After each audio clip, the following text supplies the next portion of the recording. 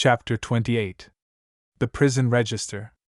The day after that in which the scene we have just described had taken place on the road between Bellegarde and Beaucaire, a man of about 30 or 32, dressed in a bright blue frock coat, nankeen trousers, and a white waistcoat, having the appearance and accent of an Englishman, presented himself before the mayor of Marseilles. "Sir," said he, "I am chief clerk of the house of Thomson and French of Rome. We are, and have been these 10 years, connected with the house of Morel and Son of Marseilles. We have 100,000 francs or thereabouts loaned on their securities, and we are a little uneasy at reports that have reached us that the firm is on the brink of ruin. I have come, therefore, express from Rome, to ask you for information." "Sir," replied the mayor, "I know very well that during the last 4 or 5 years misfortune has seemed to pursue M. Morel. He has lost 4 or 5 vessels, and suffered by 3 or 4 bankruptcies. But it is not for me, although I am a creditor myself to the amount of 10,000 francs, to give any information as to the state of his finances. Ask of me, as mayor, what is my opinion of M. Morel, and I shall say that he is a man honorable to the last degree, and who has up to this time fulfilled every engagement with scrupulous punctuality. This is all I can say, sir. If you wish to learn more, address yourself to M. de Beauville, the inspector of prisons, number 15, Rue de Neuilly. He has, I believe, 200,000 francs in Morel's hands, and if there be any grounds for apprehension, as this is a greater amount than mine, you will most probably find him better informed than myself." The Englishman seemed to appreciate this extreme delicacy, made his bow and went away, proceeding with a characteristic British stride towards the street mentioned. M. de Beauville was in his private room, and the Englishman, on perceiving him, made a gesture of surprise, which seemed to indicate that it was not the first time he had been in his presence. As to M. de Beauville, he was in such a state of despair, that it was evident all the faculties of his mind, absorbed in the thought which occupied him at the moment, did not allow either his memory or his imagination to stray to the past. The Englishman, with the coolness of his nation, addressed him in terms nearly similar to those with which he had accosted the mayor of Marseilles. "Oh, sir!" exclaimed M. de Beauville, "your fears are unfortunately but too well founded, and you see before you a man in despair. I had 200,000 francs placed in the hands of Morel and Son. These 200,000 francs were the dowry of my daughter, who was to be married in a fortnight, and these 200,000 francs were payable, half on the 15th of this month, and the other half on the 15th of next month. I had informed M. Morel of my desire to have these payments punctually, and he has been here within the last half hour to tell me that if his ship, the Pharaon, did not come into port on the 15th, he would be wholly unable to make this payment."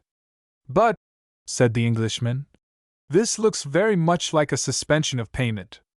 "It looks more like bankruptcy," exclaimed M. de Beauville despairingly. The Englishman appeared to reflect a moment, and then said, "From which it would appear, sir, that this credit inspires you with considerable apprehension?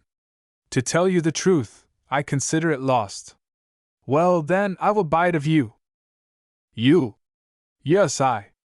"But at a tremendous discount, of course?" "No, for 200,000 francs. Our house," added the Englishman with a laugh, "does not do things in that way. And you will pay ready money." And the Englishman drew from his pocket a bundle of banknotes, which might have been twice the sum M. de Beauville feared to lose. A ray of joy passed across M. de Beauville's countenance, yet he made an effort at self-control, and said, "Sir, I ought to tell you that, in all probability, you will not realize 6% of this sum." "That's no affair of mine," replied the Englishman. "That is the affair of the house of Thomson and French, in whose name I act. They have, perhaps, some motive to serve in hastening the ruin of a rival firm. But all I know, sir, is that I am ready to hand you over this sum in exchange for your assignment of the debt. I only ask a brokerage." "Of course, that is perfectly just," cried M. de Beauville. "The commission is usually 1.5. Will you have 2, 3, 5%, or even more?" "Whatever you say." "Sir," replied the Englishman, laughing, "I am like my house, and do not do such things, No, the commission I ask is quite different. Name it, sir, I beg. You are the inspector of prisons? I have been so these 14 years. You keep the registers of entries and departures? I do. To these registers there are added notes relative to the prisoners. There are special reports on every prisoner. Well, sir, I was educated at Rome by a poor devil of an abbé, who disappeared suddenly. I have since learned that he was confined in the Château d'If, and I should like to learn some particulars of his death. What was his name? The Abbé Faria. Oh, I recollect him perfectly, cried M. de Beauville. He was crazy. So they said? Oh, he was, decidedly.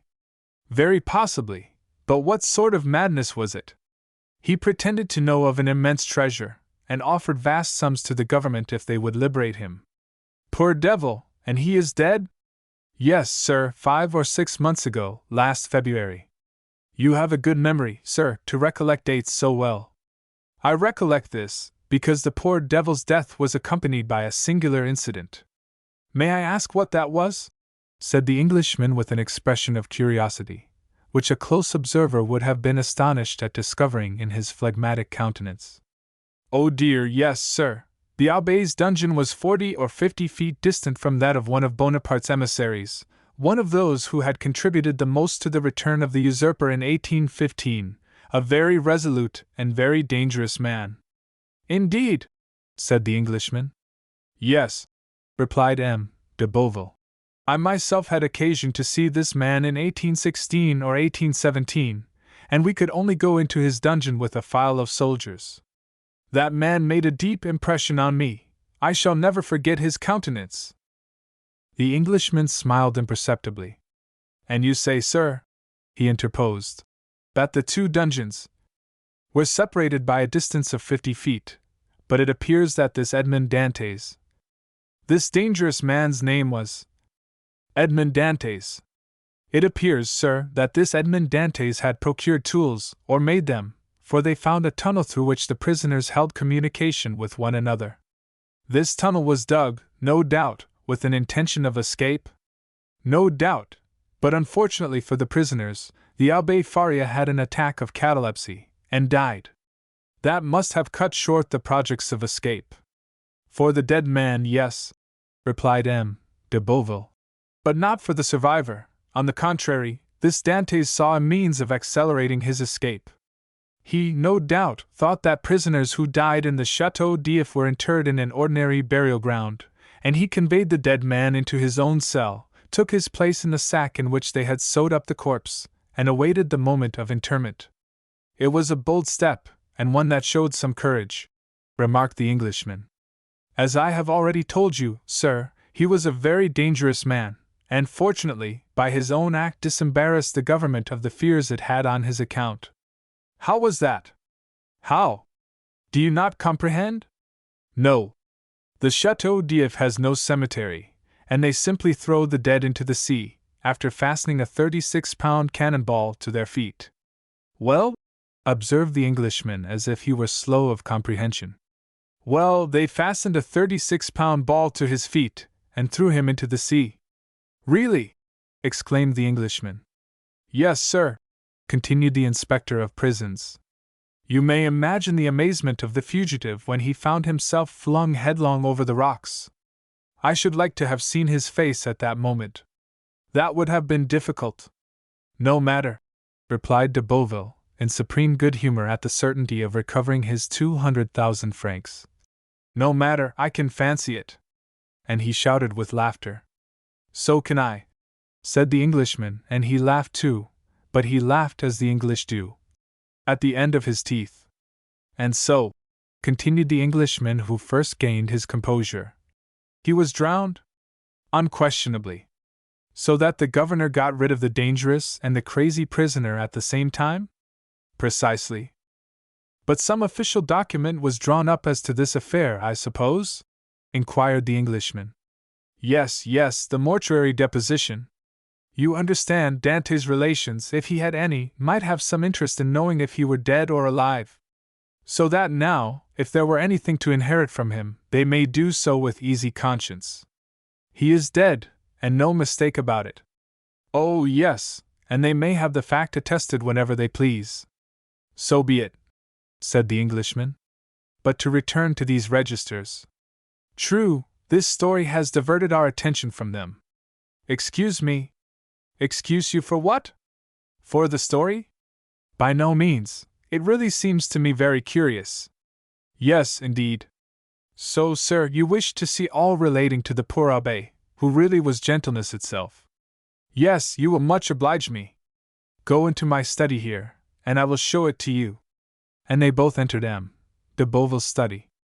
Everything was here arranged in perfect order. Each register had its number, each file of papers its place.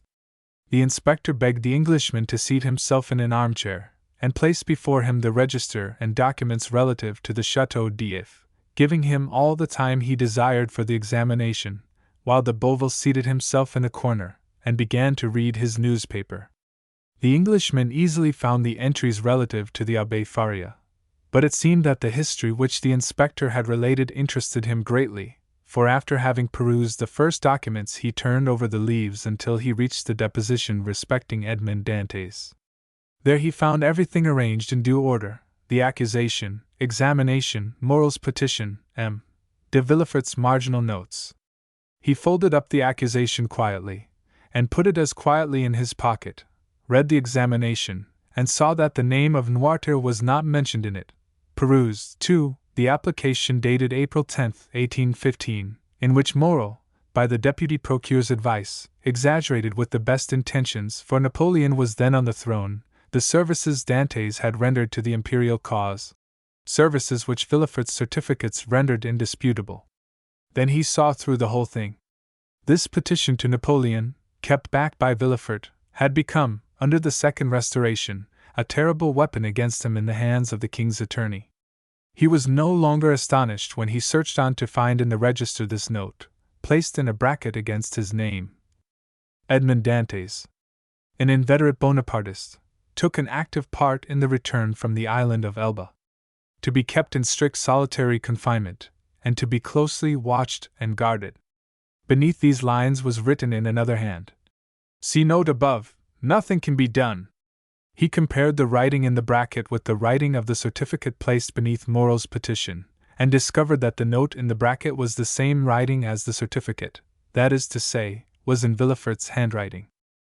As to the note which accompanied this, the Englishman understood that it might have been added by some inspector who had taken a momentary interest in Dantès' situation, but who had, from the remarks we have quoted, found it impossible to give any effect to the interest he had felt. As we have said, the inspector, from discretion, and that he might not disturb the Abbé Faria's pupil in his researches, had seated himself in a corner, and was reading Le Drapeau Blanc. He did not see the Englishman fold up and place in his pocket the accusation written by Danglars under the arbor of La Reserve, and which had the postmark Marseilles, February 27th, delivery 6 o'clock p.m. But it must be said that if he had seen it, he attached so little importance to this scrap of paper, and so much importance to his 200,000 francs, that he would not have opposed whatever the Englishman might do, however irregular it might be. "Thanks," said the latter, closing the register with a slam. "I have all I want. Now it is for me to perform my promise. Give me a simple assignment of your debt, acknowledge therein the receipt of the cash, and I will hand you over the money." He rose, gave his seat to M. de Boville, who took it without ceremony, and quickly drew up the required assignment, while the Englishman counted out the banknotes on the other side of the desk. Chapter 29. The House of Morel and Son. Anyone who had quitted Marseilles a few years previously, well acquainted with the interior of Morel's warehouse, and had returned at this date, would have found a great change. Instead of that air of life, of comfort, and of happiness that permeates a flourishing and prosperous business establishment, instead of merry faces at the windows, busy clerks hurrying to and fro in the long corridors, instead of the court filled with bales of goods, re-echoing with the cries and the jokes of porters, one would have immediately perceived all aspect of sadness and gloom. Out of all the numerous clerks that used to fill the deserted corridor and the empty office, but two remained. One was a young man of 3 or 4 and 20, who was in love with M. Morrel's daughter, and had remained with him in spite of the efforts of his friends to induce him to withdraw. The other was an old one-eyed cashier, called Cockles, or Cockeye, a nickname given him by the young men who used to throng this vast, now almost deserted beehive, and which had so completely replaced his real name that he would not, in all probability, have replied to anyone who addressed him by it. Cockles remained in M. Morrel's service, and a most singular change had taken place in his position. He had at the same time risen to the rank of cashier, and sunk to the rank of a servant. He was, however, the same Cockles, good, patient, devoted, but inflexible on the subject of arithmetic, the only point on which he would have stood firm against the world, even against M. Morrel, and strong in the multiplication table, which he had at his fingers' ends, no matter what scheme or what trap was laid to catch him. In the midst of the disasters that befell the house, Cockles was the only one unmoved. But this did not arise from a want of affection, on the contrary, from a firm conviction. Like the rats that one by one forsake the doomed ship even before the vessel weighs anchor, so all the numerous clerks had by degrees deserted the office and the warehouse. Cockles had seen them go without thinking of inquiring the cause of their departure. Everything was, as we have said, a question of arithmetic to Cockles, and during 20 years he had always seen all payments made with such exactitude that it seemed as impossible to him that the house should stop payment, as it would to a miller that the river that had so long turned his mills should cease to flow. Nothing had as yet occurred to shake Cockles' belief. The last month's payment had been made with the most scrupulous exactitude. Cockles had detected an overbalance of 14 sous in his cash, and the same evening he had brought them to M. Morrel, who, with a melancholy smile, threw them into an almost empty drawer, saying, "Thanks, Cockles, you are the pearl of cashiers." Cockles went away perfectly happy, for this eulogium of M. Morrel, himself the pearl of the honest men of Marseilles, flattered him more than a present of 50 crowns. But since the end of the month M. Morrel had passed many an anxious hour. In order to meet the payments then due, he had collected all his resources, and fearing lest the report of his distress should get bruited abroad at Marseilles when he was known to be reduced to such an extremity, he went to the Beaucaire fair to sell his wife's and daughter's jewels and a portion of his plate. By this means the end of the month was past, but his resources were now exhausted. Credit, owing to the reports afloat, was no longer to be had, and to meet the 100,000 francs due on the 15th of the present month, and the 100,000 francs due on the 15th of the next month to M. de Beauville, M. Morrel had, in reality, no hope but the return of the Pharaon, of whose departure he had learned from a vessel which had weighed anchor at the same time, and which had already arrived in harbor. But this vessel which, like the Pharaon, came from Calcutta, had been in for a fortnight, while no intelligence had been received of the Pharaon. Such was the state of affairs when, the day after his interview with M. de Beauville, the confidential clerk of the house of Thomson and French of Rome, presented himself at M. Morrel's. Emmanuel received him. This young man was alarmed by the appearance of every new face, for every new face might be that of a new creditor, come in anxiety to question the head of the house. The young man, wishing to spare his employer the pain of this interview, questioned the newcomer, but the stranger declared that he had nothing to say to M. Emmanuel, and that his business was with M. Morrel in person. Emmanuel sighed, and summoned Cockles. Cockles appeared, and the young man bade him conduct the stranger to M. Morrel's apartment. Cockles went first, and the stranger followed him. On the staircase they met a beautiful girl of 16 or 17, who looked with anxiety at the stranger.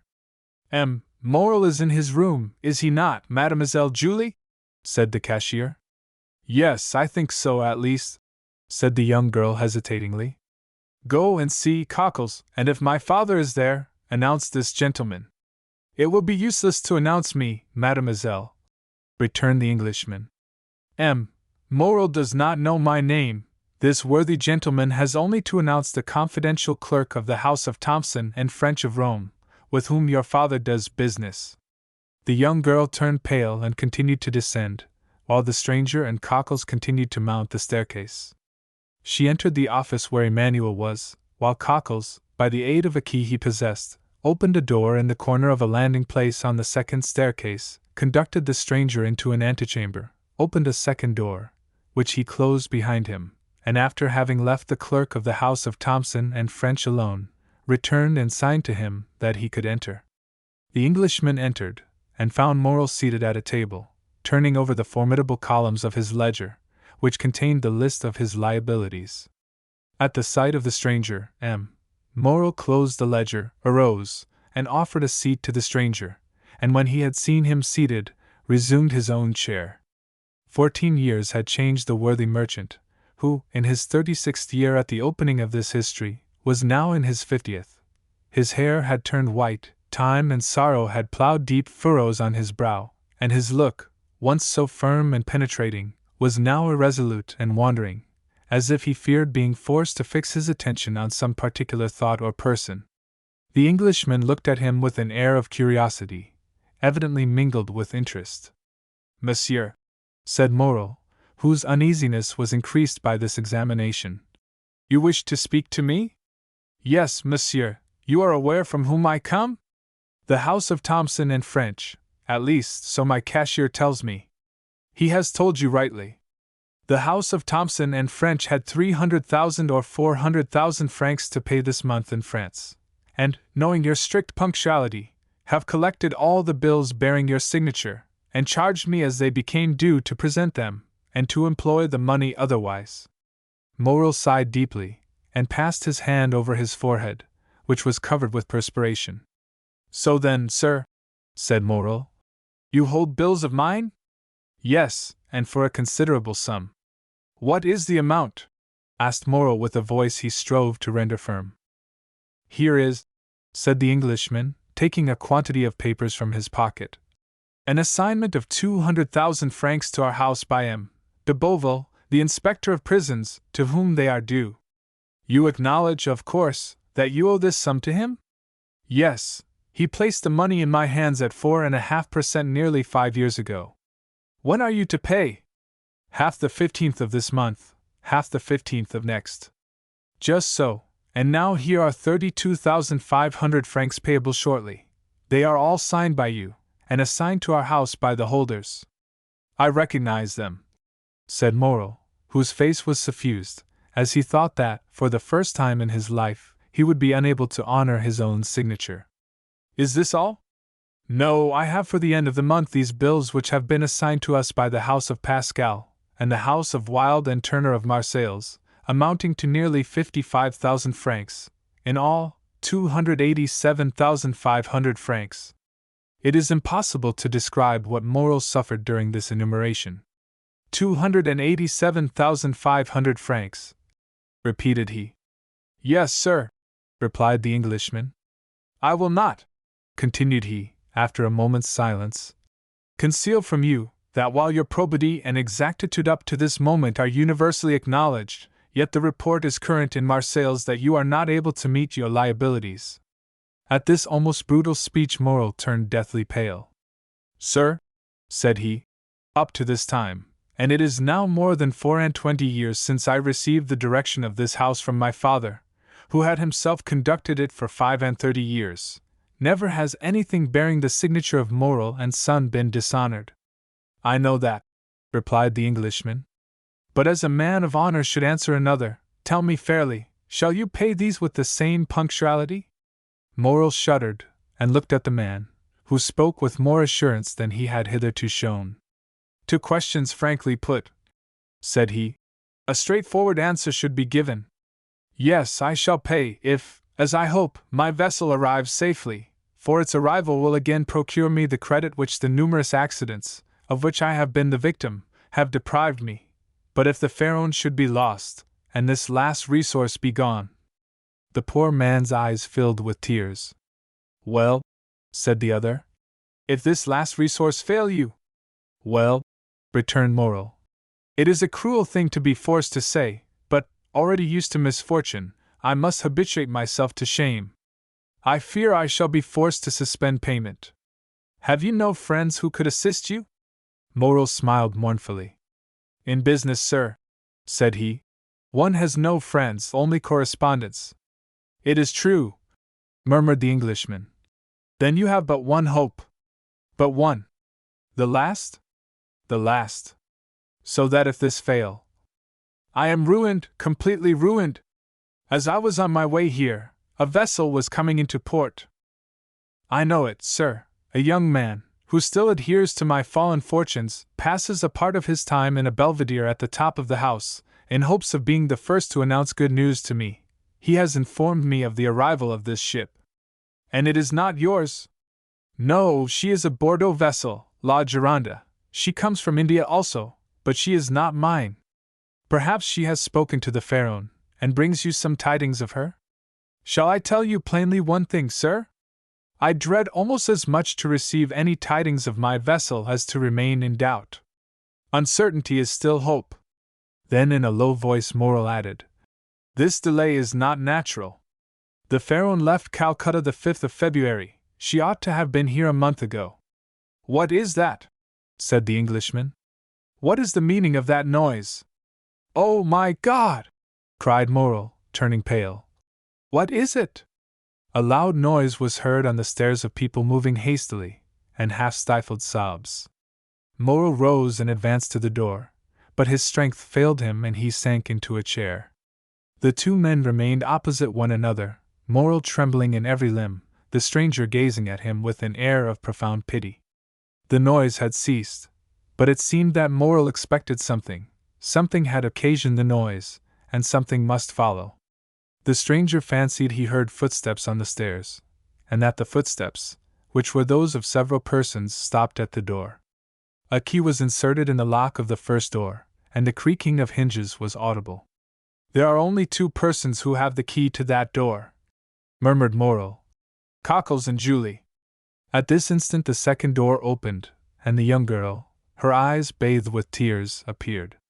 Morel rose tremblingly, supporting himself by the arm of the chair. He would have spoken, but his voice failed him. "Oh, father!" said she, clasping her hands. "Forgive your child for being the bearer of evil tidings." Morel again changed color. Julie threw herself into his arms. "Oh, father, father!" murmured she. "Courage! The Pharaoh has gone down, then?" said Morel in a hoarse voice. The young girl did not speak, but she made an affirmative sign with her head as she lay on her father's breast. "And the crew?" asked Morel. "Saved," said the girl. "Saved by the crew of the vessel that has just entered the harbor." Morel raised his two hands to heaven with an expression of resignation and sublime gratitude. "Thanks, my God," said he. "At least thou strikest but me alone." A tear moistened the eye of the phlegmatic Englishman. Come in, said Morel. "For I presume you are all at the door." Scarcely had he uttered those words when Madame Morel entered weeping bitterly. Emmanuel followed her, and in the antechamber were visible the rough faces of 7 or 8 half-naked sailors. At the sight of these men the Englishman started and advanced a step, then restrained himself, and retired into the farthest and most obscure corner of the apartment. Madame Morel sat down by her husband and took one of his hands in hers. Julie still lay with her head on his shoulder. Emmanuel stood in the center of the chamber, and seemed to form the link between Morel's family and the sailors at the door. "How did this happen?" said Morel.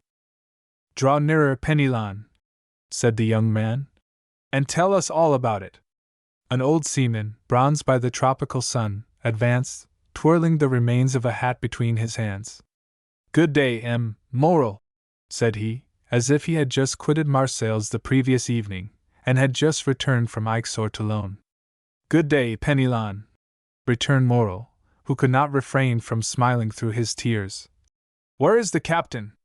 "The captain, M. Morel, he has stayed behind sick at Palma.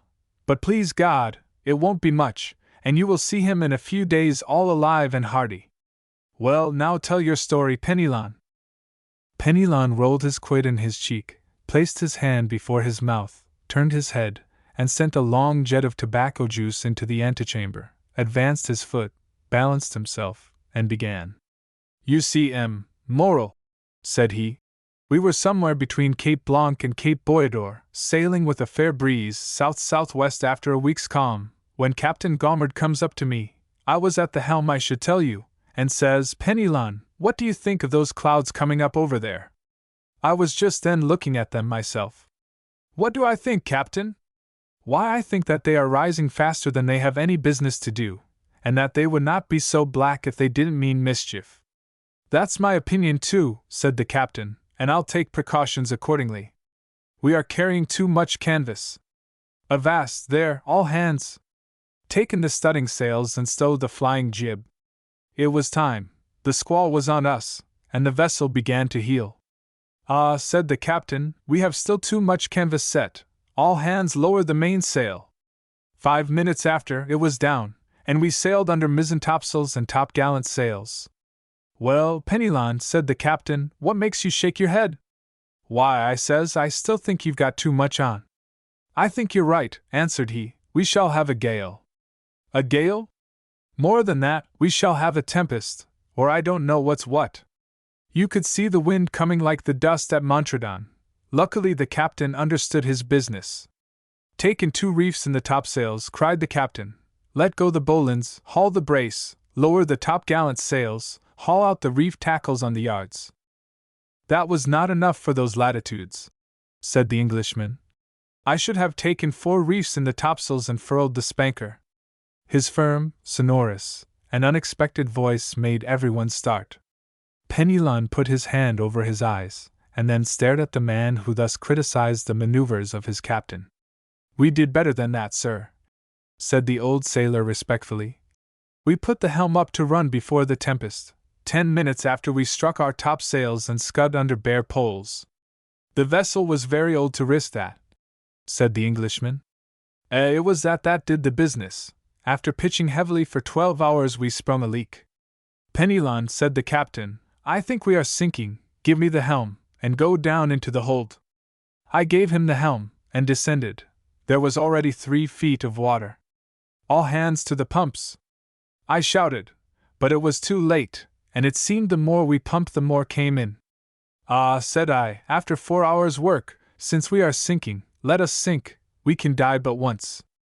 Is that the example you set, Penelon? Cries the captain. Very well, wait a minute. He went into his cabin and came back with a brace of pistols. I will blow the brains out of the first man who leaves the pump, said he. Well done, said the Englishman. There's nothing gives you so much courage as good reasons, continued the sailor. And during that time the wind had abated, and the sea gone down, but the water kept rising, not much, only 2 inches an hour, but still it rose.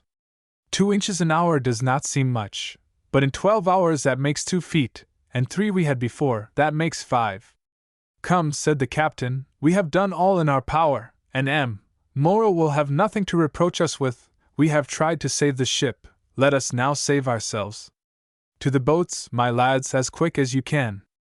Now, continued Penelon, you see, Morrow, a sailor is attached to his ship, but still more to his life, so we did not wait to be told twice. The more so, that the ship was sinking under us, and seemed to say, get along, save yourselves. We soon launched the boat, and all 8 of us got into it. The captain descended last, or rather, he did not descend, he would not quit the vessel, so I took him round the waist, and threw him into the boat, and then I jumped after him. It was time, for just as I jumped the deck burst with a noise like the broadside of a man-of-war. 10 minutes after she pitched forward, then the other way, spun round, and then goodbye to the Pharaon. As for us, we were 3 days without anything to eat or drink, so that we began to think of drawing lots who should feed the rest. When we saw La Gironda, we made signals of distress, she perceived us, made for us, and took us all on board. There now, Morrow, that's the whole truth, on the honor of a sailor, is not it true, you fellows there? A general murmur of approbation showed that the narrator had faithfully detailed their misfortunes and sufferings.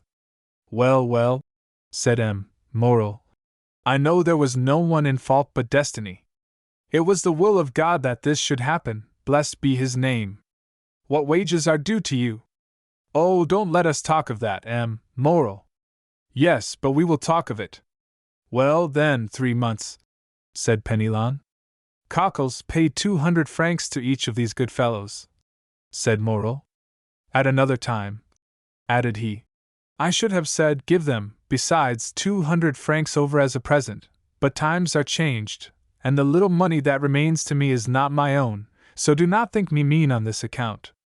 Penelon turned to his companions, and exchanged a few words with them.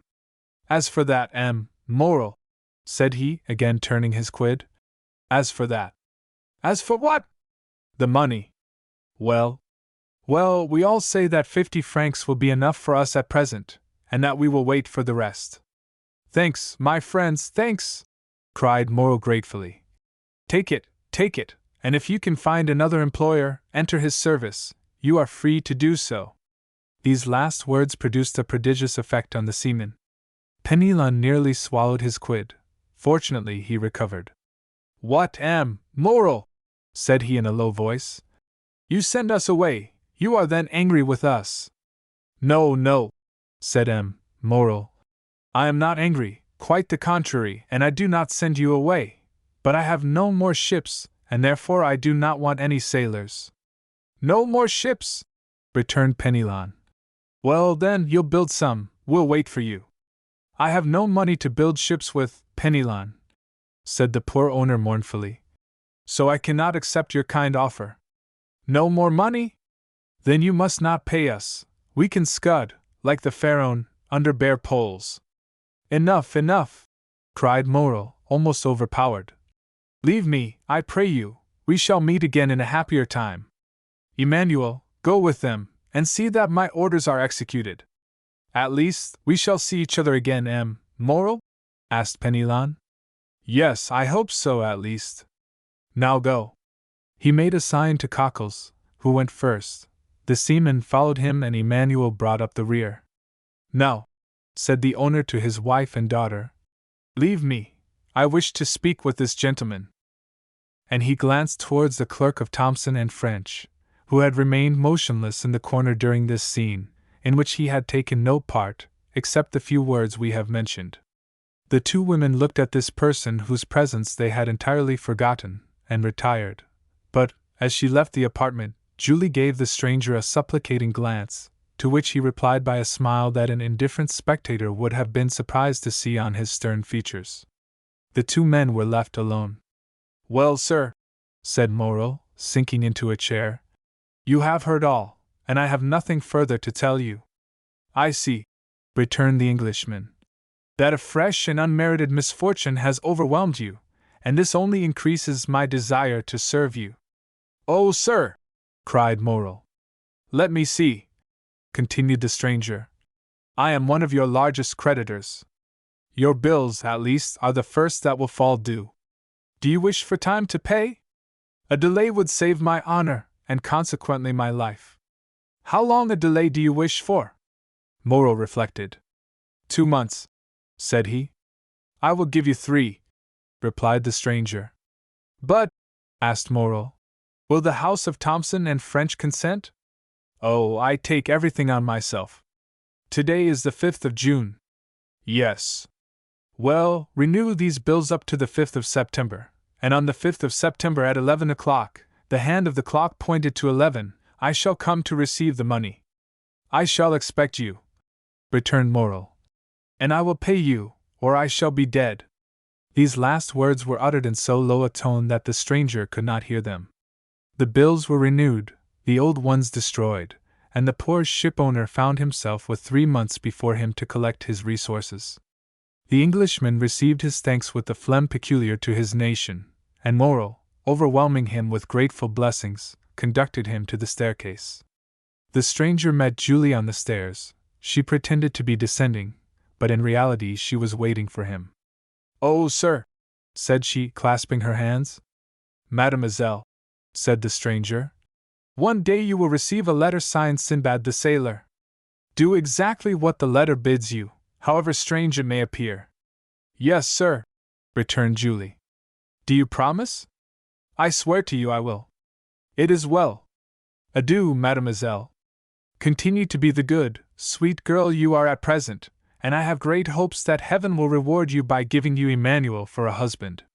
Julie uttered a faint cry, blushed like a rose, and leaned against the baluster. The stranger waved his hand, and continued to descend. In the court he found Penelon, who, with a rouleau of 100 francs in either hand, seemed unable to make up his mind to retain them. "Come with me, my friend," said the Englishman. "I wish to speak to you." Chapter 30. The 5th of September. The extension provided for by the agent of Thomson and French, at the moment when Morel expected at least, was to the poor shipowner so decided a stroke of good fortune that he almost dared to believe that fate was at length grown weary of wasting her spite upon him. The same day he told his wife, Emmanuel, and his daughter all that had occurred, and a ray of hope, if not of tranquillity, returned to the family. Unfortunately, however, Morel had not only engagements with the house of Thomson and French, who had shown themselves so considerate towards him, and, as he had said, in business he had correspondents, and not friends.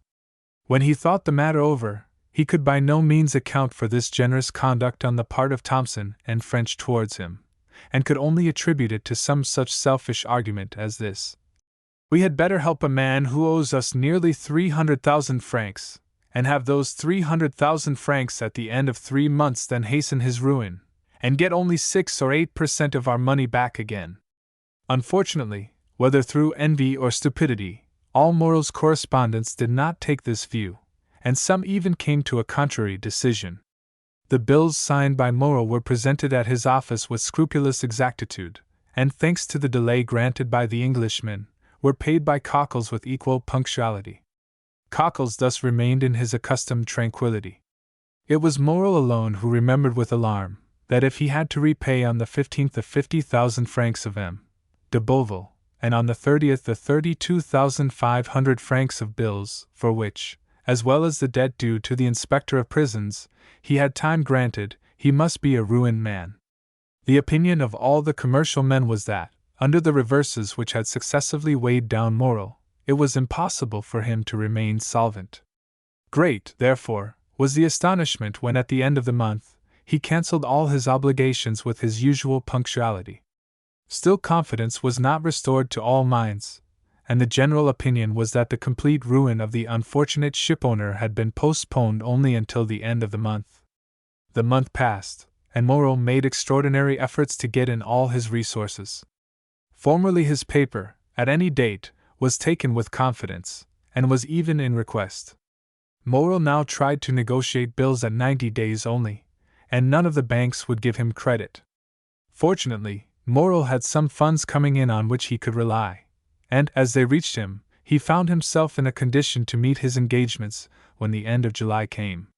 The agent of Thomson and French had not been again seen at Marseilles.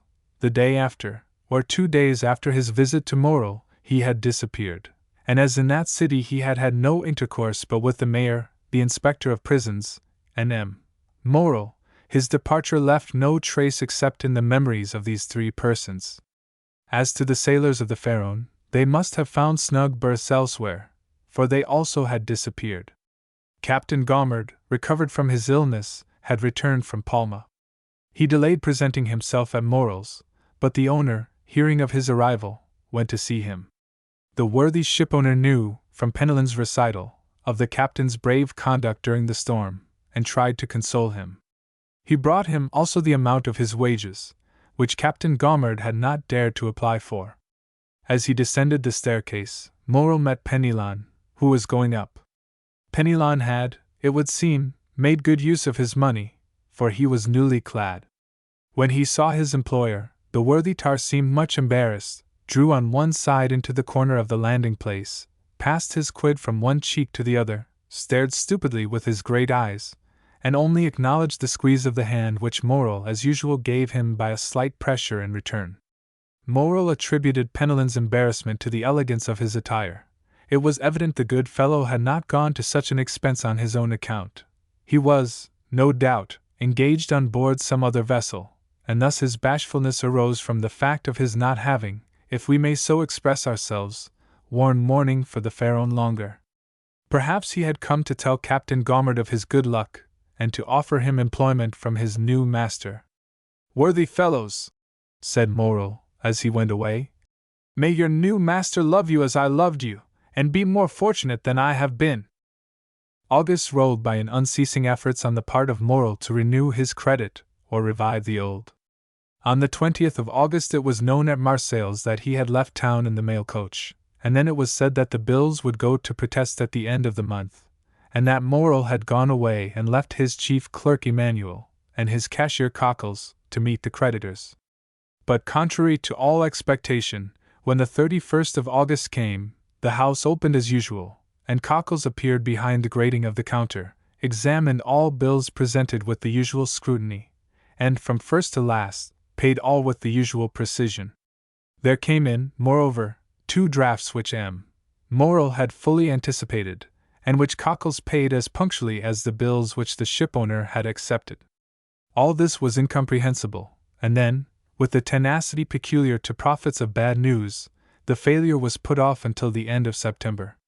On the 1st, Morel returned. He was awaited by his family with extreme anxiety, for from this journey to Paris they hoped great things. Morel had thought of Danglars, who was now immensely rich, and had lain under great obligations to Morel in former days, since to him it was owing that Danglars entered the service of the Spanish banker, with whom he had laid the foundations of his vast wealth. It was said at this moment that Danglars was worth from 6 to 8 millions of francs, and had unlimited credit. Danglars, then, without taking a crown from his pocket, could save Morel. He had but to pass his word for a loan, and Morel was saved. Morel had long thought of Danglars, but had kept away from some instinctive motive, and had delayed as long as possible availing himself of this last resource. And Morel was right, for he returned home crushed by the humiliation of a refusal. Yet, on his arrival, Morel did not utter a complaint, or say one harsh word. He embraced his weeping wife and daughter, pressed Emmanuel's hand with friendly warmth, and then going to his private room on the 2nd floor had sent for Cockles. Then, said the 2 women to Emmanuel, we are indeed ruined. It was agreed in a brief council held among them, that Julie should write to her brother, who was in garrison at Nîmes, to come to them as speedily as possible. The poor women felt instinctively that they required all their strength to support the blow that impended. Besides, Maximilien Morel, though hardly 22, had great influence over his father. He was a strong-minded, upright young man. At the time when he decided on his profession his father had no desire to choose for him, but had consulted young Maximilien's taste. He had at once declared for a military life, and had in consequence studied hard, passed brilliantly through the Polytechnic School, and left it as sub-lieutenant of the 53rd of the line. For a year he had held this rank, and expected promotion on the first vacancy. In his regiment Maximilien Morel was noted for his rigid observance, not only of the obligations imposed on a soldier, but also of the duties of a man, and he thus gained the name of the Stoic. We need hardly say that many of those who gave him this epithet repeated it because they had heard it, and did not even know what it meant. This was the young man whom his mother and sister called to their aid to sustain them under the serious trial which they felt they would soon have to endure. They had not mistaken the gravity of this event, for the moment after Morel had entered his private office with Cockles, Julie saw the latter leave it pale, trembling, and his features betraying the utmost consternation. She would have questioned him as he passed by her, but the worthy creature hastened down the staircase with unusual precipitation, and only raised his hands to heaven and exclaimed, "Oh, mademoiselle, mademoiselle, what a dreadful misfortune! Who could ever have believed it?" A moment afterwards Julie saw him go upstairs carrying 2 or 3 heavy ledgers, a portfolio, and a bag of money. Morel examined the ledgers, opened the portfolio, and counted the money. All his funds amounted to 6,000 or 8,000 francs, his bills receivable up to the 5th to 4,000 or 5,000, which, making the best of everything, gave him 14,000 francs to meet debts amounting to 287,500 francs. He had not even the means for making a possible settlement on account.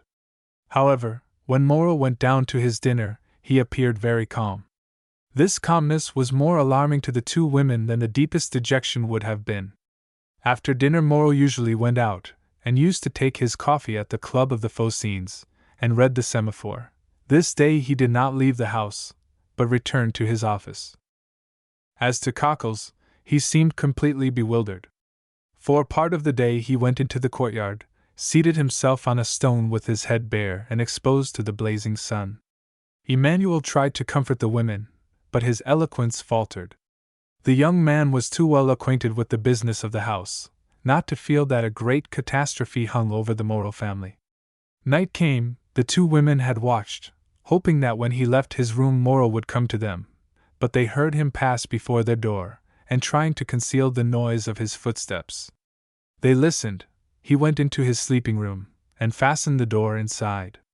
Madame Morel sent her daughter to bed, and half an hour after Julie had retired, she rose, took off her shoes, and went stealthily along the passage, to see through the keyhole what her husband was doing. In the passage she saw a retreating shadow. It was Julie, who, uneasy herself, had anticipated her mother. The young lady went towards Madame Morel. "He is writing," she said. They had understood each other without speaking. Madame Morel looked again through the keyhole. Morel was writing, but Madame Morel remarked, what her daughter had not observed, that her husband was writing on stamped paper. The terrible idea that he was writing his will flashed across her. She shuddered, and yet had not strength to utter a word.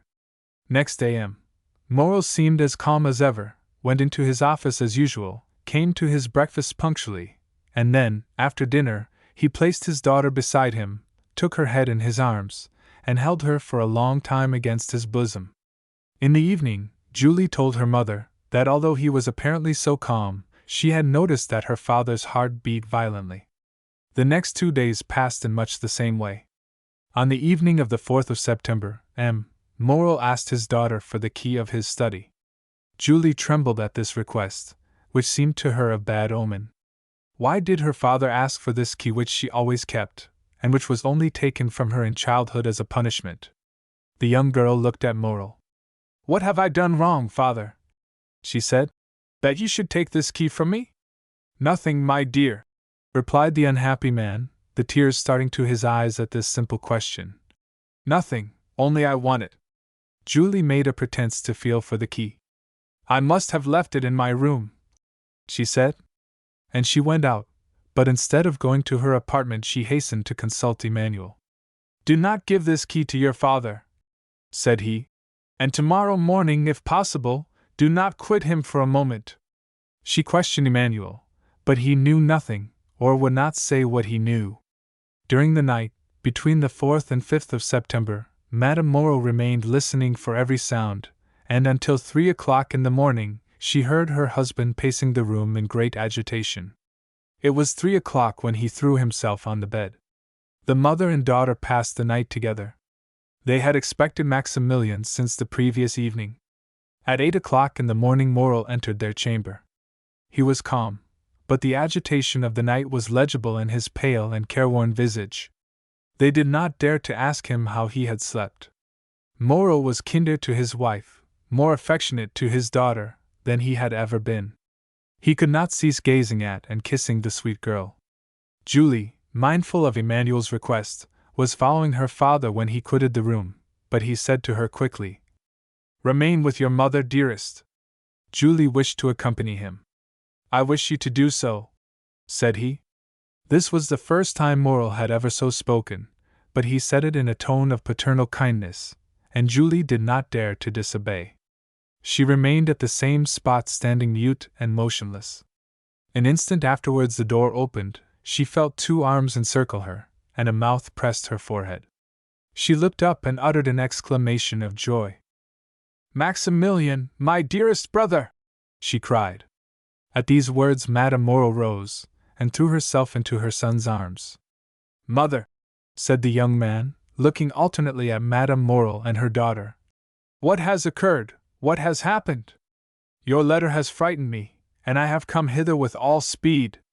"Julie," said Madame Morel, making a sign to the young man, "go and tell your father that Maximilian has just arrived." The young lady rushed out of the apartment, but on the first step of the staircase she found a man holding a letter in his hand. "Are you not Mademoiselle Julie Morel?" inquired the man, with a strong Italian accent. "Yes, sir," replied Julie with hesitation. "What is your pleasure?" I do not know you. Read this letter, he said, handing it to her. Julie hesitated. It concerns the best interests of your father, said the messenger. The young girl hastily took the letter from him. She opened it quickly and read. Go this moment to the Aulies de Mailhan, enter the house number 15, ask the porter for the key of the room on the 5th floor, enter the apartment, take from the corner of the mantelpiece a purse netted in red silk, and give it to your father. It is important that he should receive it before 11 o'clock. You promise to obey me implicitly. Remember your oath. Sinbad the Sailor. The young girl uttered a joyful cry, raised her eyes, looked round to question the messenger, but he had disappeared. She cast her eyes again over the note to peruse it a second time, and saw there was a postscript. She read, It is important that you should fulfill this mission in person and alone. If you go accompanied by any other person, or should anyone else go in your place, the porter will reply that he does not know anything about it. This postscript decreased greatly the young girl's happiness. Was there nothing to fear? Was there not some snare laid for her? Her innocence had kept her in ignorance of the dangers that might assail a young girl of her age. But there is no need to know danger in order to fear it. Indeed, it may be observed that it is usually unknown perils that inspire the greatest terror. Julie hesitated, and resolved to take counsel. Yet, through a singular impulse, it was neither to her mother nor her brother that she applied, but to Emmanuel. She hastened down and told him what had occurred on the day when the agent of Thomson and French had come to her father's, related the scene on the staircase, repeated the promise she had made, and showed him the letter. You must go, then, mademoiselle, said Emmanuel. Go there? Murmured Julie. Yes, I will accompany you. But did you not read that I must be alone? Said Julie. And you shall be alone, replied the young man. I will await you at the corner of the Rue du Musée, and if you are so long absent as to make me uneasy, I will hasten to rejoin you, and woe to him of whom you shall have cause to complain to me. Then, Emmanuel? Said the young girl with hesitation. It is your opinion that I should obey this invitation? Yes. Did not the messenger say your father's safety depended upon it? But what danger threatens him, then, Emmanuel? She asked. Emmanuel hesitated a moment, but his desire to make Julie decide immediately made him reply. Listen, he said. Today is the 5th of September, is it not? Yes. Today, then, at 11 o'clock, your father has nearly 300,000 francs to pay? Yes, we know that. Well, then, continued Emmanuel, we have not 15,000 francs in the house. What will happen then? Why, if today before 11 o'clock your father has not found someone who will come to his aid, he will be compelled at 12 o'clock to declare himself a bankrupt.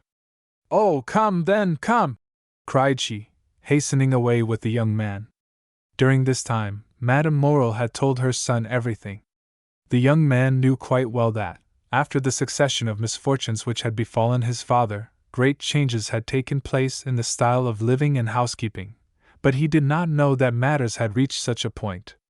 He was thunderstruck. Then, rushing hastily out of the apartment, he ran upstairs, expecting to find his father in his study, but he rapped there in vain.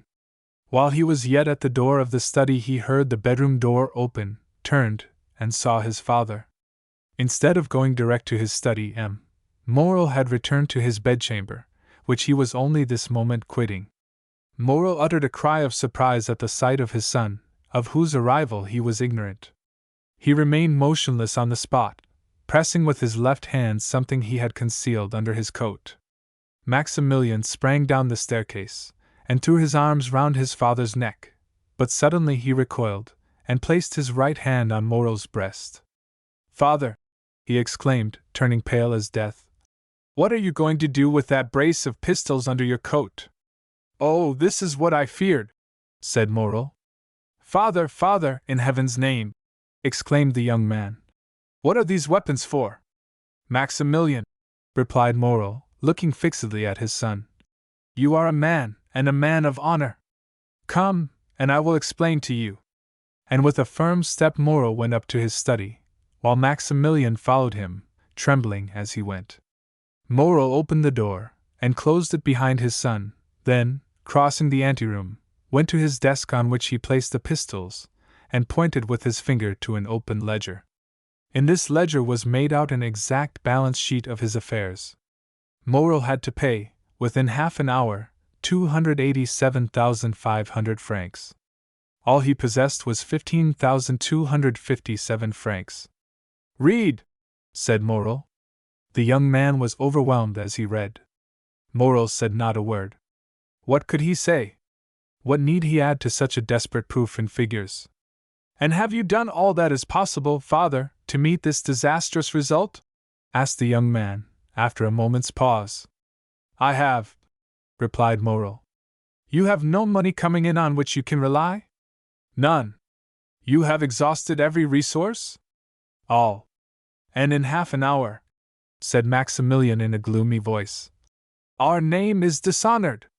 "Blood washes out dishonor," said Morel. "You are right, father, I understand you." Then extending his hand towards one of the pistols, he said, "There is one for you and one for me, thanks." Morel caught his hand. "Your mother, your sister. Who will support them?" A shudder ran through the young man's frame. "Father," he said, "do you reflect that you are bidding me to live?"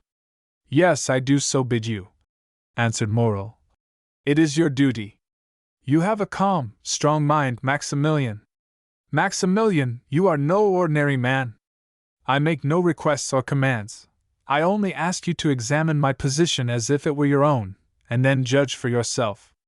The young man reflected for a moment, then an expression of sublime resignation appeared in his eyes, and with a slow and sad gesture he took off his 2 epaulets, the insignia of his rank. "Be it so, then, my father," he said, extending his hand to Morel. "Die in peace, my father, I will live." Morel was about to cast himself on his knees before his son, but Maximilian caught him in his arms, and those 2 noble hearts were pressed against each other for a moment. "You know it is not my fault," said Morel. Maximilian smiled. "I know, father, you are the most honorable man I have ever known." "Good, my son. And now there is no more to be said. Go and rejoin your mother and sister." "My father," said the young man, bending his knee. "Bless me." Morel took the head of his son between his 2 hands, drew him forward, and kissing his forehead several times, said, "Oh, yes, yes, I bless you in my own name, and in the name of 3 generations of irreproachable men, who say through me, the edifice which misfortune has destroyed, Providence may build up again. On seeing me die such a death, the most inexorable will have pity on you. To you, perhaps, they will accord the time they have refused to me. Then do your best to keep our name free from dishonor. Go to work, labor, young man, struggle ardently and courageously, live, yourself, your mother and sister, with the most rigid economy, so that from day to day the property of those whom I leave in your hands may augment and fructify.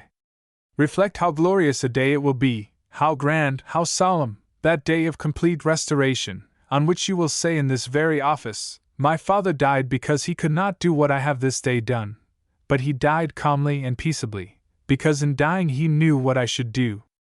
My father, cried the young man. "Why should you not live?" "If I live, all would be changed. If I live, interest would be converted into doubt, pity into hostility. If I live, I am only a man who has broken his word, failed in his engagements, in fact, only a bankrupt. If, on the contrary, I die, remember, Maximilian, my corpse is that of an honest but unfortunate man. Living, my best friends would avoid my house. Dead, all Marseilles will follow me in tears to my last home. Living, you would feel shame at my name. Dead, you may raise your head and say, I am the son of him you killed, because, for the first time, he has been compelled to break his word." The young man uttered a groan, but appeared resigned. "And now," said Morel, "leave me alone, and endeavor to keep your mother and sister away." "Will you not see my sister once more?" asked Maximilian. A last but final hope was concealed by the young man in the effect of this interview, and therefore he had suggested it. Morel shook his head. "I saw her this morning, and bade her adieu." "Have you no particular commands to leave with me, my father?" inquired Maximilian in a faltering voice. Yes, my son, and a sacred command. Say it, my father. The house of Thomson and French is the only one who, from humanity, or, it may be, selfishness, it is not for me to read men's hearts, has had any pity for me. Its agent, who will in 10 minutes present himself to receive the amount of a bill of 287,500 francs, I will not say granted, but offered me 3 months. Let this house be the first repaid, my son, and respect this man. Father, I will, said Maximilian. And now, once more, adieu, said Morel. Go, leave me, I would be alone. You will find my will in the secretaire in my bedroom. The young man remained standing and motionless, having but the force of will and not the power of execution. Hear me, Maximilian, said his father. Suppose I were a soldier like you, and ordered to carry a certain redoubt, and you knew I must be killed in the assault, would you not say to me, as you said just now, Go, father, for you are dishonored by delay, and death is preferable to shame? Yes, yes, said the young man. Yes. And once again embracing his father with convulsive pressure, he said, Be it so, my father! And he rushed out of the study. When his son had left him, Morel remained an instant standing with his eyes fixed on the door. Then, putting forth his arm, he pulled the bell. After a moment's interval, Cockles appeared. It was no longer the same man. The fearful revelations of the 3 last days had crushed him. This thought, the house of Morel is about to stop payment, bent him to the earth more than 20 years would otherwise have done. My worthy Cockles, said Morel in a tone impossible to describe, do you remain in the antechamber? When the gentleman who came 3 months ago, the agent of Thomson and French, arrives, announce his arrival to me. Cockles made no reply. He made a sign with his head, went into the anteroom, and seated himself.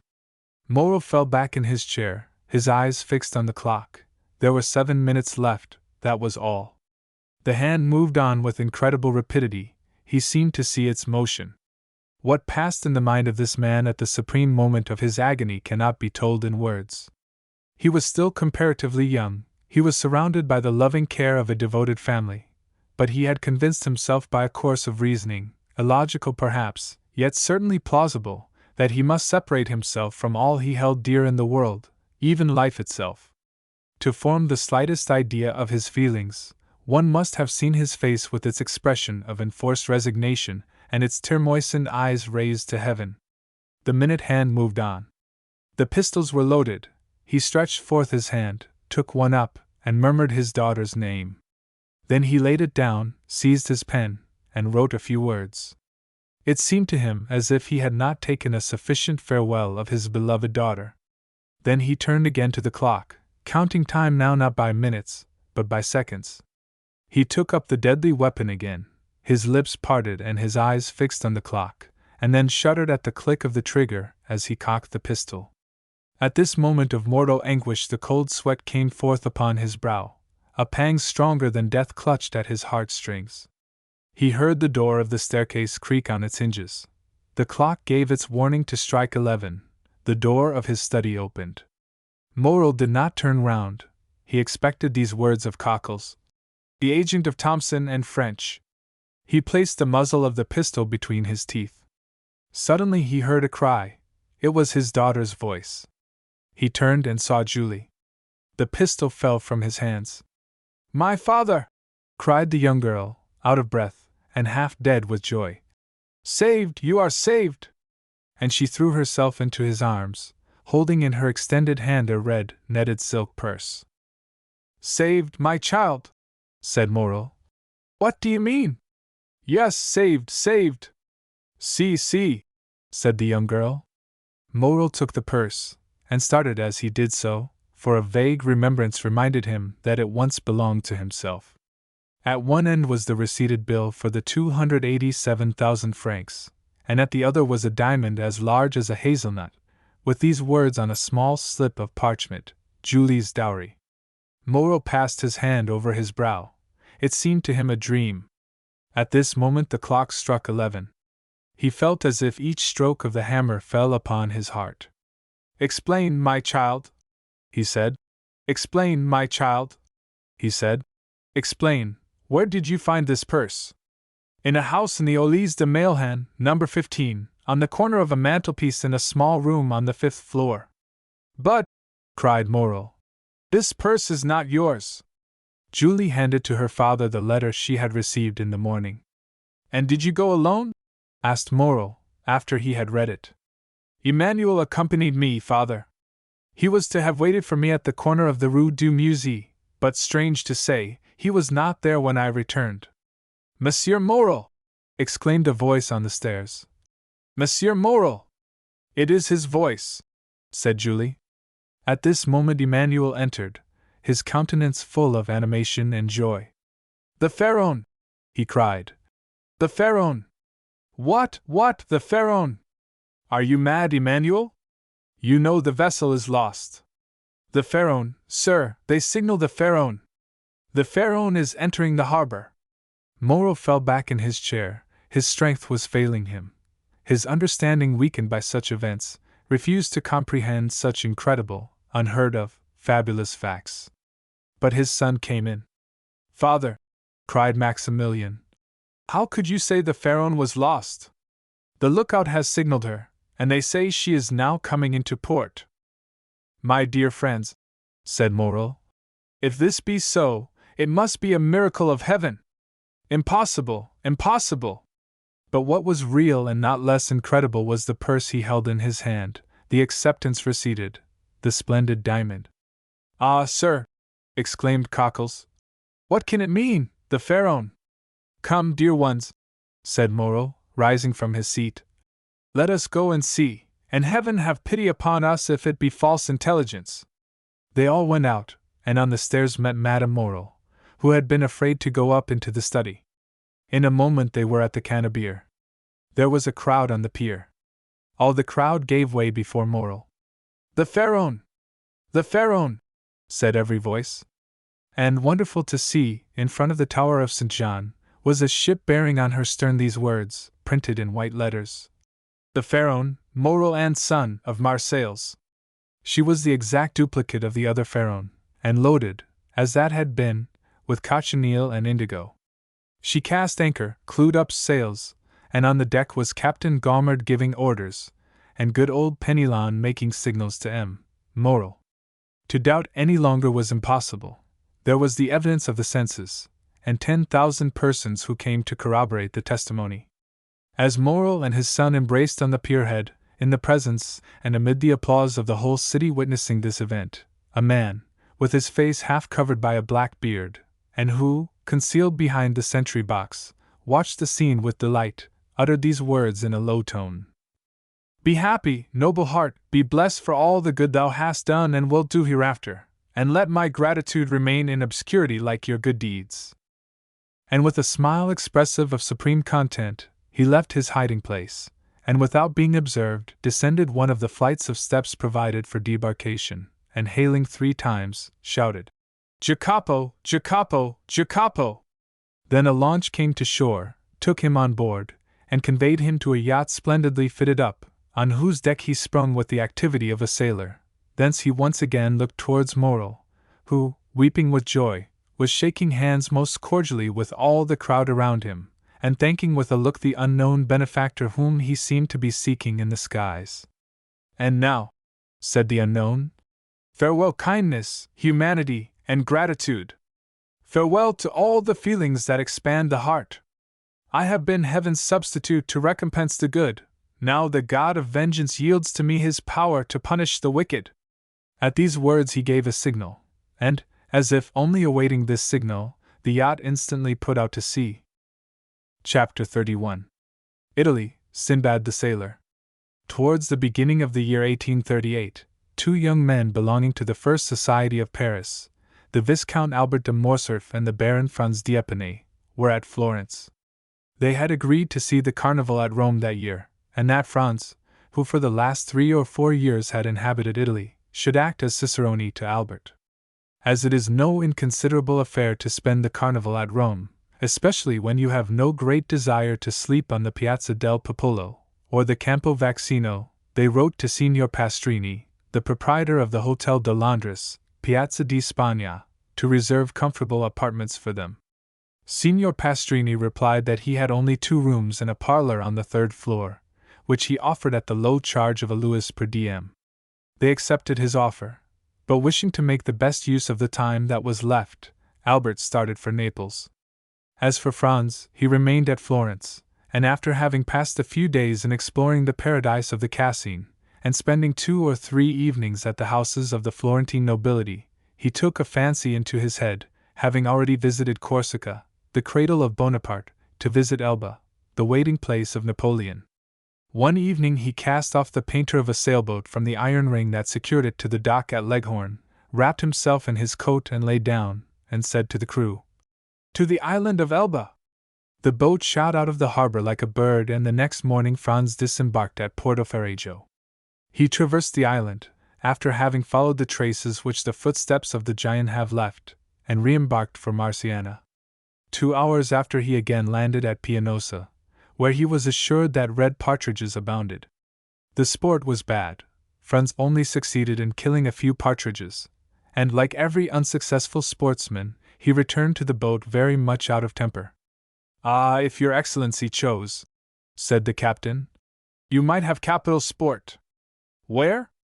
Do you see that island?" continued the captain, pointing to a conical pile rising from the Indigo Sea. "Well, what is this island?" "The island of Monte Cristo. But I have no permission to shoot over this island."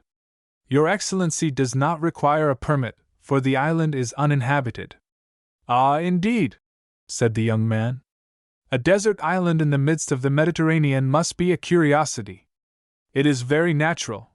This island is a mass of rocks, and does not contain an acre of land capable of cultivation."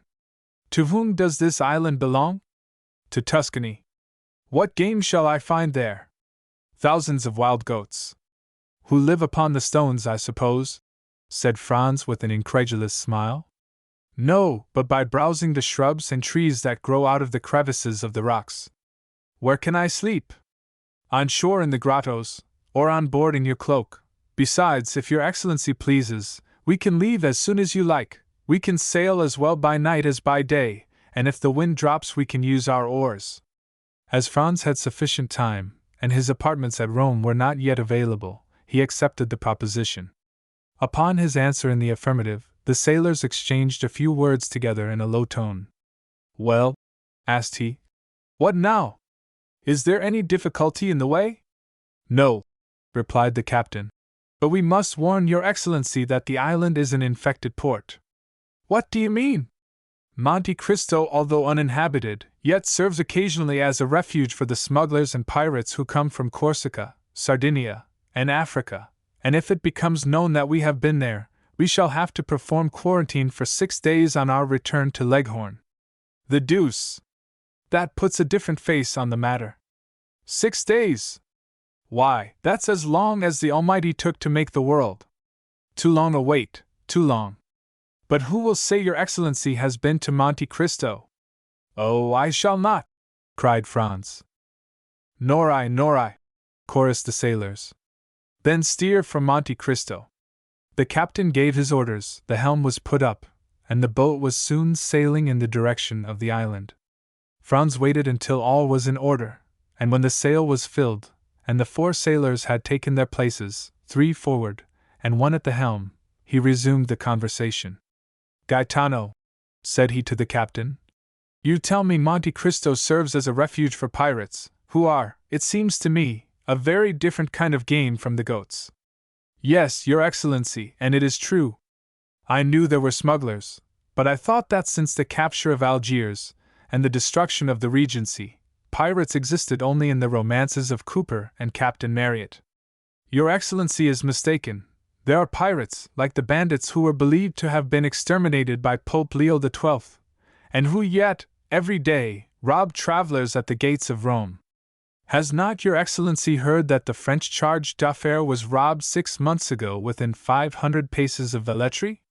"Oh, yes, I heard that." "Well, then, if, like us, your Excellency lived at Leghorn, you would hear, from time to time, that a little merchant vessel, or an English yacht that was expected at Bastia, at Portoferraggio, or at Civita Vecchia, has not arrived, No one knows what has become of it, but doubtless it has struck on a rock and foundered. Now this rock it has met has been a long and narrow boat, manned by 6 or 8 men, who have surprised and plundered it, some dark and stormy night, near some desert and gloomy island, as bandits plunder a carriage in the recesses of a forest. But, asked Franz, who lay wrapped in his cloak at the bottom of the boat, why do not those who have been plundered complain to the French, Sardinian, or Tuscan governments? Why? Said Gaetano with a smile. Yes, why? Because, in the first place, they transfer from the vessel to their own boat whatever they think worth taking, then they bind the crew hand and foot, they attach to everyone's neck a 24-pound ball, a large hole is chopped in the vessel's bottom, and then they leave her. At the end of 10 minutes the vessel begins to roll heavily and settle down. First one gunwale goes under, then the other. Then they lift and sink again, and both go under at once. All at once there's a noise like a cannon, that's the air blowing up the deck. Soon the water rushes out of the scupper holes like a whale spouting, the vessel gives a last groan, spins round and round, and disappears, forming a vast whirlpool in the ocean, and then all is over, so that in 5 minutes nothing but the eye of God can see the vessel where she lies at the bottom of the sea. Do you understand now? Said the captain. Why no complaints are made to the government, and why the vessel never reaches port? It is probable that if Gaetano had related this previous to proposing the expedition, Franz would have hesitated, but now that they had started, he thought it would be cowardly to draw back. He was one of those men who do not rashly court danger, but if danger presents itself, combat it with the most unalterable coolness. Calm and resolute, he treated any peril as he would an adversary in a duel, calculated its probable method of approach, retreated, if at all, as a point of strategy and not from cowardice, was quick to see an opening for attack, and won victory at a single thrust. Bah! Said he. I have traveled through Sicily and Calabria, I have sailed 2 months in the archipelago, and yet I never saw even the shadow of a bandit or a pirate. I did not tell your excellency this to deter you from your project, replied Gaetano. But you questioned me, and I have answered, that's all. Yes, and your conversation is most interesting, and as I wish to enjoy it as long as possible, steer for Monte Cristo. The wind blew strongly, the boat made 6 or 7 knots an hour, and they were rapidly reaching the end of their voyage. As they drew near, the island seemed to lift from the sea, and the air was so clear that they could already distinguish the rocks heaped on one another, like cannon balls in an arsenal, with green bushes and trees growing in the crevices. As for the sailors, although they appeared perfectly tranquil, yet it was evident that they were on the alert, and that they carefully watched the glassy surface over which they were sailing, and on which a few fishing boats, with their white sails, were alone visible. They were within 15 miles of Monte Cristo when the sun began to set behind Corsica, whose mountains appeared against the sky, showing their rugged peaks in bold relief. This mass of rock, like the giant Adamastor, rose dead ahead, a formidable barrier, and intercepting the light that gilded its massive peaks so that the voyagers were in shadow. Little by little the shadow rose higher and seemed to drive before it the last rays of the expiring day. At last the reflection rested on the summit of the mountain, where it paused an instant, like the fiery crest of a volcano, then gloom gradually covered the summit as it had covered the base, and the island now only appeared to be a grey mountain that grew continually darker. Half an hour after, the night was quite dark. Fortunately, the mariners were used to these latitudes, and knew every rock in the Tuscan archipelago, for in the midst of this obscurity Franz was not without uneasiness. Corsica had long since disappeared, and Monte Cristo itself was invisible. But the sailors seemed, like the lynx, to see in the dark, and the pilot who steered did not evince the slightest hesitation. An hour had passed since the sun had set, when Franz fancied he saw, at a quarter of a mile to the left, a dark mass, but he could not precisely make out what it was, and fearing to excite the mirth of the sailors by mistaking a floating cloud for land, he remained silent. Suddenly a great light appeared on the strand. Land might resemble a cloud, but the fire was not a meteor. "What is this light?" asked he. "Hush!" said the captain. "It is a fire." "But you told me the island was uninhabited?" "I said there were no fixed habitations on it, but I said also that it serves sometimes as a harbor for smugglers. And for pirates? And for pirates, returned Gaetano, repeating Franz's words. It is for that reason I have given orders to pass the island, for, as you see, the fire is behind us. But this fire? Continued Franz.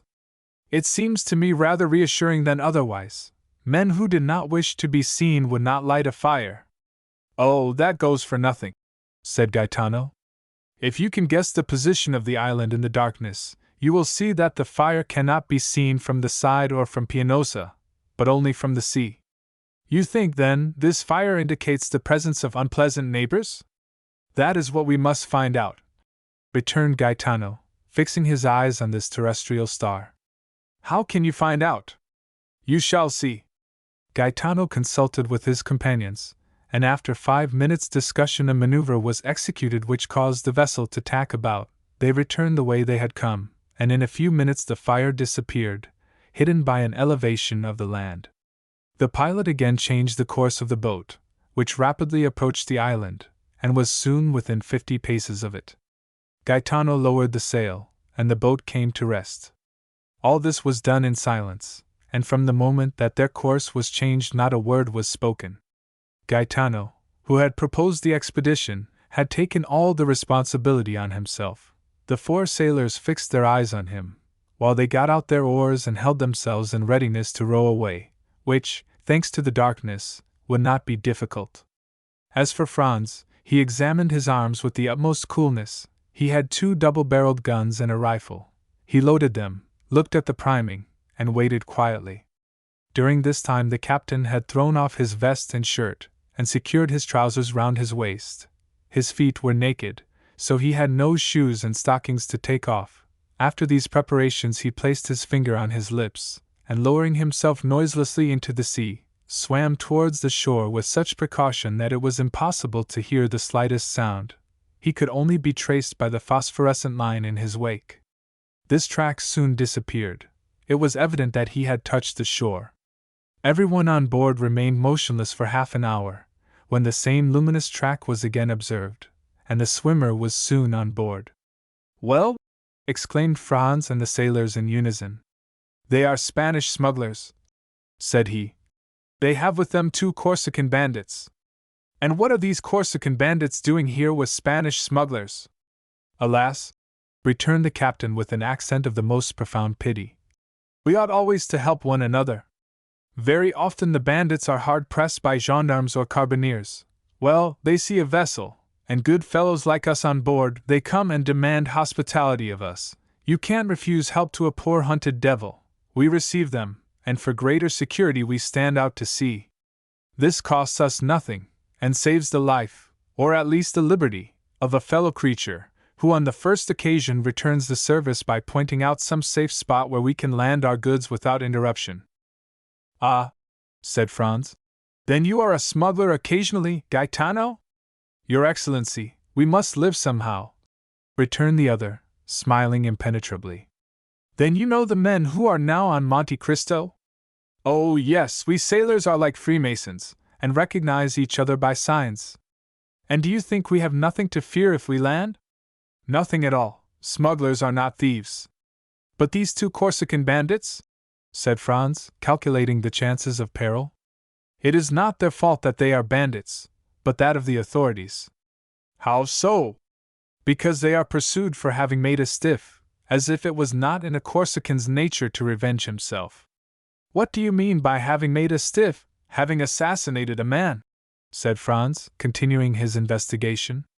I mean that they have killed an enemy, which is a very different thing, returned the captain. Well, said the young man, let us demand hospitality of these smugglers and bandits. Do you think they will grant it? Without doubt. How many are they? 4, and the 2 bandits make 6. Just our number, so that if they prove troublesome, we shall be able to hold them in check. So, for the last time, steer to Monte Cristo. Yes, but your Excellency will permit us to take all due precautions. By all means be as wise as Nestor and as prudent as Ulysses. I do more than permit, I exhort you. Silence then, said Gaetano. Everyone obeyed. For a man who, like Franz, viewed his position in its true light, it was a grave one. He was alone in the darkness with sailors whom he did not know, and who had no reason to be devoted to him, who knew that he had several thousand francs in his belt, and who had often examined his weapons, which were very beautiful, if not with envy, at least with curiosity. On the other hand, he was about to land, without any other escort than these men, on an island which had, indeed, a very religious name, but which did not seem to Franz likely to afford him much hospitality, thanks to the smugglers and bandits. The history of the scuttled vessels, which had appeared improbable during the day, seemed very probable at night. Placed as he was between two possible sources of danger, he kept his eye on the crew, and his gun in his hand. The sailors had again hoisted sail, and the vessel was once more cleaving the waves. Through the darkness Franz, whose eyes were now more accustomed to it, could see the looming shore along which the boat was sailing, and then, as they rounded a rocky point, he saw the fire more brilliant than ever, and about it 5 or 6 persons seated. The blaze illumined the sea for 100 paces around. Gaetano skirted the light, carefully keeping the boat in the shadow. Then, when they were opposite the fire, he steered to the center of the circle, singing a fishing song, of which his companions sung the chorus. At the first words of the song the men seated round the fire arose and approached the landing place, their eyes fixed on the boat, evidently seeking to know who the newcomers were, and what were their intentions. They soon appeared satisfied and returned, with the exception of one, who remained at the shore, to their fire, at which the carcass of a goat was roasting. When the boat was within 20 paces of the shore, the man on the beach, who carried a carbine, presented arms after the manner of a sentinel, and cried, "Who comes there?" in Sardinian. Franz coolly cocked both barrels. Gaetano then exchanged a few words with this man which the traveler did not understand, but which evidently concerned him. "Will your Excellency give your name, or remain incognito?" asked the captain. "My name must rest unknown," replied Franz. "Merely say I am a Frenchman traveling for pleasure." As soon as Gaetano had transmitted this answer, the sentinel gave an order to one of the men seated round the fire, who rose and disappeared among the rocks. Not a word was spoken, everyone seemed occupied, Franz with his disembarkment, the sailors with their sails, the smugglers with their goat. But in the midst of all this carelessness it was evident that they mutually observed each other. The man who had disappeared returned suddenly on the opposite side to that by which he had left. He made a sign with his head to the sentinel, who, turning to the boat, said, "S'accommodi?" The Italian "s'accommodi" is untranslatable. It means at once. "Come, enter, you are welcome, make yourself at home, you are the master." It is like that Turkish phrase of Molière's that so astonished the bourgeois gentleman by the number of things implied in its utterance. The sailors did not wait for a second invitation.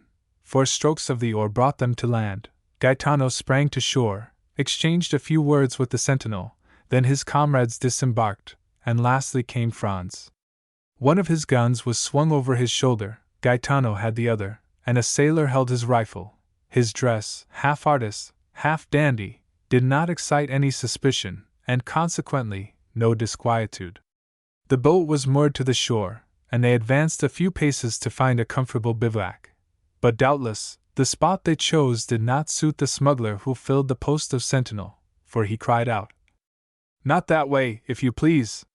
Gaetano faltered an excuse, and advanced to the opposite side, while 2 sailors kindled torches at the fire to light them on their way. They advanced about 30 paces, and then stopped at a small esplanade surrounded with rocks, in which seats had been cut, not unlike sentry boxes. Around in the crevices of the rocks grew a few dwarf oaks and thick bushes of myrtles. Franz lowered a torch, and saw by the mass of cinders that had accumulated that he was not the first to discover this retreat, which was, doubtless, one of the halting places of the wandering visitors of Monte Cristo. As for his suspicions, once on terra firma, once that he had seen the indifferent, if not friendly, appearance of his hosts, his anxiety had quite disappeared, or rather, at sight of the goat, had turned to appetite. He mentioned this to Gaetano, who replied that nothing could be more easy than to prepare a supper when they had in their boat bread, wine, 6 partridges, and a good fire to roast them by. Besides, added he. If the smell of their roast meat tempts you, I will go and offer them 2 of our birds for a slice. You are a born diplomat, returned Franz. Go and try. Meanwhile, the sailors had collected dried sticks and branches with which they made a fire. Franz waited impatiently, inhaling the aroma of the roasted meat, when the captain returned with a mysterious air. Well, said Franz, anything new? Do they refuse? On the contrary, returned Gaetano. The chief, who was told you were a young Frenchman, invites you to sup with him. Well, observed Franz, this chief is very polite, and I see no objection, the more so as I bring my share of the supper. Oh, it is not that. He has plenty, and to spare, for supper, but he makes one condition, and rather a peculiar one, before he will receive you at his house. His house? Has he built one here, then? No, but he has a very comfortable one all the same, so they say. You know this chief, then? I have heard talk of him. Favorably or otherwise? Both. The deuce, and what is this condition? That you are blindfolded, and do not take off the bandage until he himself bids you. Franz looked at Gaetano, to see, if possible, what he thought of this proposal. Ah, replied he, guessing Franz's thought. I know this is a serious matter. What should you do in my place? I, who have nothing to lose, I should go. You would accept? Yes, were it only out of curiosity. There is something very peculiar about this chief, then? Listen, said Gaetano, lowering his voice. I do not know if what they say is true. He stopped to see if anyone was near. What do they say? That this chief inhabits a cavern to which the Pity Palace is nothing. What nonsense! Said Franz, reseating himself. It is no nonsense, it is quite true. The pilot of the Saint Ferdinand went in once, and he came back amazed, vowing that such treasures were only to be heard of in fairy tales. Do you know, observed Franz, that with such stories you make me think of Ali Baba's enchanted cavern? I tell you what I have been told. Then you advise me to accept? Oh, I don't say that. Your Excellency will do as you please. I should be sorry to advise you in the matter. Franz pondered the matter for a few moments, concluded that a man so rich could not have any intention of plundering him of what little he had, and seeing only the prospect of a good supper, accepted. Gaetano departed with the reply. Franz was prudent, and wished to learn all he possibly could concerning his host. He turned towards the sailor, who, during this dialogue, had sat gravely plucking the partridges with the air of a man proud of his office, and asked him how these men had landed, as no vessel of any kind was visible. Never mind that, returned the sailor. I know their vessel. Is it a very beautiful vessel? I would not wish for a better to sail round the world. Of what burden is she? About 100 tons, but she is built to stand any weather. She is what the English call a yacht. Where was she built? I know not, but my own opinion is she is a Genoese. And how did a leader of smugglers, continued Franz, venture to build a vessel designed for such a purpose at Genoa? I did not say that the owner was a smuggler, replied the sailor. No, but Gaetano did, I thought. Gaetano had only seen the vessel from a distance, he had not then spoken to anyone. And if this person be not a smuggler, who is he? A wealthy senior, who travels for his pleasure. Come, thought Franz. He is still more mysterious, since the two accounts do not agree. What is his name? If you asked him, he says Sinbad the Sailor, but I doubt if it be his real name. Sinbad the Sailor? Yes. And where does he reside? On the sea. What country does he come from? I do not know. Have you ever seen him? Sometimes. What sort of a man is he? Your Excellency will judge for yourself. Where will he receive me? No doubt in the subterranean palace Gaetano told you of. Have you never had the curiosity, when you have landed and found this island deserted, to seek for this enchanted palace? Oh yes, more than once, but always in vain. We examined the grotto all over, but we never could find the slightest trace of any opening. They say that the door is not opened by a key, but a magic word. Decidedly, muttered Franz. "This is an Arabian Nights adventure. His Excellency waits for you," said a voice, which he recognized as that of the sentinel. He was accompanied by 2 of the yacht's crew. Franz drew his handkerchief from his pocket and presented it to the man who had spoken to him. Without uttering a word, they bandaged his eyes with a care that showed their apprehensions of his committing some indiscretion. Afterwards he was made to promise that he would not make the least attempt to raise the bandage. He promised. Then his 2 guides took his arms, and he went on, guided by them, and preceded by the sentinel. After going about 30 paces, he smelt the appetizing odor of the kid that was roasting, and knew thus that he was passing the bivouac. They then led him on about 50 paces farther, evidently advancing towards that part of the shore where they would not allow Gaetano to go, a refusal he could now comprehend. Presently, by a change in the atmosphere, he knew that they were entering a cave. After going on for a few seconds more he heard a crackling, and it seemed to him as though the atmosphere again changed, and became balmy and perfumed. At length his feet touched on a thick and soft carpet, and his guides let go their hold of him. There was a moment's silence, and then a voice, in excellent French, although with a foreign accent, said, "Welcome, sir. I beg you will remove your bandage." It may be supposed, then, Franz did not wait for a repetition of this permission, but took off the handkerchief, and found himself in the presence of a man from 38 to 40 years of age, dressed in a Tunisian costume, that is to say, a red cap with a long blue silk tassel, a vest of black cloth embroidered with gold, pantaloons of deep red, large and full gaiters of the same color, embroidered with gold like the vest, and yellow slippers. He had a splendid cashmere round his waist, and a small sharp and crooked cangier was passed through his girdle. Although of a paleness that was almost livid, this man had a remarkably handsome face. His eyes were penetrating and sparkling. His nose, quite straight, and projecting direct from the brow, was of the pure Greek type, while his teeth, as white as pearls, were set off to admiration by the black mustache that encircled them. His pallor was so peculiar that it seemed to pertain to one who had been long entombed, and who was incapable of resuming the healthy glow and hue of life. He was not particularly tall, but extremely well made, and, like the men of the South, had small hands and feet. But what astonished Franz, who had treated Gaetano's description as a fable, was the splendor of the apartment in which he found himself. The entire chamber was lined with crimson brocade, worked with flowers of gold. In a recess was a kind of divan, surmounted with a stand of Arabian swords and silver scabbards, and the handles resplendent with gems. From the ceiling hung a lamp of Venetian glass, of beautiful shape and color, while the feet rested on a Turkey carpet, in which they sunk to the instep. Tapestry hung before the door by which Franz had entered, and also in front of another door, leading into a second apartment which seemed to be brilliantly illuminated. The host gave Franz time to recover from his surprise, and moreover, returned look for look, not even taking his eyes off him.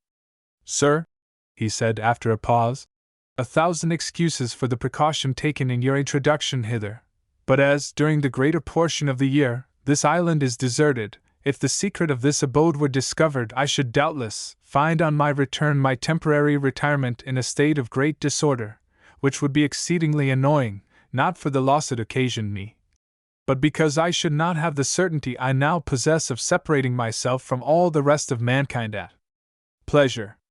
Let me now endeavor to make you forget this temporary unpleasantness, and offer you what no doubt you did not expect to find here, that is to say, a tolerable supper and pretty comfortable beds." My dear sir," replied Franz, "make no apologies. I have always observed that they bandage people's eyes who penetrate enchanted palaces, for instance, those of Raoul and the Huguenots, and really I have nothing to complain of, for what I see makes me think of the wonders of the Arabian Nights. Alas! I may say with Lucullus, if I could have anticipated the honor of your visit, I would have prepared for it. But such as is my hermitage, it is at your disposal, such as is my supper, it is yours to share, if you will. Ali, is the supper ready?" At this moment the tapestry moved aside, and a Nubian, black as ebony, and dressed in a plain white tunic, made a sign to his master that all was prepared in the dining room. "Now," said the unknown to Franz, I do not know if you are of my opinion, but I think nothing is more annoying than to remain 2 or 3 hours together without knowing by name or appellation how to address one another. Pray observe that I too much respect the laws of hospitality to ask your name or title. I only request you to give me one by which I may have the pleasure of addressing you. As for myself, that I may put you at your ease, I tell you that I am generally called Sinbad the Sailor.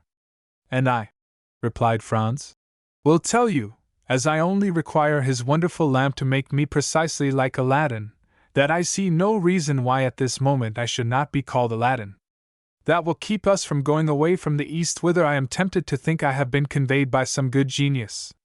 Well then, Signor Aladdin, replied the singular amphitryon, you've heard our repast announced. Will you now take the trouble to enter the dining room, your humble servant going first to show the way?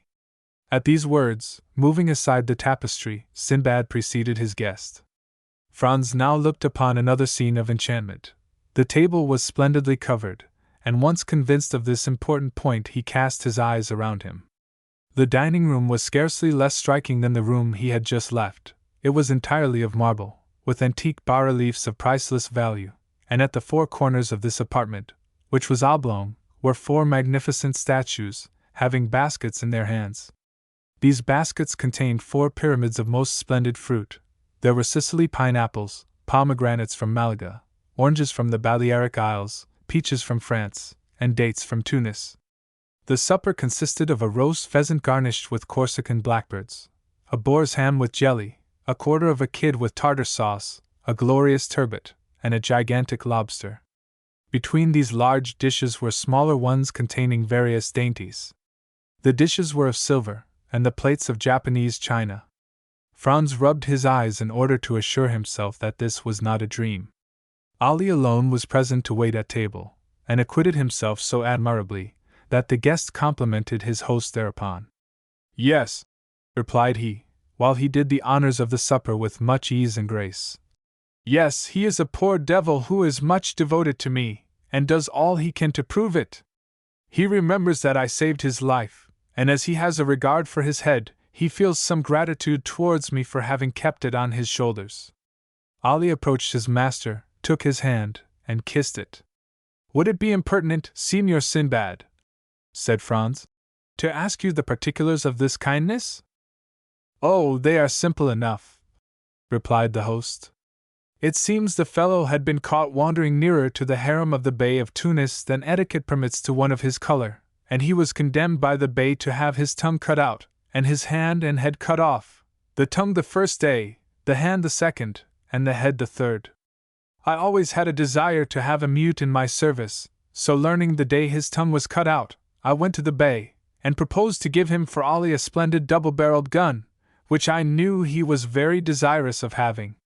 He hesitated a moment, he was so very desirous to complete the poor devil's punishment. But when I added to the gun an English cutlass with which I had shivered his Highness's yataghan to pieces, the Bey yielded, and agreed to forgive the hand and head, but on condition that the poor fellow never again set foot in Tunis. This was a useless clause in the bargain, for whenever the coward sees the first glimpse of the shores of Africa, he runs down below, and can only be induced to appear again when we are out of sight of that quarter of the globe.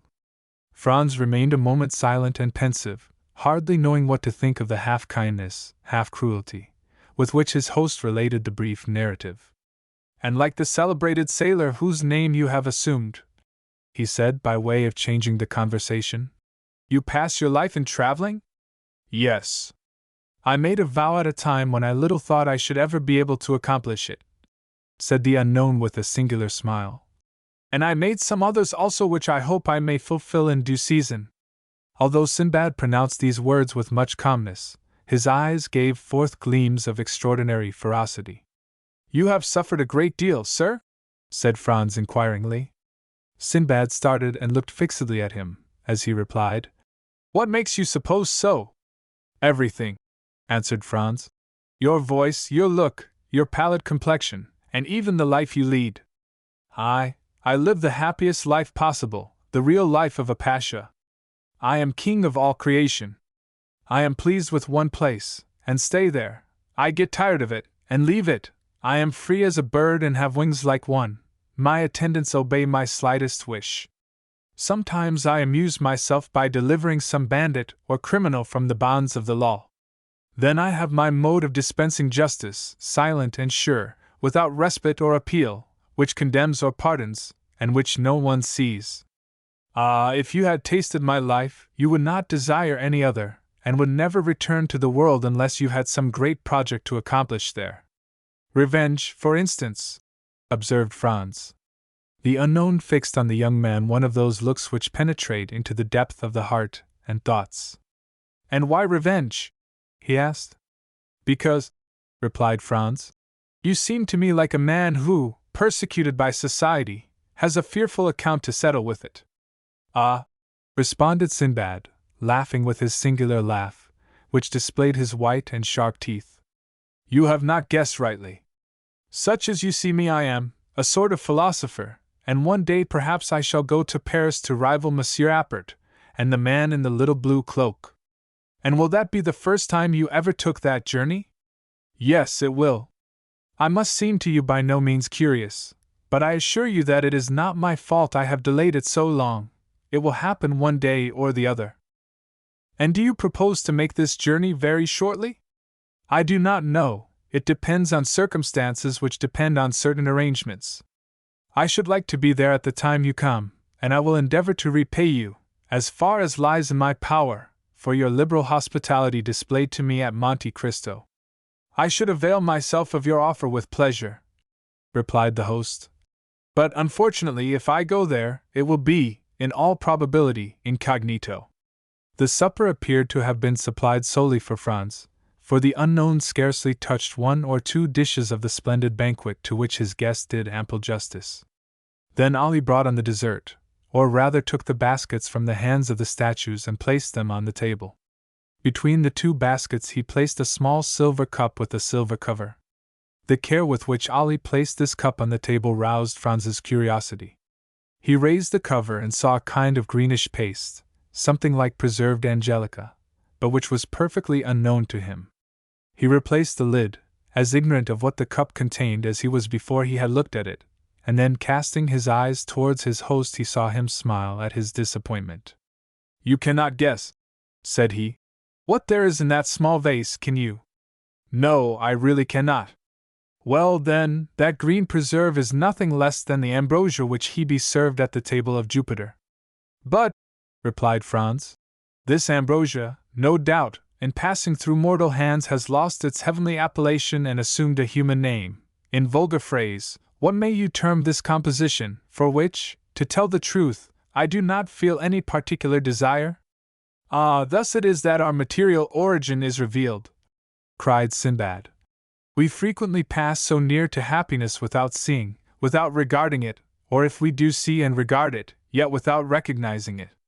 Are you a man for the substantials, and is gold your god? Taste this, and the mines of Peru, Gujarat, and Golconda are open to you. Are you a man of imagination, a poet?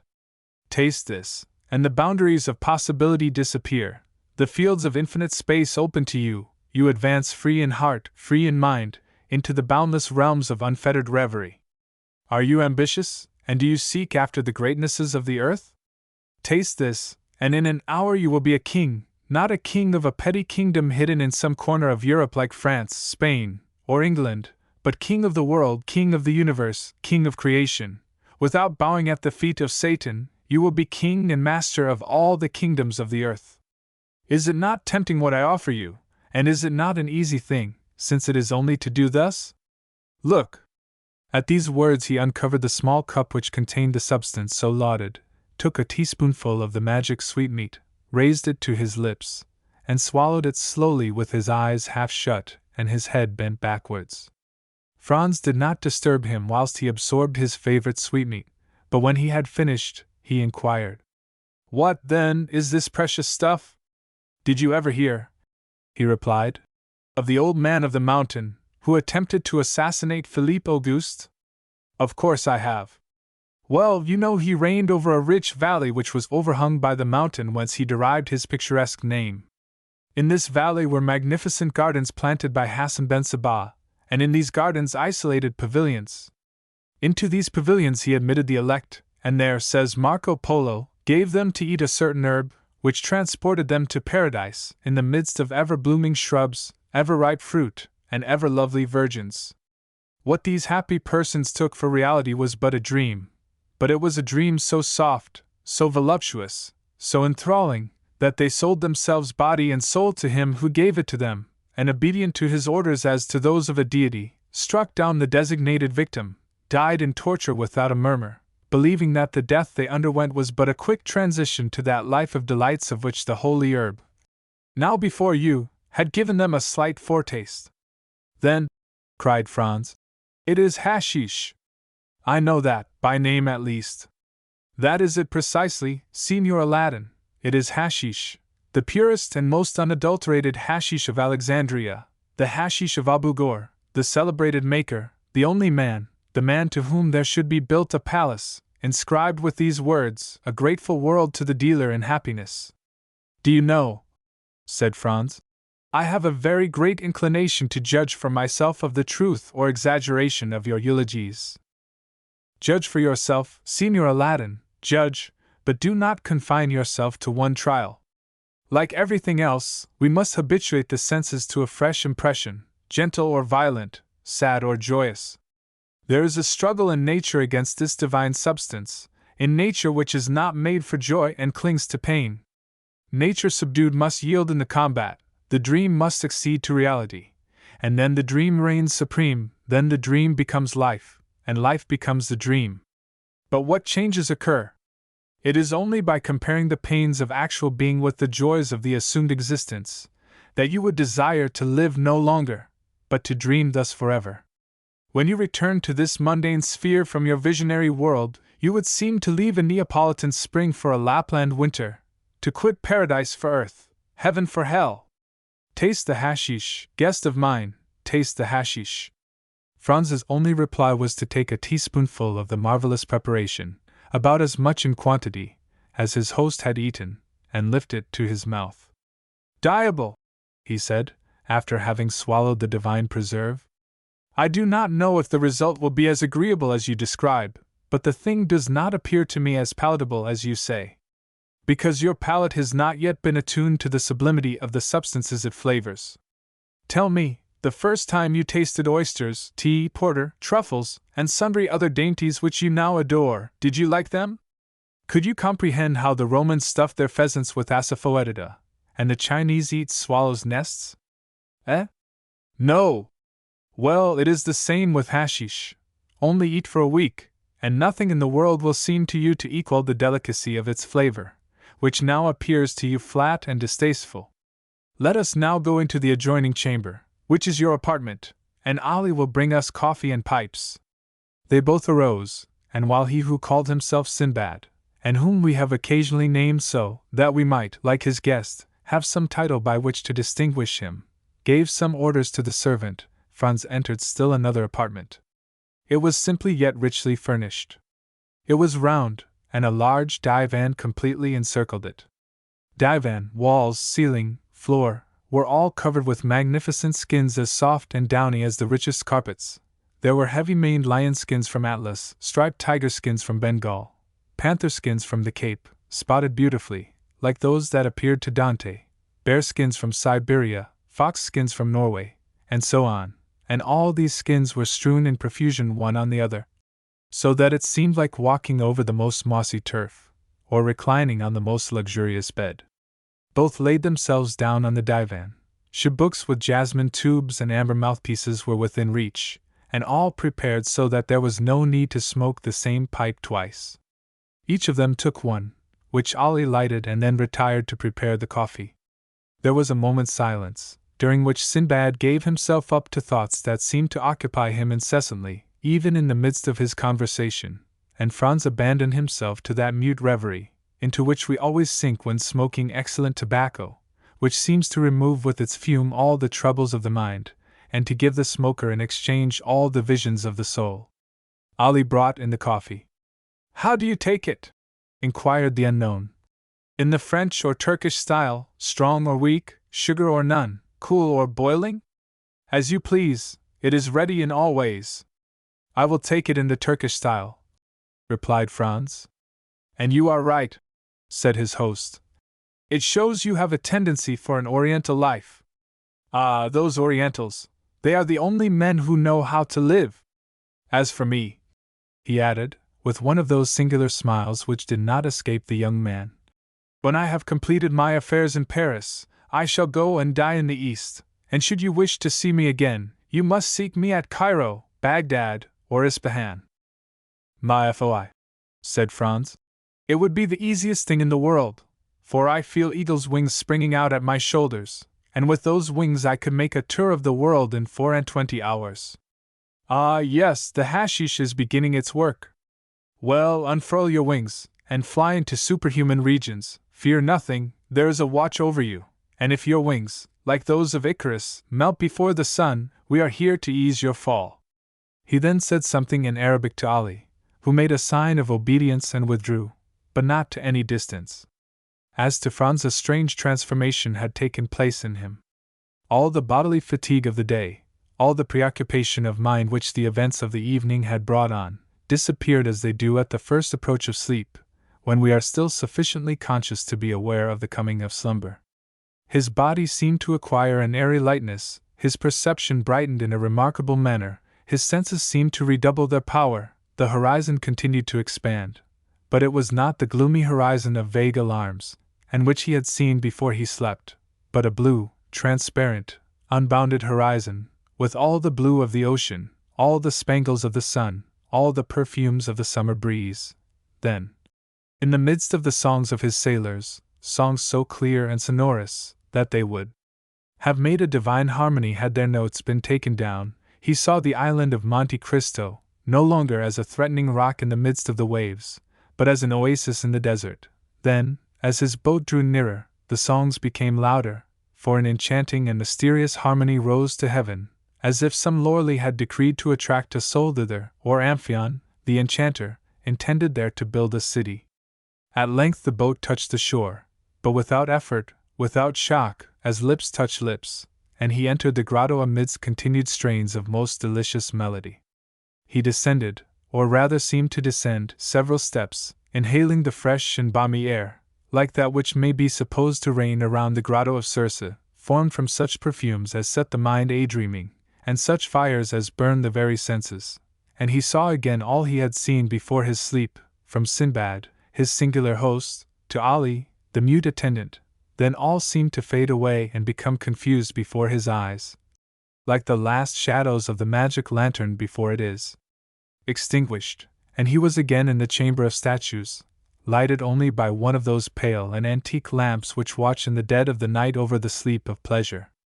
They were the same statues, rich in form, in attraction, and poesy, with eyes of fascination, smiles of love, and bright and flowing hair. They were Phryne, Cleopatra, Messalina, those three celebrated courtesans. Then among them glided like a pure ray, like a Christian angel in the midst of Olympus, one of those chaste figures, those calm shadows, those soft visions, which seemed to veil its virgin brow before these marble wantons.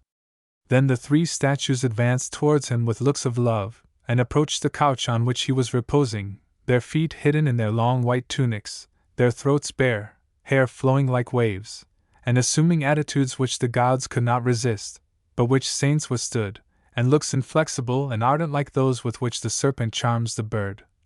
And then he gave way before looks that held him in a torturing grasp and delighted his senses as with a voluptuous kiss. It seemed to Franz that he closed his eyes, and in a last look about him saw the vision of modesty completely veiled, and then followed a dream of passion like that promised by the prophet to the elect.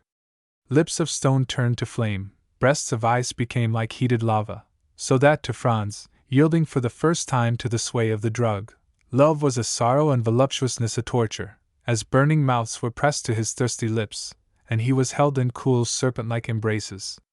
The more he strove against this unhallowed passion, the more his senses yielded to its thrall, and at length, weary of a struggle that taxed his very soul, he gave way and sank back breathless and exhausted beneath the kisses of these marble goddesses, and the enchantment of his marvelous dream. Chapter 32. The Waking. When Franz returned to himself, he seemed still to be in a dream. He thought himself in a sepulchre, into which a ray of sunlight and pity scarcely penetrated. He stretched forth his hand, and touched stone. He rose to his seat, and found himself lying on his burnous in a bed of dry heather, very soft and odoriferous. The vision had fled, and as if the statues had been but shadows from the tomb, they had vanished at his waking. He advanced several paces towards the point whence the light came, and to all the excitement of his dream succeeded the calmness of reality. He found that he was in a grotto, went towards the opening, and through a kind of fanlight saw a blue sea and an azure sky. The air and water were shining in the beams of the morning sun. On the shore the sailors were sitting, chatting and laughing, and at 10 yards from them the boat was at anchor, undulating gracefully on the water.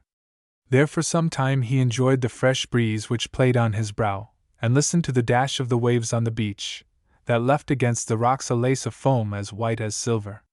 He was for some time without reflection or thought for the divine charm which is in the things of nature, specially after a fantastic dream.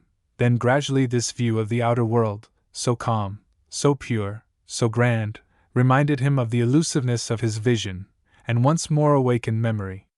He recalled his arrival on the island, his presentation to a smuggler chief, a subterranean palace full of splendor, an excellent supper, and a spoonful of hashish. It seemed, however, even in the very face of open day, that at least a year had elapsed since all these things had passed, so deep was the impression made in his mind by the dream, and so strong a hold had it taken of his imagination. Thus every now and then he saw in fancy amid the sailors, seated on a rock, or undulating in the vessel, one of the shadows which had shared his dream with looks and kisses. Otherwise, his head was perfectly clear, and his body refreshed. He was free from the slightest headache. On the contrary, he felt a certain degree of lightness, a faculty for absorbing the pure air, and enjoying the bright sunshine more vividly than ever. He went gaily up to the sailors, who rose as soon as they perceived him, and the patron, accosting him, said, "The Signor Sinbad has left his compliments for your Excellency, and desires us to express the regret he feels at not being able to take his leave in person, but he trusts you will excuse him, as very important business calls him to Malaga."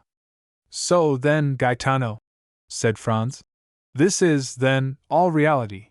There exists a man who has received me in this island, entertained me right royally, and has departed while I was asleep?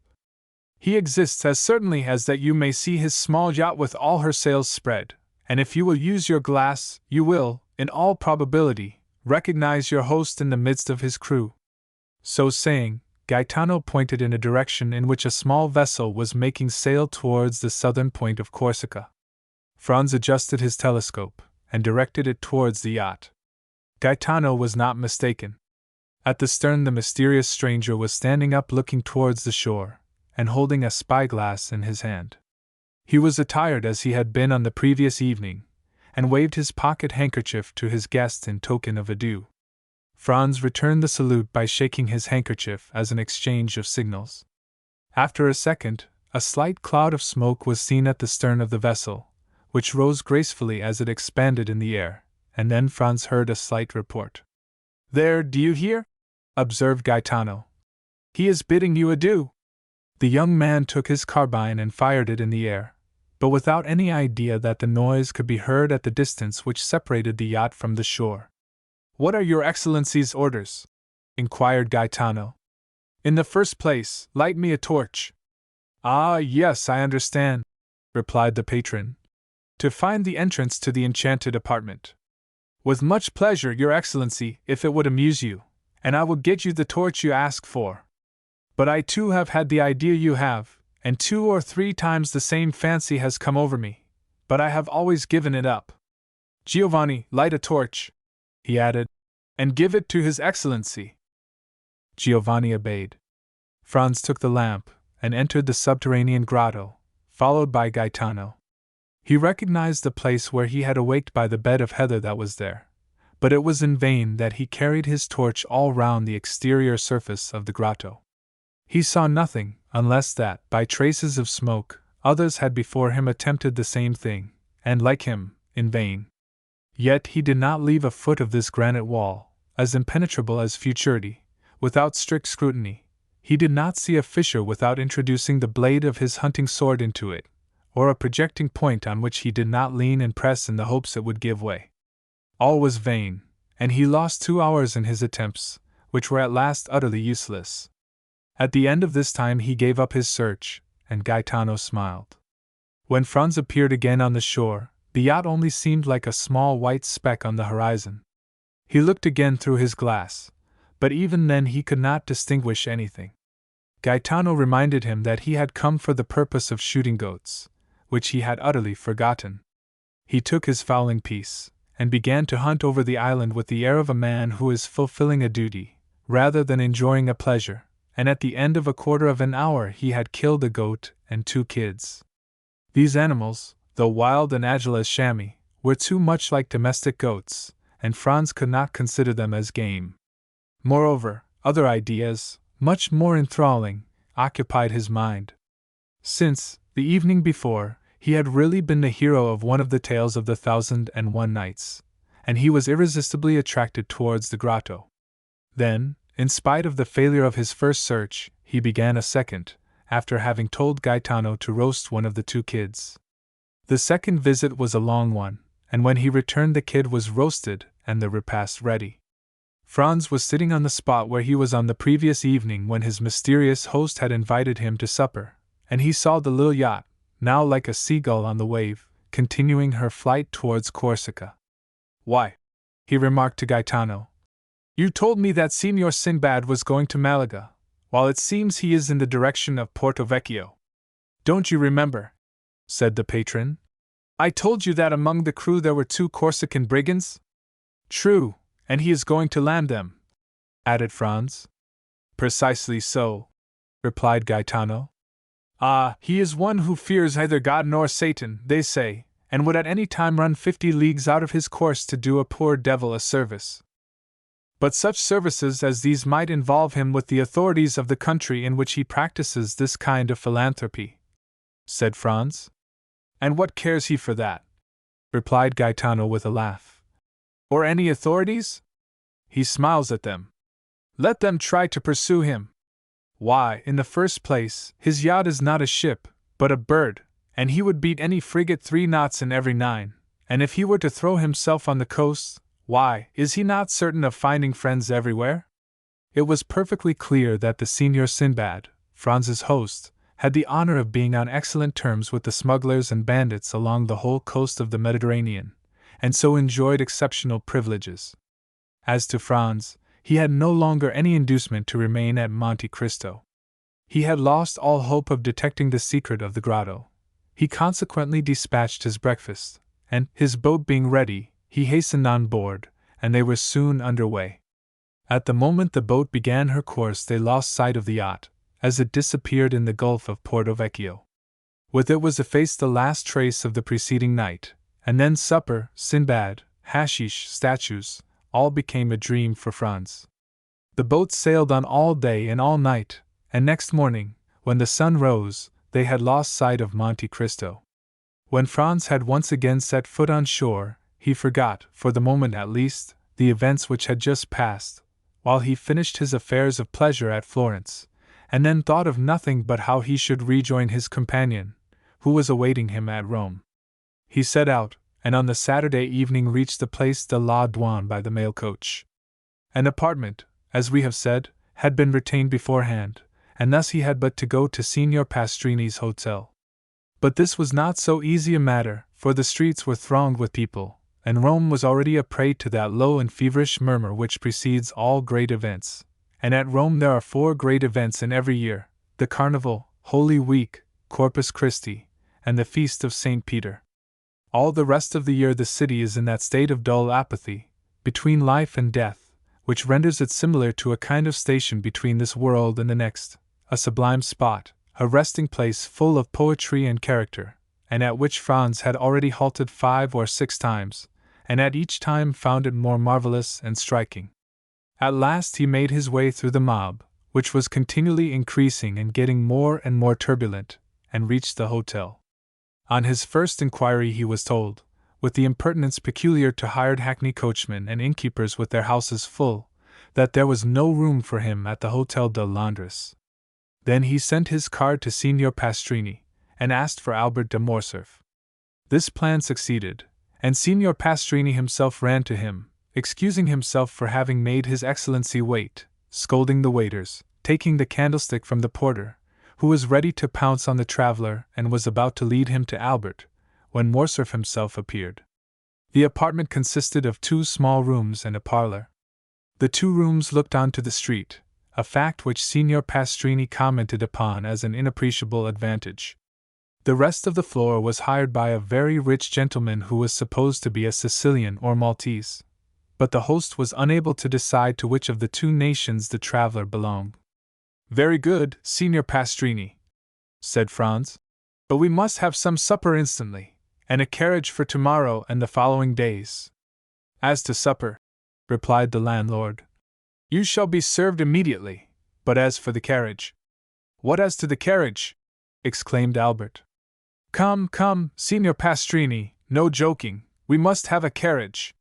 "Sir," replied the host, "we will do all in our power to procure you one, this is all I can say." "And when shall we know?" inquired Franz. "Tomorrow morning," answered the innkeeper. "Oh, the deuce! Then we shall pay the more, that's all, I see plainly enough. At Drake's or Aaron's one pays 25 lire for common days, and 30 or 35 lire a day more for Sundays and feast days. Add 5 lire a day more for extras, that will make 40, and there's an end of it. I am afraid if we offer them double that we shall not procure a carriage. Then they must put horses to mine. It is a little worse for the journey, but that's no matter. There are no horses." Albert looked at Franz like a man who hears a reply he does not understand. "Do you understand that, my dear Franz? No horses?" he said. "But can't we have post horses? They have been all hired this fortnight, and there are none left but those absolutely requisite for posting." "What are we to say to this?" asked Franz. "I say, that when a thing completely surpasses my comprehension, I am accustomed not to dwell on that thing, but to pass to another. Is supper ready, Signor Pastrini?" "Yes, Your Excellency." "Well, then, let us sup." "But the carriage and horses?" said Franz. "Be easy, my dear boy, they will come in due season, it is only a question of how much shall be charged for them." Morcerf then, with that delighted philosophy which believes that nothing is impossible to a full purse or well-lined pocket-book, supped, went to bed, slept soundly, and dreamed he was racing all over Rome at carnival time in a coach with 6 horses. Chapter 33. Roman Bandits. The next morning Franz woke first, and instantly rang the bell. The sound had not yet died away when Signor Pastrini himself entered. "Well, Excellency," said the landlord triumphantly, and without waiting for Franz to question him. "I feared yesterday, when I would not promise you anything, that you were too late. There is not a single carriage to be had, that is, for the 3 last days." "Yes," returned Franz, "for the very 3 days it is most needed." "What is the matter?" said Albert, entering. "No carriage to be had?" "Just so," returned Franz. "You have guessed it. Well, your eternal city is a nice sort of place." "That is to say, Excellency," replied Pastrini, who was desirous of keeping up the dignity of the capital of the Christian world in the eyes of his guests, "that there are no carriages to be had from Sunday to Tuesday evening, but from now till Sunday you can have 50 if you please." "Ah, that is something," said Albert. "Today is Thursday, and who knows what may arrive between this and Sunday?" 10 or 12,000 travelers will arrive," replied Franz, "which will make it still more difficult." "My friend," said Morcerf, "let us enjoy the present without gloomy forebodings for the future. At least we can have a window?" "Where?" "In the Corso." "Ah, a window!" exclaimed Signor Pastrini. "Utterly impossible. There was only one left on the 5th floor of the Doria Palace, and that has been let to a Russian prince for 20 sequins a day." The 2 young men looked at each other with an air of stupefaction. "Well," said Franz to Albert, "do you know what is the best thing we can do? It is to pass the carnival at Venice. There we are sure of obtaining gondolas if we cannot have carriages." "Ah, the devil, no!" cried Albert. "I came to Rome to see the carnival, and I will, though I see it on stilts." "Bravo! An excellent idea! We will disguise ourselves as monster Pulcinellos or shepherds of the Landis, and we shall have complete success. Do your Excellencies still wish for a carriage from now to Sunday morning?" "Parbleu!" said Albert. "Do you think we are going to run about on foot in the streets of Rome, like lawyers' clerks? I hasten to comply with your Excellencies' wishes. Only, I tell you beforehand, the carriage will cost you 6 piastres a day. And as I am not a millionaire like the gentleman in the next apartments," said Franz, "I warn you that as I have been 4 times before at Rome, I know the prices of all the carriages. We will give you 12 piastres for today, tomorrow, and the day after, and then you will make a good profit." "But, Excellency," said Pastrini, still striving to gain his point. "Now go," returned Franz, "or I shall go myself and bargain with your affeditor, who is mine also. He is an old friend of mine, who has plundered me pretty well already, and in the hope of making more out of me, he will take a less price than the one I offer you. You will lose the preference, and that will be your fault." "Do not give yourselves the trouble, Excellency," returned Signor Pastrini, with the smile peculiar to the Italian speculator when he confesses defeat. "I will do all I can, and I hope you will be satisfied. And now we understand each other. When do you wish the carriage to be here?" "In an hour." "In an hour it will be at the door." An hour after the vehicle was at the door. It was a hack conveyance which was elevated to the rank of a private carriage in honor of the occasion, but, in spite of its humble exterior, the young men would have thought themselves happy to have secured it for the last 3 days of the carnival. "Excellency," cried the cicerone, seeing Franz approach the window, "shall I bring the carriage nearer to the palace?" Accustomed as Franz was to the Italian phraseology, his first impulse was to look round him, but these words were addressed to him.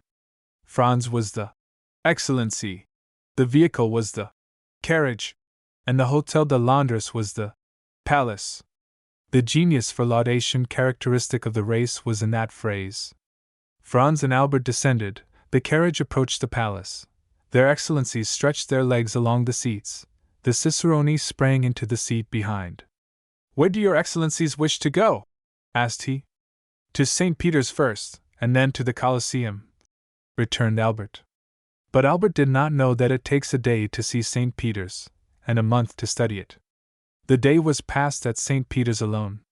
Suddenly the daylight began to fade away. Franz took out his watch. It was 4:30. They returned to the hotel. At the door Franz ordered the coachman to be ready at 8. He wished to show Albert the Colosseum by moonlight, as he had shown him St. Peter's by daylight. When we show a friend a city one has already visited, we feel the same pride as when we point out a woman whose lover we have been. He was to leave the city by the Porta del Popolo, skirt the outer wall, and re-enter by the Porta San Giovanni. Thus they would behold the Colosseum without finding their impressions dulled by first looking on the Capitol, the Forum, the Arch of Septimus Severus, the Temple of Antoninus and Faustina, and the Via Sacra. They sat down to dinner. Signor Pastrini had promised them a banquet. He gave them a tolerable repast. At the end of the dinner he entered in person. Franz thought that he came to hear his dinner praised, and began accordingly, but at the first words he was interrupted. "Excellency," said Pastrini, "I am delighted to have your approbation, but it was not for that I came." "Did you come to tell us you have procured a carriage?" asked Albert, lighting his cigar. "No, and your Excellencies will do well not to think of that any longer. At Rome things can or cannot be done. When you are told anything cannot be done, there is an end of it. It is much more convenient at Paris. When anything cannot be done, you pay double, and it is done directly. That is what all the French say," returned Signor Pastrini, somewhat piqued.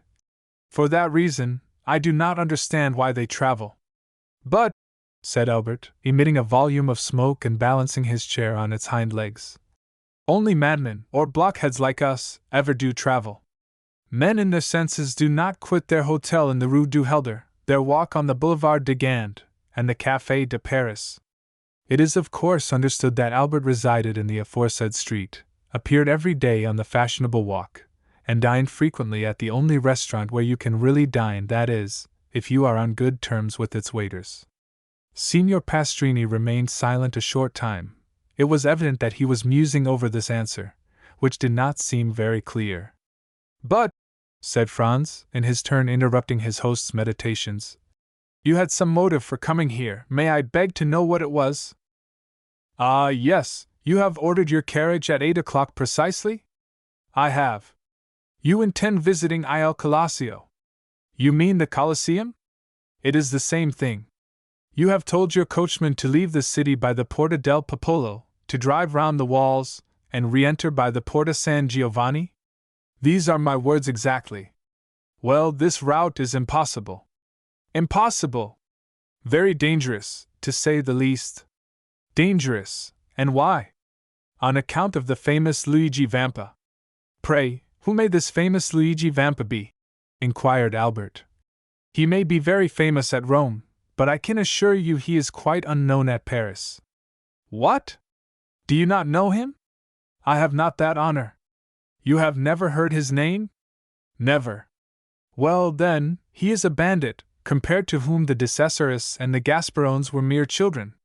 Now then, Albert, cried Franz, here is a bandit for you at last.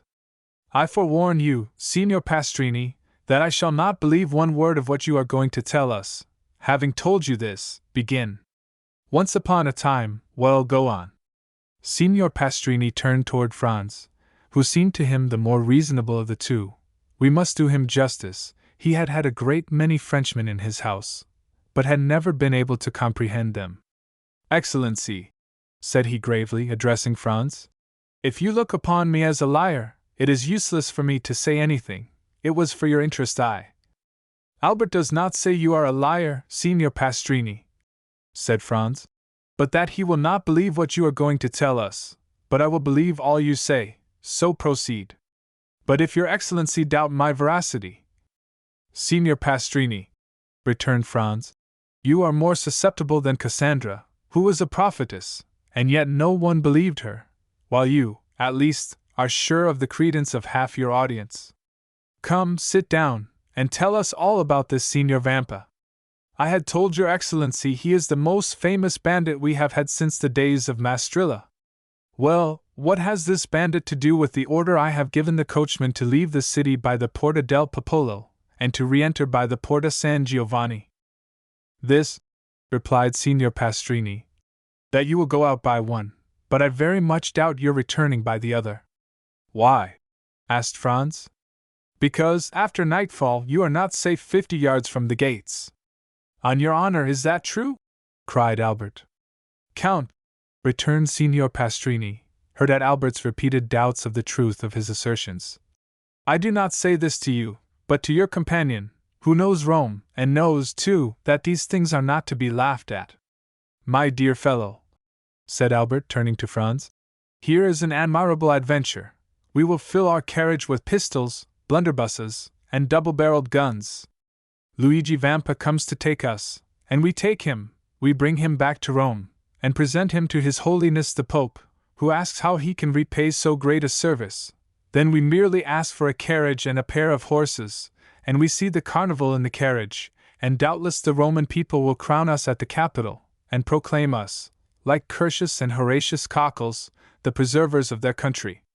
Whilst Albert proposed this scheme, Signor Pastrini's face assumed an expression impossible to describe. And pray, asked Franz, where are these pistols, blunderbusses, and other deadly weapons with which you intend filling the carriage?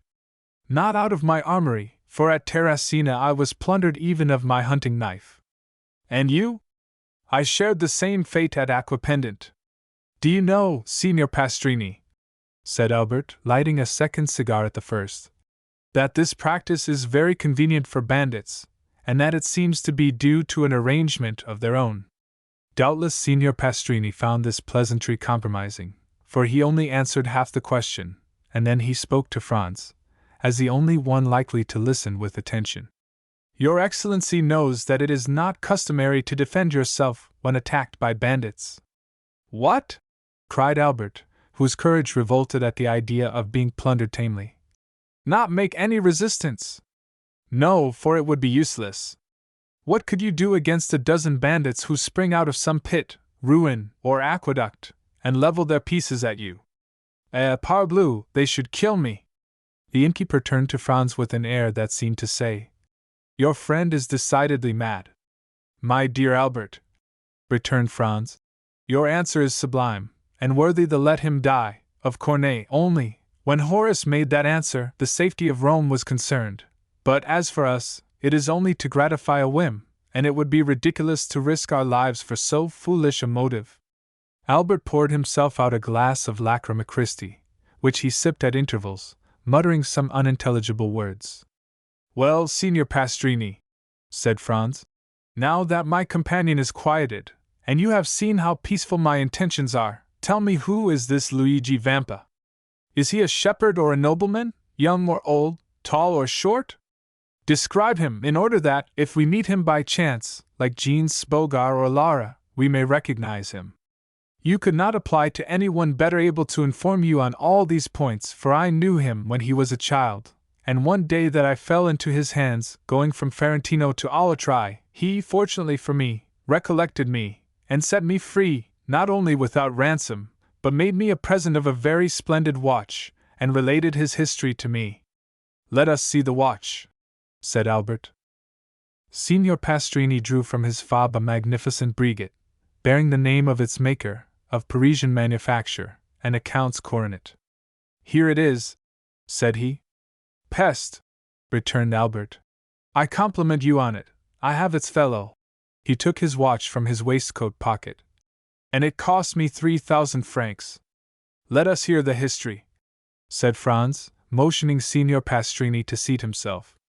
Your Excellencies permit it? asked the host. Pardieu, cried Albert.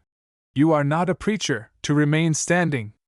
The host sat down, after having made each of them a respectful bow, which meant that he was ready to tell them all they wished to know concerning Luigi Vampa.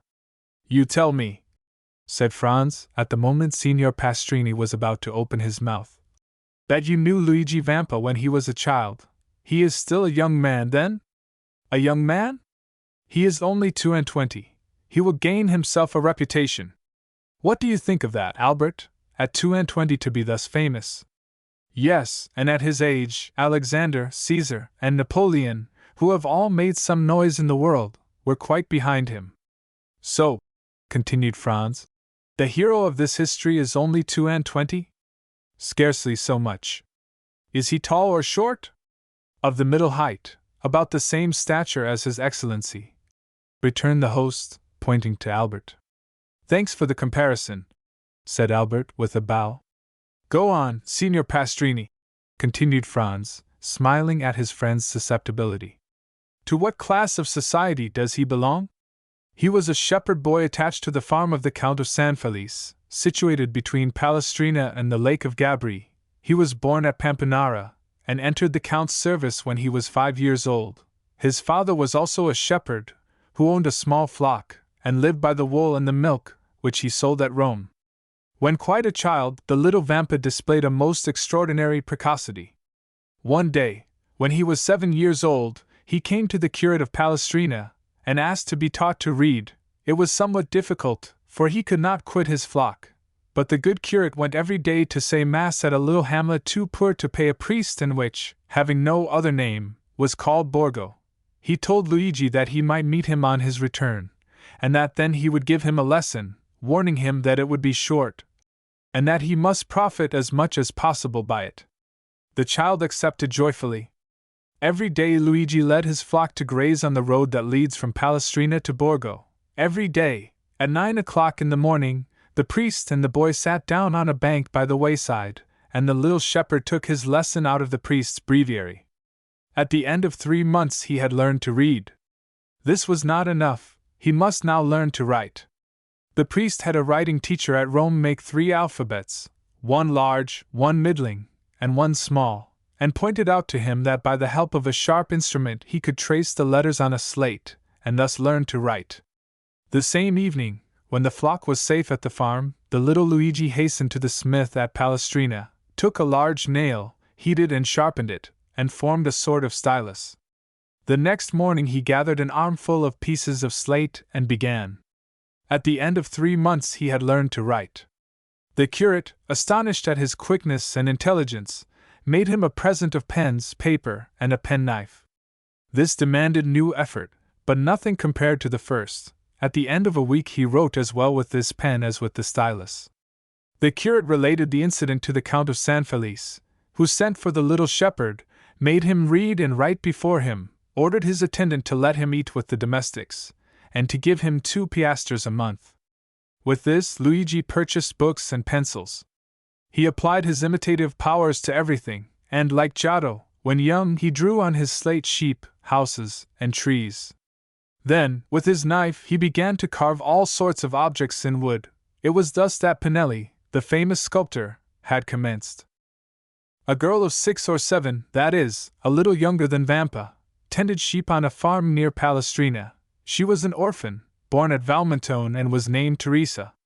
The 2 children met, sat down near each other, let their flocks mingle together, played, laughed, and conversed together. In the evening they separated the Count of San Felice's flock from those of Baron Cervetri, and the children returned to their respective farms, promising to meet the next morning.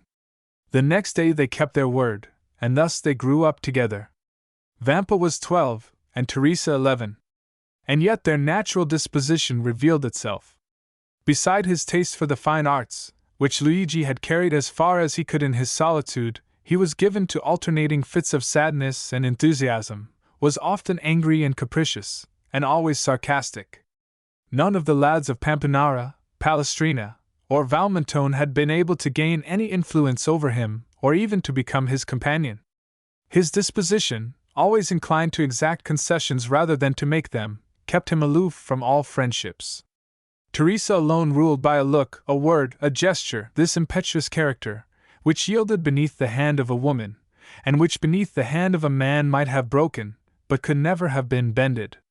Teresa was lively and gay, but coquettish to excess. The 2 piastres that Luigi received every month from the Count of San Felice's steward, and the price of all the little carvings in wood he sold at Rome, were expended in earrings, necklaces, and gold hairpins. So that, thanks to her friend's generosity, Teresa was the most beautiful and the best attired peasant near Rome. The 2 children grew up together, passing all their time with each other, and giving themselves up to the wild ideas of their different characters. Thus, in all their dreams, their wishes, and their conversations, Vampa saw himself the captain of a vessel, general of an army, or governor of a province. Teresa saw herself rich, superbly attired, and attended by a train of liveried domestics. Then, when they had thus passed the day in building castles in the air, they separated their flocks, and descended from the elevation of their dreams to the reality of their humble position.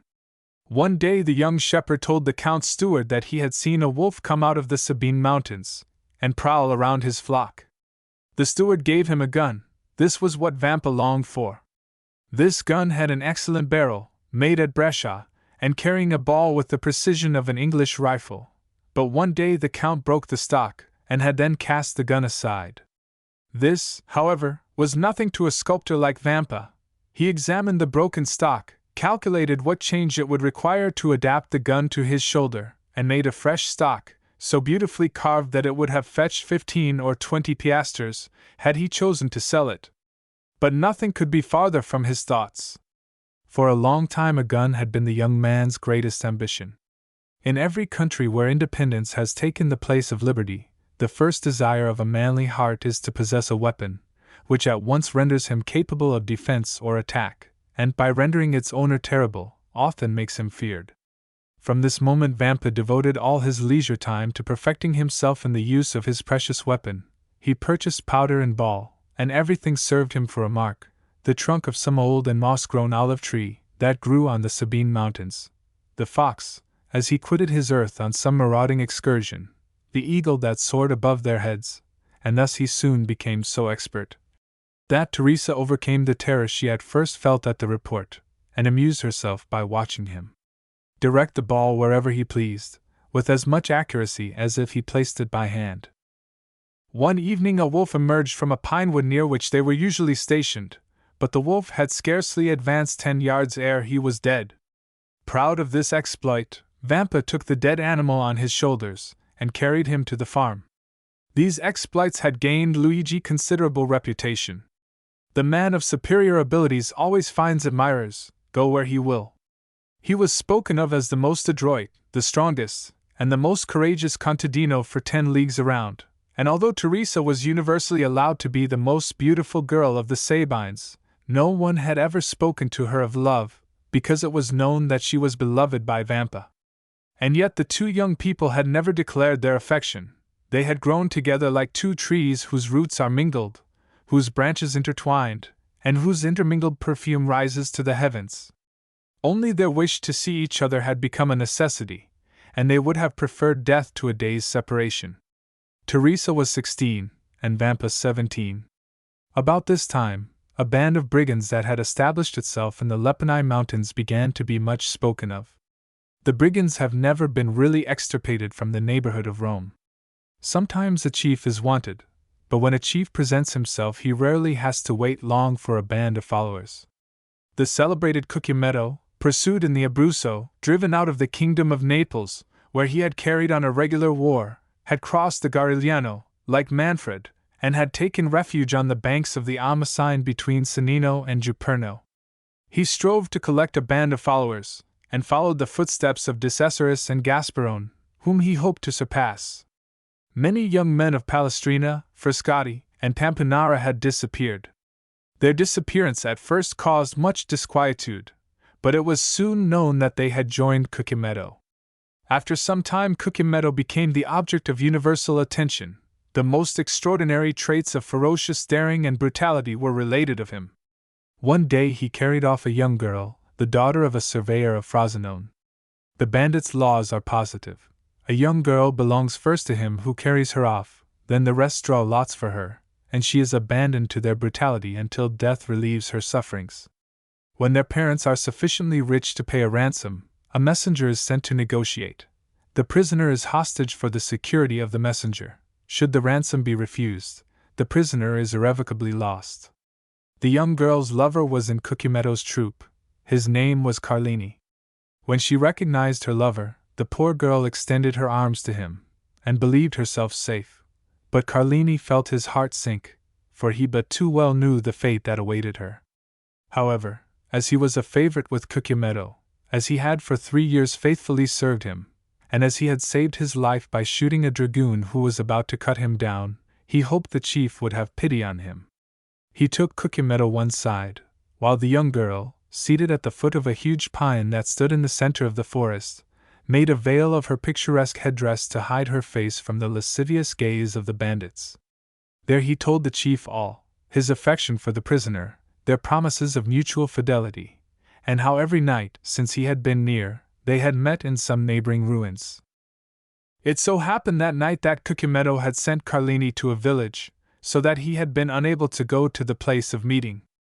Cucumetto had been there, however, by accident, as he said, and had carried the maiden off. Carlini besought his chief to make an exception in Rita's favor, as her father was rich, and could pay a large ransom. Cucumetto seemed to yield to his friend's entreaties, and bade him find a shepherd to send to Rita's father at Frosinone. Carlini flew joyfully to Rita, telling her she was saved, and bidding her write to her father, to inform him what had occurred, and that her ransom was fixed at 300 piastres. 12 hours' delay was all that was granted, that is, until 9 the next morning. The instant the letter was written, Carlini seized it, and hastened to the plain to find a messenger. He found a young shepherd watching his flock. The natural messengers of the bandits are the shepherds who live between the city and the mountains, between civilized and savage life. The boy undertook the commission, promising to be in Frosinone in less than an hour. Carlini returned, anxious to see his mistress, and announced the joyful intelligence.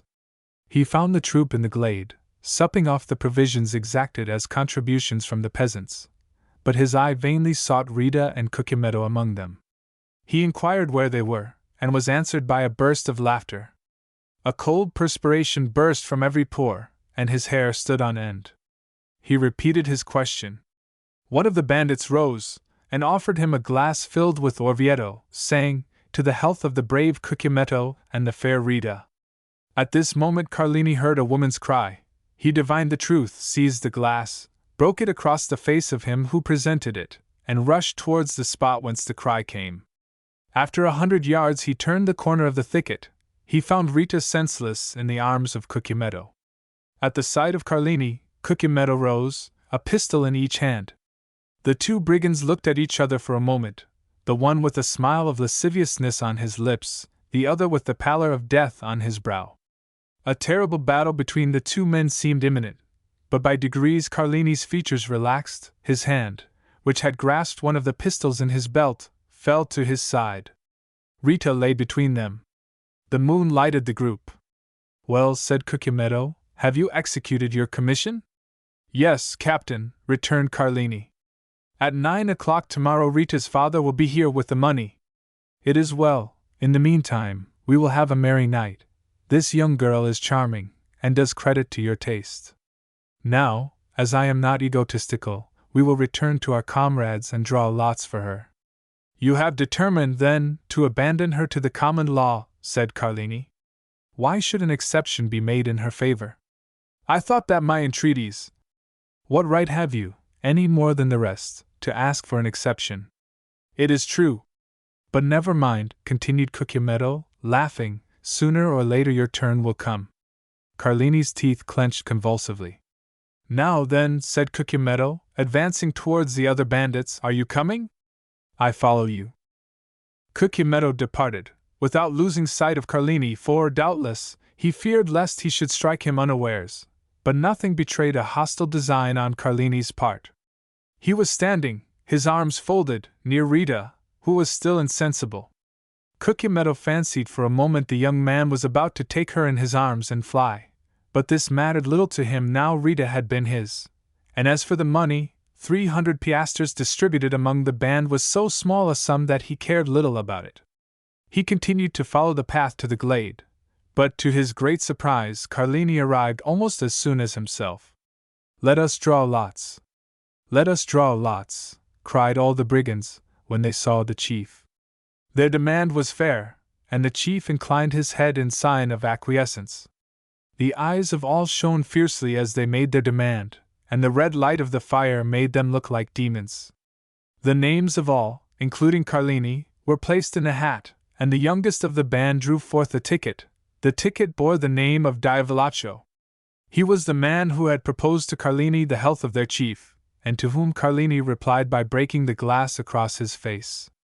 A large wound, extending from the temple to the mouth, was bleeding profusely. Diavolaccio, seeing himself thus favored by fortune, burst into a loud laugh. "Captain," said he, "just now Carlini would not drink your health when I proposed it to him. Propose mine to him, and let us see if he will be more condescending to you than to me." Everyone expected an explosion on Carlini's part, but to their great surprise he took a glass in one hand and a flask in the other, and filling it, "Your health, Diavolaccio," said he calmly, and he drank it off, without his hand trembling in the least. Then sitting down by the fire, "My supper," said he, "my expedition has given me an appetite." "Well done, Carlini," cried the brigands, "that is acting like a good fellow," and they all formed a circle round the fire, while Diavolaccio disappeared.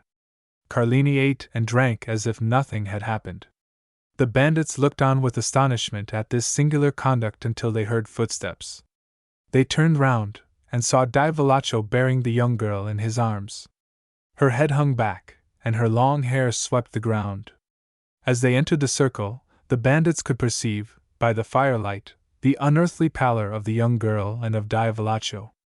This apparition was so strange and so solemn, that everyone rose, with the exception of Carlini, who remained seated, and ate and drank calmly. Diavolaccio advanced amidst the most profound silence, and laid Rita at the captain's feet. Then everyone could understand the cause of the unearthly pallor in the young girl and the bandit. A knife was plunged up to the hilt in Rita's left breast. Everyone looked at Carlini. The sheath at his belt was empty. "Ah," said the chief, "I now understand why Carlini stayed behind."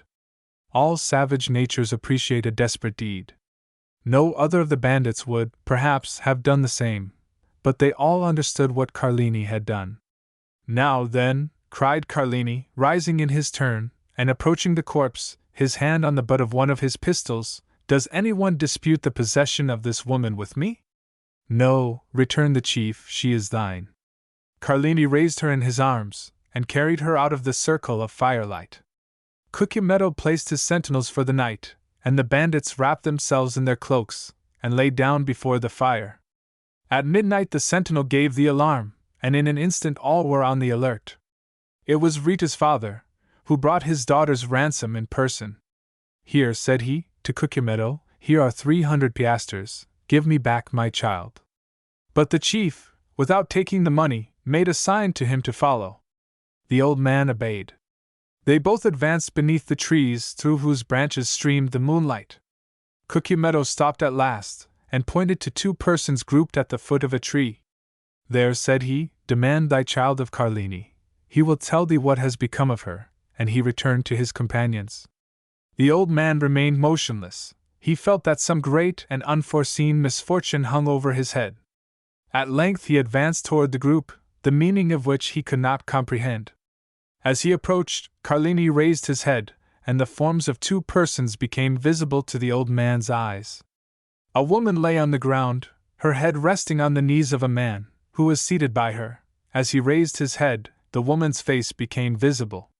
The old man recognized his child, and Carlini recognized the old man.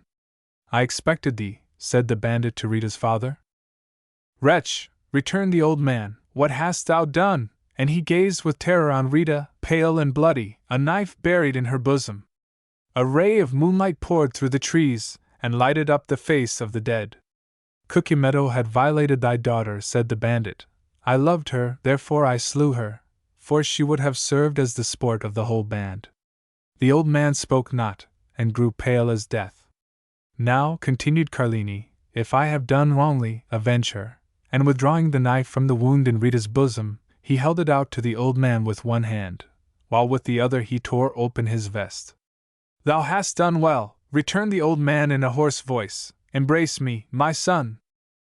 Carlini threw himself, sobbing like a child, into the arms of his mistress's father.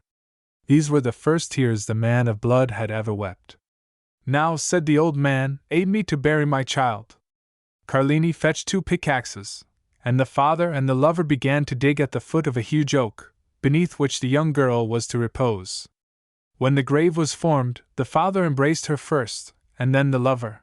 Afterwards, one taking the head, the other the feet, they placed her in the grave. Then they knelt on each side of the grave, and said the prayers of the dead. Then, when they had finished, they cast the earth over the corpse, until the grave was filled. Then, extending his hand, the old man said, "I thank you, my son, and now leave me alone." "Yet," replied Carlini. "Leave me, I command you." Carlini obeyed, rejoined his comrades, folded himself in his cloak, and soon appeared to sleep as soundly as the rest. It had been resolved the night before to change their encampment. An hour before daybreak, Cucumetto aroused his men, and gave the word to march. But Carlini would not quit the forest, without knowing what had become of Rita's father. He went toward the place where he had left him. He found the old man suspended from one of the branches of the oak which shaded his daughter's grave. He then took an oath of bitter vengeance over the dead body of the one and the tomb of the other. But he was unable to complete this oath, for 2 days afterwards, in an encounter with the Roman carbineers, Carlini was killed. There was some surprise, however, that, as he was with his face to the enemy, he should have received a ball between his shoulders. That astonishment ceased when one of the brigands remarked to his comrades that Cucumetto was stationed 10 paces in Carlini's rear when he fell. On the morning of the departure from the forest of Frosinone he had followed Carlini in the darkness, and heard this oath of vengeance, and, like a wise man, anticipated it. They told 10 other stories of this bandit chief, each more singular than the other. Thus, from Fondi to Perugia, everyone trembles at the name of Cucumetto. These narratives were frequently the theme of conversation between Luigi and Teresa. The young girl trembled very much at hearing the stories, but Vampa reassured her with a smile, tapping the butt of his good fowling piece, which threw its ball so well, and if that did not restore her courage, he pointed to a crow perched on some dead branch, took aim, touched the trigger, and the bird fell dead at the foot of the tree. Time passed on, and the two young people had agreed to be married when Vampa should be 20 and Teresa 19 years of age. They were both orphans, and had only their employer's leave to ask, which had been already sought and obtained.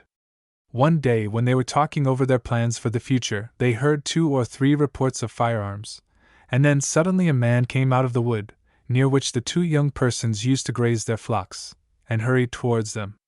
When he came within hearing, he exclaimed, "I am pursued. Can you conceal me?" They knew full well that this fugitive must be a bandit, but there is an innate sympathy between the Roman brigand and the Roman peasant, and the latter is always ready to aid the former. Vampa, without saying a word, hastened to the stone that closed up the entrance to their grotto, drew it away, made a sign to the fugitive to take refuge there, in a retreat unknown to everyone, closed the stone upon him, and then went and resumed his seat by Teresa. Instantly afterwards 4 carbineers, on horseback, appeared on the edge of the wood. 3 of them appeared to be looking for the fugitive, while the 4th dragged a brigand prisoner by the neck. The 3 carbineers looked about carefully on every side, saw the young peasants, and galloping up, began to question them. They had seen no one. "That is very annoying," said the brigadier, "for the man we are looking for is the chief." "Cucumetto!" cried Luigi and Teresa at the same moment. "Yes," replied the brigadier, "and as his head is valued at 1,000 Roman crowns, there would have been 500 for you, if you had helped us to catch him." The 2 young persons exchanged looks. The brigadier had a moment's hope. 500 Roman crowns are 3,000 lire, and 3,000 lire are a fortune for 2 poor orphans who are going to be married. "Yes, it is very annoying," said Vampa, "but we have not seen him." Then the carbineers scoured the country in different directions, but in vain. Then, after a time, they disappeared. Vampa then removed the stone, and Cucumetto came out. Through the crevices in the granite he had seen the 2 young peasants talking with the carbineers, and guessed the subject of their parley. He had read in the countenances of Luigi and Teresa their steadfast resolution not to surrender him, and he drew from his pocket a purse full of gold, which he offered to them. But Vampa raised his head proudly. As to Teresa, her eyes sparkled when she thought of all the fine gowns and gay jewelry she could buy with this purse of gold. Cucumetto was a cunning fiend, and had assumed the form of a brigand instead of a serpent, and this look from Teresa showed to him that she was a worthy daughter of Eve, and he returned to the forest, pausing several times on his way, under the pretext of saluting his protectors. Several days elapsed, and they neither saw nor heard of Cucumetto. The time of the carnival was at hand. The Count of San Felice announced a grand masked ball, to which all that were distinguished in Rome were invited. Teresa had a great desire to see this ball. Luigi asked permission of his protector, the steward, that she and he might be present amongst the servants of the house. This was granted. The ball was given by the Count for the particular pleasure of his daughter Carmela, whom he adored. Carmela was precisely the age and figure of Teresa, and Teresa was as handsome as Carmela. On the evening of the ball Teresa was attired in her best, her most brilliant ornaments in her hair, and gayest glass beads. She was in the costume of the women of Frascati. Luigi wore the very picturesque garb of the Roman peasant at holiday time. They both mingled, as they had leave to do, with the servants and peasants. The festa was magnificent. Not only was the villa brilliantly illuminated, but thousands of colored lanterns were suspended from the trees in the garden, and very soon the palace overflowed to the terraces, and the terraces to the garden walks. At each cross path was an orchestra, and tables spread with refreshments. The guests stopped, formed quadrilles, and danced in any part of the grounds they pleased. Carmela was attired like a woman of Cennino. Her cap was embroidered with pearls, the pins in her hair were of gold and diamonds, her girdle was of Turkey silk, with large embroidered flowers, her bodice and skirt were of cashmere, her apron of Indian muslin, and the buttons of her corset were of jewels. 2 of her companions were dressed, the one as a woman of Nettuno, and the other as a woman of La Riccia. For young men of the richest and noblest families of Rome accompanied them with that Italian freedom which has not its parallel in any other country in the world. They were attired as peasants of Albano, Velletri, Civita Castellana, and Sora. We need hardly add that these peasant costumes, like those of the young women, were brilliant with gold and jewels. Carmela wished to form a quadrille, but there was one lady wanting. Carmela looked all around her, but not one of the guests had a costume similar to her own, or those of her companions. The Count of San Felice pointed out Teresa, who was hanging on Luigi's arm in a group of peasants. "Will you allow me, father?" said Carmela. "Certainly," replied the Count. "Are we not in carnival time?" Carmela turned towards the young man who was talking with her, and saying a few words to him, pointed with her finger to Teresa. The young man looked, bowed in obedience, and then went to Teresa, and invited her to dance in a quadrille directed by the Count's daughter.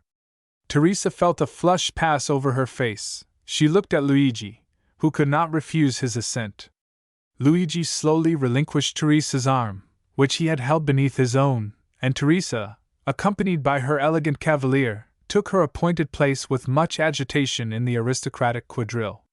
Certainly, in the eyes of an artist, the exact and strict costume of Teresa had a very different character from that of Carmela and her companions, and Teresa was frivolous and coquettish, and thus the embroidery and muslins, the cashmere waist-girdles, all dazzled her, and the reflection of sapphires and diamonds almost turned her giddy brain. Luigi felt a sensation hitherto unknown arising in his mind. It was like an acute pain which gnawed at his heart, and then thrilled through his whole body. He followed with his eye each movement of Teresa and her cavalier. When their hands touched, he felt as though he should swoon. Every pulse beat with violence, and it seemed as though a bell were ringing in his ears. When they spoke, although Teresa listened timidly and with downcast eyes to the conversation of her cavalier, as Luigi could read in the ardent looks of the good-looking young man that his language was that of praise, it seemed as if the whole world was turning round with him, and all the voices of hell were whispering in his ears ideas of murder and assassination. Then, fearing that his paroxysm might get the better of him, he clutched with one hand the branch of a tree against which he was leaning, and with the other convulsively grasped the dagger with a carved handle which was in his belt, and which, unwittingly, he drew from the scabbard from time to time. Luigi was jealous. He felt that, influenced by her ambitions and coquettish disposition, Teresa might escape him. The young peasant girl, at first timid and scared, soon recovered herself. We have said that Teresa was handsome, but this is not all. Teresa was endowed with all those wild graces which are so much more potent than our affected and studied elegancies. She had almost all the honors of the quadrille, and if she were envious of the Count of San Felice's daughter, we will not undertake to say that Carmela was not jealous of her. And with overpowering compliments her handsome cavalier led her back to the place whence he had taken her, and where Luigi awaited her. Twice or thrice during the dance the young girl had glanced at Luigi, and each time she saw that he was pale and that his features were agitated. Once even the blade of his knife, half drawn from its sheath, had dazzled her eyes with its sinister glare. Thus, it was almost tremblingly that she resumed her lover's arm. The quadrille had been most perfect, and it was evident there was a great demand for a repetition, Carmela alone objecting to it, but the Count of San Felice besought his daughter so earnestly that she acceded. One of the cavaliers then hastened to invite Teresa, without whom it was impossible for the quadrille to be formed, but the young girl had disappeared. The truth was that Luigi had not felt the strength to support another such trial, and half by persuasion and half by force, he had removed Teresa toward another part of the garden. Teresa had yielded in spite of herself, but when she looked at the agitated countenance of the young man, she understood by his silence and trembling voice that something strange was passing within him. She herself was not exempt from internal emotion, and without having done anything wrong, yet fully comprehended that Luigi was right in reproaching her. Why, she did not know, but yet she did not the less feel that these reproaches were merited. However, to Teresa's great astonishment, Luigi remained mute, and not a word escaped his lips the rest of the evening. When the chill of the night had driven away the guests from the gardens, and the gates of the villa were closed on them for the festa indoors, he took Teresa quite away, and as he left her at her home, he said, "Teresa, what were you thinking of as you danced opposite the young Countess of San Felice?" "I thought," replied the young girl, with all the frankness of her nature, "that I would give half my life for a costume such as she wore." "And what said your cavalier to you?" He said it only depended on myself to have it, and I had only one word to say. He was right, said Luigi. Do you desire it as ardently as you say? Yes. Well, then, you shall have it. The young girl, much astonished, raised her head to look at him, but his face was so gloomy and terrible that her words froze to her lips. As Luigi spoke thus, he left her. Teresa followed him with her eyes into the darkness as long as she could, and when he had quite disappeared, she went into the house with a sigh. That night a memorable event occurred, due, no doubt, to the imprudence of some servant who had neglected to extinguish the lights. The villa of San Felice took fire in the rooms adjoining the very apartment of the lovely Carmela.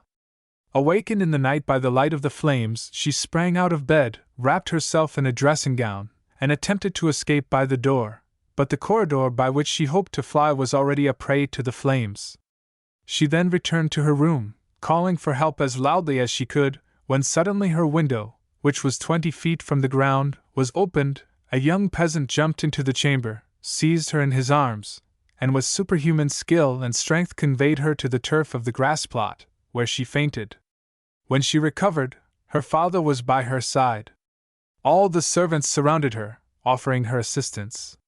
An entire wing of the villa was burnt down, but what of that, as long as Carmela was safe and uninjured? Her preserver was everywhere sought for, but he did not appear. He was inquired after, but no one had seen him. Carmela was greatly troubled that she had not recognized him. As the Count was immensely rich, accepting the danger Carmela had run, and the marvelous manner in which she had escaped, made that appear to him rather a favor of Providence than a real misfortune. The loss occasioned by the conflagration was to him but a trifle. The next day, at the usual hour, the two young peasants were on the borders of the forest. Luigi arrived first. He came toward Teresa in high spirits, and seemed to have completely forgotten the events of the previous evening. The young girl was very pensive, but seeing Luigi so cheerful, she on her part assumed a smiling air, which was natural to her when she was not excited or in a passion. Luigi took her arm beneath his own, and led her to the door of the grotto. Then he paused. The young girl, perceiving that there was something extraordinary, looked at him steadfastly. Teresa, said Luigi, yesterday evening you told me you would give all the world to have a costume similar to that of the Count's daughter. Yes, replied Teresa with astonishment, but I was mad to utter such a wish. And I replied, very well, you shall have it. Yes, replied the young girl, whose astonishment increased at every word uttered by Luigi, but of course your reply was only to please me. I have promised no more than I have given you, Teresa, said Luigi proudly. Go into the grotto and dress yourself. At these words he drew away the stone, and showed Teresa the grotto, lighted up by 2 wax lights, which burned on each side of a splendid mirror. On a rustic table, made by Luigi, were spread out the pearl necklace and the diamond pins, and on a chair at the side was laid the rest of the costume. Teresa uttered a cry of joy, and without inquiring whence this attire came, or even thanking Luigi, darted into the grotto, transformed into a dressing-room. Luigi pushed the stone behind her, for on the crest of a small adjacent hill which cut off the view toward Palestrina, he saw a traveler on horseback, stopping a moment, as if uncertain of his road, and thus presenting against the blue sky that perfect outline which is peculiar to distant objects in southern climes. When he saw Luigi, he put his horse into a gallop and advanced toward him. Luigi was not mistaken. The traveler, who was going from Palestrina to Tivoli, had mistaken his way. The young man directed him, but as at a distance of 1/4 of a mile the road again divided into 3 ways, and on reaching these the traveler might again stray from his route, he begged Luigi to be his guide. Luigi threw his cloak on the ground, placed his carbine on his shoulder, and freed from his heavy covering, preceded the traveler with the rapid step of a mountaineer, which a horse can scarcely keep up with. In 10 minutes Luigi and the traveler reached the crossroads. On arriving there, with an air as majestic as that of an emperor, he stretched his hand towards that one of the roads which the traveler was to follow. That is your road, Excellency, and now you cannot again mistake. And here is your recompense, said the traveler, offering the young herdsman some small pieces of money. Thank you, said Luigi, drawing back his hand. I render a service, I do not sell it. Well, replied the traveler, who seemed used to this difference between the civility of a man of the cities and the pride of the mountaineer, if you refuse wages, you will, perhaps, accept a gift. Ah, yes, that is another thing. Then, said the traveler, take these 2 Venetian sequins and give them to your bride, to make herself a pair of earrings. And then do you take this poniard, said the young herdsman. You will not find one better carved between Albano and Civita Castellana. I accept it, answered the traveler, but then the obligation will be on my side, for this poniard is worth more than 2 sequins. For a dealer perhaps, but for me, who engraved it myself, it is hardly worth a piastre. What is your name? Inquired the traveler. Luigi Vampa, replied the shepherd, with the same air as he would have replied, Alexander, king of Macedon. And yours? I, said the traveler, am called Sinbad the sailor. Franz D'Epinay started with surprise. Sinbad the sailor? He said. Yes, replied the narrator. That was the name which the traveler gave to Vampa as his own. Well, and what may you have to say against this name? Inquired Albert. It is a very pretty name, and the adventures of the gentleman of that name amused me very much in my youth, I must confess. Franz said no more. The name of Sinbad the sailor, as may well be supposed, awakened in him a world of recollections, as had the name of the Count of Monte Cristo on the previous evening. Proceed, said he to the host. Vampa put the 2 sequins haughtily into his pocket, and slowly returned by the way he had gone. As he came within 200 or 300 paces of the grotto, he thought he heard a cry. He listened to know whence this sound could proceed. A moment afterwards he thought he heard his own name pronounced distinctly. The cry proceeded from the grotto. He bounded like a chamois, cocking his carbine as he went, and in a moment reached the summit of a hill opposite to that on which he had perceived the traveler. 3 cries for help came more distinctly to his ear. He cast his eyes around him and saw a man carrying off Teresa, as Nessus, the centaur, carried Deianira. This man, who was hastening towards the wood, was already 3/4 of the way on the road from the grotto to the forest. Vampa measured the distance. The man was at least 200 paces in advance of him, and there was not a chance of overtaking him. The young shepherd stopped, as if his feet had been rooted to the ground. Then he put the butt of his carbine to his shoulder, took aim at the ravisher, followed him for a second in his track, and then fired. The ravisher stopped suddenly, his knees bent under him, and he fell with Teresa in his arms. The young girl rose instantly, but the man lay on the earth struggling in the agonies of death. Vampa then rushed towards Teresa, for at 10 paces from the dying man her legs had failed her, and she had dropped on her knees, so that the young man feared that the ball that had brought down his enemy had also wounded his betrothed. Fortunately, she was unscathed, and it was fright alone that had overcome Teresa. When Luigi had assured himself that she was safe and unharmed, he turned towards the wounded man. He had just expired, with clenched hands, his mouth in a spasm of agony, and his hair on end in the sweat of death. His eyes remained open and menacing. Vampa approached the corpse, and recognized Cucumetto.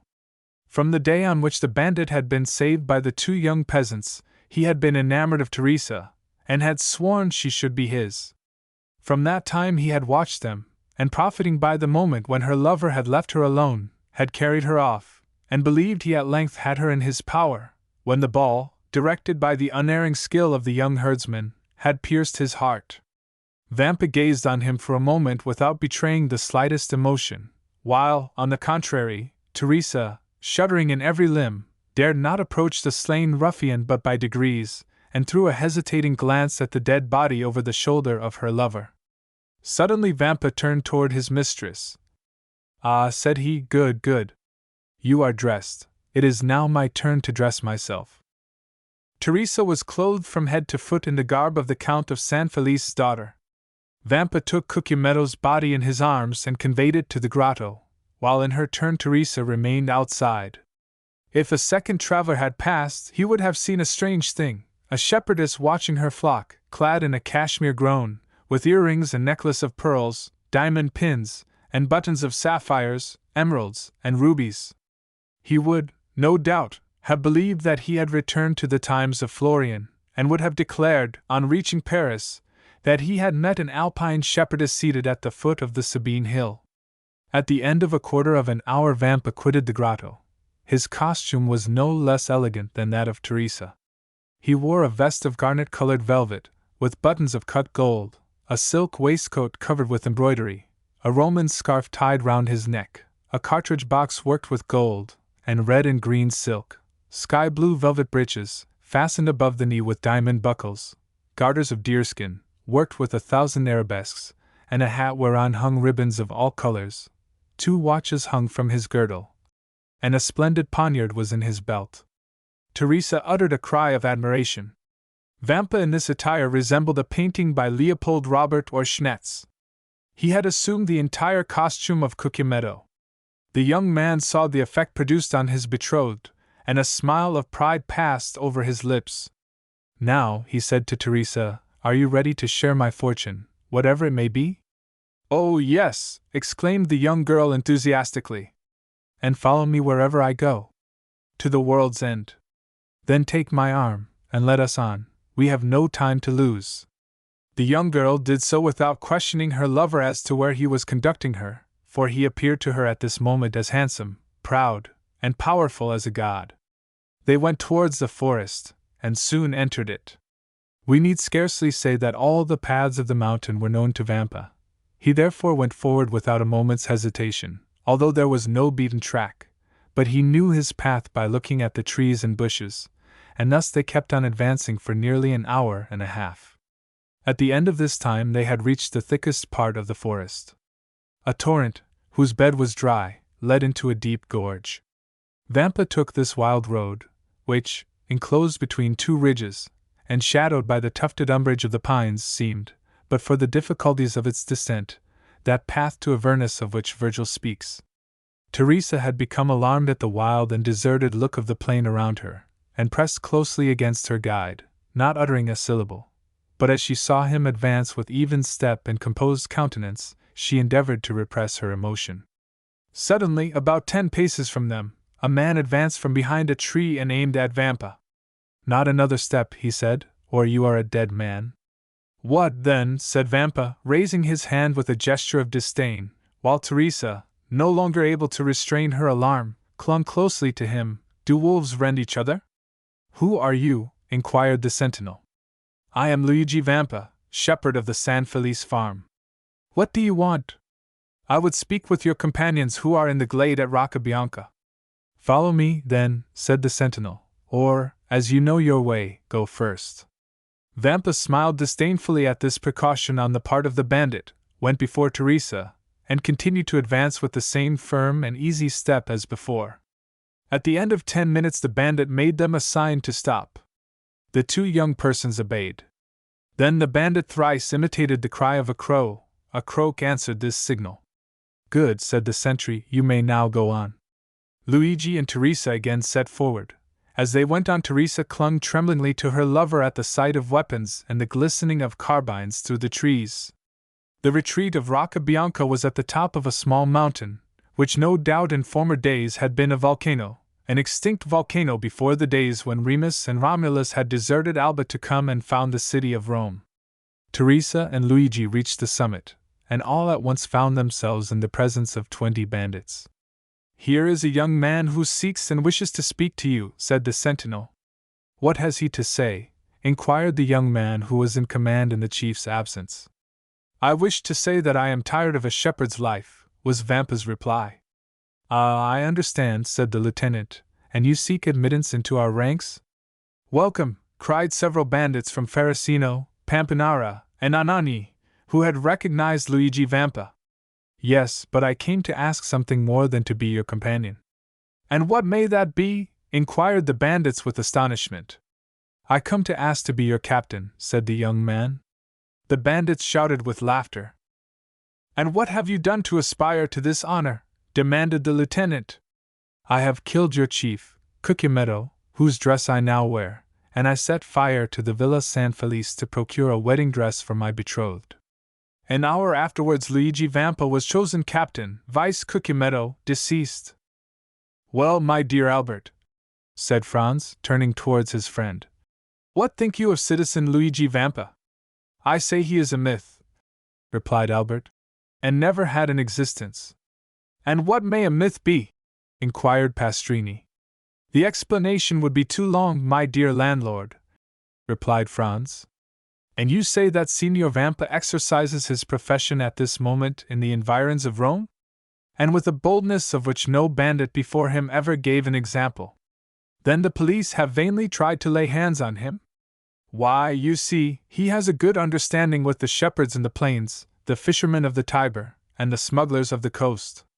They seek for him in the mountains, and he is on the waters. They follow him on the waters, and he is on the open sea. Then they pursue him, and he has suddenly taken refuge in the islands, at Giglio, Gianutri, or Monte Cristo, and when they hunt for him there, he reappears suddenly at Albano, Tivoli, or La Riccia. And how does he behave towards travelers? Alas! His plan is very simple. It depends on the distance he may be from the city, whether he gives 8 hours, 12 hours, or a day wherein to pay their ransom, and when that time has elapsed he allows another hour's grace. At the 60th minute of this hour, if the money is not forthcoming, he blows out the prisoner's brains with a pistol shot, or plants his dagger in his heart, and that settles the account. Well, Albert, inquired Franz of his companion, are you still disposed to go to the Colosseum by the outer wall? Quite so, said Albert, if the way be picturesque. The clock struck 9 as the door opened, and a coachman appeared. Excellencies, said he, the coach is ready. Well then, said Franz, let us to the Colosseum. By the Porta del Popolo or by the streets, your excellencies? By the streets, morbleu! By the streets, cried Franz. Ah, my dear fellow, said Albert, rising and lighting his third cigar. Really, I thought you had more courage. So saying, the two young men went down the staircase, and got into the carriage. Chapter 34. The Colosseum. Franz had so managed his route, that during the ride to the Colosseum they passed not a single ancient ruin, so that no preliminary impression interfered to mitigate the colossal proportions of the gigantic building they came to admire. The road selected was a continuation of the Via Sistina. Then, by cutting off the right angle of the street in which stands Santa Maria Maggiore and proceeding by the Via Urbana and San Pietro and Vincoli, the travelers would find themselves directly opposite the Colosseum. This itinerary possessed another great advantage, that of leaving Franz at full liberty to indulge his deep reverie upon the subject of Signor Pastrini's story, in which his mysterious host of Monte Cristo was so strangely mixed up. Seated with folded arms in a corner of the carriage, he continued to ponder over the singular history he had so lately listened to, and to ask himself an interminable number of questions touching its various circumstances without, however, arriving at a satisfactory reply to any of them. One fact more than the rest brought his friend, Sinbad the sailor, back to his recollection, and that was the mysterious sort of intimacy that seemed to exist between the brigands and the sailors. And Pastrini's account of Vampa's having found refuge on board the vessels of smugglers and fishermen reminded Franz of the 2 Corsican bandits he had found supping so amicably with the crew of the little yacht, which had even deviated from its course and touched at Porto Vecchio for the sole purpose of landing them. The very name assumed by his host of Monte Cristo and again repeated by the landlord of the Hotel de Londres abundantly proved to him that his island friend was playing his philanthropic part on the shores of Piombino, Civita Vecchia, Ostia, and Gaeta, as on those of Corsica, Tuscany, and Spain, and further, Franz bethought him of having heard his singular entertainer speak both of Tunis and Palermo, proving thereby how largely his circle of acquaintances extended. But however the mind of the young man might be absorbed in these reflections, they were at once dispersed at the sight of the dark frowning ruins of the stupendous Colosseum, through the various openings of which the pale moonlight played and flickered like the unearthly gleam from the eyes of the wandering dead. The carriage stopped near the Meta-Sudans. The door was opened, and the young men, eagerly alighting, found themselves opposite a cicerone, who appeared to have sprung up from the ground, so unexpected was his appearance. The usual guide from the hotel having followed them, they had paid 2 conductors, nor is it possible, at Rome, to avoid this abundant supply of guides.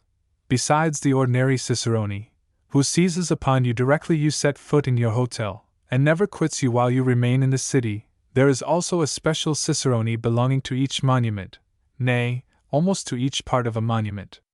It may, therefore, be easily imagined there is no scarcity of guides at the Colosseum, that wonder of all ages, which Martial thus eulogizes. Let Memphis cease to boast the barbarous miracles of her pyramids, and the wonders of Babylon be talked of no more among us. All must bow to the superiority of the gigantic labor of the Caesars, and the many voices of fame spread far and wide the surpassing merits of this incomparable monument. As for Albert and Franz, they essay not to escape from their Ciceronian tyrants, and indeed, it would have been so much the more difficult to break their bondage, as the guides alone are permitted to visit these monuments with torches in their hands. Thus, then, the young men made no attempt at resistance, but blindly and confidingly surrendered themselves into the care and custody of their conductors. Franz had already made 7 or 8 similar excursions to the Colosseum, while his less favored companion trod for the first time in his life the classic ground forming the monument of Flavius Vespasian, and to his credit be it spoken, his mind, even amid the glib loquacity of the guides, was duly and deeply touched with awe and enthusiastic admiration of all he saw. And certainly no adequate notion of these stupendous ruins can be formed save by such as have visited them, and more especially by moonlight, at which time the vast proportions of the building appear twice as large when viewed by the mysterious beams of a southern moonlit sky, whose rays are sufficiently clear and vivid to light the horizon with a glow equal to the soft twilight of a western clime. Scarcely, therefore, had the reflective Franz walked 100 steps beneath the interior porticos of the ruin, when, abandoning Albert to the guides, who would by no means yield their prescriptive right of carrying their victims through the routine regularly laid down, and as regularly followed by them, but dragged the unconscious visitor to the various objects with a pertinacity that admitted of no appeal, beginning, as a matter of course, with the Lion's Den, the Hall of the Gladiators, and finishing with Caesar's Podium. To escape a jargon and mechanical survey of the wonders by which he was surrounded, Franz ascended a half-dilapidated staircase, and leaving them to follow their monotonous round, seated himself at the foot of a column, and immediately opposite a large aperture, which permitted him to enjoy a full and undisturbed view of the gigantic dimensions of the majestic ruin.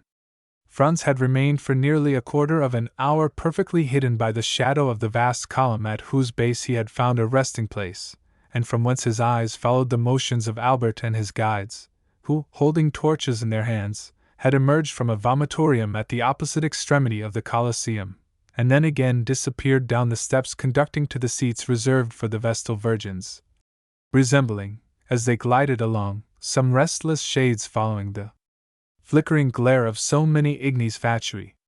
All at once his ear caught a sound resembling that of a stone rolling down the staircase opposite the one by which he had himself ascended. There was nothing remarkable in the circumstance of a fragment of granite giving way and falling heavily below, but it seemed to him that the substance that fell gave way beneath the pressure of a foot, and also that someone, who endeavored as much as possible to prevent his footsteps from being heard, was approaching the spot where he sat. Conjecture soon became certainty, for the figure of a man was distinctly visible to Franz, gradually emerging from the staircase opposite, upon which the moon was at that moment pouring a full tide of silvery brightness. The stranger thus presenting himself was probably a person who, like Franz, preferred the enjoyment of solitude and his own thoughts to the frivolous gabble of the guides. And his appearance had nothing extraordinary in it, but the hesitation with which he proceeded, stopping and listening with anxious attention at every step he took, convinced Franz that he expected the arrival of some person. By a sort of instinctive impulse, Franz withdrew as much as possible behind his pillar. About 10 feet from the spot where he and the stranger were, the roof had given way, leaving a large round opening, through which might be seen the blue vault of heaven, thickly studded with stars. Around this opening, which had, possibly, for ages permitted a free entrance to the brilliant moonbeams that now illumined the vast pile, grew a quantity of creeping plants, whose delicate green branches stood out in bold relief against the clear azure of the firmament, while large masses of thick, strong fibrous shoots forced their way through the chasm, and hung floating to and fro, like so many waving strings. The person whose mysterious arrival had attracted the attention of Franz stood in a kind of half-light that rendered it impossible to distinguish his features, although his dress was easily made out. He wore a large brown mantle, one fold of which, thrown over his left shoulder, served likewise to mask the lower part of his countenance, while the upper part was completely hidden by his broad-brimmed hat. The lower part of his dress was more distinctly visible by the bright rays of the moon, which, entering through the broken ceiling, shed their refulgent beams on feet cased in elegantly made boots of polished leather, over which descended fashionably cut trousers of black cloth. From the imperfect means Franz had of judging, he could only come to one conclusion, that the person whom he was thus watching certainly belonged to no inferior station of life. Some few minutes had elapsed, and the stranger began to show manifest signs of impatience, when a slight noise was heard outside the aperture in the roof, and almost immediately a dark shadow seemed to obstruct the flood of light that had entered it, and the figure of a man was clearly seen gazing with eager scrutiny on the immense space beneath him. Then, as his eye caught sight of him in the mantle, he grasped a floating mass of thickly matted boughs, and glided down by their help to within 3 or 4 feet of the ground, and then leaped lightly on his feet. The man who had performed this daring act with so much indifference wore the Transtabere costume. "I beg your Excellency's pardon for keeping you waiting," said the man, in the Roman dialect, "but I don't think I'm many minutes after my time. 10 o'clock has just struck by the clock of St. John Lateran." "Say not a word about being late," replied the stranger in purest Tuscan. "'Tis I who am too soon. But even if you had caused me to wait a little while, I should have felt quite sure that the delay was not occasioned by any fault of yours." "Your Excellency is perfectly right in so thinking," said the man. "I came here direct from the castle of St. Angelo, and I had an immense deal of trouble before I could get a chance to speak to Beppo." "And who is Beppo?" "Oh, Beppo is employed in the prison, and I give him so much a year to let me know what is going on within His Holiness's castle." "Indeed? You are a provident person, I see." "Why, you see, no one knows what may happen. Perhaps some of these days I may be entrapped, like poor Peppino, and may be very glad to have some little nibbling mouse to gnaw the meshes of my net, and so help me out of prison." "Briefly, what did you learn?" "That 2 executions of considerable interest will take place the day after tomorrow at 2 o'clock, as is customary at Rome at the commencement of all great festivals. One of the culprits will be Mazzolato Winkwitherfrown III. He is an atrocious villain, who murdered the priest who brought him up, and deserves not the smallest pity. The other sufferer is sentenced to be Decapitato Winkwitherfrown IV, and he, your Excellency, is poor Peppino. The fact is that you have inspired not only the pontifical government, but also the neighboring states, with such extreme fear that they are glad of all opportunity of making an example. But Peppino did not even belong to my band. He was merely a poor shepherd, whose only crime consisted in furnishing us with provisions, which makes him your accomplice to all intents and purposes. But mark the distinction with which he is treated. Instead of being knocked on the head as you would be if once they caught hold of you, he is simply sentenced to be guillotined, by which means, too, the amusements of the day are diversified, and there is a spectacle to please every spectator, without reckoning the wholly unexpected one I am preparing to surprise them with." "My good friend," said the man in the cloak, "excuse me for saying that you seem to me precisely in the mood to commit some wild or extravagant act. Perhaps I am, but one thing I have resolved on, and that is, to stop at nothing to restore a poor devil to liberty, who has got into this scrape solely from having served me. I should hate and despise myself as a coward did I desert the brave fellow in his present extremity." "And what do you mean to do?" "To surround the scaffold with 20 of my best men, who, at a signal from me, will rush forward directly Peppino is brought for execution, and, by the assistance of their stilettos, drive back the guard, and carry off the prisoner. That seems to me as hazardous as uncertain, and convinces me that my scheme is far better than yours." "And what is your Excellency's project?" "Just this. I will so advantageously bestow 2,000 piastres, that the person receiving them shall obtain a respite till next year for Peppino, and during that year, another skillfully placed 1,000 piastres will afford him the means of escaping from his prison." "And do you feel sure of succeeding?" Pardieu! Exclaimed the man in the cloak, suddenly expressing himself in French. What did your Excellency say? Inquired the other. I said, my good fellow, that I would do more single-handed by the means of gold than you and all your troop could effect with stilettos, pistols, carbines, and blunderbusses included. Leave me, then, to act, and have no fears for the result. At least, there can be no harm in myself and party being in readiness, in case your Excellency should fail. None whatever. Take what precautions you please, if it is any satisfaction to you to do so, but rely upon my obtaining the reprieve I seek. Remember, the execution is fixed for the day after tomorrow, and that you have but 1 day to work in. And what of that? Is not a day divided into 24 hours, each hour into 60 minutes, and every minute subdivided into 60 seconds? Now in 86,400 seconds very many things can be done. And how shall I know whether your Excellency has succeeded or not? Oh, that is very easily arranged. I have engaged the 3 lower windows at the Café Rospoli. Should I have obtained the requisite pardon for Peppino, the 2 outside windows will be hung with yellow damasks, and the center with white, having a large cross and red marked on it. And whom will you employ to carry the reprieve to the officer directing the execution? Send one of your men, disguised as a penitent friar, and I will give it to him. His dress will procure him the means of approaching the scaffold itself, and he will deliver the official order to the officer, who, in his turn, will hand it to the executioner.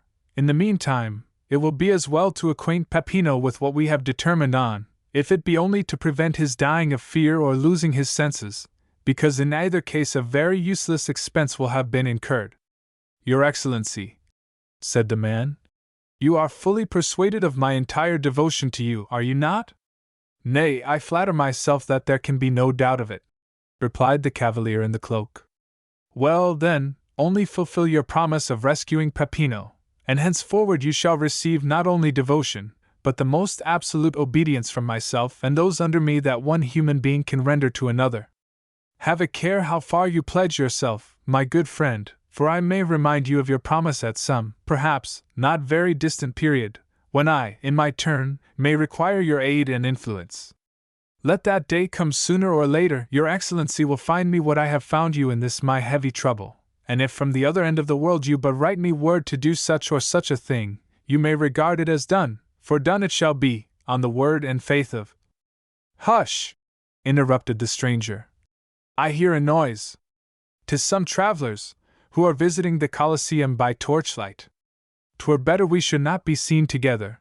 Those guides are nothing but spies, and might possibly recognize you, and however I may be honored by your friendship, my worthy friend, if once the extent of our intimacy were known, I am sadly afraid both my reputation and credit would suffer thereby.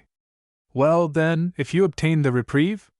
The middle window at the Café Rospoli will be hung with white damask, bearing a red cross. And if you fail? Then all 3 windows will have yellow draperies. And then? And then, my good fellow, use your daggers in any way you please, and I further promise you to be there as a spectator of your prowess. We understand each other perfectly, then. Adieu, your Excellency. Depend upon me as firmly as I do upon you.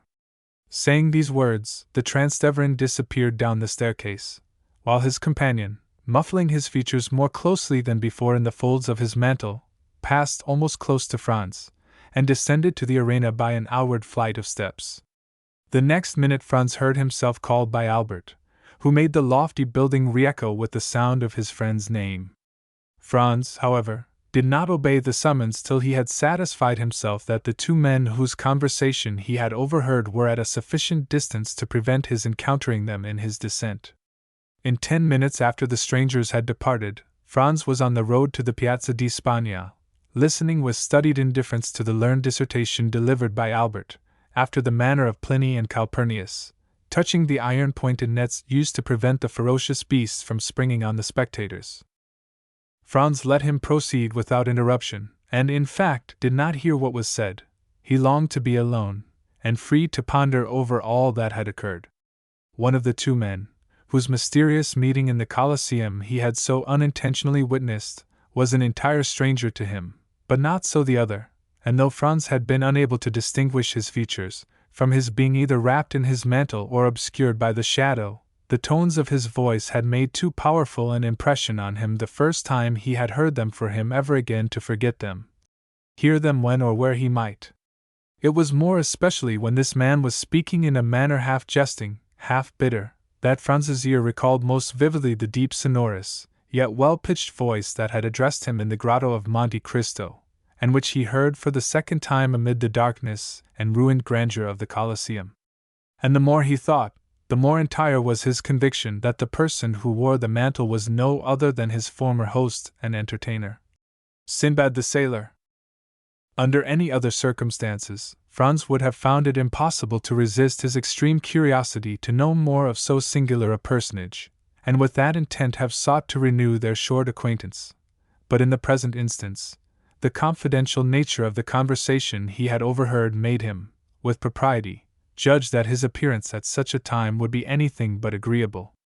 As we have seen, therefore, he permitted his former host to retire without attempting a recognition, but fully promising himself a rich indemnity for his present forbearance should chance afford him another opportunity. In vain did Franz endeavor to forget the many perplexing thoughts which assailed him. In vain did he court the refreshment of sleep. Slumber refused to visit his eyelids, and the night was passed in feverish contemplation of the chain of circumstances tending to prove the identity of the mysterious visitant to the Colosseum with the inhabitant of the Grotto of Monte Cristo, and the more he thought, the firmer grew his opinion on the subject. Worn out at length, he fell asleep at daybreak, and did not awake till late. Like a genuine Frenchman, Albert had employed his time in arranging for the evening's diversion. He had sent to engage a box at the Teatro Argentina, and Franz, having a number of letters to write, relinquished the carriage to Albert for the whole of the day. At 5 o'clock Albert returned, delighted with his day's work. He had been occupied in leaving his letters of introduction, and had received in return more invitations to balls and routs than it would be possible for him to accept. Besides this, he had seen, as he called it, all the remarkable sights at Rome. Yes, in a single day he had accomplished what his more serious-minded companion would have taken weeks to effect. Neither had he neglected to ascertain the name of the piece to be played that night at the Teatro Argentina, and also what performers appeared in it. The opera of Parisina was announced for representation, and the principal actors were Coselli, Moriani, and La Specchia. The young men, therefore, had reason to consider themselves fortunate in having the opportunity of hearing one of the best works by the composer of Lucia di Lammermoor, supported by three of the most renowned vocalists of Italy. Albert had never been able to endure the Italian theaters, with their orchestras from which it is impossible to see, and the absence of balconies, or open boxes. All these defects pressed hard on a man who had had his stall at the Bouffes, and had shared a lower box at the opera. Still, in spite of this, Albert displayed his most dazzling and effective costumes each time he visited the theaters, but alas, his elegant toilet was wholly thrown away, and one of the most worthy representatives of Parisian fashion had to carry with him the mortifying reflection that he had nearly overrun Italy without meeting with a single adventure. Sometimes Albert would affect to make a joke of his want of success, but internally he was deeply wounded, and his self-love immensely piqued, to think that Albert de Morcerf, the most admired and most sought after of any young person of his day, should thus be passed over, and merely have his labor for his pains. And the thing was so much the more annoying, as, according to the characteristic modesty of a Frenchman, Albert had quitted Paris with the full conviction that he had only to show himself in Italy to carry all before him, and that upon his return he should astonish the Parisian world with the recital of his numerous love affairs. Alas, poor Albert! None of those interesting adventures fell in his way. The lovely Genoese, Florentines, and Neapolitans were all faithful, if not to their husbands, at least to their lovers, and thought not of changing even for the splendid appearance of Albert de Morcerf, and all he gained was the painful conviction that the ladies of Italy have this advantage over those of France, that they are faithful even in their infidelity. Yet he could not restrain a hope that in Italy, as elsewhere, there might be an exception to the general rule. Albert, besides being an elegant, well-looking young man, was also possessed of considerable talent and ability. Moreover, he was a viscount, a recently created one, certainly, but in the present day it is not necessary to go as far back as Noah in tracing a descent, and a genealogical tree is equally estimated, whether dated from 1399 or merely 1815. But to crown all these advantages, Albert de Morcerf commanded an income of 50,000 livres, a more than sufficient sum to render him a personage of considerable importance in Paris. It was therefore no small mortification to him to have visited most of the principal cities in Italy without having excited the most trifling observation. "And you will probably find your theme ill-chosen. But," said Albert, breaking in upon his discourse, "never mind the past. Let us only remember the present. Are you not going to keep your promise of introducing me to the fair subject of our remarks?" "Certainly, directly the curtain falls on the stage. What a confounded long time this first act lasts! I believe, on my soul, that they never mean to finish it." "Oh, yes, they will. Only listen to that charming finale. How exquisitely Coselli sings his part. But what an awkward, inelegant fellow he is. Well, then, what do you say to La Specchia? Did you ever see anything more perfect than her acting? Why, you know, my dear fellow, when one has been accustomed to Malibran and Sontag, such singers as these don't make the same impression on you they perhaps do on others. At least, you must admire Moriani's style and execution. I never fancied men of his dark, ponderous appearance singing with a voice like a woman's."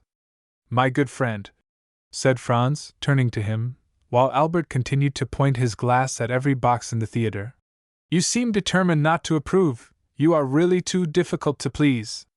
The curtain at length fell on the performances, to the infinite satisfaction of the Viscount of Morcerf, who seized his hat, rapidly passed his fingers through his hair, arranged his cravat and wristbands, and signified to Franz that he was waiting for him to lead the way. Franz, who had mutely interrogated the Countess, and received from her a gracious smile in token that he would be welcome, sought not to retard the gratification of Albert's eager impatience, but began at once the tour of the house, closely followed by Albert, who availed himself of the few minutes required to reach the opposite side of the theater to settle the height and smoothness of his collar, and to arrange the lappets of his coat. This important task was just completed as they arrived at the Countess's box. At the knock, the door was immediately opened, and the young man who was seated beside the Countess, in obedience to the Italian custom, instantly rose and surrendered his place to the strangers, who, in turn, would be expected to retire upon the arrival of other visitors. Franz presented Albert as one of the most distinguished young men of the day, both as regarded his position in society and extraordinary talents, nor did he say more than the truth, for in Paris and the circle in which the Viscount moved, he was looked upon and cited as a model of perfection. Franz added that his companion, deeply grieved at having been prevented the honor of being presented to the Countess during her sojourn in Paris, was most anxious to make up for it, and had requested him, Franz, to remedy the past misfortune by conducting him to her box, and concluded by asking pardon for his presumption in having taken it upon himself to do so. The Countess, in reply, bowed gracefully to Albert, and extended her hand with cordial kindness to Franz. Then, inviting Albert to take the vacant seat beside her, she recommended Franz to take the next best, if he wished to view the ballet, and pointed to the one behind her own chair. Albert was soon deeply engrossed in discoursing upon Paris and Parisian matters, speaking to the Countess of the various persons they both knew there. Franz perceived how completely he was in his element, and unwilling to interfere with the pleasure he so evidently felt, took up Albert's glass, and began in his turn to survey the audience. Sitting alone, in the front of a box immediately opposite, but situated on the third row, was a woman of exquisite beauty, dressed in a Greek costume, which evidently, from the ease and grace with which she wore it, was her national attire. Behind her, but in deep shadow, was the outline of a masculine figure, but the features of this latter personage it was not possible to distinguish. Franz could not forbear breaking in upon the apparently interesting conversation passing between the Countess and Albert, to inquire of the former if she knew who was the fair Albanian opposite, since beauty such as hers was well worthy of being observed by either sex. "All I can tell about her," replied the Countess, "is that she has been at Rome since the beginning of the season, for I saw her where she now sits the very first night of the season, and since then she has never missed a performance. Sometimes she is accompanied by the person who is now with her, and at others she is merely attended by a black servant. And what do you think of her personal appearance? Oh, I consider her perfectly lovely. She is just my idea of what Medora must have been. Franz and the Countess exchanged a smile, and then the latter resumed her conversation with Albert, while Franz returned to his previous survey of the house and company.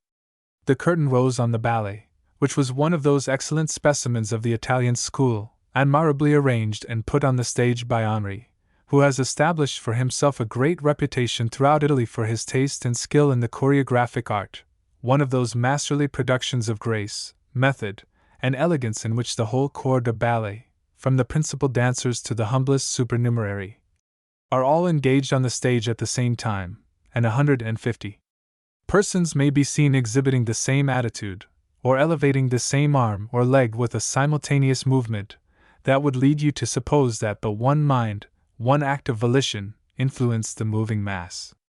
The ballet was called Poliska. However much the ballet might have claimed his attention, Franz was too deeply occupied with the beautiful Greek to take any note of it, while she seemed to experience an almost childlike delight in watching it, her eager, animated looks contrasting strongly with the utter indifference of her companion, who, during the whole time the piece lasted, never even moved, not even when the furious, crashing din produced by the trumpets, cymbals, and Chinese bells sounded their loudest from the orchestra. Of this he took no heed, but was, as far as appearances might be trusted, enjoying soft repose and bright celestial dreams. The ballet at length came to a close, and the curtain fell amid the loud, unanimous plaudits of an enthusiastic and delighted audience. Owing to the very judicious plan of dividing the two acts of the opera with a ballet, the pauses between the performances are very short, the singers in the opera having time to repose themselves and change their costume, when necessary, while the dancers are executing their pirouettes and exhibiting their graceful steps.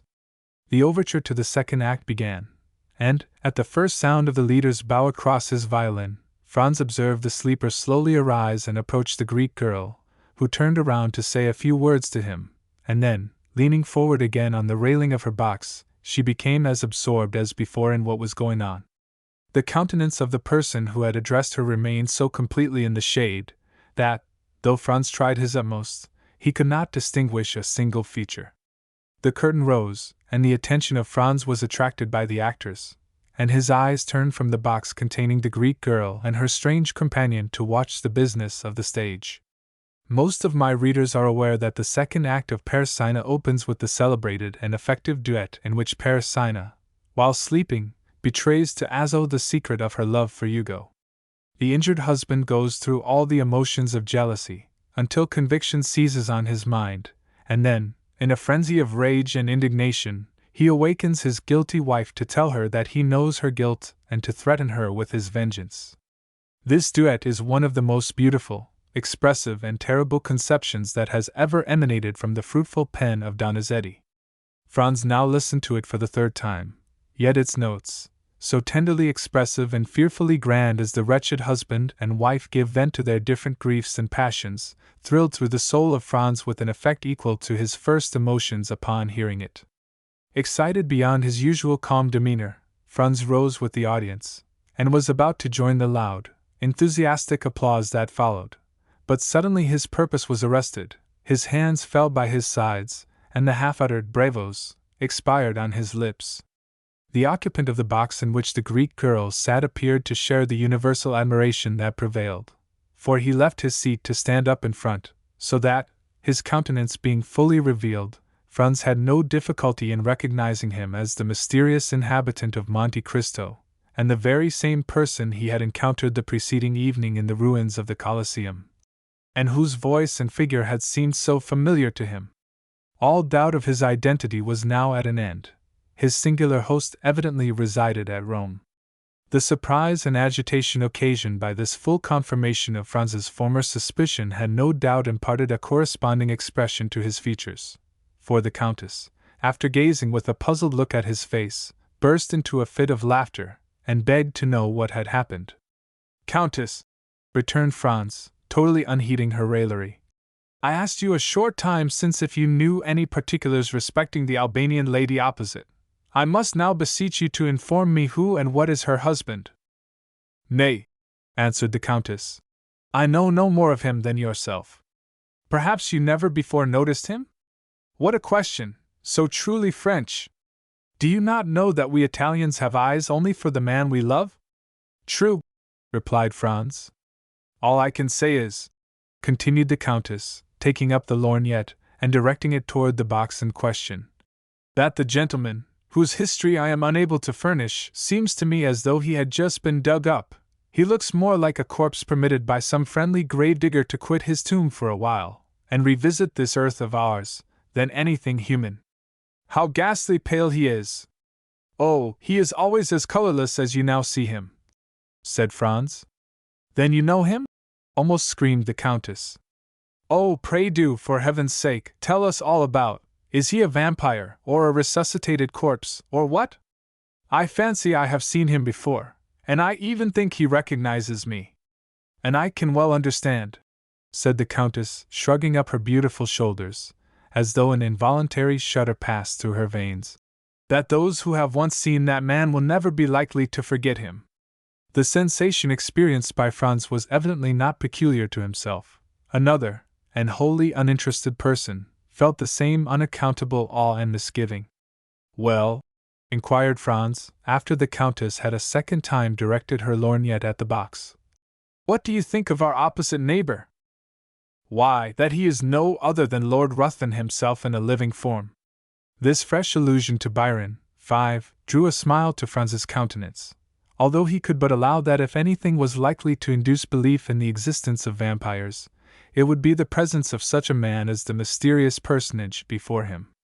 I must positively find out who and what he is, said Franz, rising from his seat. No, no, cried the Countess. You must not leave me. I depend upon you to escort me home. Oh, indeed, I cannot permit you to go.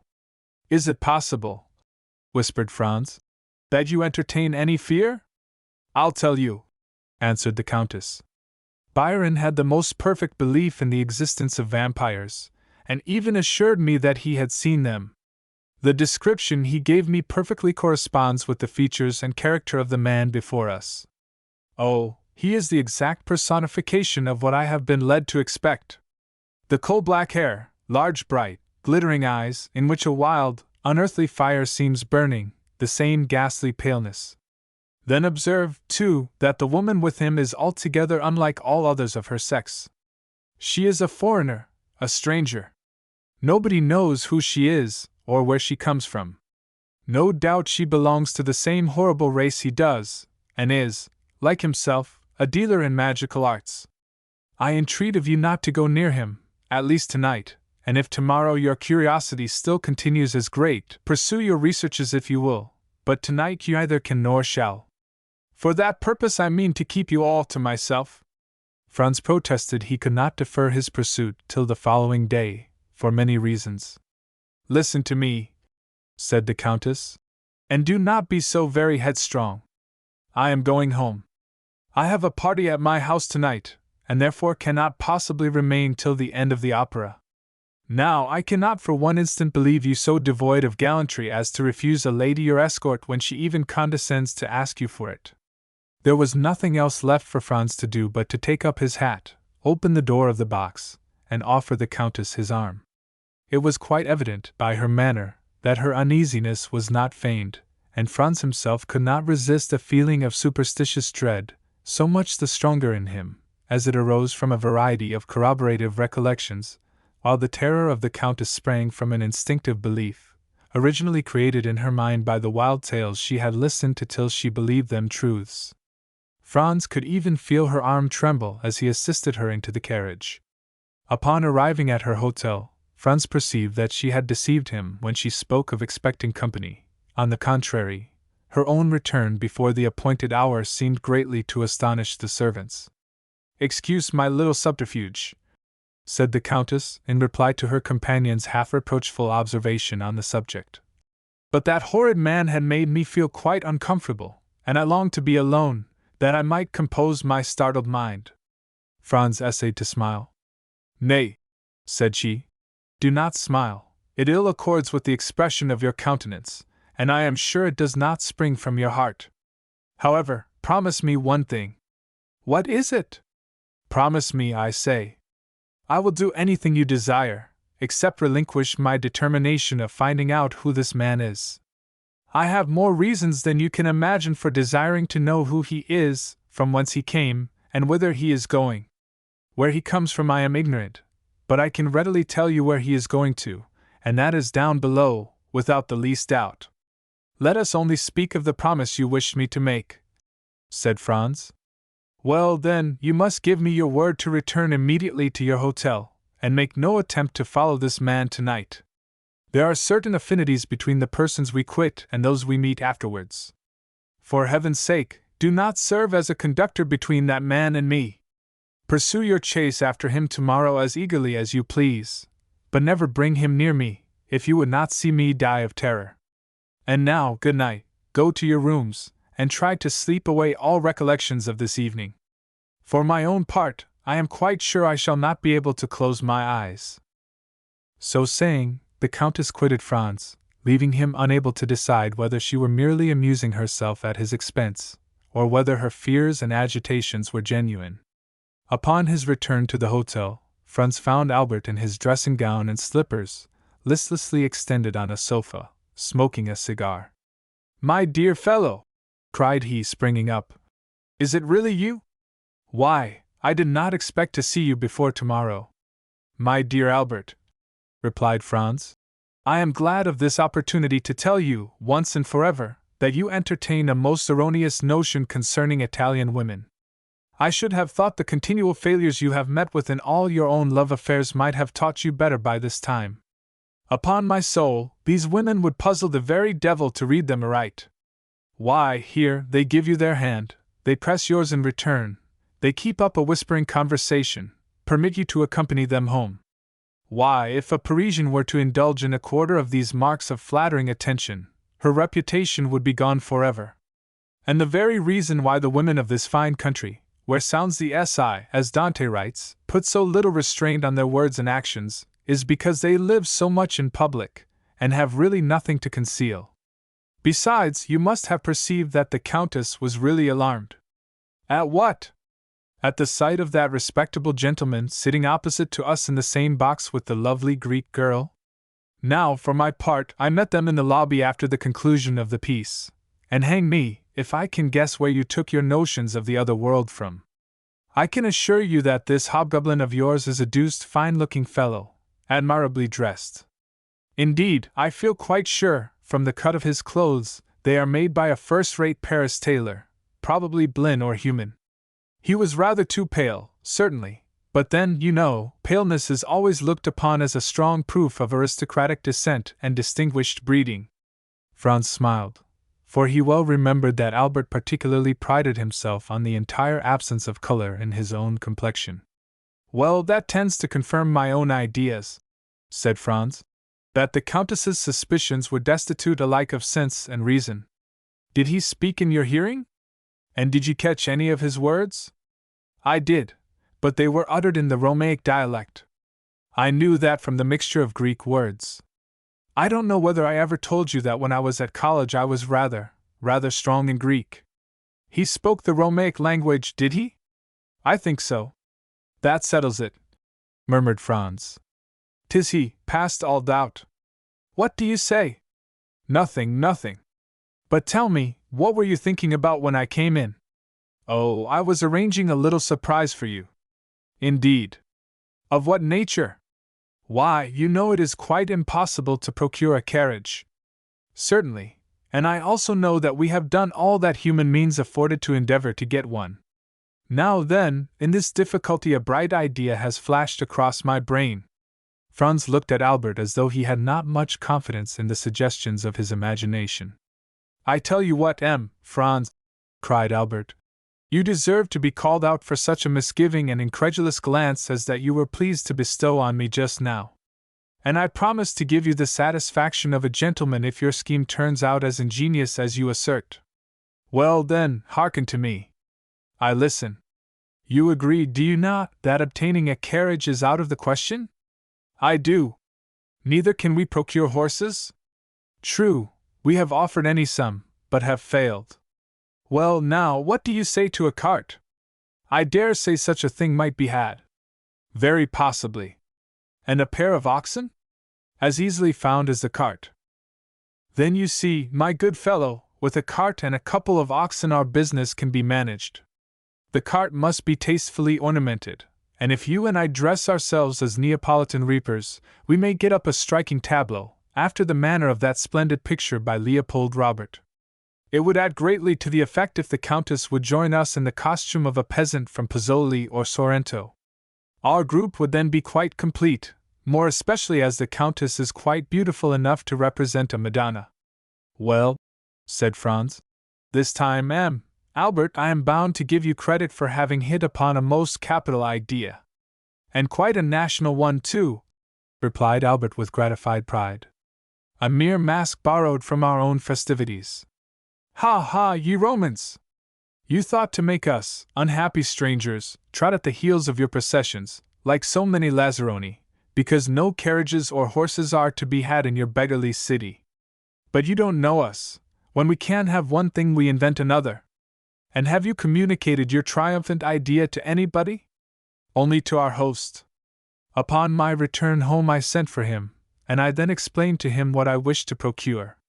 He assured me that nothing would be easier than to furnish all I desired. One thing I was sorry for.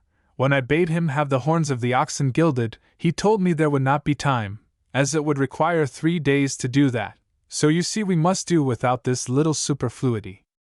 And where is he now? Who? Our host. Gone out in search of our equipage. By tomorrow it might be too late. Then he will be able to give us an answer tonight. Oh, I expect him every minute. At this instant the door opened, and the head of Signor Pastrini appeared. Permesso? Inquired he.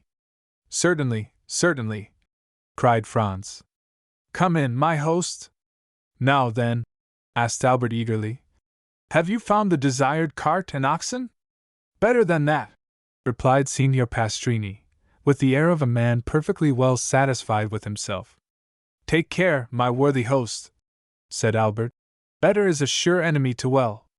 Let your excellencies only leave the matter to me, returned Signor Pastrini in a tone indicative of unbounded self-confidence. But what have you done? Asked Franz. Speak out, there's a worthy fellow. Your excellencies are aware, responded the landlord, swelling with importance, that the Count of Monte Cristo is living on the same floor with yourselves. I should think we did know it, exclaimed Albert, since it is owing to that circumstance that we are packed into these small rooms, like two poor students in the back streets of Paris. When, then, the Count of Monte Cristo, hearing of the dilemma in which you are placed, has sent to offer you seats in his carriage and 2 places at his windows in the Palazzo Rospoli. The friends looked at each other with unutterable surprise.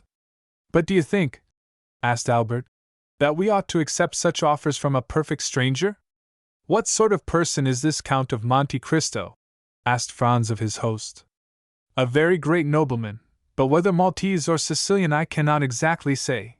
But this I know, that he is noble as a Borghese and rich as a gold mine.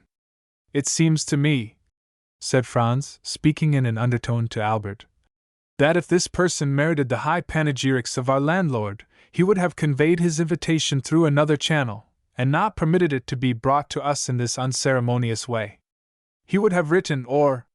At this instant someone knocked at the door. Come in, said Franz.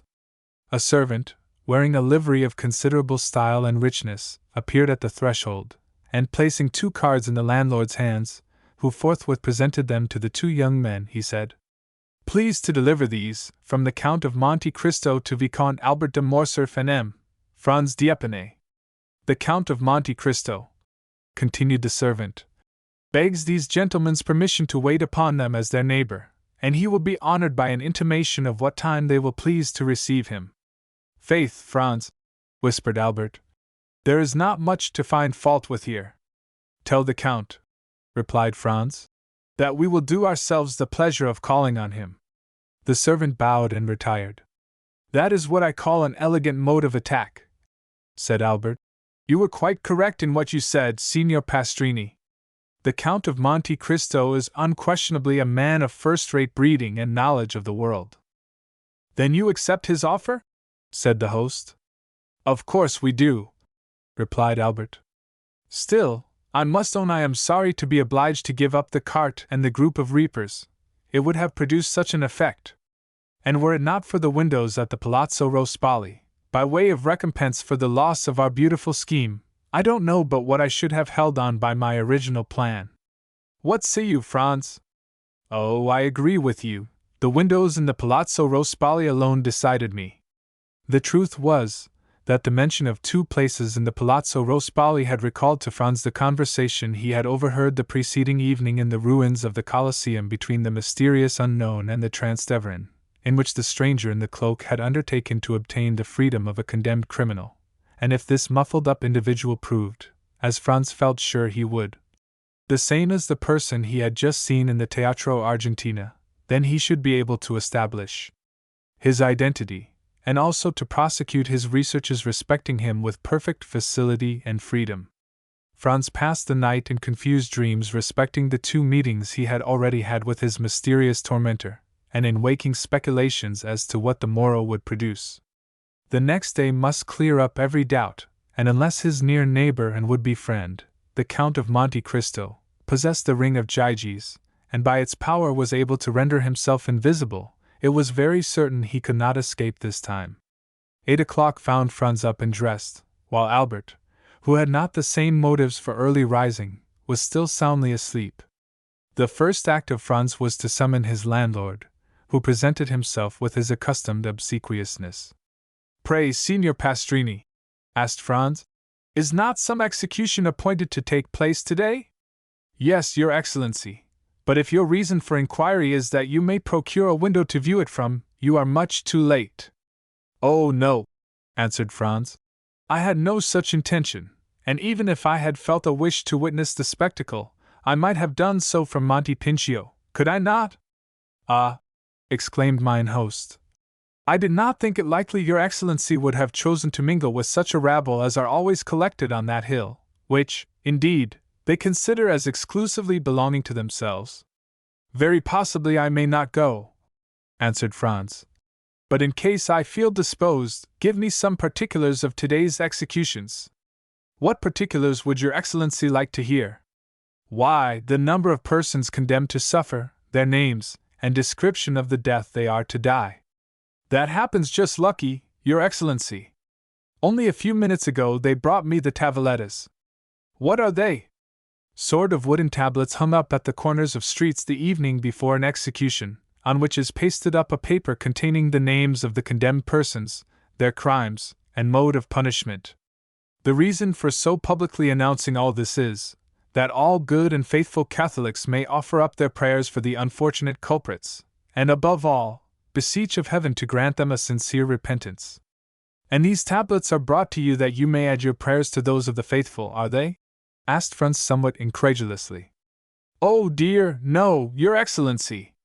I have not time for anybody's affairs but my own and those of my honorable guests, but I make an agreement with the man who pastes up the papers, and he brings them to me as he would the playbills, that in case any person staying at my hotel should like to witness an execution, he may obtain every requisite information concerning the time and place, etc. "Upon my word, that is a most delicate attention on your part, Signor Pastrini," cried Franz. "Why, Your Excellency," returned the landlord, chuckling and rubbing his hands with infinite complacency, "I think I may take upon myself to say I neglect nothing to deserve the support and patronage of the noble visitors to this poor hotel. I see that plainly enough, my most excellent host, and you may rely upon me to proclaim so striking a proof of your attention to your guests wherever I go. Meanwhile, oblige me by a sight of one of these tavelettas." "Nothing can be easier than to comply with Your Excellency's wish," said the landlord, opening the door of the chamber. "I have caused one to be placed on the landing, close by your apartment." Then, taking the tablet from the wall, he handed it to Franz, who read as follows: "The public is informed that on Wednesday, February 23rd, being the first day of the Carnival, Executions will take place in the Piazza del Popolo, by order of the Tribunal of the Rota, of two persons, named Andrea Rondello and Peppino, otherwise called Rocca Priori, the former found guilty of the murder of a venerable and exemplary priest, named Don Cesar Torlini, canon of the Church of St. John Lateran, and the latter convicted of being an accomplice of the atrocious and sanguinary bandit, Luigi Vampa, and his band. The first named malefactor will be Mazzilato, the second culprit decapitato. The prayers of all good Christians are entreated for these unfortunate men, that it may please God to awaken them to a sense of their guilt, and to grant them a hearty and sincere repentance for their crimes. This was precisely what Franz had heard the evening before in the ruins of the Colosseum. No part of the program differed. The names of the condemned persons, their crimes, and mode of punishment, all agreed with his previous information.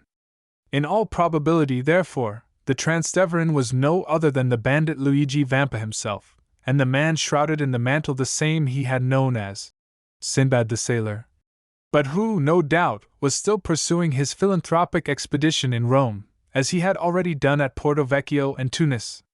Time was getting on, however, and Franz deemed it advisable to awaken Albert. But at the moment he prepared to proceed to his chamber, his friend entered the room in perfect costume for the day.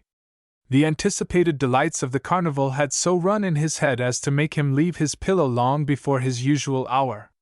"Now, my excellent Signor Pastrini," said Franz, addressing his landlord, "since we are both ready, do you think we may proceed at once to visit the Count of Monte Cristo?" "Most assuredly," replied he. "The Count of Monte Cristo is always an early riser, and I can answer for his having been up these 2 hours." "Then you really consider we shall not be intruding if we pay our respects to him directly?" "Oh, I am quite sure. I will take all the blame on myself if you find I have led you into an error." "Well, then, if it be so, are you ready, Albert?" "Perfectly. Let us go and return our best thanks for his courtesy." "Yes, let us do so." The landlord preceded the friends across the landing, which was all that separated them from the apartments of the Count, rang at the bell, and, upon the door being opened by a servant, said, "I Signori Francisci." The domestic bowed respectfully, and invited them to enter. They passed through 2 rooms, furnished in a luxurious manner they had not expected to see under the roof of Signor Pastrini, and were shown into an elegantly fitted-up drawing-room. The richest Turkey carpets covered the floor, and the softest and most inviting couches, easy-chairs, and sofas, offered their high-piled and yielding cushions to such as desired repose or refreshment. Splendid paintings by the first masters were ranged against the walls, intermingled with magnificent trophies of war, while heavy curtains of costly tapestry were suspended before the different doors of the room. "If your excellencies will please to be seated," said the man, "I will let the Count know that you are here." And with these words he disappeared behind one of the tapestried portieres. As the door opened, the sound of a guzzler reached the ears of the young men, but was almost immediately lost, for the rapid closing of the door merely allowed one rich swell of harmony to enter. Franz and Albert looked inquiringly at each other, then at the gorgeous furnishings of the apartment. Everything seemed more magnificent at a second view than it had done at their first rapid survey. "Well," said Franz to his friend, "what think you of all this?"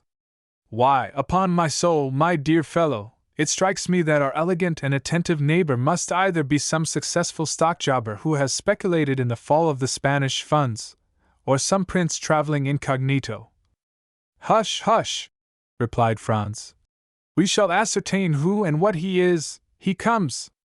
As Franz spoke, he heard the sound of a door turning on its hinges, and almost immediately afterwards the tapestry was drawn aside, and the owner of all these riches stood before the 2 young men. Albert instantly rose to meet him, but Franz remained, in a manner, spellbound on his chair, for in the person of him who had just entered he recognized not only the mysterious visitant to the Colosseum, and the occupant of the box at the Teatro Argentina, but also his extraordinary host of Monte Cristo. Chapter 35. La Mazzolata.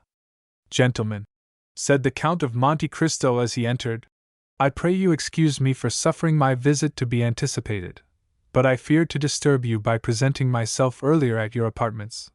Besides, you sent me word that you would come to me, and I have held myself at your disposal. Franz and I have to thank you 1,000 times, Count," returned Albert. "You extricated us from a great dilemma, and we were on the point of inventing a very fantastic vehicle when your friendly invitation reached us." "Indeed," returned the Count, motioning the two young men to sit down. "It was the fault of that blockhead Pastrini, that I did not sooner assist you in your distress. He did not mention a syllable of your embarrassment to me, when he knows that, alone and isolated as I am, I seek every opportunity of making the acquaintance of my neighbors. As soon as I learned I could in any way assist you, I most eagerly seized the opportunity of offering my services." The two young men bowed. Franz had, as yet, found nothing to say. He had come to no determination, and as nothing in the Count's manner manifested the wish that he should recognize him, he did not know whether to make any allusion to the past, or wait until he had more proof. Besides, although sure it was he who had been in the box the previous evening, he could not be equally positive that this was the man he had seen at the Colosseum. He resolved, therefore, to let things take their course without making any direct overture to the Count. Moreover, he had this advantage: he was master of the Count's secret, while the Count had no hold on Franz, who had nothing to conceal. However, he resolved to lead the conversation to a subject which might possibly clear up his doubts. "Count," said he, "you have offered us places in your carriage, and at your windows in the Rospoli Palace. Can you tell us where we can obtain a sight of the Piazza del Popolo?" "Ah," said the Count negligently, looking attentively at Morcerf. "Is there not something like an execution upon the Piazza del Popolo?" "Yes," returned Franz, finding that the Count was coming to the point he wished. "Stay, I think I told my steward yesterday to attend to this. Perhaps I can render you this slight service also." He extended his hand, and rang the bell thrice. "Did you ever occupy yourself," said he to Franz, "with the employment of time and the means of simplifying the summoning your servants?" "I have. When I ring once, it is for my valet, twice for my majordomo, thrice for my steward, thus I do not waste a minute or a word. Here he is." A man of about 45 or 50 entered, exactly resembling the smuggler who had introduced Franz into the cavern, but he did not appear to recognize him. It was evident he had his orders. "Monsieur Bertuccio," said the Count, "you have procured me windows looking on the Piazza del Popolo, as I ordered you yesterday." "Yes, Excellency," returned the steward, "but it was very late." "Did I not tell you I wished for one?" replied the Count, frowning. "And your Excellency has one, which was let to Prince Lobaneff, but I was obliged to pay 100. That will do, Monsieur Bertuccio, spare these gentlemen all such domestic arrangements. You have the window, that is sufficient. Give orders to the coachman, and be in readiness on the stairs to conduct us to it." The steward bowed, and was about to quit the room.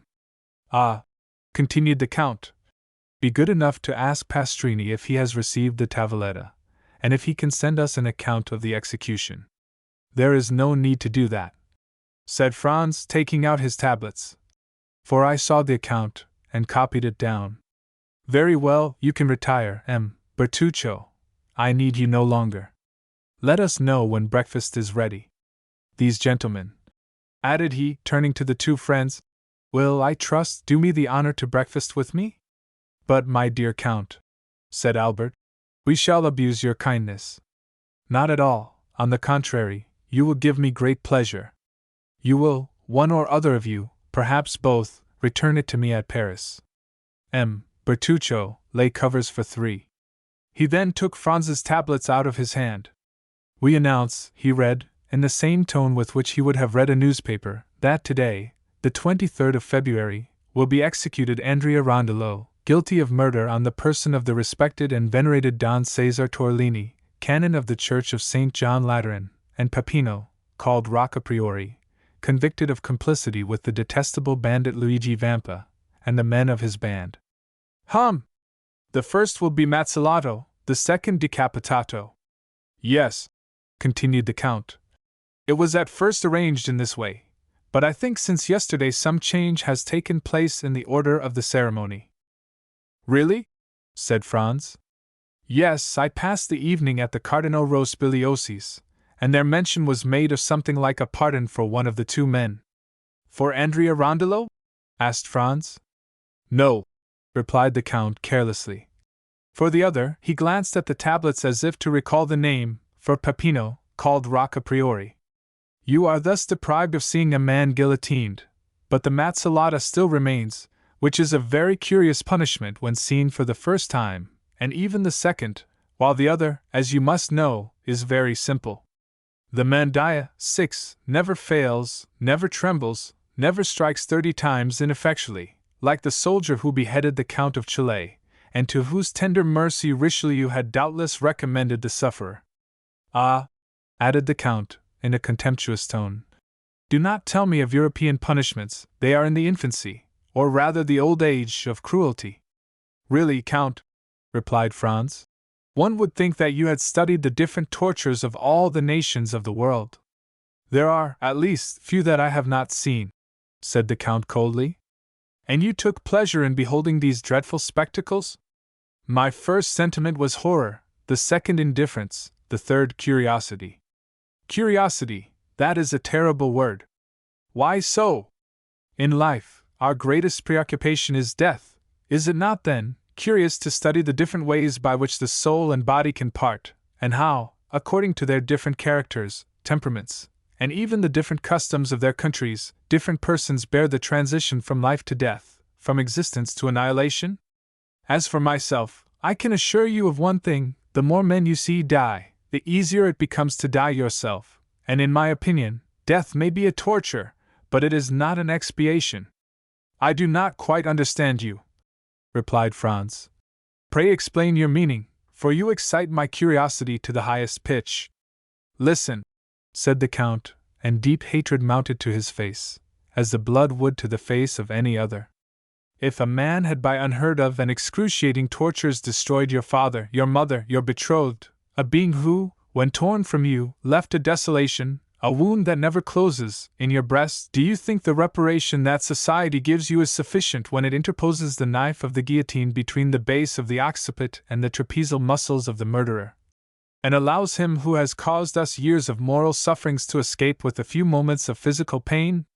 Yes, I know, said Franz, that human justice is insufficient to console us. She can give blood in return for blood, that is all. But you must demand from her only what it is in her power to grant. I will put another case to you, continued the Count, that where society, attacked by the death of a person, avenges death by death. But are there not 1,000 tortures by which a man may be made to suffer without society taking the least cognizance of them, or offering him even the insufficient means of vengeance, of which we have just spoken? Are there not crimes for which the impalement of the Turks, the augurs of the Persians, the stake and the brand of the Iroquois Indians, are inadequate tortures, and which are unpunished by society? Answer me, do not these crimes exist? Yes, answered Franz. And it is to punish them that dueling is tolerated. Ah, dueling, cried the Count. A pleasant manner, upon my soul, of arriving at your end when that end is vengeance. A man has carried off your mistress, a man has seduced your wife, a man has dishonored your daughter. He has rendered the whole life of one who had the right to expect from heaven that portion of happiness God has promised to every one of his creatures, an existence of misery and infamy. And you think you are avenged because you send a ball through the head, or pass a sword through the breast, of that man who has planted madness in your brain, and despair in your heart. And remember, moreover, that it is often he who comes off victorious from the strife, absolved of all crime in the eyes of the world. No, no, continued the Count. Had I to avenge myself, it is not thus I would take revenge. Then you disapprove of dueling? You would not fight a duel? Asked Albert in his turn, astonished at this strange theory. Oh, yes, replied the Count.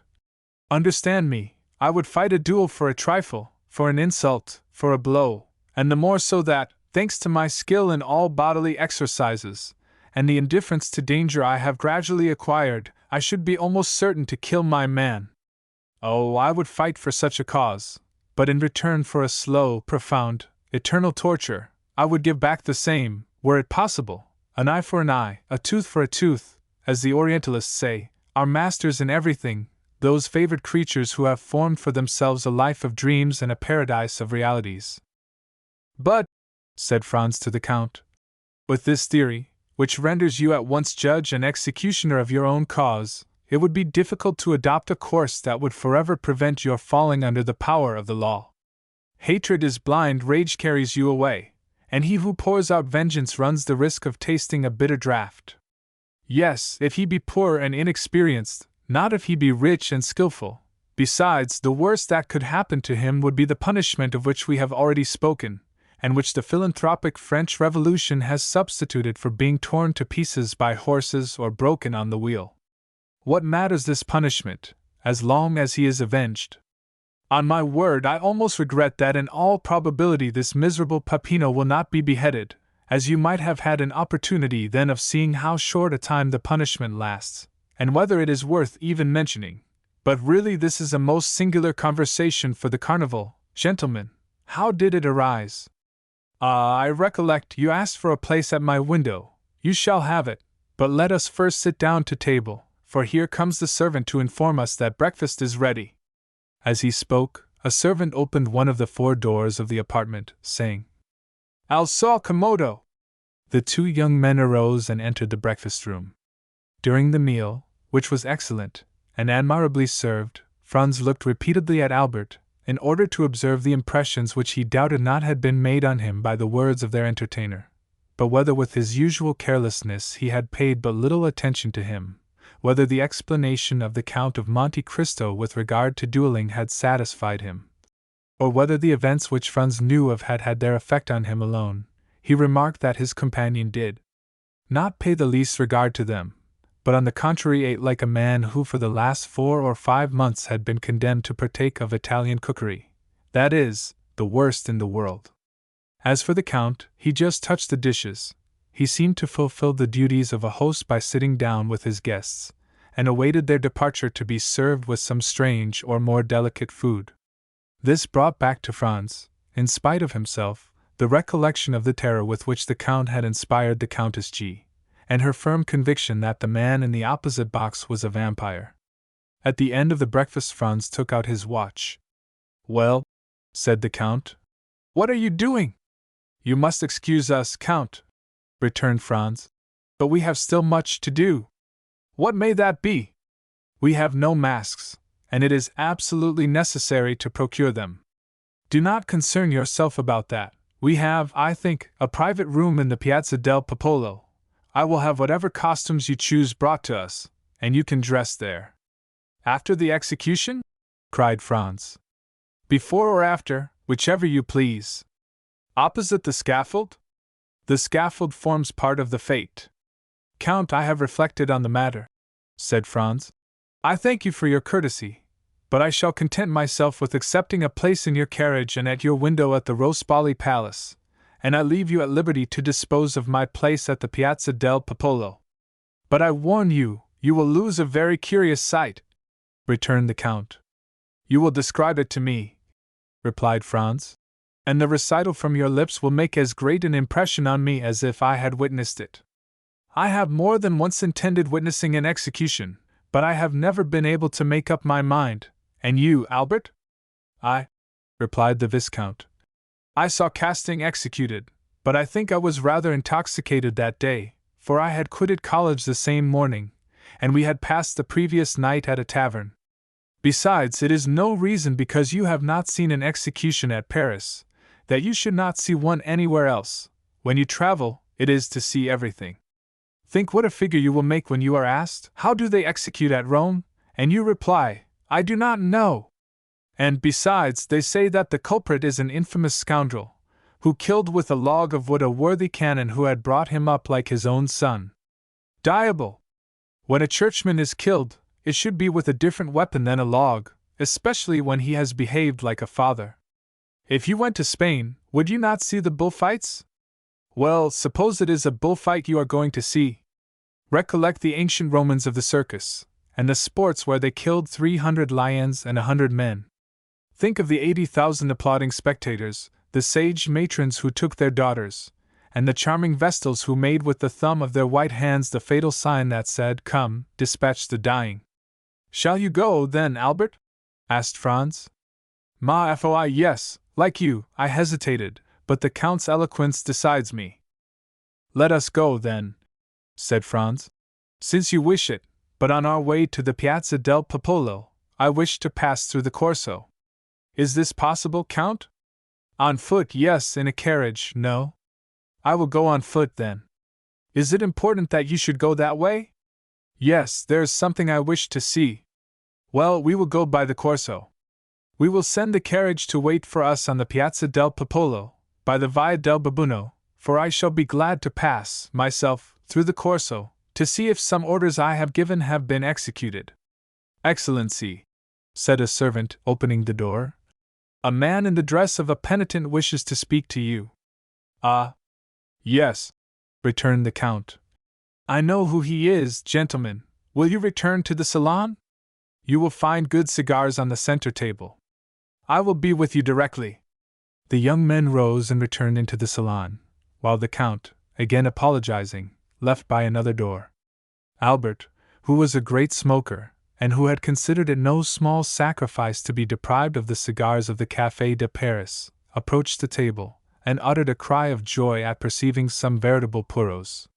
"Well," asked Franz, "what think you of the Count of Monte Cristo?" "What do I think?" said Albert, evidently surprised at such a question from his companion. "I think he is a delightful fellow, who does the honors of his table admirably, who has traveled much, read much, is, like Brutus, of the Stoic school, and moreover," added he, sending a volume of smoke up towards the ceiling, "that he has excellent cigars." Such was Albert's opinion of the Count, and as Franz well knew that Albert professed never to form an opinion except upon long reflection, he made no attempt to change it. "But," said he, "did you observe one very singular thing?" "What?" "How attentively he looked at you." "At me?" "Yes." Albert reflected. "Ah," replied he, sighing, "that is not very surprising. I have been more than a year absent from Paris, and my clothes are of a most antiquated cut. The Count takes me for a provincial. The first opportunity you have, undeceive him, I beg, and tell him I am nothing of the kind." Franz smiled. An instant after the Count entered. "I am now quite at your service, gentlemen," said he. "The carriage is going one way to the Piazza del Popolo, and we will go another, and if you please, by the Corso. Take some more of these cigars, M. de Morcerf." "With all my heart," returned Albert. "Italian cigars are horrible. When you come to Paris, I will return all this. I will not refuse. I intend going there soon, and since you allow me, I will pay you a visit. Come, we have not any time to lose, it is 12:30, let us set off." All three descended. The coachman received his master's orders, and drove down the Via del Babuino. While the three gentlemen walked along the Piazza di Spagna and the Via Fratina, which led directly between the Fiano and Rospoli palaces, Franz's attention was directed towards the windows of that last palace, for he had not forgotten the signal agreed upon between the man in the mantle and the Transtever peasant. "Which are your windows?" asked he of the Count, with as much indifference as he could assume. "The three last," returned he, with a negligence evidently unaffected, for he could not imagine with what intention the question was put. Franz glanced rapidly towards the three windows. The side windows were hung with yellow damask, and the center one with white damask and a red cross. The man in the mantle had kept his promise to the Transteverin, and there could now be no doubt that he was the Count. The three windows were still untenanted. Preparations were making on every side, chairs were placed, scaffolds were raised, and windows were hung with flags. The masks could not appear, the carriages could not move about, but the masks were visible behind the windows, the carriages, and the doors. Franz, Albert, and the Count continued to descend the Corso. As they approached the Piazza del Popolo, the crowd became more dense, and above the heads of the multitude two objects were visible: the obelisk, surmounted by a cross, which marks the center of the square, and in front of the obelisk, at the point where the three streets, del Babuino, del Corso, and di Ripetta, meet, the two uprights of the scaffold, between which glittered the curved knife of the mandaya. At the corner of the street they met the Count's steward, who was awaiting his master. The window, let at an exorbitant price, which the Count had doubtless wished to conceal from his guests, was on the second floor of the great palace, situated between the Via del Babuino and the Monte Pincio. It consisted, as we have said, of a small dressing room, opening into a bedroom, and, when the door of communication was shut, the inmates were quite alone. On chairs were laid elegant masquerade costumes of blue and white satin. "As you left the choice of your costumes to me," said the Count to the two friends, "I have had these brought, as they will be the most worn this year, and they are most suitable, on account of the confetti, sweetmeats, as they do not show the flour." Franz heard the words of the Count but imperfectly, and he perhaps did not fully appreciate this new attention to their wishes, for he was wholly absorbed by the spectacle that the Piazza del Popolo presented, and by the terrible instrument that was in the center. It was the first time Franz had ever seen a guillotine. We say guillotine, because the Roman mandaya is formed on almost the same model as the French instrument. 7. The knife, which is shaped like a crescent, that cuts with the convex side, falls from a less height, and that is all the difference. Two men, seated on the movable plank on which the victim is laid, were eating their breakfasts, while waiting for the criminal. Their repast consisted apparently of bread and sausages. One of them lifted the plank, took out a flask of wine, drank some, and then passed it to his companion. These two men were the executioner's assistants. At this sight Franz felt the perspiration start forth upon his brow. The prisoners, transported the previous evening from the Carceri Neuve to the little church of Santa Maria del Popolo, had passed the night, each accompanied by two priests, in a chapel closed by a grating, before which were two sentinels, who were relieved at intervals. A double line of carbineers, placed on each side of the door of the church, reached to the scaffold, and formed a circle around it, leaving a path about 10 feet wide, and around the guillotine a space of nearly 100 feet. All the rest of the square was paved with heads. Many women held their infants on their shoulders, and thus the children had the best view. The Monte Pincio seemed a vast amphitheater filled with spectators. The balconies of the two churches at the corner of the Via del Babuino and the Via di Ripeto were crammed. The steps even seemed a parti-colored sea, that was impelled towards the portico. Every niche in the wall held its living statue. What the Count said was true: the most curious spectacle in life is that of death. And yet, instead of the silence and the solemnity demanded by the occasion, laughter and jests arose from the crowd.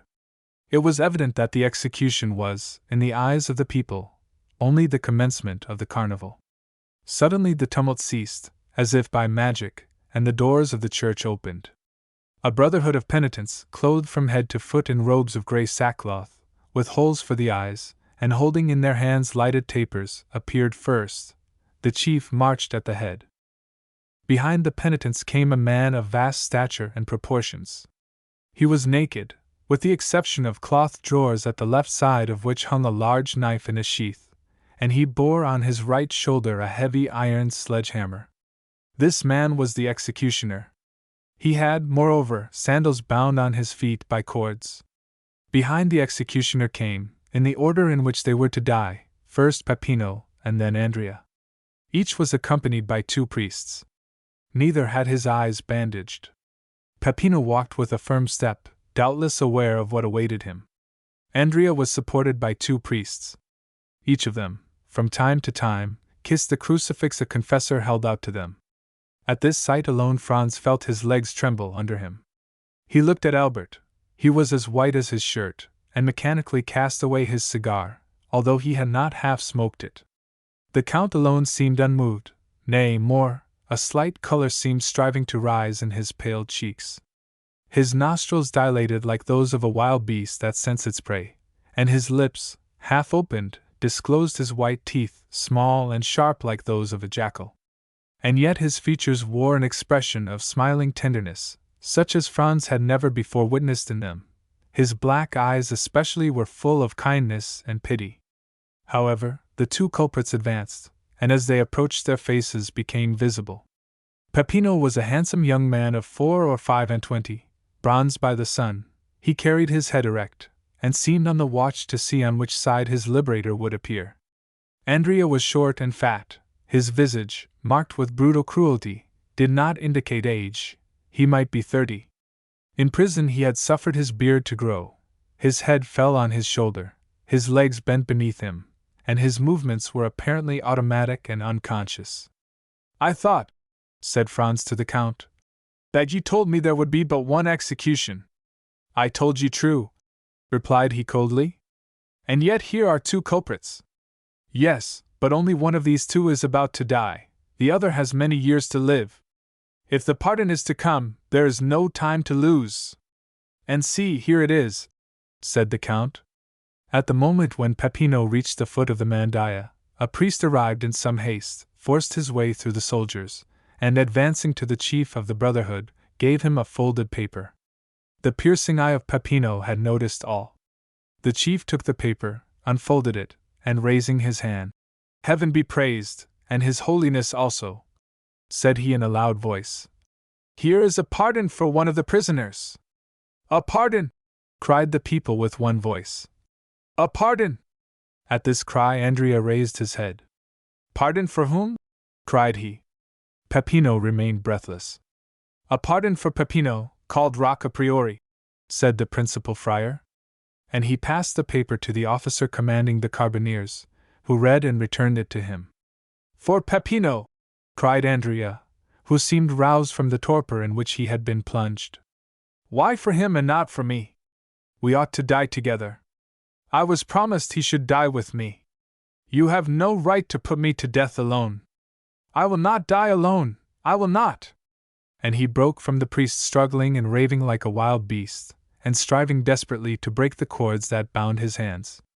The executioner made a sign, and his two assistants leaped from the scaffold and seized him.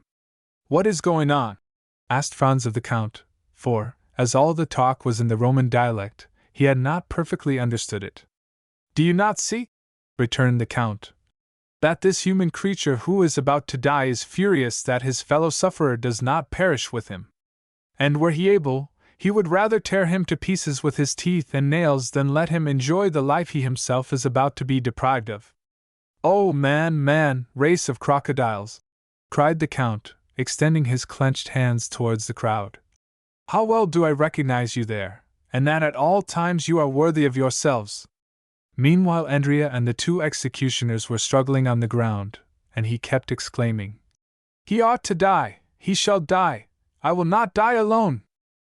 Look, cried the Count, seizing the young men's hands. "Look, for on my soul it is curious. Here is a man who had resigned himself to his fate, who is going to the scaffold to die, like a coward, it is true, but he was about to die without resistance. Do you know what gave him strength? Do you know what consoled him? It was that another partook of his punishment, that another partook of his anguish, that another was to die before him. Lead 2 sheep to the butcher's, 2 oxen to the slaughterhouse, and make one of them understand that his companion will not die. The sheep will bleat for pleasure, the ox will bellow with joy. But man, whom God created in His own image, man, upon whom God has laid His first, His sole commandment, to love his neighbor, man, to whom God has given a voice to express his thoughts, what is his first cry when he hears his fellow man is saved? A blasphemy. Honor to man, this masterpiece of nature, this king of the creation!" And the Count burst into a laugh, a terrible laugh, that showed he must have suffered horribly to be able thus to laugh. However, the struggle still continued, and it was dreadful to witness. The two assistants carried Andrea up to the scaffold.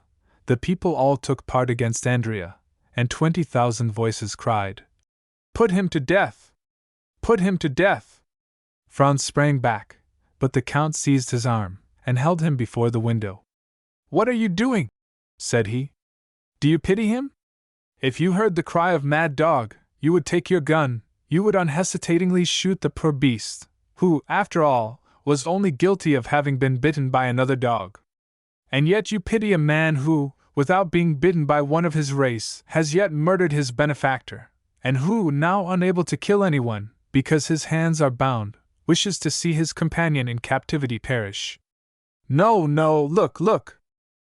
The recommendation was needless. Franz was fascinated by the horrible spectacle.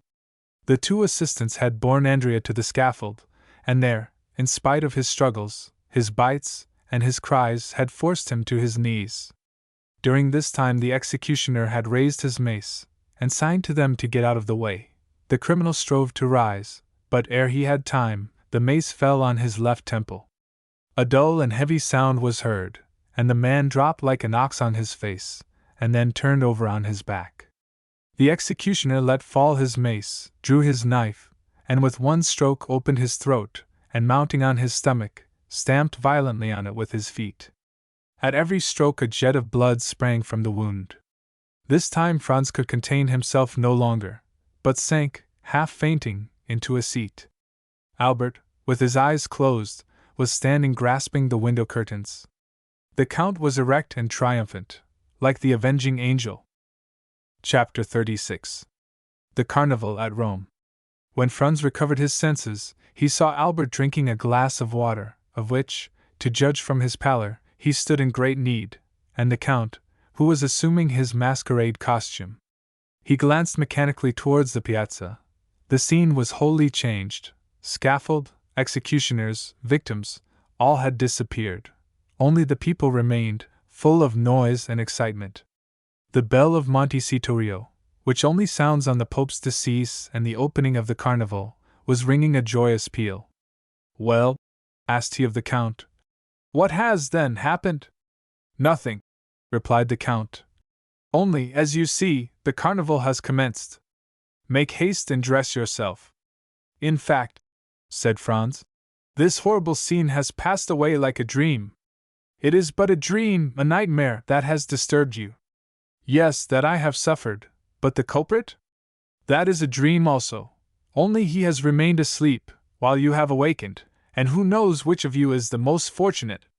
But Peppino, what has become of him?" "Peppino is a lad of sense, who, unlike most men, who are happy in proportion as they are noticed, was delighted to see that the general attention was directed towards his companion. He profited by this distraction to slip away among the crowd, without even thanking the worthy priests who accompanied him. Decidedly, man is an ungrateful and egotistical animal.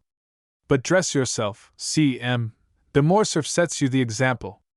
Albert was drawing on the satin pantaloon over his black trousers and varnished boots. "Well, Albert," said Franz, "do you feel much inclined to join the revels? Come, answer frankly." "Ma foi, no," returned Albert.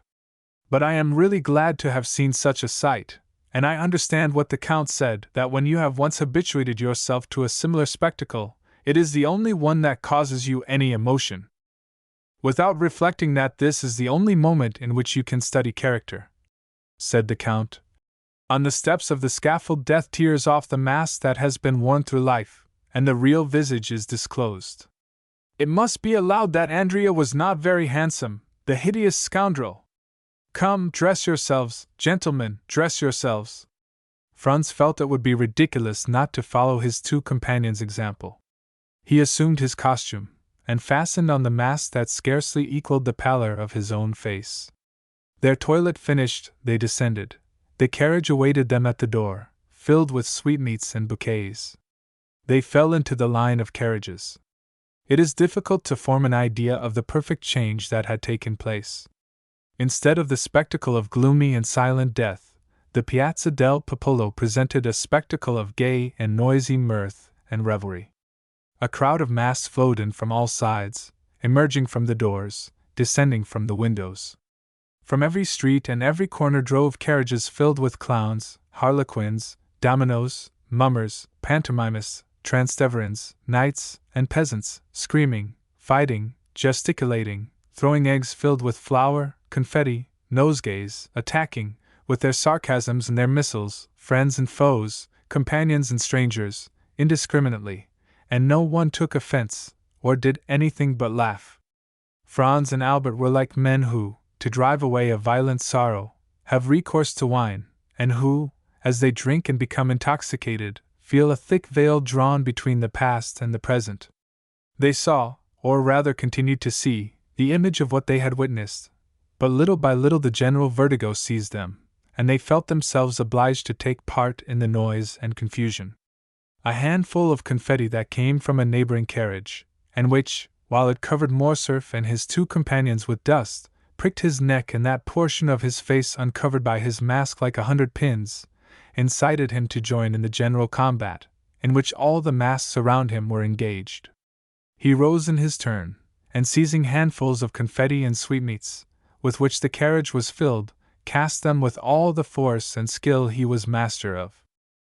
The strife had fairly begun, and the recollection of what they had seen half an hour before was gradually effaced from the young men's minds, so much were they occupied by the gay and glittering procession they now beheld.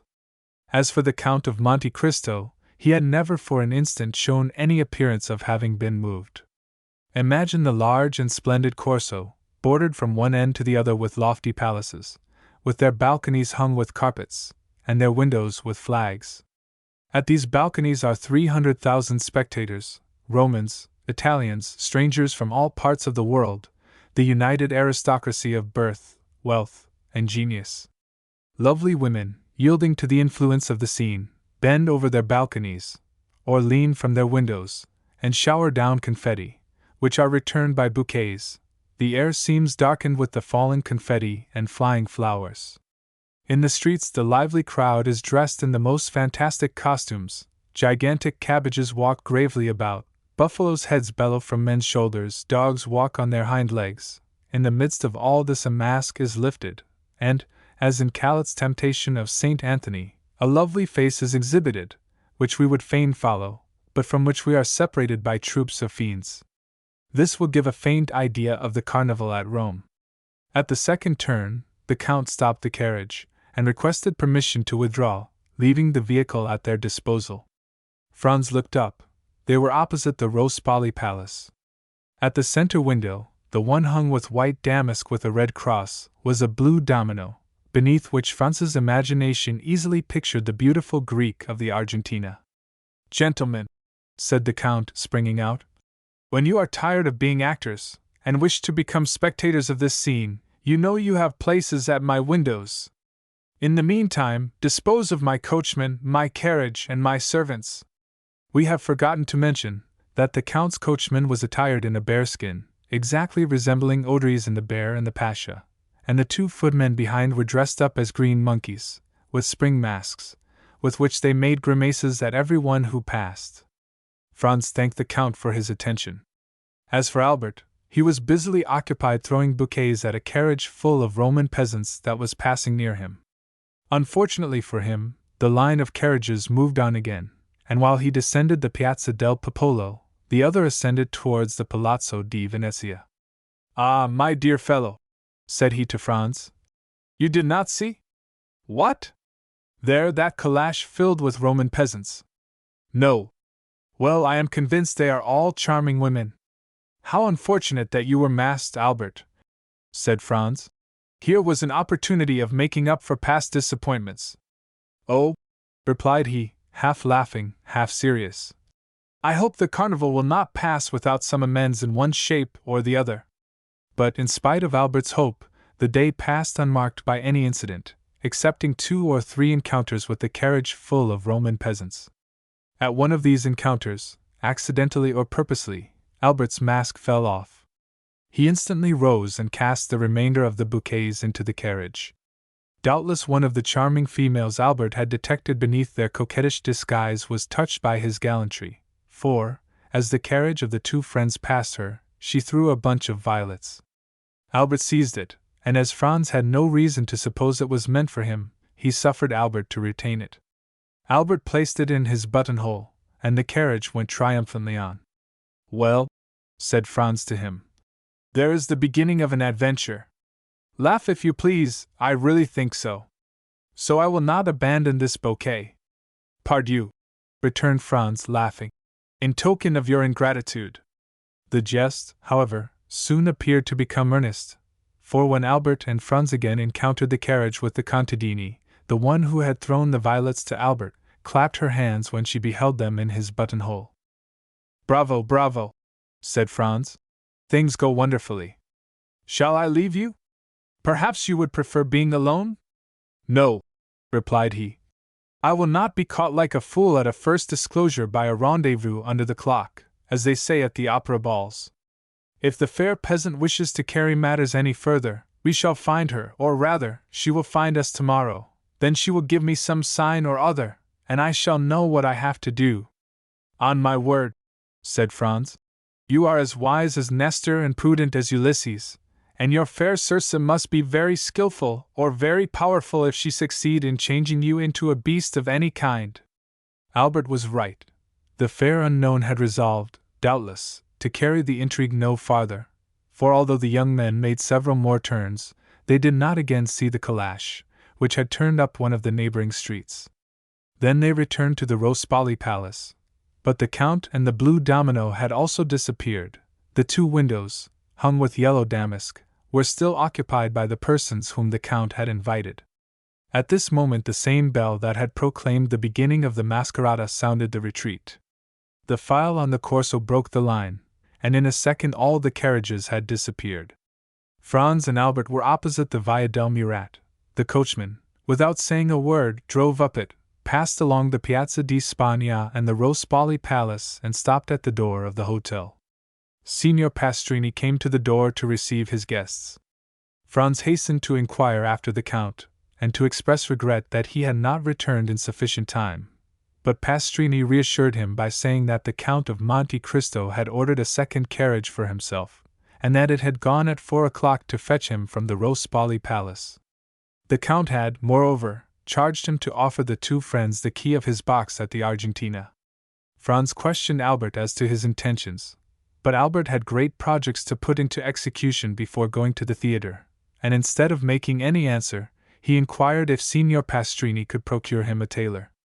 A tailor, said the host. And for what?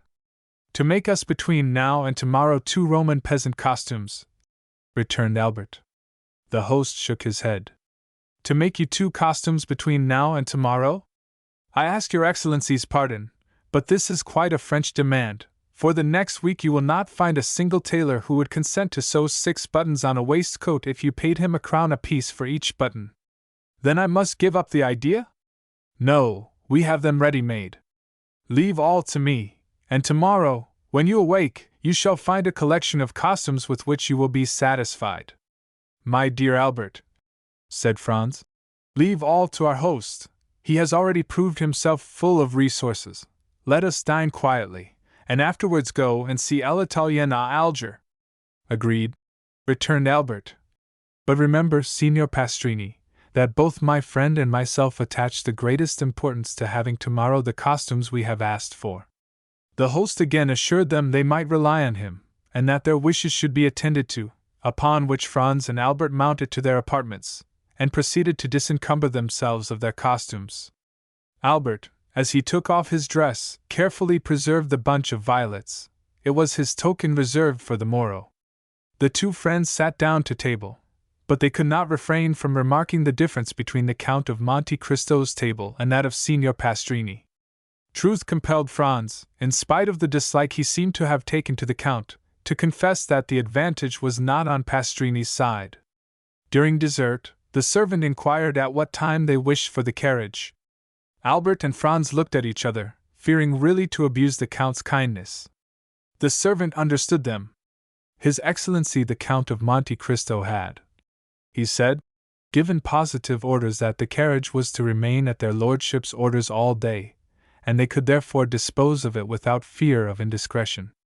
They resolved to profit by the Count's courtesy, and ordered the horses to be harnessed, while they substituted evening dress for that which they had on, and which was somewhat the worse for the numerous combats they had sustained. This precaution taken, they went to the theatre, and installed themselves in the Count's box. During the first act, the Countess G. entered. Her first look was at the box where she had seen the Count the previous evening, so that she perceived Franz and Albert in the place of the very person concerning whom she had expressed so strange an opinion to Franz. Her opera-glass was so fixedly directed towards them, that Franz saw it would be cruel not to satisfy her curiosity, and availing himself of one of the privileges of the spectators of the Italian theatres, who used their boxes to hold receptions, the two friends went to pay their respects to the Countess. Scarcely had they entered, when she motioned to Franz to assume the seat of honor. Albert, in his turn, sat behind. "Well," said she, hardly giving Franz time to sit down, "it seems you have nothing better to do than to make the acquaintance of this new Lord Ruthven, and you are already the best friends in the world." "Without being so far advanced as that, my dear Countess," returned Franz, "I cannot deny that we have abused his good nature all day." "All day?" "Yes. This morning we breakfasted with him, we rode in his carriage all day, and now we have taken possession of his box." "You know him, then?" "Yes and no." "How so?" "It is a long story." "Tell it to me." "It would frighten you too much." "So much the more reason." "At least wait until the story has a conclusion." "Very well, I prefer complete histories, but tell me how you made his acquaintance. Did anyone introduce you to him?" "No, it was he who introduced himself to us." "When?" "Last night, after we left you." "Through what medium?" "The very prosaic one of our landlord." "He is staying, then, at the Hotel de Londres with you?" "Not only in the same hotel, but on the same floor." "What is his name? For, of course, you know." "The Count of Monte Cristo." "That is not a family name." "No, it is the name of the island he has purchased." "And he is a count?" "A Tuscan count." "Well, we must put up with that," said the Countess, who was herself from one of the oldest Venetian families. "What sort of a man is he?" asked the Vicomte de Morcerf. "You hear, M. de Morcerf, I am referred to you," said the Countess. "We should be very hard to please, madam," returned Albert. "Did we not think him delightful? A friend of 10 years' standing could not have done more for us, or with a more perfect courtesy." "Come," observed the Countess, smiling, "I see my vampire is only some millionaire, who has taken the appearance of Lara in order to avoid being confounded with M. de Rothschild, and you have seen her?" "Her?" "The beautiful Greek of yesterday." "No, we heard, I think, the sound of her guzla, but she remained perfectly invisible." "When you say invisible," interrupted Albert, "it is only to keep up the mystery. For whom do you take the blue domino at the window with the white curtains?" "Where was this window with white hangings?" asked the Countess. "At the Rospoli Palace." "The Count had 3 windows at the Rospoli Palace?" "Yes." "Did you pass through the Corso?" "Yes." "Well, did you notice 2 windows hung with yellow damask, and one with white damask with a red cross?" "Those were the Count's windows." "Why, he must be a nabob. Do you know what those 3 windows were worth? 200 or 300 Roman crowns? 2,000 or 3,000. The deuce! Does his island produce him such a revenue? It does not bring him a bajocco. Then why did he purchase it? For a whim. He is an original, then?" "In reality," observed Albert, "he seemed to me somewhat eccentric. Were he at Paris, and a frequenter of the theaters, I should say he was a poor devil literally mad. This morning he made 2 or 3 exits worthy of Didier or Anthony." At this moment a fresh visitor entered, and according to custom, Franz gave up his seat to him. This circumstance had, moreover, the effect of changing the conversation. An hour afterwards the 2 friends returned to their hotel. Signor Pastrini had already set about procuring their disguises for the morrow, and he assured them that they would be perfectly satisfied. The next morning, at 9 o'clock, he entered Franz's room, followed by a tailor, who had 8 or 10 Roman peasant costumes on his arm. They selected 2 exactly alike, and charged the tailor to sew on each of their hats about 20 yards of ribbon, and to procure them 2 of the long silk sashes of different colors with which the lower orders decorate themselves on fete days. Albert was impatient to see how he looked in his new dress: a jacket and breeches of blue velvet, silk stockings with clocks, shoes with buckles, and a silk waistcoat.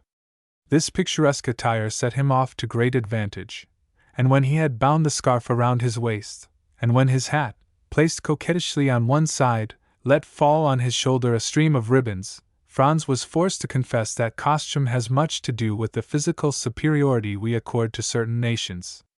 The Turks used to be so picturesque with their long and flowing robes, but are they not now hideous with their blue frocks buttoned up to the chin, and their red caps, which make them look like a bottle of wine with a red seal?"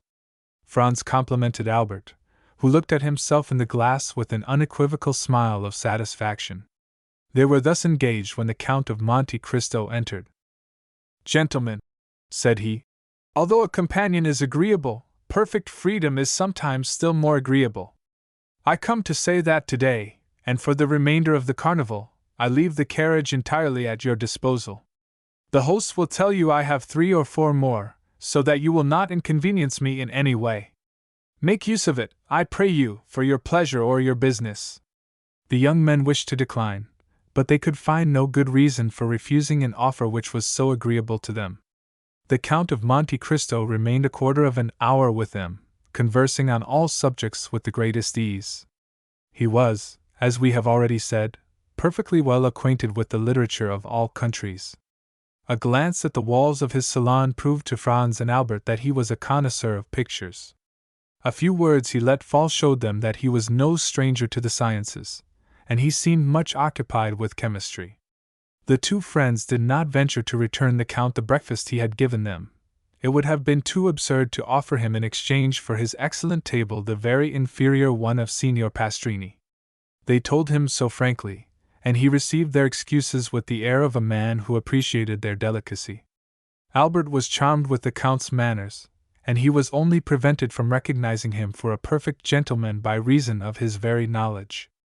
The permission to do what he liked with the carriage pleased him above all, for the fair peasants had appeared in a most elegant carriage the preceding evening, and Albert was not sorry to be upon an equal footing with them.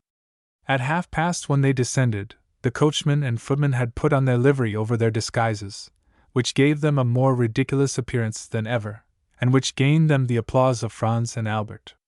Albert had fastened the faded bunch of violets to his buttonhole. At the first sound of the bell they hastened into the Corso by the Via Vittoria. At the second turn, a bunch of fresh violets, thrown from a carriage filled with harlequins, indicated to Albert that, like himself and his friend, the peasants had changed their costume also, and whether it was the result of chance, or whether a similar feeling had possessed them both, while he had donned their costume, they had assumed his. Albert placed the fresh bouquet in his buttonhole, but he kept the faded one in his hand, and when he again met the calash, he raised it to his lips, an action which seemed greatly to amuse not only the fair lady who had thrown it, but her joyous companions also. The day was as gay as the preceding one, perhaps even more animated and noisy. The Count appeared for an instant at his window, but when they again passed he had disappeared. It is almost needless to say that the flirtation between Albert and the fair peasant continued all day. In the evening, on his return, Franz found a letter from the embassy, informing him that he would have the honor of being received by His Holiness the next day. At each previous visit he had made to Rome, he had solicited and obtained the same favor, and incited as much by a religious feeling as by gratitude, he was unwilling to quit the capital of the Christian world without laying his respectful homage at the feet of one of St. Peter's successors who has set the rare example of all the virtues. He did not then think of the carnival, for in spite of his condescension and touching kindness, one cannot incline oneself without awe before the venerable and noble old man called Gregory XVI. On his return from the Vatican, Franz carefully avoided the Corso. He brought away with him a treasure of pious thoughts, to which the mad gaiety of the maskers would have been profanation. At 5 Albert entered overjoyed. The harlequin had reassumed her peasant's costume, and as she passed she raised her mask. She was charming. Franz congratulated Albert, who received his congratulations with the air of a man conscious that they are merited. He had recognized by certain unmistakable signs that his fair incognita belonged to the aristocracy. He had made up his mind to write to her the next day. Franz remarked, while he gave these details, that Albert seemed to have something to ask of him, but that he was unwilling to ask it. He insisted upon it, declaring beforehand that he was willing to make any sacrifice the other wished. Albert let himself be pressed just as long as friendship required, and then avowed to Franz that he would do him a great favor by allowing him to occupy the carriage alone the next day. Albert attributed to Franz's absence the extreme kindness of the fair peasant in raising her mask.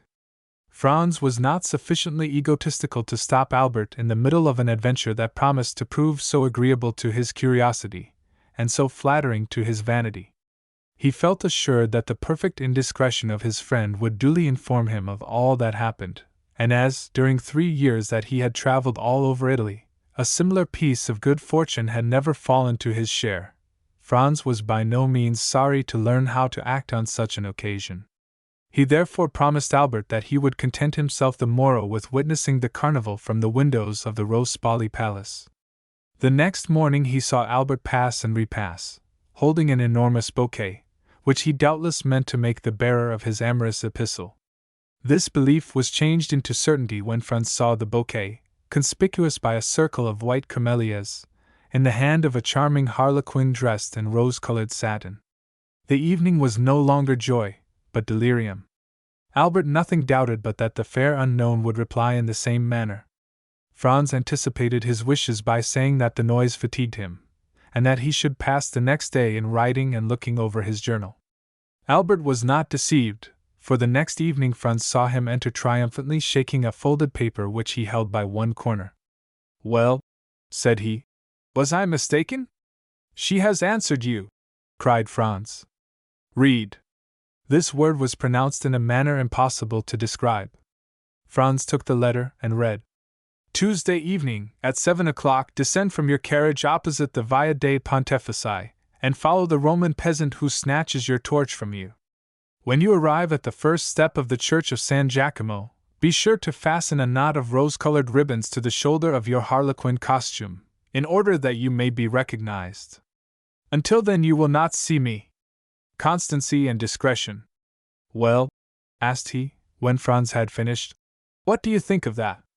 "I think that the adventure is assuming a very agreeable appearance." "I think so also," replied Albert. "And I very much fear you will go alone to the Duke of Bracciano's ball." Franz and Albert had received that morning an invitation from the celebrated Roman banker. "Take care, Albert," said Franz. "All the nobility of Rome will be present, and if your fair incognita belong to the higher class of society, she must go there." "Whether she goes there or not, my opinion is still the same," returned Albert. "You have read the letter?" "Yes." "You know how imperfectly the women of the mezzo sito are educated in Italy? This is the name of the lower class." "Yes." "Well, read the letter again. Look at the writing, and find if you can any blemish in the language or orthography." The writing was, in reality, charming, and the orthography irreproachable. "You are born to good fortune," said Franz, as he returned the letter. "Laugh as much as you will," replied Albert. "I am in love." "You alarm me," cried Franz. "I see that I shall not only go alone to the Duke of Bracciano's, but also return to Florence alone." "If my unknown be as amiable as she is beautiful," said Albert, "I shall fix myself at Rome for 6 weeks at least. I adore Rome, and I have always had a great taste for archaeology. Come, 2 or 3 more such adventures, and I do not despair of seeing you a member of the Academy." Doubtless Albert was about to discuss seriously his right to the academic chair when they were informed that dinner was ready. Albert's love had not taken away his appetite. He hastened with Franz to seat himself, free to recommence the discussion after dinner. After dinner, the Count of Monte Cristo was announced. They had not seen him for 2 days. Signor Pastrini informed them that business had called him to Civita Vecchia. He had started the previous evening, and had only returned an hour since. He was charming. Whether he kept a watch over himself, or whether by accident he did not sound the acrimonious chords that in other circumstances had been touched, he was tonight like everybody else. The man was an enigma to Franz. The Count must feel sure that Franz recognized him, and yet he had not let fall a single word indicating any previous acquaintance between them.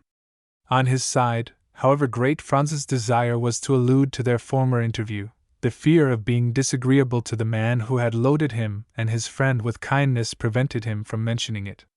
The Count had learned that the 2 friends had sent to secure a box at the Argentina Theatre, and were told they were all let.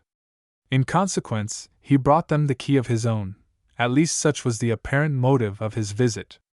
Franz and Albert made some difficulty, alleging their fear of depriving him of it. But the Count replied that, as he was going to the Palais Theatre, the box at the Argentina Theatre would be lost if they did not profit by it. This assurance determined the two friends to accept it. Franz had by degrees become accustomed to the Count's pallor, which had so forcibly struck him at their first meeting. He could not refrain from admiring the severe beauty of his features, the only defect, or rather the principal quality of which was the pallor. Truly, a Byronic hero! Franz could not, we will not say see him, but even think of him without imagining his stern head upon Manfred's shoulders, or beneath Lara's helmet. His forehead was marked with the line that indicates the constant presence of bitter thoughts. He had the fiery eyes that seem to penetrate to the very soul, and the haughty and disdainful upper lip that gives to the words it utters a peculiar character that impresses them on the minds of those to whom they are addressed. The Count was no longer young. He was at least 40, and yet it was easy to understand that he was formed to rule the young men with whom he associated at present. And to complete his resemblance with the fantastic heroes of the English poet, the Count seemed to have the power of fascination. Albert was constantly expatiating on their good fortune in meeting such a man. Franz was less enthusiastic, but the Count exercised over him also the ascendancy a strong mind always acquires over a mind less domineering. He thought several times of the project the Count had of visiting Paris, and he had no doubt but that, with his eccentric character, his characteristic face, and his colossal fortune, he would produce a great effect there. And yet he did not wish to be at Paris when the Count was there. The evening passed as evenings mostly pass at Italian theaters, that is, not in listening to the music, but in paying visits and conversing. The Countess G. wished to revive the subject of the Count, but Franz announced he had something far newer to tell her, and, in spite of Albert's demonstrations of false modesty, he informed the Countess of the great event which had preoccupied them for the last 3 days. As similar intrigues are not uncommon in Italy, if we may credit travelers, the Comtesse did not manifest the least incredulity, but congratulated Albert on his success. They promised, upon separating, to meet at the Duke of Bracciano's ball, to which all Rome was invited. The heroine of the bouquet kept her word. She gave Albert no sign of her existence the morrow or the day after. At length Tuesday came, the last and most tumultuous day of the carnival. On Tuesday, the theaters open at 10 o'clock in the morning, as Lent begins after 8 at night. On Tuesday, all those who through want of money, time, or enthusiasm, have not been to see the carnival before, mingle in the gaiety, and contribute to the noise and excitement. From 2 o'clock till 5 Franz and Albert followed in the fete, exchanging handfuls of confetti with the other carriages and the pedestrians, who crowded amongst the horses' feet and the carriage wheels without a single accident, a single dispute, or a single fight. The fetes are veritable pleasure days to the Italians. The author of this history, who has resided 5 or 6 years in Italy, does not recollect to have ever seen a ceremony interrupted by one of those events so common in other countries. Albert was triumphant in his harlequin costume. A knot of rose-colored ribbons fell from his shoulder almost to the ground. In order that there might be no confusion, Franz wore his peasant's costume. As the day advanced, the tumult became greater. There was not on the pavement, in the carriages, at the windows, a single tongue that was silent, a single arm that did not move. It was a human storm, made up of a thunder of cries, and a hail of sweetmeats, flowers, eggs, oranges, and nosegays. At 3 o'clock the sound of fireworks, let off on the Piazza del Popolo and the Piazza di Venezia, heard with difficulty amid the din and confusion, announced that the races were about to begin. The races, like the Maccoli, are one of the episodes peculiar to the last days of the carnival. At the sound of the fireworks the carriages instantly broke ranks, and retired by the adjacent streets. All these evolutions are executed with an inconceivable address and marvelous rapidity, without the police interfering in the matter. The pedestrians ranged themselves against the walls. Then the trampling of horses and the clashing of steel were heard. A detachment of carbineers, 15 abreast, galloped up the Corso in order to clear it for the Barberi. When the detachment arrived at the Piazza di Venezia, a second volley of fireworks was discharged, to announce that the street was clear. Almost instantly, in the midst of a tremendous and general outcry, 7 or 8 horses, excited by the shouts of 300,000 spectators, passed by like lightning. Then the castle of St. Angelo fired 3 cannon to indicate that number 3 had won. Immediately, without any other signal, the carriages moved on, flowing on towards the Corso, down all the streets, like torrents penned up for a while, which again flow into the parent river, and the immense stream again continued its course between its 2 granite banks. A new source of noise and movement was added to the crowd. The sellers of maccoletti entered on the scene. The maccoli, or maccoletti, are candles which vary in size from the Pascal taper to the rushlight, and which give to each actor in the great final scene of the carnival 2 very serious problems to grapple with: first, how to keep his own maccoletto alight, and secondly, how to extinguish the maccoletti of others. The maccoletto is like life. Man has found but one means of transmitting it, and that one comes from God. But he has discovered 1,000 means of taking it away, and the devil has somewhat aided him. The maccoletto is kindled by approaching it to a light. But who can describe the 1,000 means of extinguishing the maccoletto? The gigantic bellows, the monstrous extinguishers, the superhuman fans. Everyone hastened to purchase maccoletti, Franz and Albert among the rest. The night was rapidly approaching, and already, at the cry of "Maccoletti!" repeated by the shrill voices of 1,000 vendors, 2 or 3 stars began to burn among the crowd. It was a signal. At the end of 10 minutes 50,000 lights glittered, descending from the Palazzo di Venezia to the Piazza del Popolo, and mounting from the Piazza del Popolo to the Palazzo di Venezia. It seemed like the fate of jack-o'-lanterns. It is impossible to form any idea of it without having seen it. Suppose that all the stars had descended from the sky and mingled in a wild dance on the face of the earth, the whole accompanied by cries that were never heard in any other part of the world. The Ficino follows the prince, the Transteverin the citizen, everyone blowing, extinguishing, relighting. Had old Aeolus appeared at this moment, he would have been proclaimed king of the Maccoli, and Aquilo the heir presumptive to the throne. This battle of folly and flame continued for 2 hours. The Corso was light as day. The features of the spectators on the 3rd and 4th stories were visible. Every 5 minutes Albert took out his watch. At length it pointed to 7. The 2 friends were in the Via dei Pontefici. Albert sprang out, bearing his maccoletto in his hand. 2 or 3 masks strove to knock his maccoletto out of his hand, but Albert, a first-rate pugilist, sent them rolling in the street, one after the other, and continued his course towards the church of San Giacomo. The steps were crowded with masks, who strove to snatch each other's torches. Franz followed Albert with his eyes, and saw him mount the first step. Instantly a mask, wearing the well-known costume of a peasant woman, snatched his maccoletto from him without his offering any resistance. Franz was too far off to hear what they said, but without doubt nothing hostile passed, for he saw Albert disappear arm in arm with the peasant girl. He watched them pass through the crowd for some time, but at length he lost sight of them in the Via Macello.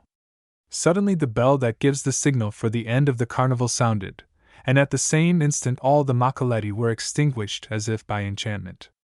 It seemed as though one immense blast of the wind had extinguished everyone. Franz found himself in utter darkness. No sound was audible save that of the carriages that were carrying the maskers home. Nothing was visible save a few lights that burnt behind the windows. The carnival was over. Chapter 37. The Catacombs of Saint Sebastian. In his whole life, perhaps, Franz had never before experienced so sudden an impression, so rapid a transition from gaiety to sadness, as in this moment. It seemed as though Rome, under the magic breath of some demon of the night, had suddenly changed into a vast tomb. By a chance, which added yet more to the intensity of the darkness, the moon, which was on the wane, did not rise until 11 o'clock, and the streets which the young man traversed were plunged in the deepest obscurity. The distance was short, and at the end of 10 minutes his carriage, or rather the Count's, stopped before the Hotel de Londres. Dinner was waiting, but as Albert had told him that he should not return so soon, Franz sat down without him. Signor Pastrini, who had been accustomed to see them dine together, inquired into the cause of his absence, but Franz merely replied that Albert had received on the previous evening an invitation which he had accepted. The sudden extinction of the Macoletti, the darkness which had replaced the light, and the silence which had succeeded the turmoil, had left in Franz's mind a certain depression which was not free from uneasiness. He therefore dined very silently, in spite of the officious attention of his host, who presented himself 2 or 3 times to inquire if he wanted anything. Franz resolved to wait for Albert as late as possible. He ordered the carriage, therefore, for 11 o'clock, desiring Signor Pastrini to inform him the moment that Albert returned to the hotel. At 11 o'clock Albert had not come back. Franz dressed himself, and went out, telling his host that he was going to pass the night at the Duke of Bracciano's.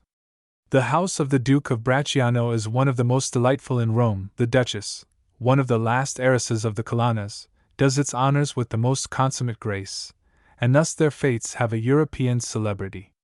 Franz and Albert had brought to Rome letters of introduction to them, and their first question on his arrival was to inquire the whereabouts of his traveling companion.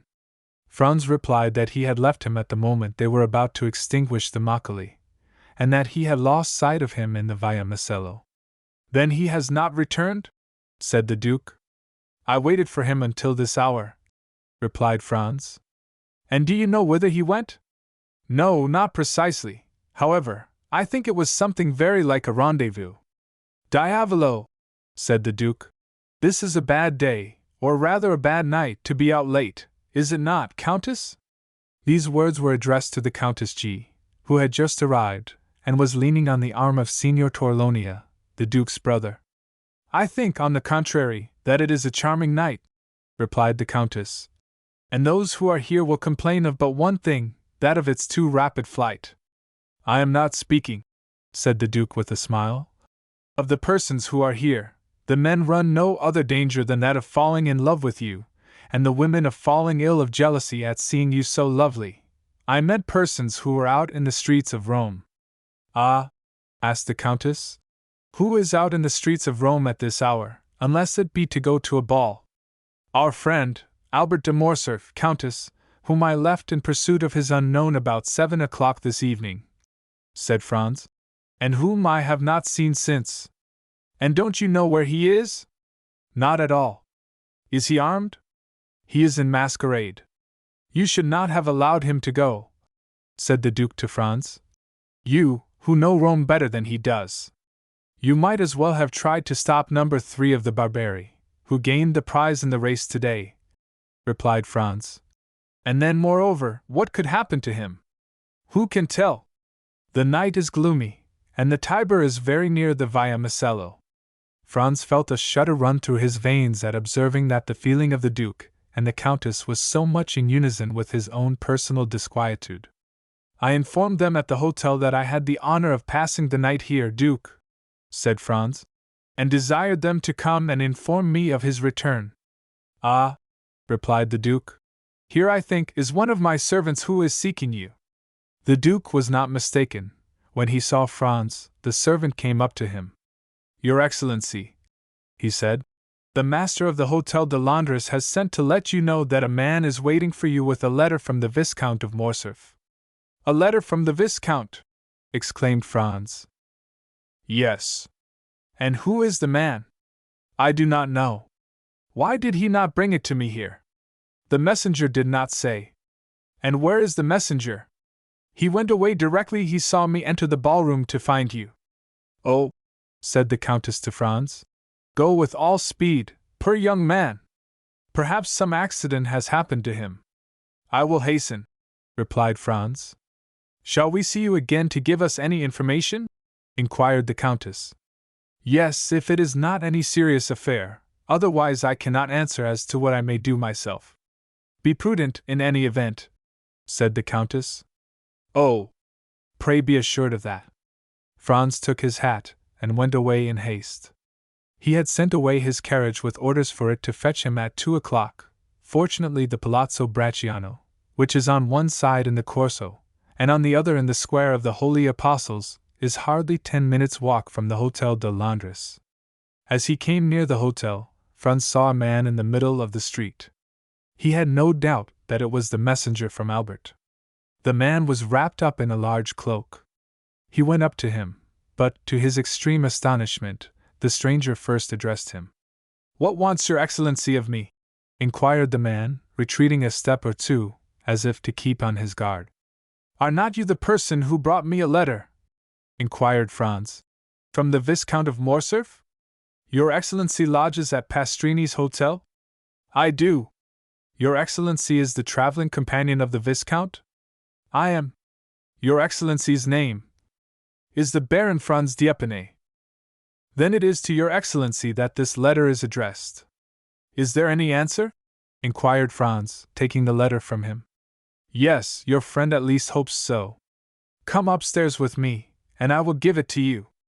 "I prefer waiting here," said the messenger, with a smile. "And why?" "Your Excellency will know when you have read the letter." "Shall I find you here, then?" "Certainly." Franz entered the hotel. On the staircase he met Signor Pastrini. "Well?" said the landlord. "Well, what?" responded Franz. "You have seen the man who desired to speak with you from your friend?" he asked of Franz. "Yes, I have seen him," he replied. "And he has handed this letter to me. Light the candles in my apartment, if you please." The innkeeper gave orders to a servant to go before Franz with a light. The young man had found Signor Pastrini looking very much alarmed, and this had only made him the more anxious to read Albert's letter, and so he went instantly towards the wax light, and unfolded it. It was written and signed by Albert. Franz read it twice before he could comprehend what it contained.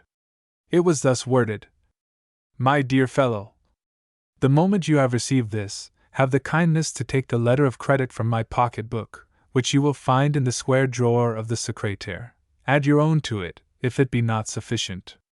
Run to Torlonia, draw from him instantly 4,000 piastres, and give them to the bearer. It is urgent that I should have this money without delay. I do not say more, relying on you as you may rely on me. Your friend, Albert de Morcerf. P.S. I now believe in Italian banditti." Below these lines were written, in a strange hand, the following in Italian: "Se olesse della Madonna le 4.000 piastre non sono nelle mie mani, alla set il Conte Alberto avrà cessato di vivere. Luigi Vampa." If by 6 in the morning the 4,000 piastres are not in my hands, by 7 o'clock the Count Albert will have ceased to live. This second signature explained everything to Franz, who now understood the objection of the messenger to coming up into the apartment. The street was safer for him. Albert, then, had fallen into the hands of the famous bandit chief, in whose existence he had for so long a time refused to believe. There was no time to lose. He hastened to open the secrétaire, and found the pocket-book in the drawer, and in it the letter of credit. There were in all 6,000 piastres, but of these 6,000 Albert had already expended 3,000. As to Franz, he had no letter of credit, as he lived at Florence, and had only come to Rome to pass 7 or 8 days. He had brought but 100 louis, and of these he had not more than 50 left. Thus 700 or 800 piastres were wanting to them both to make up the sum that Albert required. True, he might in such a case rely on the kindness of Signor Torlonia. He was, therefore, about to return to the Palazzo Bracciano without loss of time, when suddenly a luminous idea crossed his mind. He remembered the Count of Monte Cristo. Franz was about to ring for Signor Pastrini, when that worthy presented himself. "My dear sir," he said hastily, "do you know if the Count is within?" "Yes, your Excellency.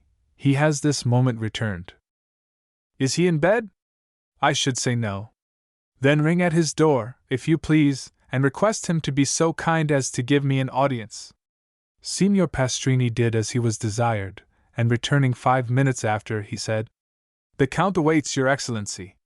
Franz went along the corridor, and a servant introduced him to the Count. He was in a small room which Franz had not yet seen, and which was surrounded with divans. The Count came towards him. "Well, what good wind blows you hither at this hour?" said he. "Have you come to sup with me? It would be very kind of you." "No, I have come to speak to you of a very serious matter."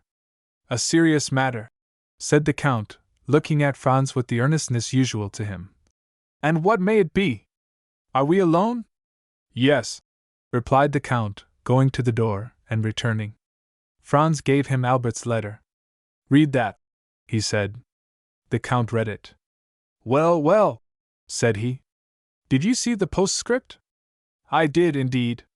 Se olesse della mattina le 4.000 piastre non sono nelle mie mani, alla set il Conte Alberto avrà cessato di vivere. Luigi Vampa. What think you of that? Inquired Franz. Have you the money he demands?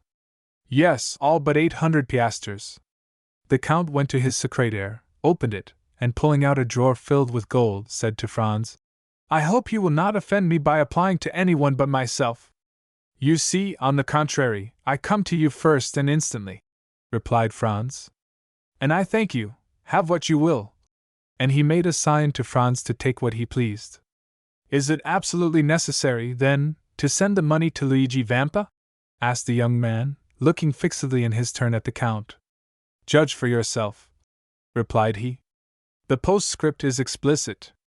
I think that if you would take the trouble of reflecting, you could find a way of simplifying the negotiation, said Franz. How so? Returned the Count, with surprise.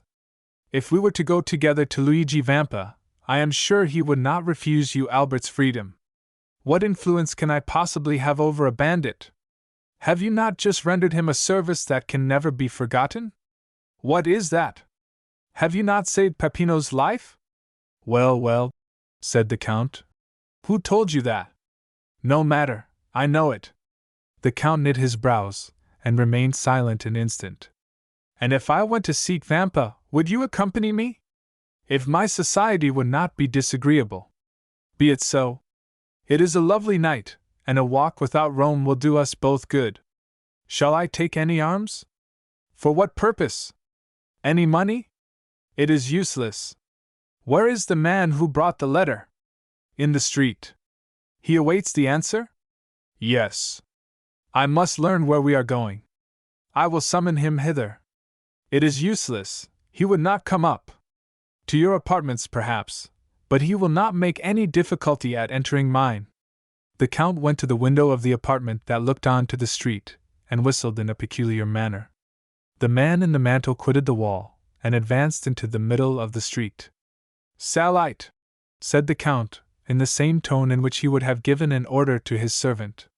The messenger obeyed without the least hesitation, but rather with alacrity, and mounting the steps at a bound, entered the hotel. 5 seconds afterwards he was at the door of the room. Ah, it is you, Peppino, said the Count. But Peppino, instead of answering, threw himself on his knees, seized the Count's hand, and covered it with kisses. Ah, said the Count. You have, then, not forgotten that I saved your life. That is strange, for it is a week ago. No, Excellency, and never shall I forget it, returned Peppino, with an accent of profound gratitude. Never? That is a long time, but it is something that you believe so. Rise and answer. Peppino glanced anxiously at Franz.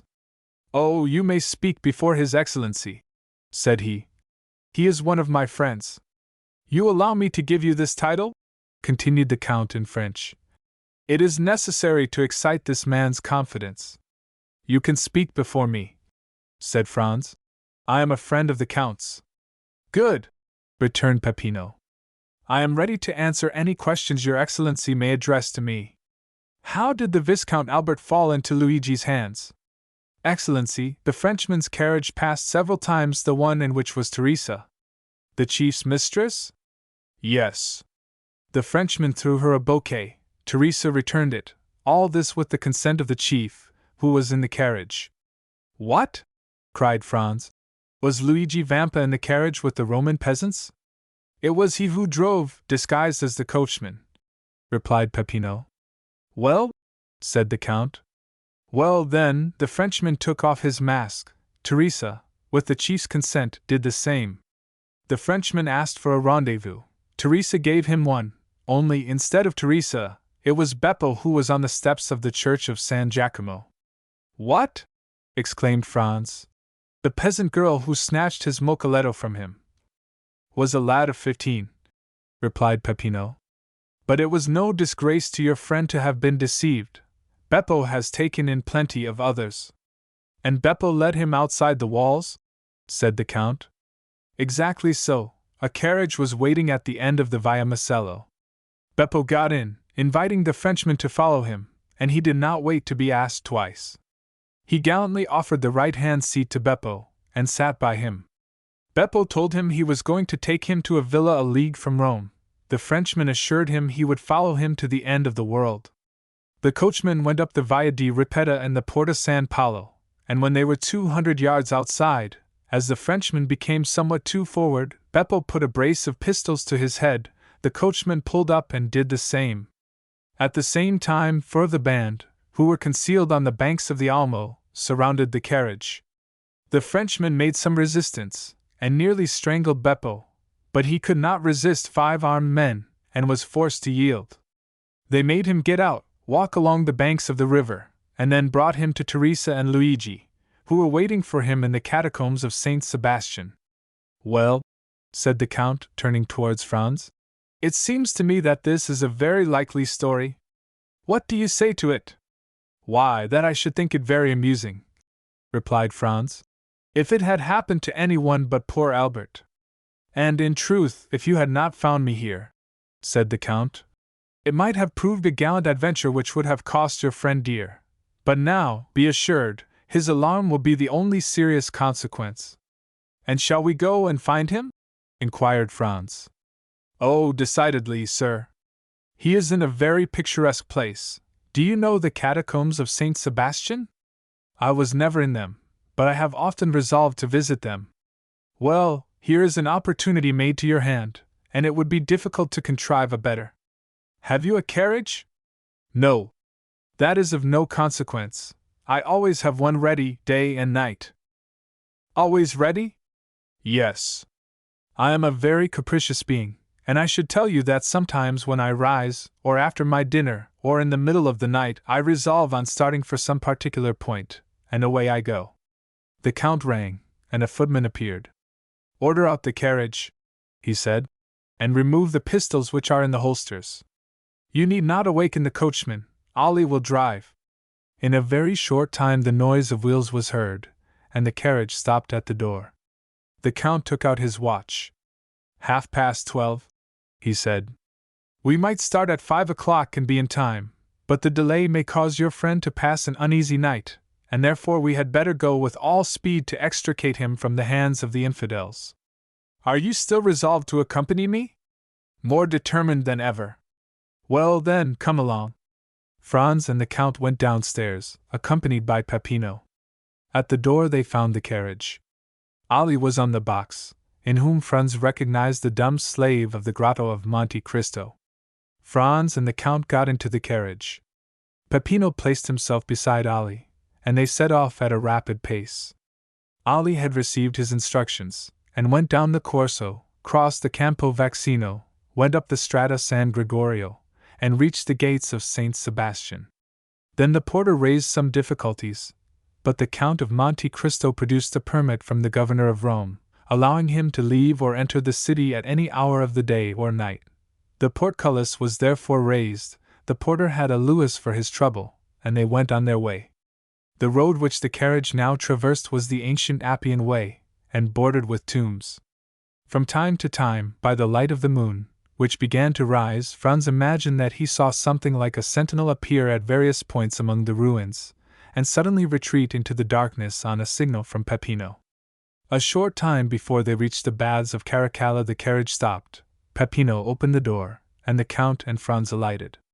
In 10 minutes, said the Count to his companion, we shall be there. He then took Peppino aside, gave him an order in a low voice, and Peppino went away, taking with him a torch, brought with them in the carriage. 5 minutes elapsed, during which Franz saw the shepherd going along a narrow path that led over the irregular and broken surface of the Campagna, and finally he disappeared in the midst of the tall red herbage, which seemed like the bristling mane of an enormous lion. Now, said the Count, let us follow him. Franz and the Count in their turn then advanced along the same path, which, at the distance of 100 paces, led them over a declivity to the bottom of a small valley. They then perceived 2 men conversing in the obscurity. "Ought we to go on?" asked Franz of the Count. "Or should we pause?" "Let us go on. Peppino will have warned the sentry of our coming." One of the two men was Peppino, and the other a bandit on the lookout. Franz and the Count advanced, and the bandit saluted them. "Your Excellency," said Peppino, addressing the Count, "if you will follow me, the opening of the catacombs is close at hand." "Go on, then," replied the Count.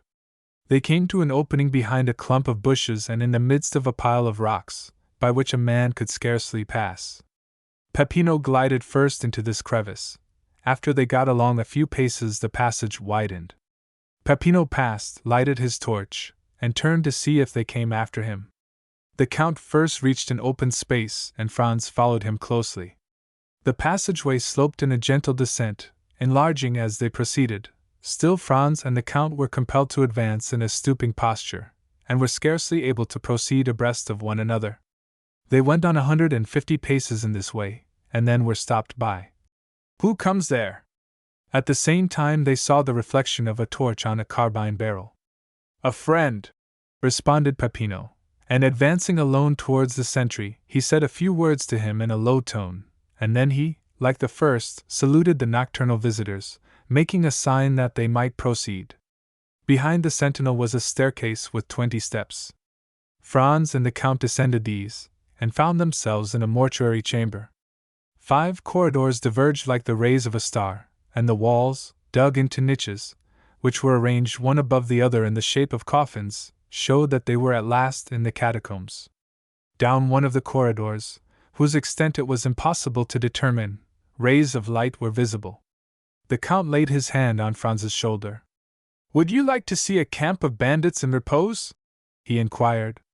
"Exceedingly," replied Franz. "Come with me, then. Peppino, put out the torch." Peppino obeyed, and Franz and the Count were in utter darkness, except that 50 paces in advance of them a reddish glare, more evident since Peppino had put out his torch, was visible along the wall. They advanced silently, the Count guiding Franz as if he had the singular faculty of seeing in the dark. Franz himself, however, saw his way more plainly in proportion as he went on towards the light, which served in some manner as a guide. 3 arcades were before them, and the middle one was used as a door. These arcades opened on one side into the corridor where the Count and Franz were, and on the other into a large square chamber, entirely surrounded by niches similar to those of which we have spoken. In the midst of this chamber were 4 stones, which had formerly served as an altar, as was evident from the cross which still surmounted them. A lamp, placed at the base of a pillar, lighted up with its pale and flickering flame the singular scene which presented itself to the eyes of the 2 visitors concealed in the shadow. A man was seated with his elbow leaning on the column, and was reading with his back turned to the arcades, through the openings of which the newcomers contemplated him. This was the chief of the band, Luigi Vampa.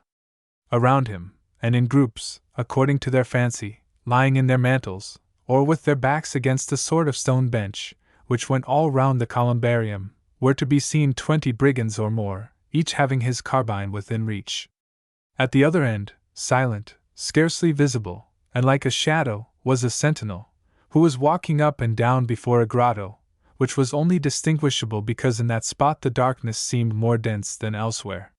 When the Count thought Franz had gazed sufficiently on this picturesque tableau, he raised his finger to his lips, to warn him to be silent, and ascending the 3 steps which led to the corridor of the columbarium, entered the chamber by the middle arcade, and advanced towards Vampa, who was so intent on the book before him that he did not hear the noise of his footsteps. "Who comes there?" cried the sentinel, who was less abstracted, and who saw by the lamplight a shadow approaching his chief.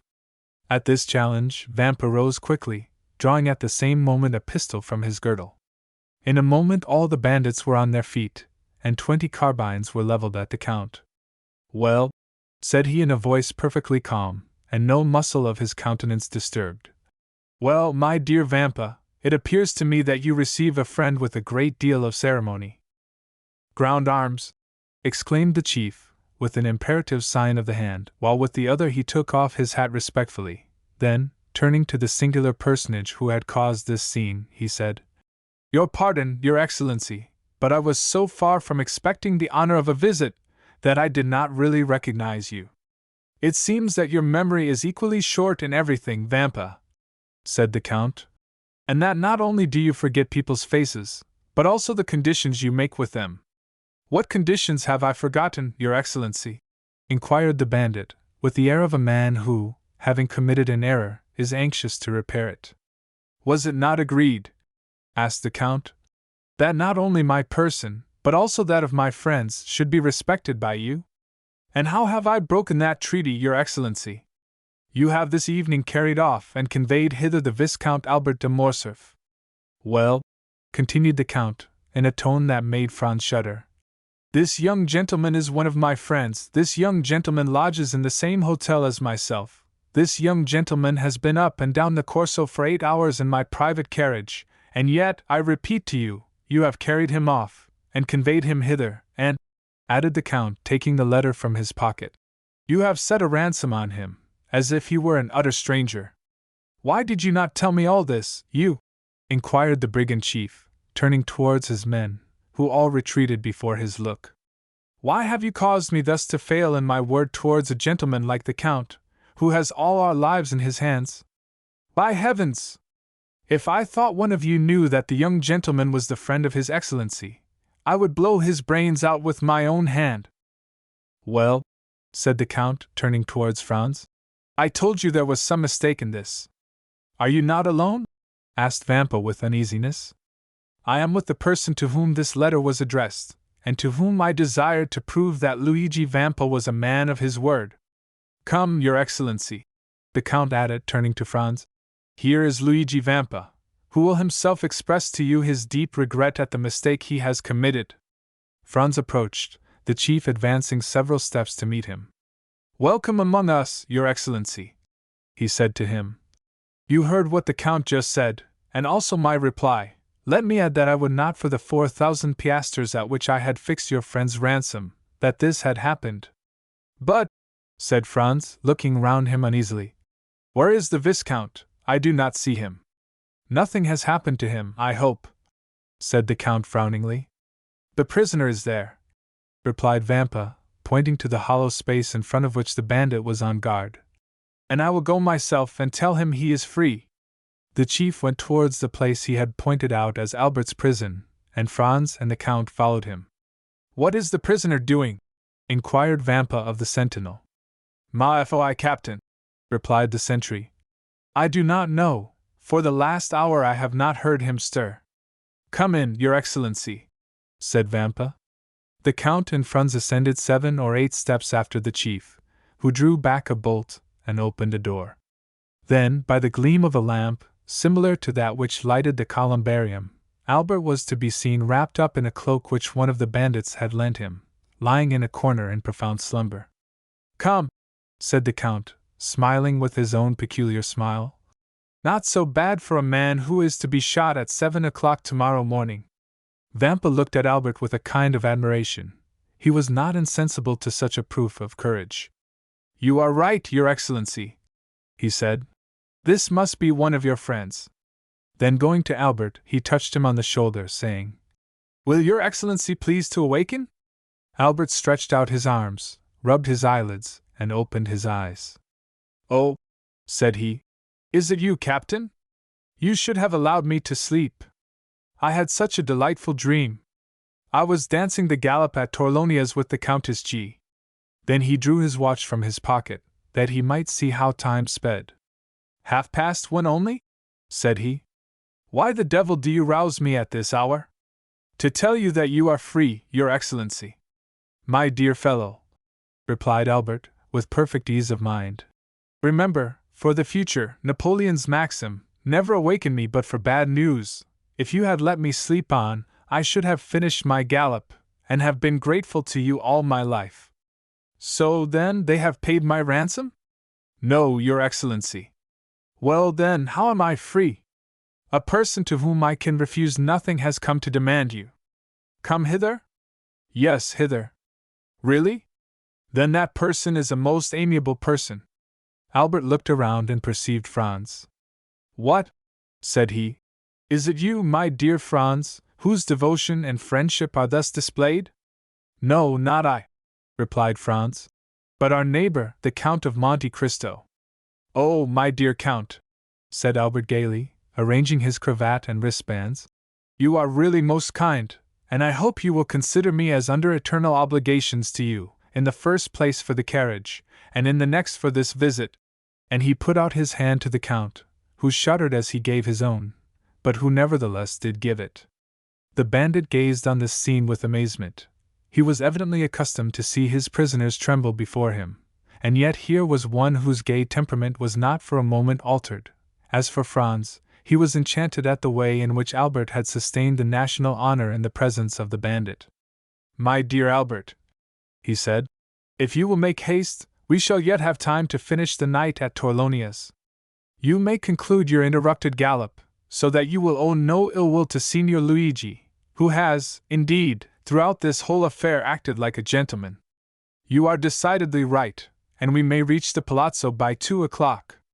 Signor Luigi, continued Albert, is there any formality to fulfill before I take leave of your Excellency? None, sir, replied the bandit. You are as free as air. Well, then, a happy and merry life to you. Come, gentlemen, come. And Albert, followed by Franz and the Count, descended the staircase, crossed the square chamber, where stood all the bandits, hat in hand. Peppino, said the brigand chief, give me the torch. What are you going to do? Inquired the Count. I will show you the way back myself, said the captain. That is the least honor that I can render to your Excellency. And taking the lighted torch from the hands of the herdsman, he preceded his guests, not as a servant who performs an act of civility, but like a king who precedes ambassadors. On reaching the door, he bowed. And now, your Excellency, added he, allow me to repeat my apologies, and I hope you will not entertain any resentment at what has occurred. No, my dear Vampa, replied the Count. Besides, you compensate for your mistakes in so gentlemanly a way that one almost feels obliged to you for having committed them.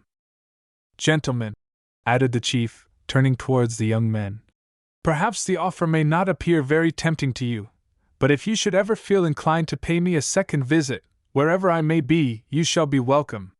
Franz and Albert bowed. The Count went out first, then Albert. Franz paused for a moment. Has your Excellency anything to ask me? Said Vampa with a smile. Yes, I have, replied Franz. I am curious to know what work you were perusing with so much attention as we entered. Caesar's Commentaries, said the bandit. It is my favorite work. Well, are you coming? Asked Albert. Yes, replied Franz. Here I am. And he, in his turn, left the caves. They advanced to the plain. Ah, your pardon, said Albert, turning round. Will you allow me, Captain? And he lighted his cigar at Vampa's torch. Now, my dear Count, he said, let us on with all the speed we may. I am enormously anxious to finish my night at the Duke of Bracciano's. They found the carriage where they had left it. The Count said a word in Arabic to Ali, and the horses went on at great speed. It was just 2 o'clock by Albert's watch when the two friends entered into the dancing room. Their return was quite an event, but as they entered together, all uneasiness on Albert's account ceased instantly. Madam, said the Viscount of Morcerf, advancing towards the Countess, yesterday you were so condescending as to promise me a gallop. I am rather late in claiming this gracious promise, but here is my friend, whose character for veracity you well know, and he will assure you the delay arose from no fault of mine. And as at this moment the orchestra gave the signal for the waltz, Albert put his arm round the waist of the Countess, and disappeared with her in the whirl of dancers. In the meanwhile Franz was considering the singular shudder that had passed over the Count of Monte Cristo at the moment when he had been, in some sort, forced to give his hand to Albert. Chapter 38. The Rendezvous. The first words that Albert uttered to his friend, on the following morning, contained a request that Franz would accompany him on a visit to the Count. True, the young man had warmly and energetically thanked the Count on the previous evening, but services such as he had rendered could never be too often acknowledged.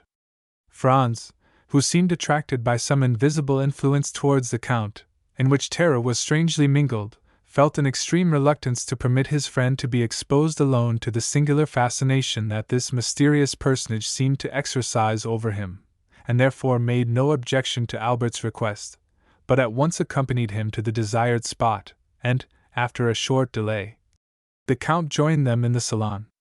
"My dear Count," said Albert, advancing to meet him, "permit me to repeat the poor thanks I offered last night, and to assure you that the remembrance of all I owe to you will never be effaced from my memory. Believe me, as long as I live, I shall never cease to dwell with grateful recollection on the prompt and important service you rendered me, and also to remember that to you I am indebted even for my life." "My very good friend and excellent neighbor," replied the Count, with a smile, "you really exaggerate my trifling exertions. You owe me nothing but some trifle of 20,000 francs, which you have been saved out of your traveling expenses, so that there is not much of a score between us.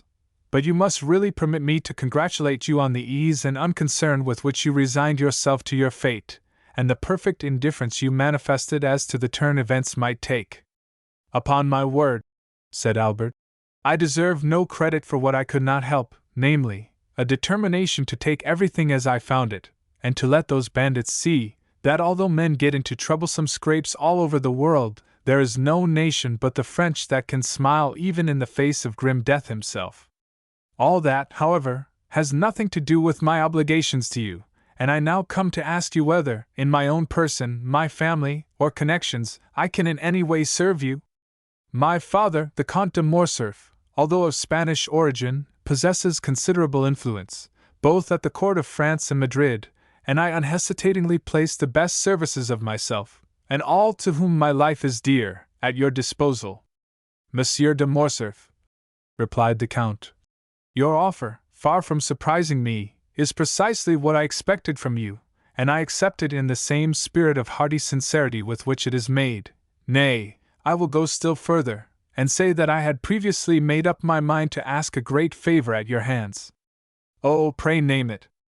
"I am wholly a stranger to Paris. It is a city I have never yet seen." "Is it possible," exclaimed Albert, "that you have reached your present age without visiting the finest capital in the world? I can scarcely credit it." "Nevertheless, it is quite true. Still, I agree with you in thinking that my present ignorance of the first city in Europe is a reproach to me in every way, and calls for immediate correction. But, in all probability, I should have performed so important, so necessary a duty, as that of making myself acquainted with the wonders and beauties of your justly celebrated capital, had I known any person who would have introduced me into the fashionable world, but unfortunately I possessed no acquaintance there, and of necessity was compelled to abandon the idea." "So distinguished an individual as yourself," cried Albert, "could scarcely have required an introduction. You are most kind, but as regards myself, I can find no merit I possess save that, as a millionaire, I might have become a partner in the speculations of M. Aguado and M. Rothschild, but as my motive in traveling to your capital would not have been for the pleasure of dabbling in stocks, I stayed away till some favorable chance should present itself of carrying my wish into execution. Your offer, however, smooths all difficulties, and I have only to ask you, my dear M. de Morcerf," these words were accompanied by a most peculiar smile, "whether you undertake, upon my arrival in France, to open to me the doors of that fashionable world of which I know no more than a Huron or a native of Cochin China." "Oh, that I do, and with infinite pleasure," answered Albert.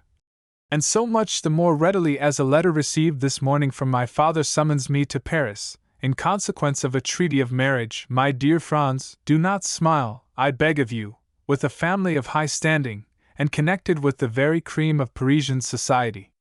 "Connected by marriage, you mean?" said Franz laughingly. "Well, never mind how it is," answered Albert. "It comes to the same thing in the end. Perhaps by the time you return to Paris, I shall be quite a sober, staid father of a family. A most edifying representative I shall make of all the domestic virtues, don't you think so? But as regards your wish to visit our fine city, my dear Count, I can only say that you may command me and mine to any extent you please." "Then it is settled," said the Count. And I give you my solemn assurance that I only waited an opportunity like the present to realize plans that I have long meditated. Franz did not doubt that these plans were the same concerning which the Count had dropped a few words in the Grotto of Monte Cristo, and while the Count was speaking the young man watched him closely, hoping to read something of his purpose in his face. But his countenance was inscrutable, especially when, as in the present case, it was veiled in a sphinx-like smile. "But tell me now, Count," exclaimed Albert, delighted at the idea of having to chaperone so distinguished a person as Monte Cristo. "Tell me truly whether you are in earnest, or if this project of visiting Paris is merely one of the chimerical and uncertain air castles of which we make so many in the course of our lives, but which, like a house built on the sand, is liable to be blown over by the first puff of wind?" "I pledge you my honor," returned the Count, "that I mean to do as I have said. Both inclination and positive necessity compel me to visit Paris. When do you propose going thither? Have you made up your mind when you shall be there yourself?" "Certainly I have, in a fortnight or 3 weeks' time, that is to say, as fast as I can get there." "Nay," said the Count, "I will give you 3 months ere I join you. You see I make an ample allowance for all delays and difficulties." "And in 3 months' time," said Albert, "you will be at my house?" "Shall we make a positive appointment for a particular day and hour?" inquired the Count. "Only let me warn you that I am proverbial for my punctilious exactitude in keeping my engagements." "Day for day, hour for hour," said Albert. "That will suit me to a dot." "So be it then," replied the Count, and extending his hand towards a calendar, suspended near the chimney-piece, he said, "Today is the 21st of February." And drawing out his watch, added, "It is exactly 10:30 o'clock. Now promise me to remember this, and expect me the 21st of May at the same hour in the forenoon." "Capital!" exclaimed Albert. "Your breakfast shall be waiting. Where do you live?" "Number 27, Rue du Helder." "Have you bachelor's apartments there? I hope my coming will not put you to any inconvenience." "I reside in my father's house, but occupy a pavilion at the farther side of the courtyard, entirely separated from the main building." "Quite sufficient," replied the Count, as, taking out his tablets, he wrote down, "Number 27, Rue du Helder, May 21st, 10:30 in the morning." "Now then," said the Count, returning his tablets to his pocket, "make yourself perfectly easy. The hand of your timepiece will not be more accurate in marking the time than myself." "Shall I see you again ere my departure?" asked Albert. "That depends. When do you leave?" "Tomorrow evening, at 5 o'clock. In that case I must say adieu to you, as I am compelled to go to Naples, and shall not return hither before Saturday evening or Sunday morning." "And you, Baron," pursued the Count, addressing Franz, "do you also depart tomorrow?" "Yes." "For France?" "No, for Venice. I shall remain in Italy for another year or 2. "Then we shall not meet in Paris?" "I fear I shall not have that honor." "Well, since we must part," said the Count, holding out a hand to each of the young men, "allow me to wish you both a safe and pleasant journey." It was the first time the hand of Franz had come in contact with that of the mysterious individual before him, and unconsciously he shuddered at its touch, for it felt cold and icy as that of a corpse. "Let us understand each other," said Albert. "It is agreed, is it not, that you are to be at number 27 in the Rue du Helder on the 21st of May, at 10:30 in the morning, and your word of honor pass for your punctuality?" "The 21st of May, at 10:30 in the morning, Rue du Helder, number 27, replied the Count. The young men then rose, and bowing to the Count, quitted the room. "What is the matter?" asked Albert of Franz, when they had returned to their own apartments. "You seem more than commonly thoughtful." "I will confess to you, Albert," replied Franz. "The Count is a very singular person, and the appointment you have made to meet him in Paris fills me with 1,000 apprehensions." "My dear fellow," exclaimed Albert, "what can there possibly be in that to excite uneasiness?" "Why, you must have lost your senses." "Whether I am in my senses or not," answered Franz, "that is the way I feel." "Listen to me, Franz," said Albert. I am glad that the occasion has presented itself for saying this to you, for I have noticed how cold you are in your bearing towards the Count, while he, on the other hand, has always been courtesy itself to us. Have you anything particular against him? Possibly. Did you ever meet him previously to coming hither? I have. And where? Will you promise me not to repeat a single word of what I am about to tell you? I promise. Upon your honor? Upon my honor. Then listen to me. Franz then related to his friend the history of his excursion to the island of Monte Cristo, and of his finding a party of smugglers there, and the 2 Corsican bandits with them. He dwelt with considerable force and energy on the almost magical hospitality he had received from the Count, and the magnificence of his entertainment in the Grotto of the 1001 Nights. He recounted, with circumstantial exactitude, all the particulars of the supper, the hashish, the statues, the dream, and how, at his awakening, there remained no proof or trace of all these events, save the small yacht, seen in the distant horizon driving under full sail toward Porto Vecchio. Then he detailed the conversation overheard by him at the Colosseum, between the Count and Vampa, in which the Count had promised to obtain the release of the bandit Peppino, an engagement which, as our readers are aware, he most faithfully fulfilled. At last he arrived at the adventure of the preceding night, and the embarrassment in which he found himself placed by not having sufficient cash by 600 or 700 piastres to make up the sum required, and finally of his application to the Count and the picturesque and satisfactory result that followed. Albert listened with the most profound attention. "Well," said he, when Franz had concluded, "what do you find to object to in all you have related? The Count is fond of traveling, and, being rich, possesses a vessel of his own. Go but to Portsmouth or Southampton, and you will find the harbors crowded with the yachts belonging to such of the English as can afford the expense, and have the same liking for this amusement.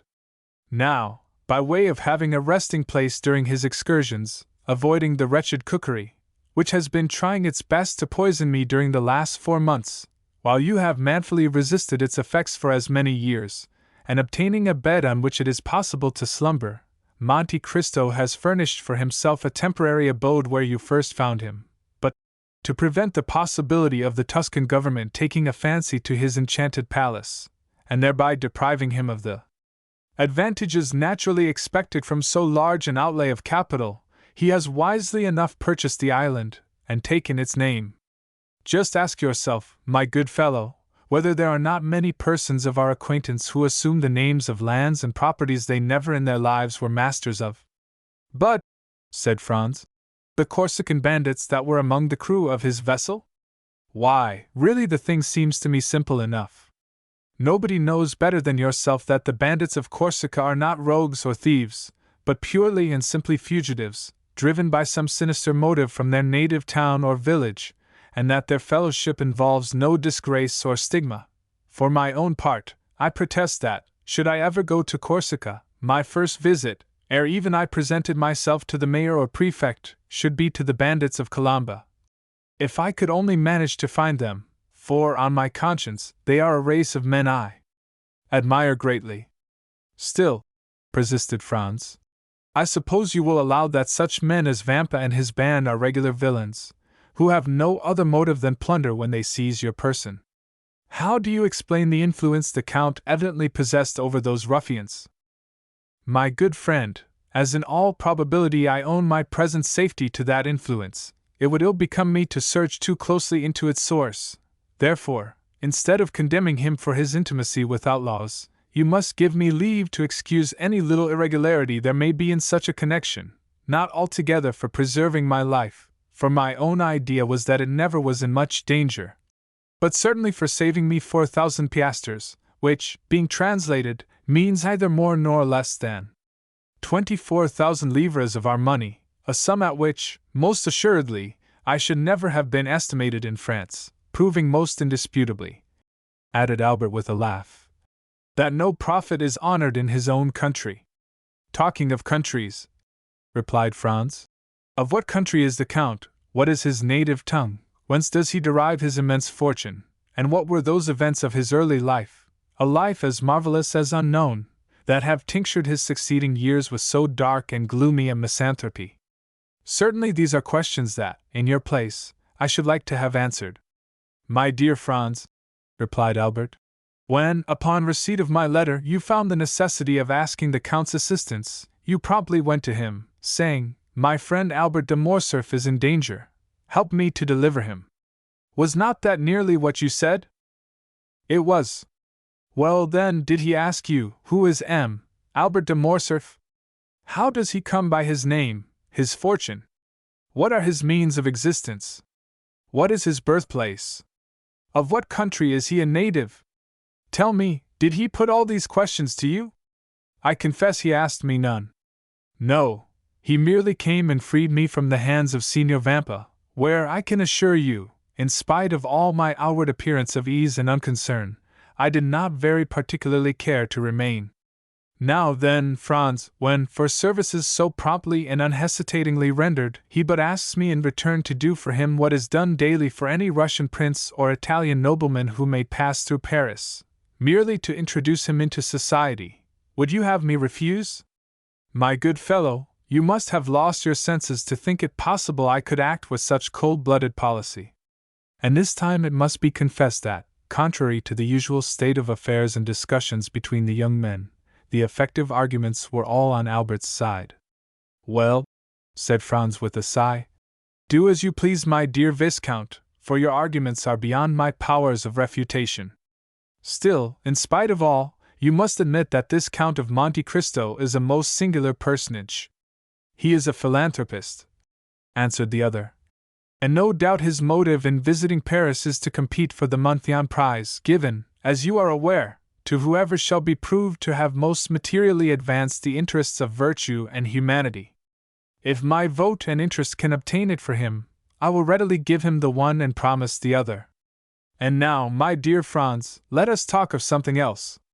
Come, shall we take our luncheon, and then pay a last visit to St. Peter's?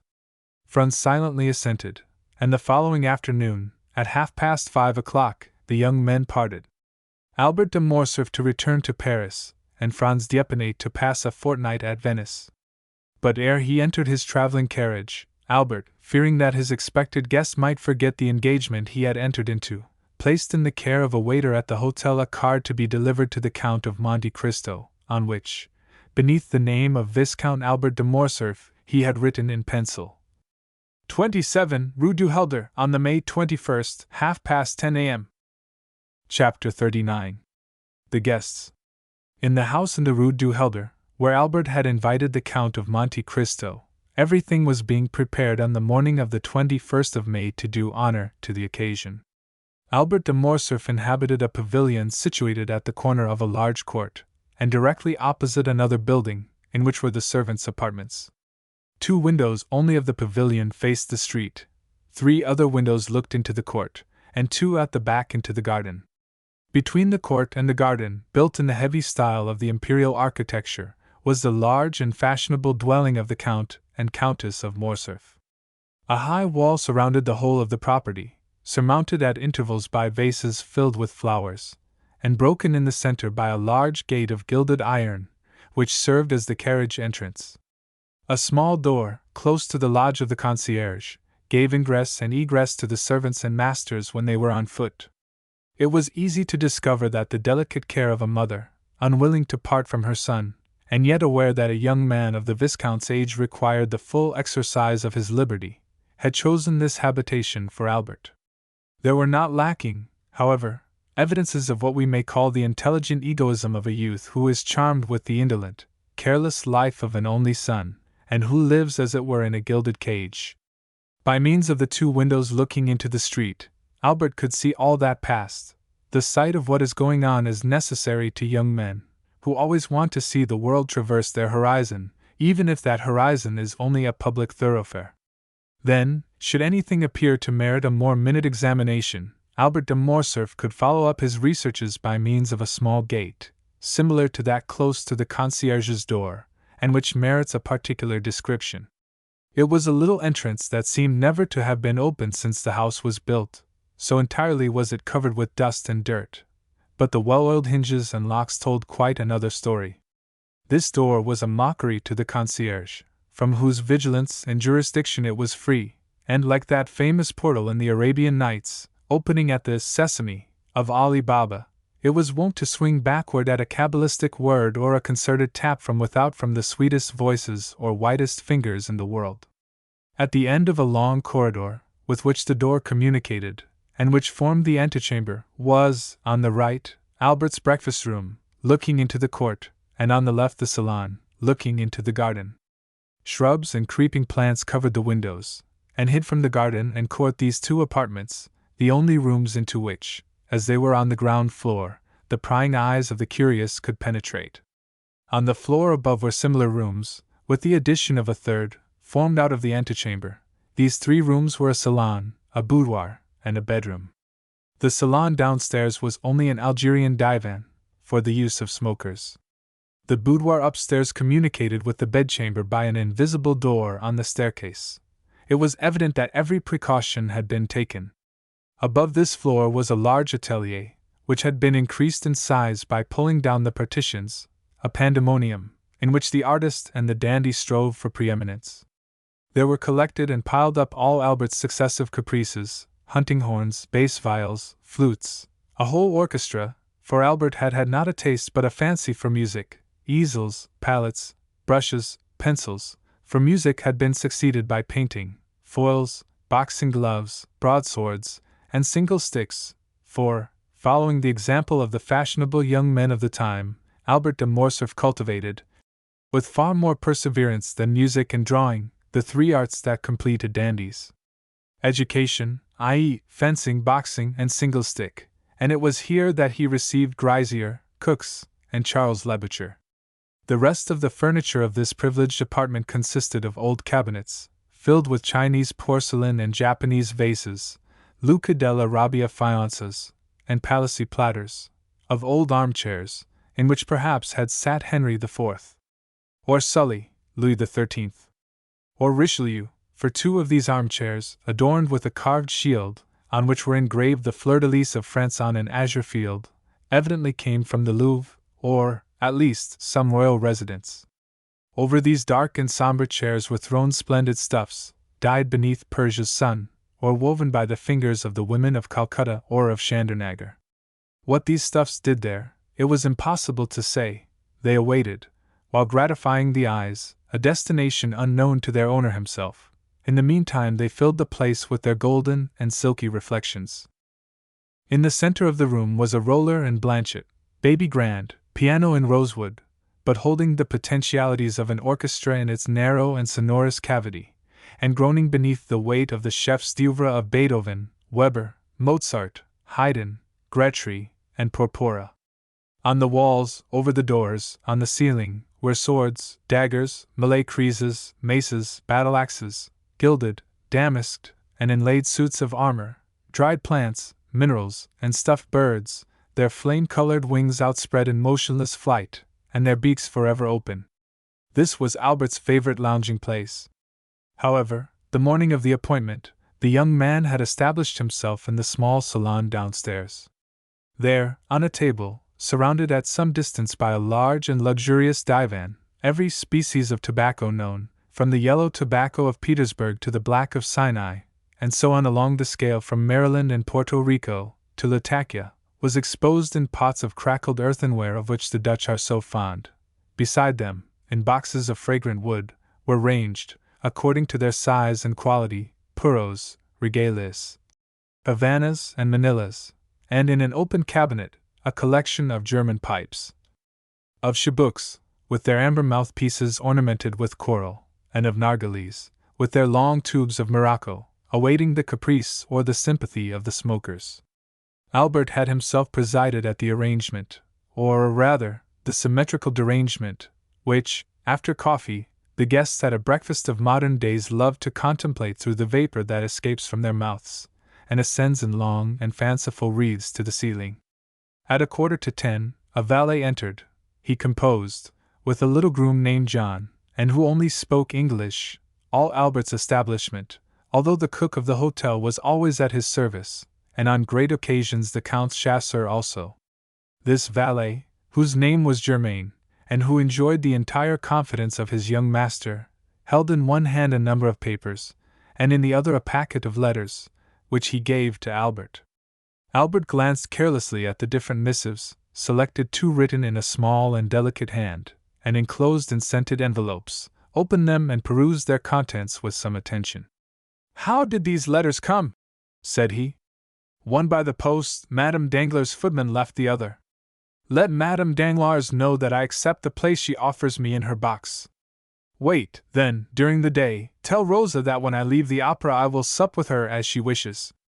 Take her 6 bottles of different wine, Cyprus, sherry, and Malaga, and a barrel of Ostend oysters. Get them at Borel's, and be sure you say they are for me. At what o'clock, sir, do you breakfast? What time is it now? 9:45. Very well, at 10:30. Debray will, perhaps, be obliged to go to the minister, and besides—" Albert looked at his tablets. "It is the hour I told the Count, May 21st, at 10:30, and though I do not much rely upon his promise, I wish to be punctual. Is the Countess up yet? If you wish, I will inquire. Yes, ask her for one of her liqueur cellarettes, mine is incomplete, and tell her I shall have the honor of seeing her about 3 o'clock, and that I request permission to introduce someone to her." The valet left the room. Albert threw himself on the divan, tore off the cover of 2 or 3 of the papers, looked at the theatre announcements, made a face seeing they gave an opera, and not a ballet, hunted vainly amongst the advertisements for a new tooth powder of which he had heard, and threw down, one after the other, the 3 leading papers of Paris, muttering, "These papers become more and more stupid every day." A moment after, a carriage stopped before the door, and the servant announced Lucien Debray. A tall young man, with light hair, clear gray eyes, and thin and compressed lips, dressed in a blue coat with beautifully carved gold buttons, a white neckcloth, and a tortoise-shell eyeglass suspended by a silken thread, and which, by an effort of the superciliary and zygomatic muscles, he fixed in his eye, entered, with a half-official air, without smiling or speaking. "Good morning, Lucien, good morning," said Albert. "Your punctuality really alarms me." "What do I say? Punctuality! You, whom I expected last, you arrive at 5 minutes to 10, when the time fixed was 10:30. Has the ministry resigned?" "No, my dear fellow," returned the young man, seating himself on the divan. "Reassure yourself, we are tottering always, but we never fall, and I begin to believe that we shall pass into a state of immobility, and then the affairs of the peninsula will completely consolidate us." "Ah, true, you drive Don Carlos out of Spain." "No, no, my dear fellow, do not confound our plans. We take him to the other side of the French frontier, and offer him hospitality at Bourges." "At Bourges?" "Yes, he has not much to complain of. Bourges is the capital of Charles VII. Do you not know that all Paris knew it yesterday, and the day before it had already transpired on the Bourse, and Danglars, I do not know by what means that man contrives to obtain intelligence as soon as we do, made $1 million. And you another order, for I see you have a blue ribbon at your buttonhole." "Yes, they sent me the Order of Charles III," returned Debray carelessly. "Come, do not affect indifference, but confess you were pleased to have it." "Oh, it is very well as a finish to the toilet. It looks very neat on a black coat buttoned up, and makes you resemble the Prince of Wales or the Duke of Reichstadt. It is for that reason you see me so early. Because you have the Order of Charles III, and you wish to announce the good news to me?" "No, because I passed the night writing letters, 25 dispatches. I returned home at daybreak, and strove to sleep, but my head ached and I got up to have a ride for an hour. At the Bois de Boulogne, ennui and hunger attacked me at once, 2 enemies who rarely accompany each other, and who are yet leagued against me, a sort of Carlo-Republican alliance. I then recollected you gave a breakfast this morning, and here I am. I am hungry, feed me. I am bored, amuse me.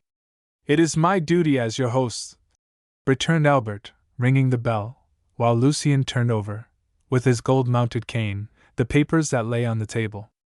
"Germain, a glass of sherry and a biscuit. In the meantime, my dear Lucien, here are cigars, contraband, of course, try them, and persuade the minister to sell us such instead of poisoning us with cabbage leaves." "Peste! I will do nothing of the kind. The moment they come from government, you would find them execrable. Besides, that does not concern the home but the financial department. Address yourself to M. Human, section of the indirect contributions, corridor A, number 26. On my word, said Albert, you astonish me by the extent of your knowledge. Take a cigar. Really, my dear Albert, replied Lucien, lighting a manila at a rose-colored taper that burnt in a beautifully enameled stand. How happy you are to have nothing to do! You do not know your own good fortune. And what would you do, my dear diplomatist? Replied Morcerf, with a slight degree of irony in his voice. If you did nothing? What? Private secretary to a minister, plunged at once into European cabals and Parisian intrigues, having kings, and better still, queens, to protect, parties to unite, elections to direct, making more use of your cabinet with your pen and your telegraph than Napoleon did of his battlefields with his sword and his victories, possessing 25,000 francs a year, besides your place, a horse, for which Chateau Renaud offered you 400 louis, and which you would not part with, a tailor who never disappoints you, with the opera, the jockey club, and other diversions. Can you not amuse yourself? Well, I will amuse you. How? By introducing to you a new acquaintance. A man or a woman? A man. I know so many men already. But you do not know this man. Where does he come from? The end of the world. Farther still, perhaps. The deuce! I hope he does not bring our breakfast with him. Oh, no, our breakfast comes from my father's kitchen. Are you hungry? Humiliating as such a confession is, I am. But I dined at M. de Villefort's, and lawyers always give you very bad dinners. You would think they felt some remorse. Did you ever remark that? Ah, depreciate other persons' dinners. You ministers give such splendid ones. Yes, but we do not invite people of fashion. If we were not forced to entertain a parcel of country boobies because they think and vote with us, we should never dream of dining at home, I assure you. Well, take another glass of sherry and another biscuit. Willingly. Your Spanish wine is excellent. You see, we were quite right to pacify that country. Yes, but Don Carlos? Well, Don Carlos will drink Bordeaux, and in 10 years we will marry his son to the little queen. You will then obtain the golden fleece, if you are still in the ministry. I think, Albert, you have adopted the system of feeding me on smoke this morning. Well, you must allow it is the best thing for the stomach, but I hear Beecham in the next room. You can dispute together, and that will pass away the time. About what? About the papers. My dear friend, said Lucien with an air of sovereign contempt. Do I ever read the papers? Then you will dispute the more. M. Beecham, announced the servant. Come in, said Albert, rising and advancing to meet the young man. Here is Debray, who detests you without reading you, so he says. He is quite right, returned Beecham, for I criticize him without knowing what he does. Good day, Commander. Ah, you know that already, said the private secretary, smiling and shaking hands with him. Pardieu! And what do they say of it in the world? In which world? We have so many worlds in the year of grace 1838. In the entire political world, of which you are one of the leaders. They say that it is quite fair, and that sowing so much red, you ought to reap a little blue. Come, that is not bad, said Lucien. Why do you not join our party, my dear Beecham? With your talents you would make your fortune in 3 or 4 years. I only await one thing before following your advice, that is, a minister who will hold office for 6 months. My dear Albert, one word, for I must give poor Lucien a respite. Do we breakfast or dine? I must go to the chamber, for our life is not an idle one. You only breakfast. I await 2 persons, and the instant they arrive we shall sit down to table. Chapter 40. The Breakfast. And what sort of persons do you expect to breakfast? Said Beecham. A gentleman and a diplomatist. Then we shall have to wait 2 hours for the gentleman, and 3 for the diplomatist. I shall come back to dessert. Keep me some strawberries, coffee, and cigars. I shall take a cutlet on my way to the chamber.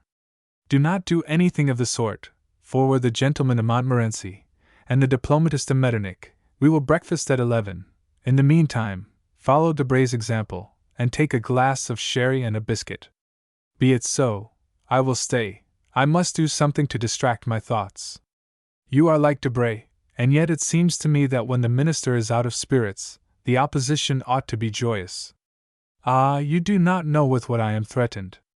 I shall hear this morning that M. Danglars make a speech at the Chamber of Deputies, and at his wife's this evening I shall hear the tragedy of a peer of France. The devil take the constitutional government, and since we had our choice, as they say, at least, how could we choose that? I understand. You must lay in a stock of hilarity. Do not run down M. Danglars' speeches, said Debray. He votes for you, for he belongs to the opposition. Pardieu, that is exactly the worst of all. I am waiting until you send him to speak at the Luxembourg, to laugh at my ease.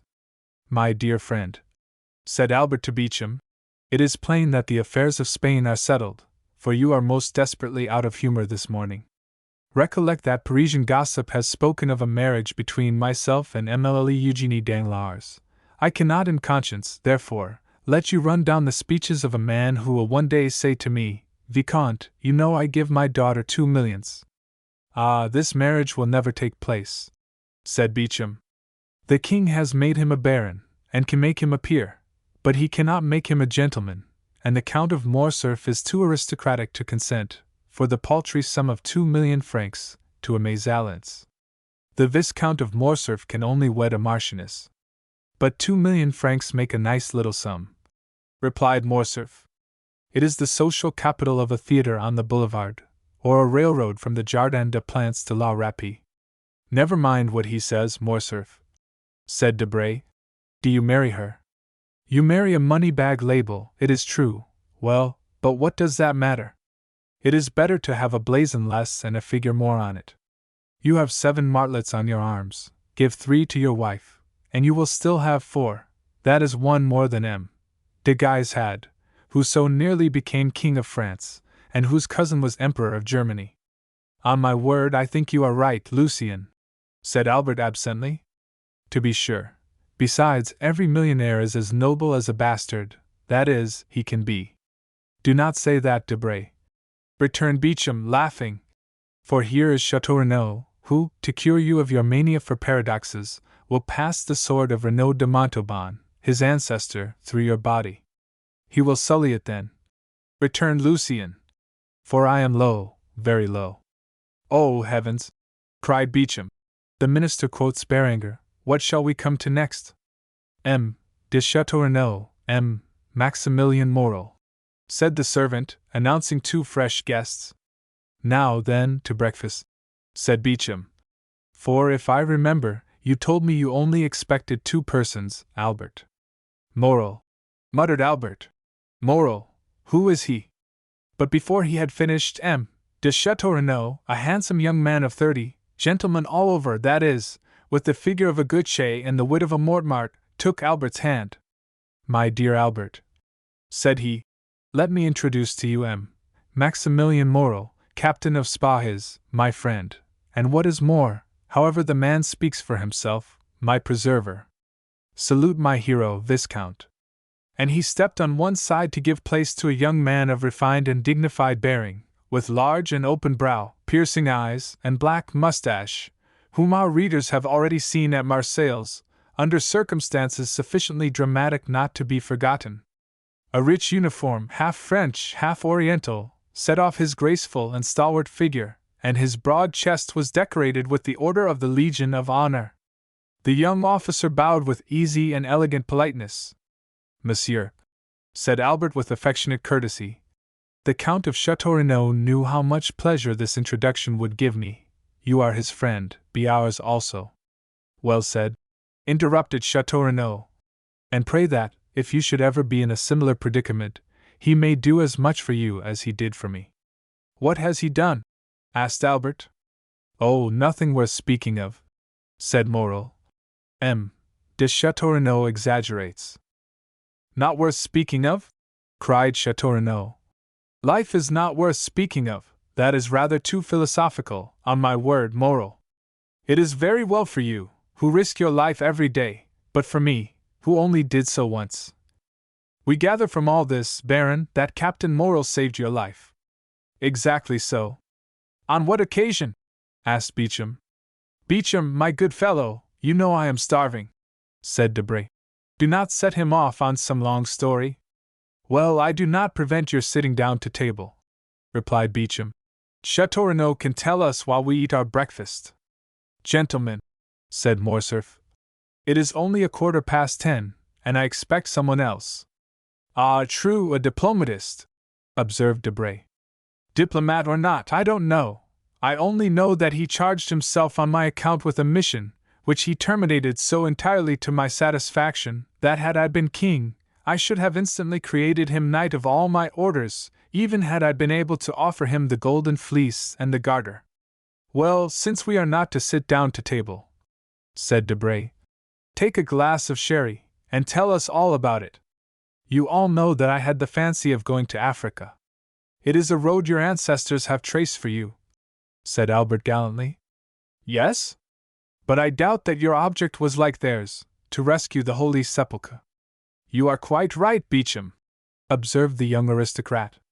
It was only to fight as an amateur.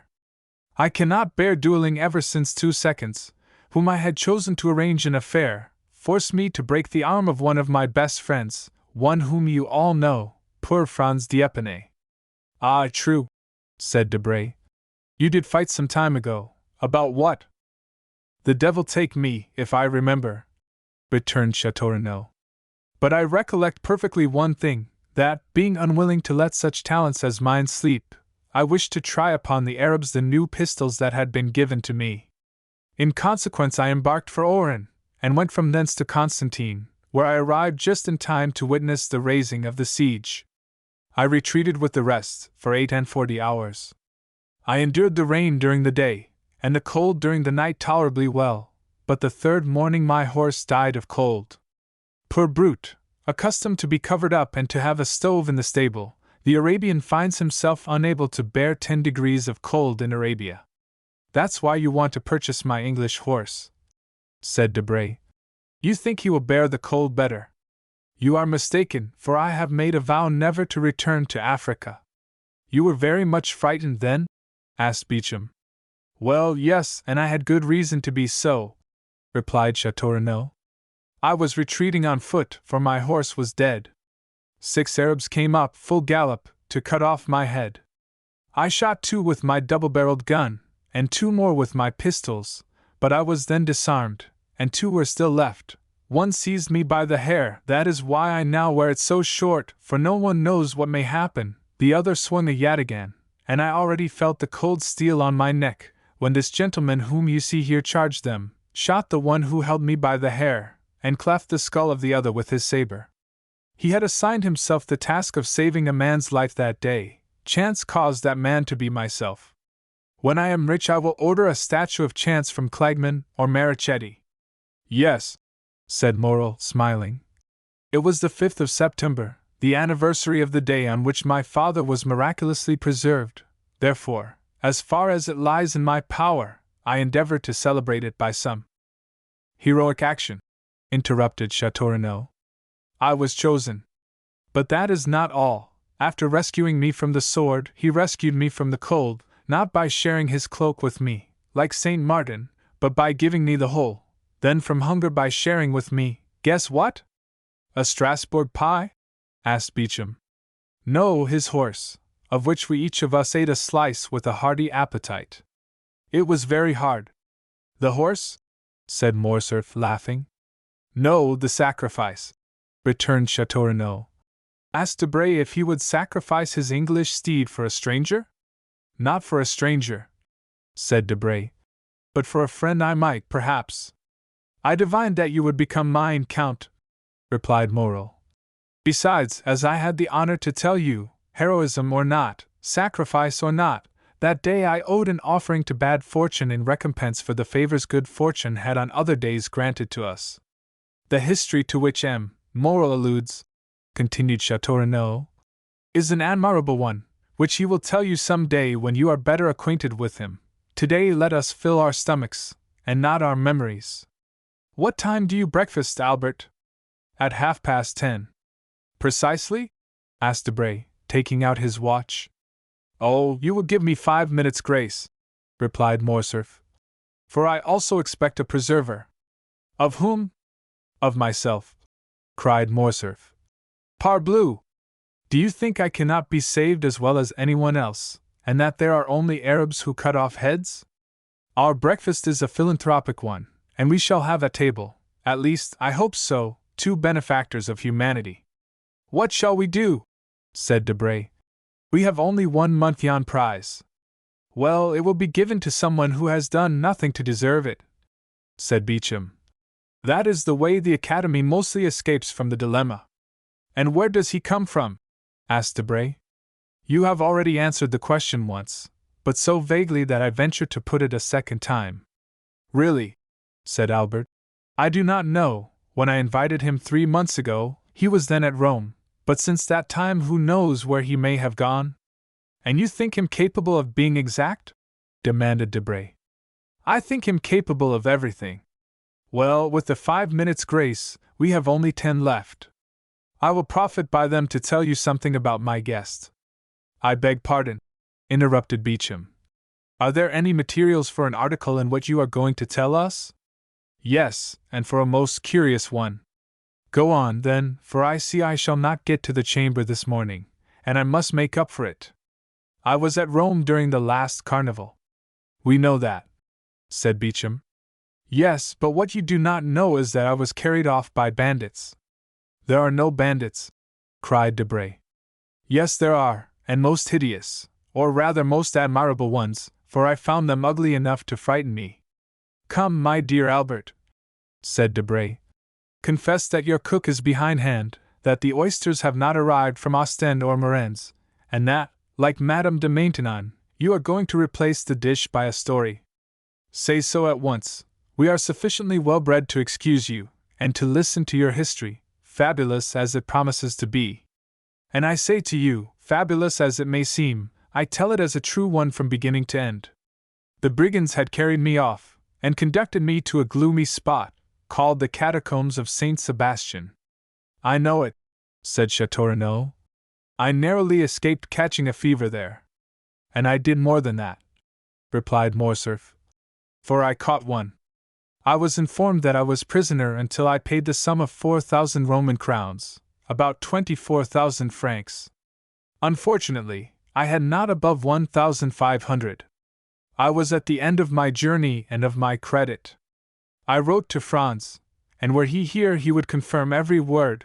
I wrote then to Franz that if he did not come with the 4,000 crowns before 6, at 10 minutes past I should have gone to join the blessed saints and glorious martyrs in whose company I had the honor of being, and Signor Luigi Vampa, such was the name of the chief of these bandits, would have scrupulously kept his word. But Franz did come with the 4,000 crowns, said Chateau Renaud. A man whose name is Franz d'Épinay or Albert de Morcerf has not much difficulty in procuring them. No, he arrived accompanied simply by the guest I am going to present to you. Ah, this gentleman is a Hercules killing Cacus, a Perseus freeing Andromeda. No, he is a man about my own size. Armed to the teeth? He had not even a knitting needle. But he paid your ransom? He said 2 words to the chief and I was free. And they apologized to him for having carried you off? Said Beauchamp. Just so. Why, he is a second Ariosto. No, his name is the Count of Monte Cristo. There is no Count of Monte Cristo, said Debray. I do not think so, added Chateau Renaud, with the air of a man who knows the whole of the European nobility perfectly. Does anyone know anything of a Count of Monte Cristo? He comes possibly from the Holy Land, and one of his ancestors possessed Calvary, as the Montmartres did the Dead Sea. I think I can assist your researches, said Maximilian. Monte Cristo is a little island I have often heard spoken of by the old sailors my father employed, a grain of sand in the center of the Mediterranean, an atom in the infinite. Precisely, cried Albert. Well, he of whom I speak is the lord and master of this grain of sand, of this atom. He has purchased the title of Count somewhere in Tuscany. He is rich, then? I believe so. But that ought to be visible. That is what deceives you, Debray. I do not understand you. Have you read the Arabian Nights? What a question! Well, do you know if the persons you see there are rich or poor, if their sacks of wheat are not rubies or diamonds? They seem like poor fishermen, and suddenly they open some mysterious cavern filled with the wealth of the Indies. Which means that my Count of Monte Cristo is one of those fishermen. He has even a name taken from the book, since he calls himself Sinbad the Sailor, and has a cave filled with gold. And you have seen this cavern, Morcerf? Asked Beauchamp. No, but Franz has, for heaven's sake, not a word of this before him. Franz went in with his eyes blindfolded, and was waited on by mutes and by women to whom Cleopatra was a painted strumpet. Only he is not quite sure about the women, for they did not come in until after he had taken hashish, so that what he took for women might have been simply a row of statues. The two young men looked at Morcerf as if to say, "Are you mad, or are you laughing at us?" "And I also," said Morrel thoughtfully, "have heard something like this from an old sailor named Penelon." "Ah!" cried Albert. "It is very lucky that Morrel comes to aid me. You are vexed, are you not, that he thus gives a clue to the labyrinth?" "My dear Albert," said Debray, "what you tell us is so extraordinary." "Ah, because your ambassadors and your consuls do not tell you of them. They have no time. They are too much taken up with interfering in the affairs of their countrymen who travel. Now you get angry, and attack our poor agents. How will you have them protect you? The Chamber cuts down their salaries every day, so that now they have scarcely any. Will you be ambassador, Albert? I will send you to Constantinople. No, lest on the first demonstration I make in favor of Mehemet Ali, the Sultan send me the bowstring, and make my secretaries strangle me." "You say very true," responded Debray. "Yes," said Albert, "but this has nothing to do with the existence of the Count of Monte Cristo. Pardieu! Everyone exists. Doubtless, but not in the same way. Everyone has not black slaves, a princely retinue, an arsenal of weapons that would do credit to an Arabian fortress, horses that cost 6,000 francs apiece, and Greek mistresses. Have you seen the Greek mistress? I have both seen and heard her. I saw her at the theater, and heard her one morning when I breakfasted with the Count." "He eats, then?" "Yes, but so little, it can hardly be called eating. He must be a vampire. Laugh, if you will. The Countess G., who knew Lord Ruthven, declared that the Count was a vampire." "Ah, capital," said Beauchamp. "For a man not connected with newspapers, here is the pendant to the famous sea serpent of the Constitutional. Wild eyes, the iris of which contracts or dilates at pleasure," said Debray. "Facial angles strongly developed, magnificent forehead, livid complexion, black beard, sharp and white teeth, politeness unexceptionable." "Just so, Lucien," returned Morcerf. "You have described him feature for feature." "Yes, keen and cutting politeness. This man has often made me shudder, and one day when we were viewing an execution, I thought I should faint, more from hearing the cold and calm manner in which he spoke of every description of torture than from the sight of the executioner and the culprit." "Did he not conduct you to the ruins of the Colosseum and suck your blood?" asked Beauchamp. "Or, having delivered you, make you sign a flaming parchment, surrendering your soul to him as Esau did his birthright?" Rail on at your ease, gentlemen," said Morcerf, somewhat piqued. "When I look at you Parisians idlers on the Boulevard de Gand or the Bois de Boulogne, and think of this man, it seems to me we are not of the same race." "I am highly flattered," returned Beauchamp. "At the same time," added Châteaurenaud, "your Count of Monte Cristo is a very fine fellow, always accepting his little arrangements with the Italian banditti." "There are no Italian banditti," said Debray. "No vampire," cried Beauchamp. "No Count of Monte Cristo," added Debray. "There is 10:30 striking, Albert. Confess you have dreamed this, and let us sit down to breakfast," continued Beauchamp. But the sound of the clock had not died away when Germain announced, "His Excellency the Count of Monte Cristo."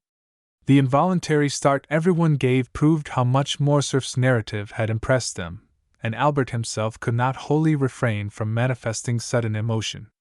He had not heard a carriage stop in the street, or steps in the antechamber.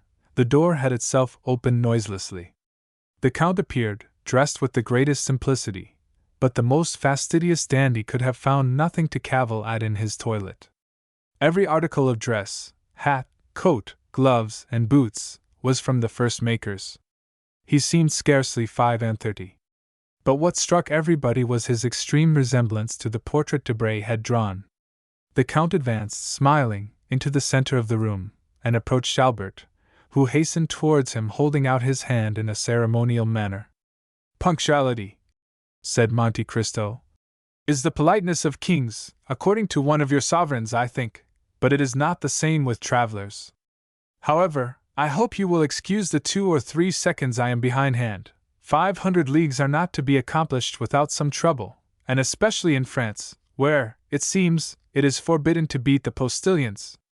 "My dear Count," replied Albert, "I was announcing your visit to some of my friends, whom I had invited in consequence of the promise you did me the honor to make, and whom I now present to you. They are the Count of Château-Renaud, whose nobility goes back to the 12 peers, and whose ancestors had a place at the Round Table, M.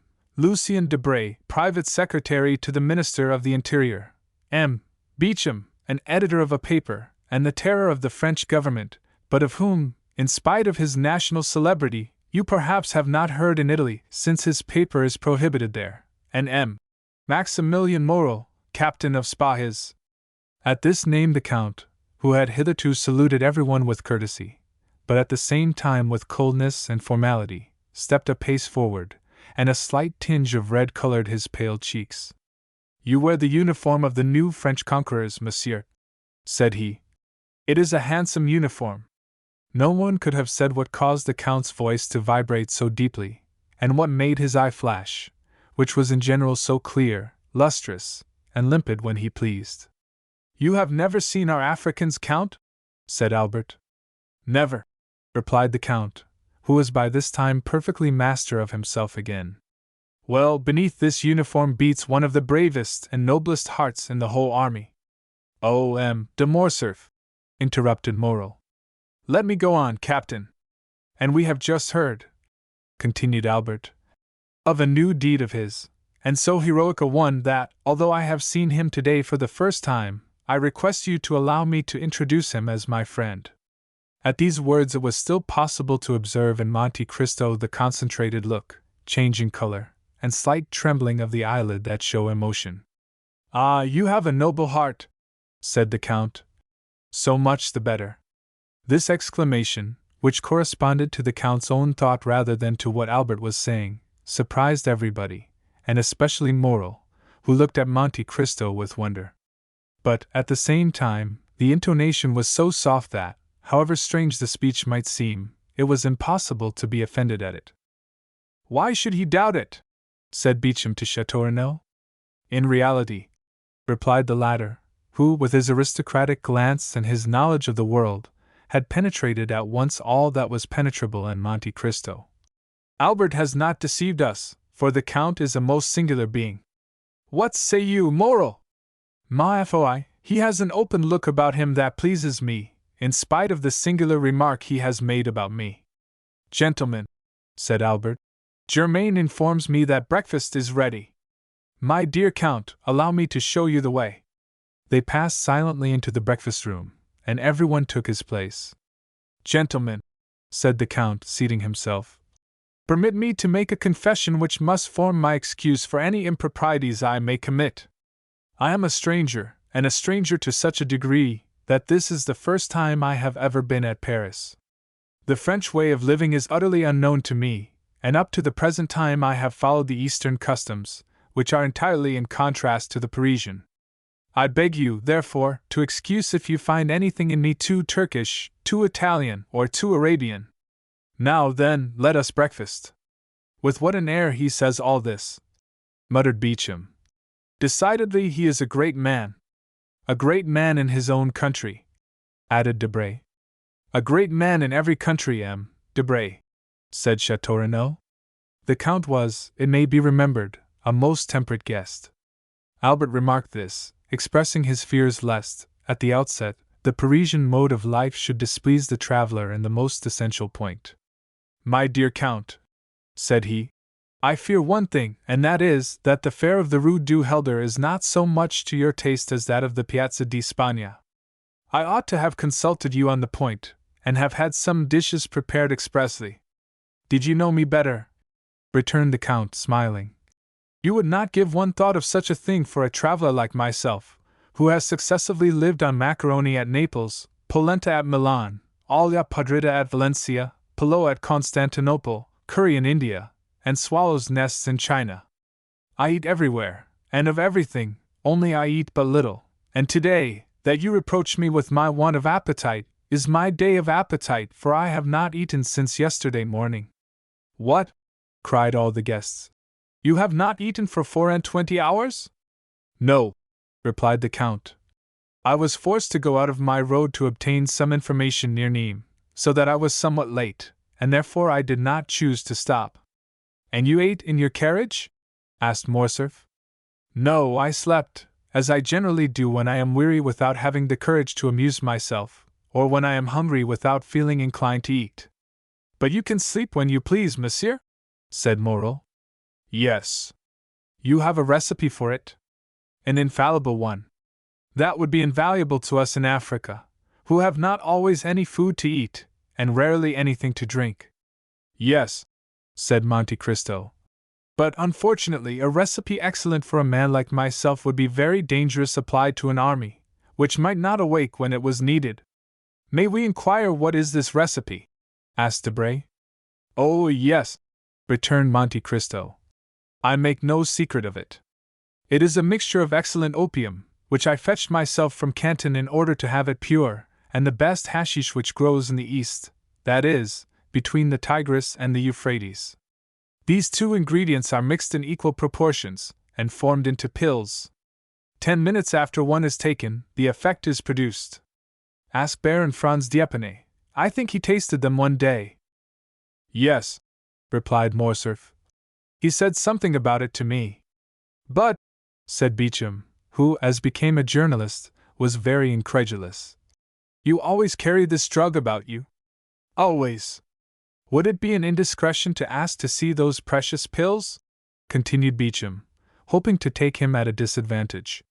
"No, monsieur," returned the Count, and he drew from his pocket a marvelous casket, formed out of a single emerald and closed by a golden lid which unscrewed and gave passage to a small greenish-colored pellet about the size of a pea. This ball had an acrid and penetrating odor. There were 4 or 5 more in the emerald, which would contain about a dozen. The casket passed around the table, but it was more to examine the admirable emerald than to see the pills that it passed from hand to hand. "And is it your cook who prepares these pills?" asked Beauchamp. "Oh, no, monsieur," replied Monte Cristo. "I do not thus betray my enjoyments to the vulgar. I am a tolerable chemist, and prepare my pills myself. This is a magnificent emerald, and the largest I have ever seen," said Chateau Renaud, "although my mother has some remarkable family jewels." "I had 3 similar ones," returned Monte Cristo. "I gave one to the Sultan, who mounted it in his sabre, another to our Holy Father the Pope, who had it set in his tiara, opposite to one nearly as large, though not so fine, given by the Emperor Napoleon to his predecessor, Pius VII. I kept the third for myself, and I had it hollowed out, which reduced its value, but rendered it more commodious for the purpose I intended." Everyone looked at Monte Cristo with astonishment. He spoke with so much simplicity that it was evident he spoke the truth, or that he was mad. However, the sight of the emerald made them naturally inclined to the former belief. "And what did these 2 sovereigns give you in exchange for these magnificent presents?" asked Debray. "The Sultan, the liberty of a woman," replied the Count. "The Pope, the life of a man, so that once in my life I have been as powerful as if heaven had brought me into the world on the steps of a throne." "And it was Peppino you saved, was it not?" cried Morcerf. "It was for him that you obtained pardon?" "Perhaps," returned the Count, smiling. "My dear Count, you have no idea what pleasure it gives me to hear you speak thus, said Morcerf. "I had announced you beforehand to my friends as an enchanter of the Arabian Nights, a wizard of the Middle Ages, but the Parisians are so subtle in paradoxes that they mistake for caprices of the imagination the most incontestable truths, when these truths do not form a part of their daily existence. For example, here is Debray who reads, and Beecham who prints, every day. A member of the Jockey Club has been stopped and robbed on the boulevard. 4 persons have been assassinated in the Rue Saint-Denis or the Faubourg Saint-Germain. 10, 15, or 20 thieves have been arrested in a café on the Boulevard du Temple, or in the Thermes de Julien, and yet these same men denied the existence of the bandits in the Maremma, the Campagna di Romana, or the Pontine Marshes. Tell them yourself that I was taken by bandits, and that without your generous intercession I should now have been sleeping in the catacombs of Saint Sebastian, instead of receiving them in my humble abode in the Rue du Helder." "Ah," said Monte Cristo, "you promised me never to mention that circumstance." "It was not I who made that promise," cried Morcerf. "It must have been someone else whom you have rescued in the same manner, and whom you have forgotten. Pray speak of it, for I shall not only, I trust, relate the little I do know, but also a great deal I do not know." "It seems to me," returned the Count, smiling, "that you played a sufficiently important part to know as well as myself what happened." "Well, you promise me, if I tell all I know, to relate, in your turn, all that I do not know?" "That is but fair," replied Monte Cristo. "Well," said Morcerf, "for 3 days I believed myself the object of the attentions of a mask, whom I took for a descendant of Tullia or Poppaea, while I was simply the object of the attentions of a contadina, and I say contadina to avoid saying peasant girl. What I know is that, like a fool, a greater fool than he of whom I spoke just now, I mistook for this peasant girl a young bandit of 15 or 16, with a beardless chin and slim waist, and who, just as I was about to imprint a chaste salute on his lips, placed a pistol to my head, and aided by 7 or 8 others, led, or rather dragged me, to the catacombs of Saint Sebastian, where I found a highly educated brigand chief perusing Caesar's commentaries, and who deigned to leave off reading to inform me that unless the next morning, before 6 o'clock, 4,000 piastres were paid into his account at his banker's, at 6:15 I should have ceased to exist. The letter is still to be seen, for it is in Franz D'Epinay's possession, signed by me, and with a postscript of M. Luigi Vampa. This is all I know, but I know not, Count, how you contrived to inspire so much respect in the bandits of Rome who ordinarily have so little respect for anything. I assure you, Franz and I were lost in admiration." "Nothing more simple," returned the Count. "I had known the famous Vampa for more than 10 years. When he was quite a child, and only a shepherd, I gave him a few gold pieces for showing me my way, and he, in order to repay me, gave me a poniard, the hilt of which he had carved with his own hand, and which you may have seen in my collection of arms. In after years, whether he had forgotten this interchange of presents, which ought to have cemented our friendship, or whether he did not recollect me, he sought to take me, but, on the contrary, it was I who captured him and a dozen of his band. I might have handed him over to Roman justice, which is somewhat expeditious, and which would have been particularly so with him, but I did nothing of the sort. I suffered him and his band to depart, with the condition that they should sin no more," said Beecham, laughing. "I see they kept their promise." "No, monsieur," returned Monte Cristo, "upon the simple condition that they should respect myself and my friends.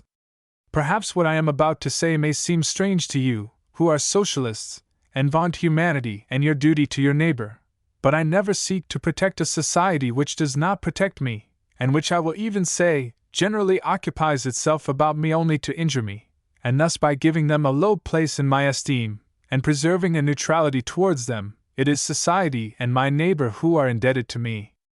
"Bravo!" cried Château Renaud. "You are the first man I ever met sufficiently courageous to preach egotism." "Bravo, Count, bravo! It is frank at least," said Morrel. "But I am sure that the Count does not regret having once deviated from the principles he has so boldly avowed." "How have I deviated from those principles, monsieur?" asked Monte Cristo, who could not help looking at Morrel with so much intensity, that 2 or 3 times the young man had been unable to sustain that clear and piercing glance. "Why, it seems to me," replied Morel, "that in delivering M.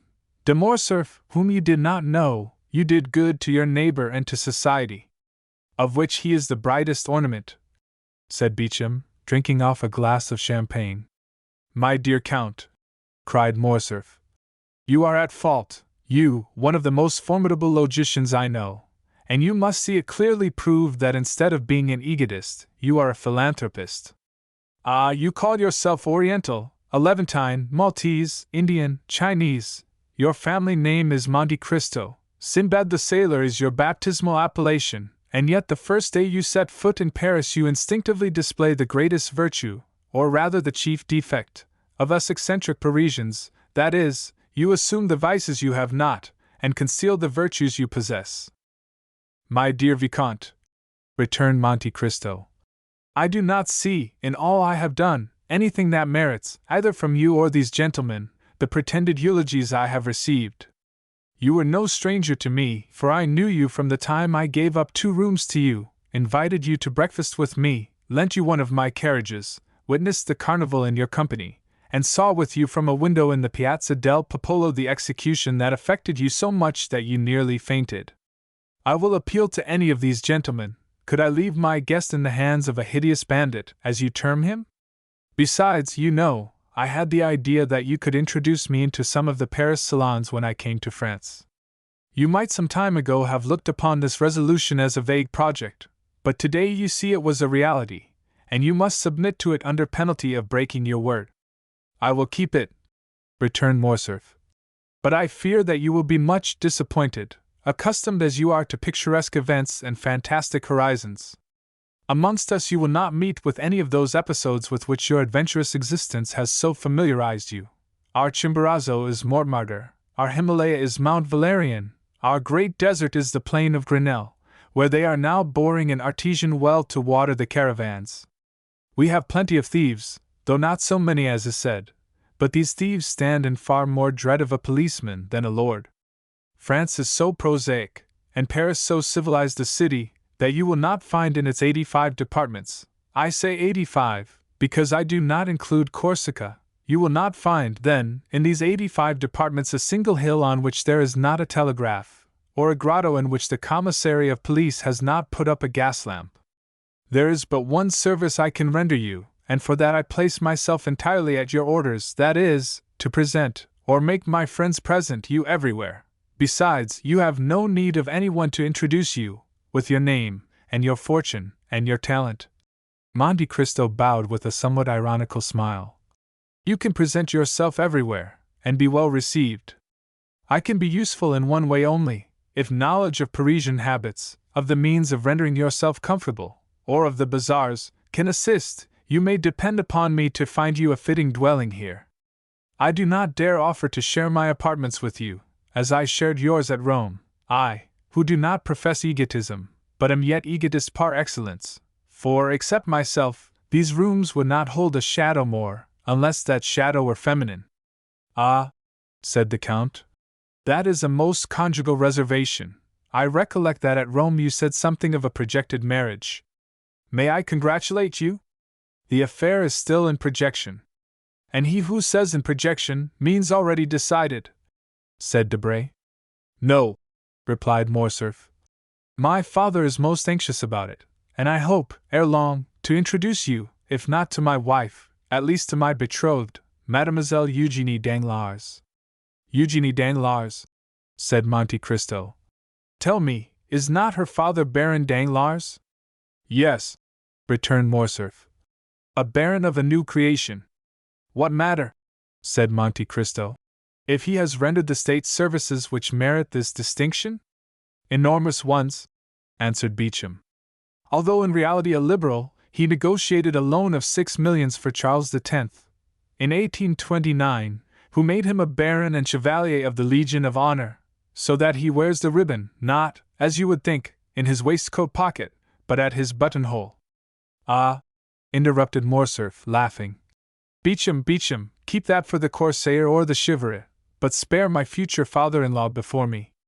Then, turning to Monte Cristo, You just now spoke his name as if you knew the Baron? I do not know him, returned Monte Cristo. But I shall probably soon make his acquaintance, for I have a credit opened with him by the house of Richard and Blunt, of London, Arstein and Escels of Vienna, and Thomson and French at Rome. As he pronounced the two last names, the Count glanced at Maximilian Morrel. If the stranger expected to produce an effect on Morrel, he was not mistaken. Maximilian started as if he had been electrified.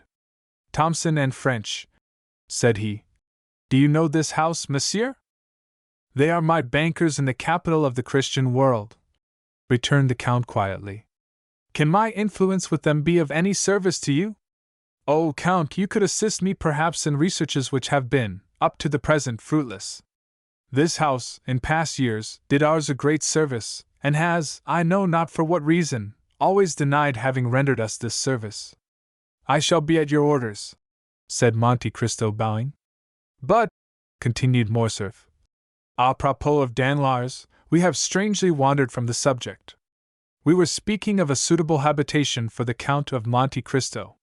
Come, gentlemen, let us all propose some place. Where shall we lodge this new guest in our great capital? Faubourg Saint-Germain, said Château Renaud.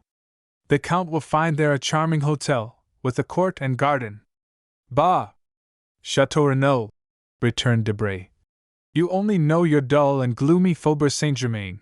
Do not pay any attention to him, Count. Live in the Chaussée d'Antin, that's the real center of Paris. Boulevard de l'Opéra, said Beauchamp.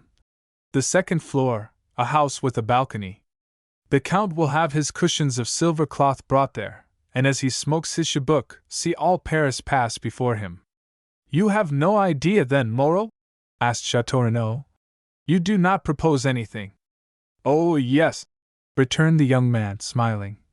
On the contrary, I have one, but I expected the Count would be tempted by one of the brilliant proposals made him, yet as he has not replied to any of them, I will venture to offer him a suite of apartments in a charming hotel, in the Pompadour style, that my sister has inhabited for a year, in the Rue Meslay.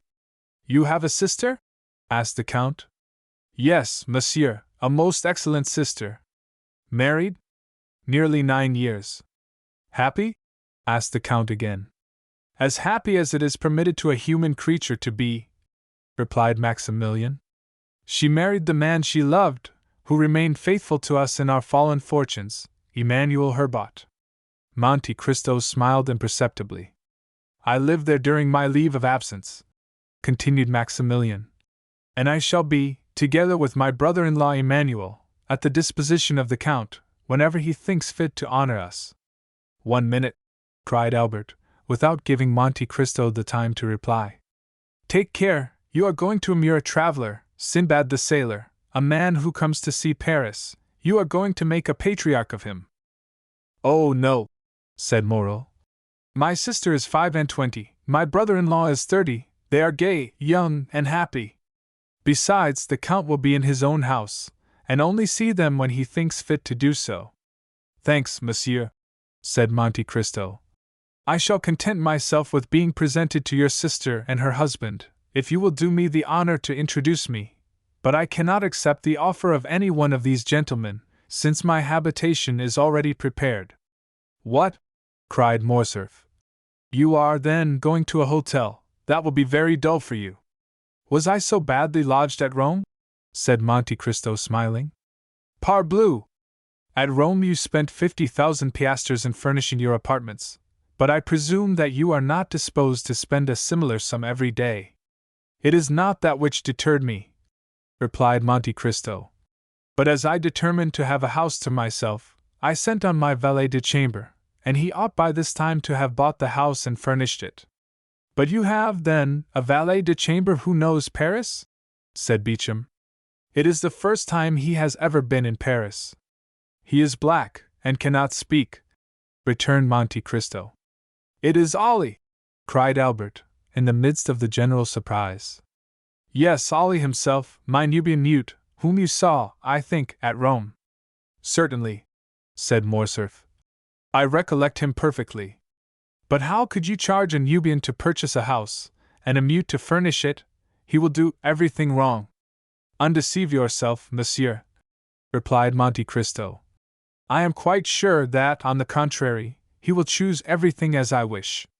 He knows my tastes, my caprices, my wants. He has been here a week, with the instinct of a hound, hunting by himself. He will arrange everything for me. He knew that I should arrive today at 10 o'clock. He was waiting for me at 9 at the Barrière de Fontainebleau. He gave me this paper. It contains the number of my new abode. Read it yourself. And Monte Cristo passed the paper to Albert. Ah, that is really original, said Beauchamp. And very princely, added Chateau Renaud. What, do you not know your house? Asked Debray. No, said Monte Cristo. I told you I did not wish to be behind my time. I dressed myself in the carriage, and descended at the Viscount's door. The young men looked at each other.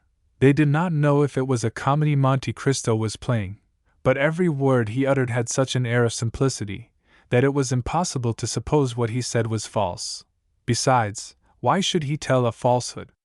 We must content ourselves, then, said Beauchamp, with rendering the Count all the little services in our power. I, in my quality of journalist, open all the theatres to him. Thanks, monsieur, returned Monte Cristo. My steward has orders to take a box at each theatre. Is your steward also a Nubian? Asked Debray. No, he is a countryman of yours, if a Corsican is a countryman of anyone's. But you know him, M. de Morcerf. Is it that excellent M. Bertuccio, who understands hiring windows so well? Yes, you saw him the day I had the honor of receiving you. He has been a soldier, a smuggler, in fact, everything. I would not be quite sure that he has not been mixed up with the police for some trifle, a stab with a knife, for instance. And you have chosen this honest citizen for your steward, said Debray. Of how much does he rob you every year? On my word, replied the Count, not more than another. I am sure he answers my purpose, knows no impossibility, and so I keep him. Then, continued Chateau Renaud, since you have an establishment, a steward, and a hotel in the Champs-Élysées, you only want a mistress. Albert smiled.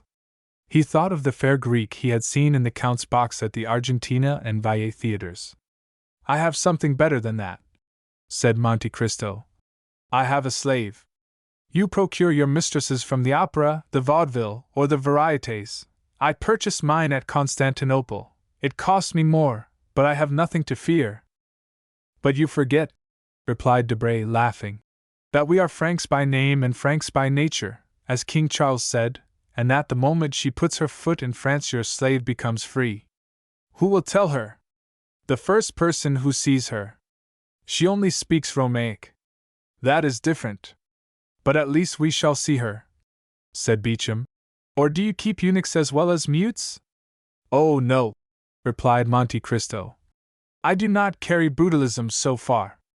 Everyone who surrounds me is free to quit me, and when they leave me will no longer have any need of me or anyone else.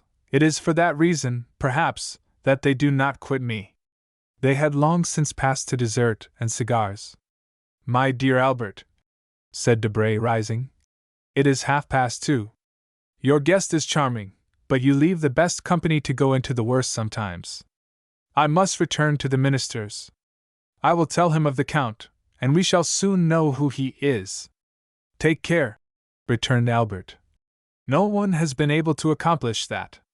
Oh, we have 3 millions for our police. It is true they are almost always spent beforehand, but no matter, we shall still have 50,000 francs to spend for this purpose. And when you know, will you tell me? I promise you. Au revoir, Albert. Gentlemen, good morning. As he left the room, Debray called out loudly, My carriage. Bravo, said Beauchamp to Albert. I shall not go to the chamber, but I have something better to offer my readers than a speech of M. Danglars. For heaven's sake, Beauchamp, returned Morcerf, do not deprive me of the merit of introducing him everywhere. Is he not peculiar? He is more than that, replied Chateau Renaud. He is one of the most extraordinary men I ever saw in my life. Are you coming, Morel? Directly I have given my card to the Count, who has promised to pay us a visit at Rue Meslay, number 14. Be sure I shall not fail to do so, returned the Count, bowing. And Maximilien Morrel left the room with the Baron de Château-Renaud, leaving Monte Cristo alone with Morcerf. Chapter 41. The Presentation. When Albert found himself alone with Monte Cristo, "My dear Count," said he, "allow me to commence my services as cicerone by showing you a specimen of a bachelor's apartment. You, who are accustomed to the palaces of Italy, can amuse yourself by calculating in how many square feet a young man who is not the worst lodged in Paris can live. As we pass from one room to another, I will open the windows to let you breathe." Monte Cristo had already seen the breakfast room and the salon on the ground floor. Albert led him first to his atelier, which was, as we have said, his favorite apartment. Monte Cristo quickly appreciated all that Albert had collected here: old cabinets, Japanese porcelain, Oriental stuffs, Venetian glass, arms from all parts of the world. Everything was familiar to him, and at the first glance he recognized their date, their country, and their origin. Morcerf had expected he should be the guide. On the contrary, it was he who, under the Count's guidance, followed a course of archaeology, mineralogy, and natural history. They descended to the first floor. Albert led his guest into the salon. The salon was filled with the works of modern artists. There were landscapes by Dupré, with their long reeds and tall trees, their lowing oxen and marvelous skies; Delacroix's Arabian cavaliers, with their long white burnouses, their shining belts, their damasked arms, their horses, who tore each other with their teeth while their riders contended fiercely with their maces; aquarelles of Boulanger, representing Notre Dame de Paris with that vigor that makes the artist the rival of the poet. There were paintings by Diaz, who makes his flowers more beautiful than flowers, his suns more brilliant than the sun; designs by Decamps, as vividly colored as those of Salvator Rosa, but more poetic; pastels by Giroux and Muller, representing children like angels and women with the features of a virgin; sketches torn from the album of Dosat's Travels in the East, that had been made in a few seconds on the saddle of a camel, or beneath the dome of a mosque; in a word, all that modern art can give in exchange and as recompense for the art lost and gone with ages long since past. Albert expected to have something new this time to show to the traveler, but to his great surprise, the latter, without seeking for the signatures, many of which, indeed, were only initials, named instantly the author of every picture in such a manner that it was easy to see that each name was not only known to him, but that each style associated with it had been appreciated and studied by him. From the salon they passed into the bedchamber. It was a model of taste and simple elegance. A single portrait, signed by Leopold Robert, shone in its carved and gilded frame.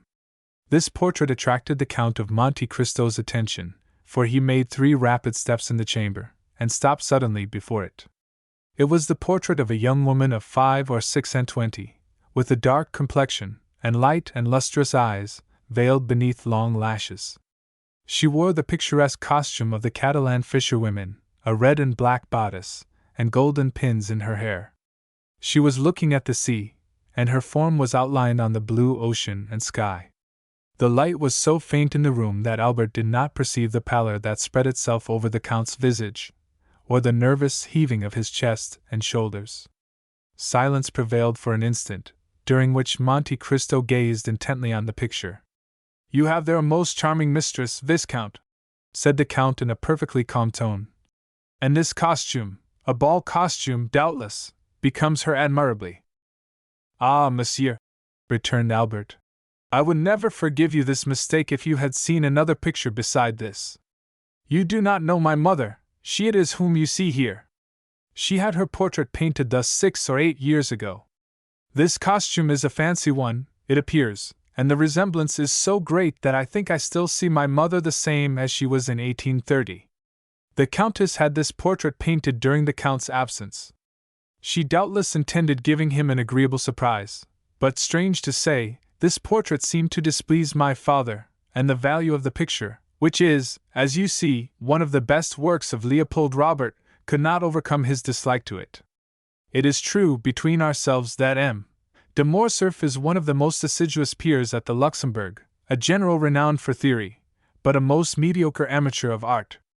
It is different with my mother, who paints exceedingly well, and who, unwilling to part with so valuable a picture, gave it to me to put here, where it would be less likely to displease M. de Morcerf, whose portrait, by Gros, I will also show you. Excuse my talking of family matters, but as I shall have the honor of introducing you to the Count, I tell you this to prevent you making any allusions to this picture. The picture seems to have a malign influence, for my mother rarely comes here without looking at it, and still more rarely does she look at it without weeping.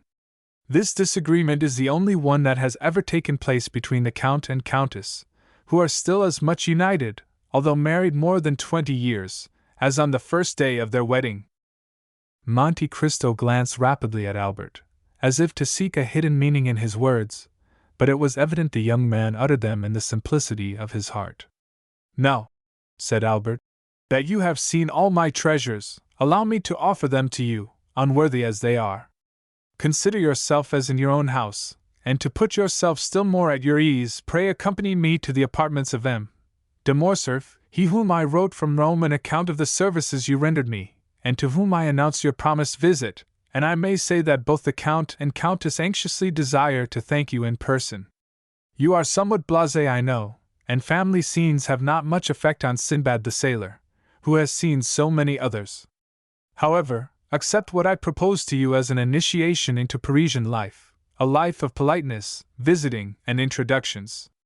Monte Cristo bowed without making any answer. He accepted the offer without enthusiasm and without regret, as one of those conventions of society which every gentleman looks upon as a duty. Albert summoned his servant, and ordered him to acquaint M.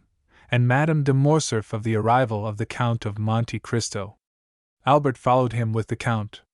When they arrived at the antechamber, above the door was visible a shield, which, by its rich ornaments and its harmony with the rest of the furniture, indicated the importance the owner attached to this blazon. Monte Cristo stopped and examined it attentively. "Azure 7 merlets or place bender," said he. "These are, doubtless, your family arms? Except the knowledge of blazons, that enables me to decipher them, I am very ignorant of heraldry. I, account of a fresh creation, fabricated in Tuscany by the aid of a commandery of St. Stephen, and who would not have taken the trouble had I not been told that when you travel much it is necessary. Besides, you must have something on the panels of your carriage, to escape being searched by the custom-house officers. Excuse my putting such a question to you. It is not indiscreet," returned Morcerf, with the simplicity of conviction. "You have guessed rightly. These are our arms, that is, those of my father, but they are, as you see, joined to another shield, which has gules, a silver tower, which are my mother's.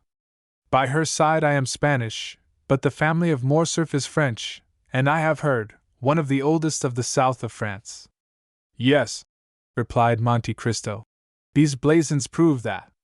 Almost all the armed pilgrims that went to the Holy Land took for their arms either a cross, in honor of their mission, or birds of passage, in sign of the long voyage they were about to undertake, and which they hoped to accomplish on the wings of faith. One of your ancestors had joined the Crusades, and supposing it to be only that of St. Louis, that makes you mount to the 13th century, which is tolerably ancient." "It is possible," said Morcerf.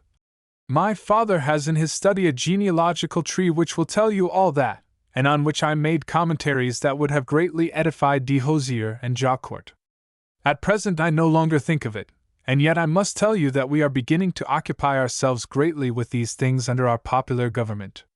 "Well, then, your government would do well to choose from the past something better than the things that I have noticed on your monuments, and which have no heraldic meaning whatever.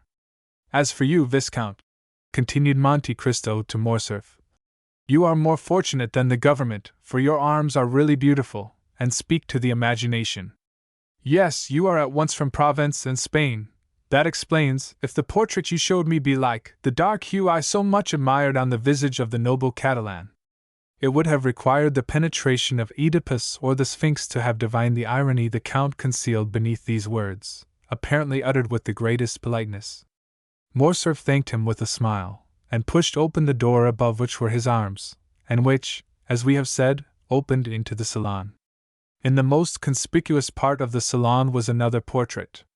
It was that of a man, from 5 to 8 and 30, in the uniform of a general officer, wearing the double epaulet of heavy bullion, that indicates superior rank, the ribbon of the Legion of Honor around his neck, which showed he was a commander, and on the right breast, the star of a Grand Officer of the Order of the Savior, and on the left that of the Grand Cross of Charles III, which proved that the person represented by the picture had served in the wars of Greece and Spain, or what was just the same thing as regarded decorations, had fulfilled some diplomatic mission in the two countries. Monte Cristo was engaged in examining this portrait with no less care than he had bestowed upon the other, when another door opened, and he found himself opposite to the Count of Morcerf in person. He was a man of 40 to 45 years, but he seemed at least 50, and his black mustache and eyebrows contrasted strangely with his almost white hair, which was cut short, in the military fashion. He was dressed in plain clothes, and wore at his buttonhole the ribbons of the different orders to which he belonged. He entered with a tolerably dignified step, and some little haste. Monte Cristo saw him advance towards him without making a single step. It seemed as if his feet were rooted to the ground, and his eyes on the Count of Morcerf. "Father," said the young man, "I have the honor of presenting to you the Count of Monte Cristo, the generous friend whom I had the good fortune to meet in the critical situation of which I have told you." "You are most welcome, monsieur," said the Count of Morcerf, saluting Monte Cristo with a smile. "And monsieur has rendered our house, in preserving its only heir, a service which ensures him our eternal gratitude." As he said these words, the Count of Morcerf pointed to a chair, while he seated himself in another opposite the window. Monte Cristo, in taking the seat Morcerf offered him, placed himself in such a manner as to remain concealed in the shadow of the large velvet curtains, and read on the careworn and livid features of the Count a whole history of secret griefs written in each wrinkle time had planted there. "The Countess," said Morcerf, "was at her toilette when she was informed of the visit she was about to receive. She will, however, be in the salon in 10 minutes. "It is a great honor to me," returned Monte Cristo, "to be thus, on the first day of my arrival in Paris, brought in contact with a man whose merit equals his reputation, and to whom fortune has for once been equitable. But has she not still on the plains of Mitidja, or in the mountains of Atlas, a marshal's staff to offer you?" "Oh," replied Morcerf, reddening slightly, "I have left the service, monsieur. Made a peer at the Restoration, I served through the first campaign under the orders of Marshal Bourmont. I could, therefore, expect a higher rank, and who knows what might have happened had the elder branch remained on the throne? But the Revolution of July was, it seems, sufficiently glorious to allow itself to be ungrateful, and it was so for all services that did not date from the imperial period. I tendered my resignation, for when you have gained your epaulettes on the battlefield, you do not know how to maneuver on the slippery grounds of the salons. I have hung up my sword, and cast myself into politics. I have devoted myself to industry. I studied the useful arts. During the 20 years I served, I often wished to do so, but I had not the time. These are the ideas that render your nation superior to any other," returned Monte Cristo. "A gentleman of high birth, possessor of an ample fortune, you have consented to gain your promotion as an obscure soldier, step by step. This is uncommon. Then become general, peer of France, commander of the Legion of Honor. You consent to again commence a second apprenticeship, without any other hope or any other desire than that of one day becoming useful to your fellow creatures. This, indeed, is praiseworthy, nay, more. It is sublime." Albert looked on and listened with astonishment. He was not used to see Monte Cristo give vent to such bursts of enthusiasm. "Alas," continued the stranger, doubtless to dispel the slight cloud that covered Morcerf's brow, "we do not act thus in Italy. We grow according to our race and our species, and we pursue the same lines, and often the same uselessness, all our lives." "But, monsieur," said the Count of Morcerf, "for a man of your merit, Italy is not a country, and France opens her arms to receive you. Respond to her call. France will not, perhaps, be always ungrateful. She treats her children ill, but she always welcomes strangers." "Ah, father," said Albert with a smile, "it is evident you do not know the Count of Monte Cristo. He despises all honors, and contents himself with those written on his passport." "That is the most just remark," replied the stranger, I ever heard made concerning myself. You have been free to choose your career, observed the Count of Morcerf, with a sigh. And you have chosen the path strewed with flowers. Precisely, monsieur, replied Monte Cristo with one of those smiles that a painter could never represent or a physiologist analyze. If I did not fear to fatigue you, said the general, evidently charmed with the Count's manners, I would have taken you to the chamber. There is a debate very curious to those who are strangers to our modern senators. I shall be most grateful, monsieur, if you will, at some future time, renew your offer, but I have been flattered with the hope of being introduced to the Countess, and I will therefore wait. Ah, here is my mother, cried the Viscount. Monte Cristo turned round hastily, and saw Madame de Morcerf at the entrance of the salon, at the door opposite to that by which her husband had entered, pale and motionless. When Monte Cristo turned round, she let fall her arm, which for some unknown reason had been resting on the gilded doorpost. She had been there some moments, and had heard the last words of the visitor. The latter rose and bowed to the Countess, who inclined herself without speaking. Ah! Good heavens, madam, said the Count. Are you ill, or is it the heat of the room that affects you? Are you ill, mother? Cried the Viscount, springing towards her. She thanked them both with a smile. No, returned she. But I feel some emotion on seeing, for the first time, the man without whose intervention we should have been in tears and desolation. Monsieur, continued the Countess, advancing with the majesty of a queen, I owe to you the life of my son, and for this I bless you.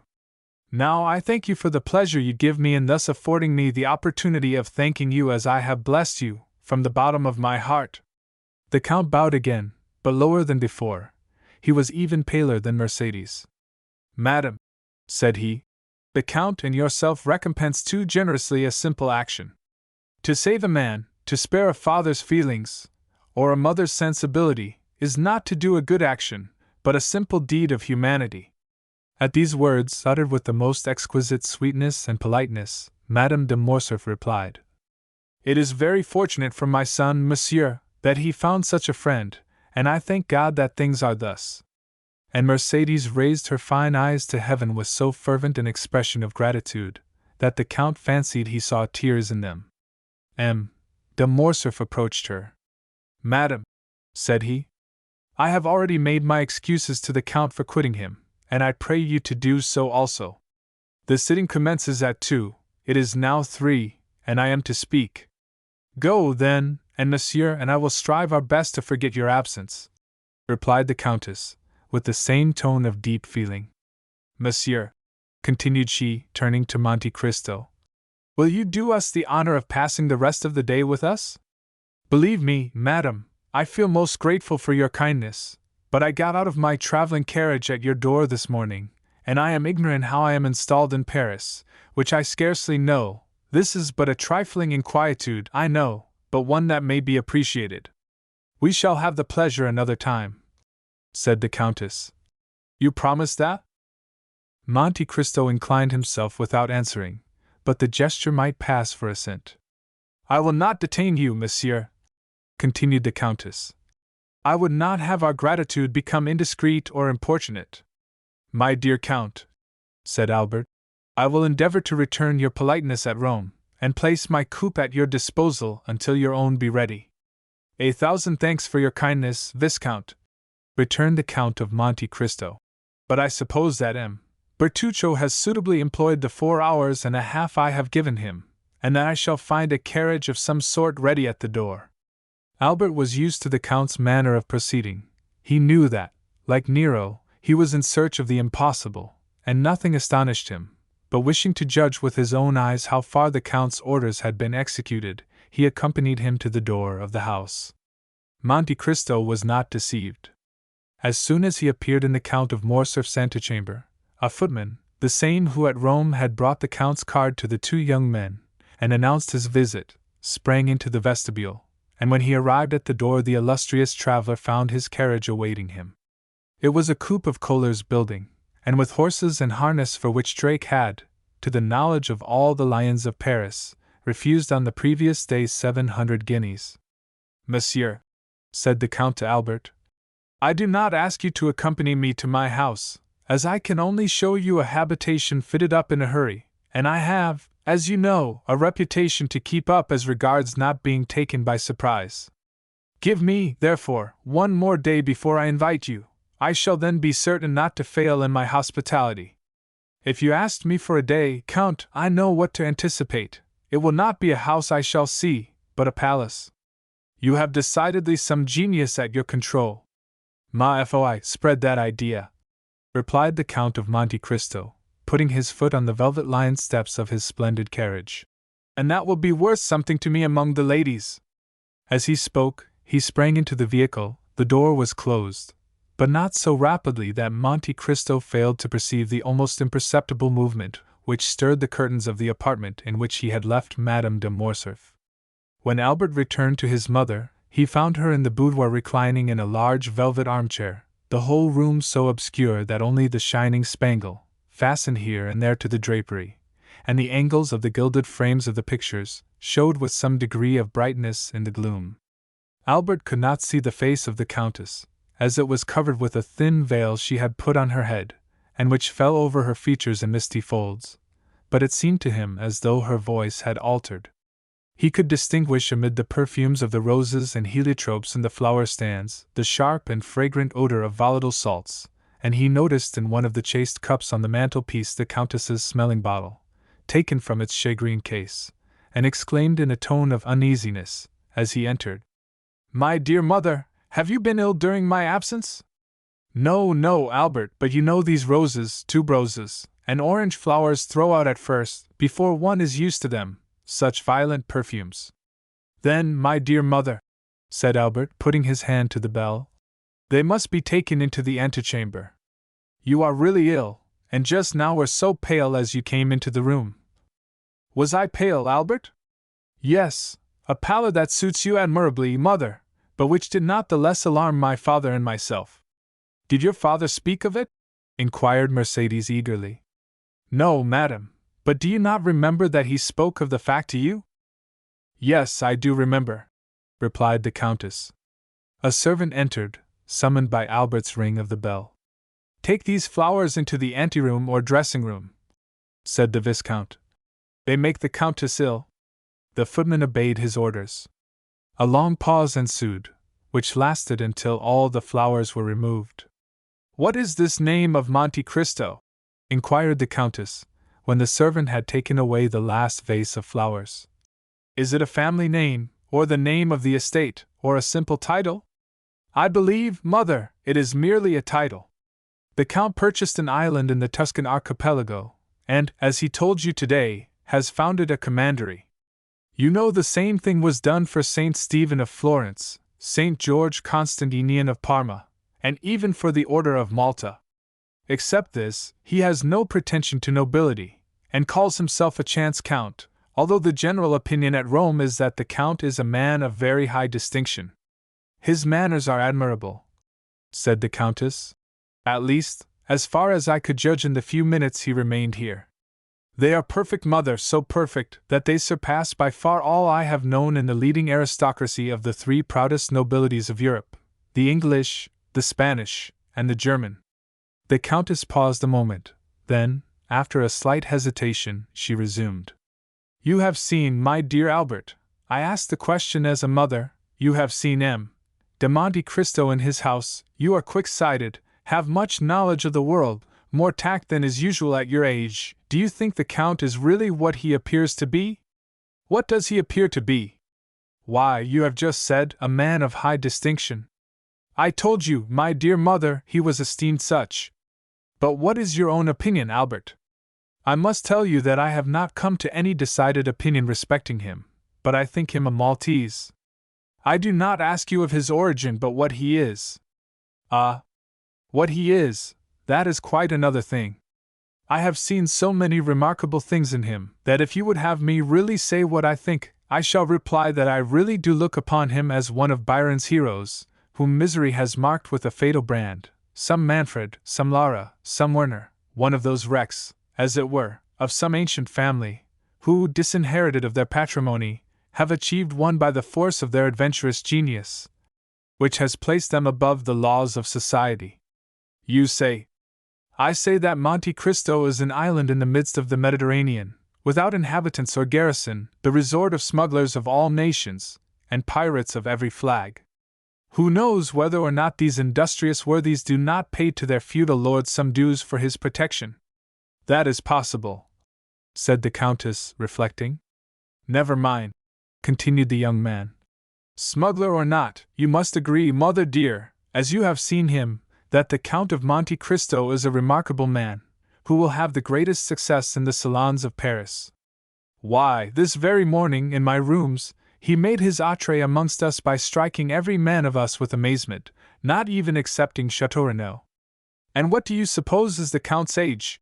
Inquired Mercedes, evidently attaching great importance to this question. 35 or 36, mother. So young it is impossible, said Mercedes, replying at the same time to what Albert said as well as to her own private reflection. It is the truth, however. 3 or 4 times he has said to me, and certainly without the slightest premeditation, at such a period I was 5 years old, at another 10 years old, at another 12, and I, induced by curiosity, which kept me alive to these details, have compared the dates, and never found him inaccurate. The age of this singular man, who is of no age, is then, I am certain, 35. Besides, mother, remark how vivid his eye, how raven-black his hair, and his brow, though so pale, is free from wrinkles. He is not only vigorous, but also young. The Countess bent her head, as if beneath a heavy wave of bitter thoughts. And has this man displayed a friendship for you, Albert? She asked with a nervous shudder. I am inclined to think so. And do you like him? Why, he pleases me in spite of Franz d'Épinay, who tries to convince me that he is a being returned from the other world. The Countess shuddered. Albert, she said in a voice which was altered by emotion, I have always put you on your guard against new acquaintances. Now you are a man, and are able to give me advice, yet I repeat to you, Albert, be prudent. Why, my dear mother, it is necessary, in order to make your advice turn to account, that I should know beforehand what I have to distrust. The Count never plays, he only drinks pure water tinged with a little sherry, and is so rich that he cannot, without intending to laugh at me, try to borrow money. What, then, have I to fear from him? You are right, said the Countess, and my fears are weakness, especially when directed against a man who has saved your life. How did your father receive him, Albert? It is necessary that we should be more than complaisant to the Count. De Morcerf is sometimes occupied, his business makes him reflective, and he might, without intending it. Nothing could be in better taste than my father's demeanor, madam, said Albert. Nay, more, he seemed greatly flattered at 2 or 3 compliments which the Count very skilfully and agreeably paid him with as much ease as if he had known him these 30 years. Each of these little tickling arrows must have pleased my father, added Albert with a laugh. And thus they parted the best possible friends, and de Morcerf even wished to take him to the chamber to hear the speakers. The Countess made no reply.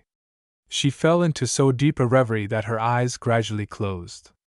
The young man, standing up before her, gazed upon her with that filial affection which is so tender and endearing with children whose mothers are still young and handsome. Then, after seeing her eyes closed, and hearing her breathe gently, he believed she had dropped asleep, and left the apartment on tiptoe, closing the door after him with the utmost precaution. This devil of a fellow, he muttered, shaking his head. I said at the time he would create a sensation here, and I measure his effect by an infallible thermometer. My mother has noticed him, and he must therefore, perforce, be remarkable. He went down to the stables, not without some slight annoyance, when he remembered that the Count of Monte Cristo had laid his hands on a turnout, which sent his bays down to second place in the opinion of connoisseurs. Most decidedly, said he, men are not equal, and I must beg my father to develop this theorem in the Chamber of Peers. Chapter 42. Monsieur Bertuccio. Meanwhile the Count had arrived at his house. It had taken him 6 minutes to perform the distance, but these 6 minutes were sufficient to induce 20 young men who knew the price of the equipage they had been unable to purchase themselves, to put their horses in a gallop in order to see the rich foreigner who could afford to give 20,000 francs apiece for his horses. The house Ali had chosen, and which was to serve as a town residence to Monte Cristo, was situated on the right hand as you ascend the Champs-Élysées. A thick clump of trees and shrubs rose in the center, and masked a portion of the front. Around this shrubbery 2 alleys, like 2 arms, extended right and left, and formed a carriage drive from the iron gates to a double portico, on every step of which stood a porcelain vase, filled with flowers. This house, isolated from the rest, had, besides the main entrance, another in the Rue de Ponthieu. Even before the coachman had hailed the concierge, the massy gates rolled on their hinges. They had seen the Count coming, and at Paris, as everywhere else, he was served with the rapidity of lightning. The coachman entered and traversed the half-circle without slackening his speed, and the gates were closed ere the wheels had ceased to sound on the gravel. The carriage stopped at the left side of the portico. 2 men presented themselves at the carriage window. The one was Ali, who, smiling with an expression of the most sincere joy, seemed amply repaid by a mere look from Monte Cristo. The other bowed respectfully, and offered his arm to assist the Count in descending. "Thanks, M. Bertuccio," said the Count, springing lightly up the 3 steps of the portico. "And the notary?" "He is in the small salon, Excellency," returned Bertuccio. "And the cards I ordered to be engraved as soon as you knew the number of the house?" "Your Excellency, it is done already. I have been myself to the best engraver of the Palais Royal, who did the plate in my presence. The first card struck off was taken, according to your orders, to the Baron Danglars, Rue de la Chaussée d'Antin, number 7. The others are on the mantelpiece of your Excellency's bedroom." "Good. What o'clock is it?" 4 o'clock. Monte Cristo gave his hat, cane, and gloves to the same French footman who had called his carriage at the Count of Morcerf's, and then he passed into the small salon, preceded by Bertuccio, who showed him the way. "These are but indifferent marbles in this antechamber," said Monte Cristo. "I trust all this will soon be taken away." Bertuccio bowed. As the steward had said, the notary awaited him in the small salon. He was a simple-looking lawyer's clerk, elevated to the extraordinary dignity of a provincial scrivener. "You are the notary empowered to sell the country house that I wish to purchase, monsieur?" asked Monte Cristo. "Yes, Count," returned the notary. "Is the deed of sale ready?" "Yes, Count." "Have you brought it?" "Here it is." "Very well. And where is this house that I purchase?" asked the Count carelessly, addressing himself half to Bertuccio, half to the notary. The steward made a gesture that signified, "I do not know." The notary looked at the Count with astonishment. "What?" said he. "Does not the Count know where the house he purchases is situated?" "No," returned the Count. "The Count does not know? How should I know? I have arrived from Cadiz this morning. I have never before been at Paris, and it is the first time I have ever even set my foot in France." "Ah, that is different. The house you purchase is at Auteuil." At these words Bertuccio turned pale. "And where is Auteuil?" asked the Count. "Close by here, monsieur," replied the notary. "A little beyond Passy, a charming situation, in the heart of the Bois de Boulogne." "So near as that?" said the Count. "But that is not in the country. What made you choose a house at the gates of Paris, M. Bertuccio?" "I," cried the steward with a strange expression. "His Excellency did not charge me to purchase this house. If His Excellency will recollect, if he will think—" "Ah, true," observed Monte Cristo. "I recollect now. I read the advertisement in one of the papers, and was tempted by the false title, A Country House." "It is not yet too late," cried Bertuccio, eagerly. "And if your Excellency will entrust me with the commission, I will find you a better at Enghien, at Fontenay-aux-Roses, or at Bellevue." "Oh, no," returned Monte Cristo negligently. "Since I have this, I will keep it." "And you are quite right," said the notary, who feared to lose his fee. "It is a charming place, well supplied with spring water and fine trees, a comfortable habitation, although abandoned for a long time, without reckoning the furniture, which, although old, is yet valuable, now that old things are so much sought after." I suppose the Count has the tastes of the day? To be sure, returned Monte Cristo. It is very convenient, then? It is more, it is magnificent. Peste!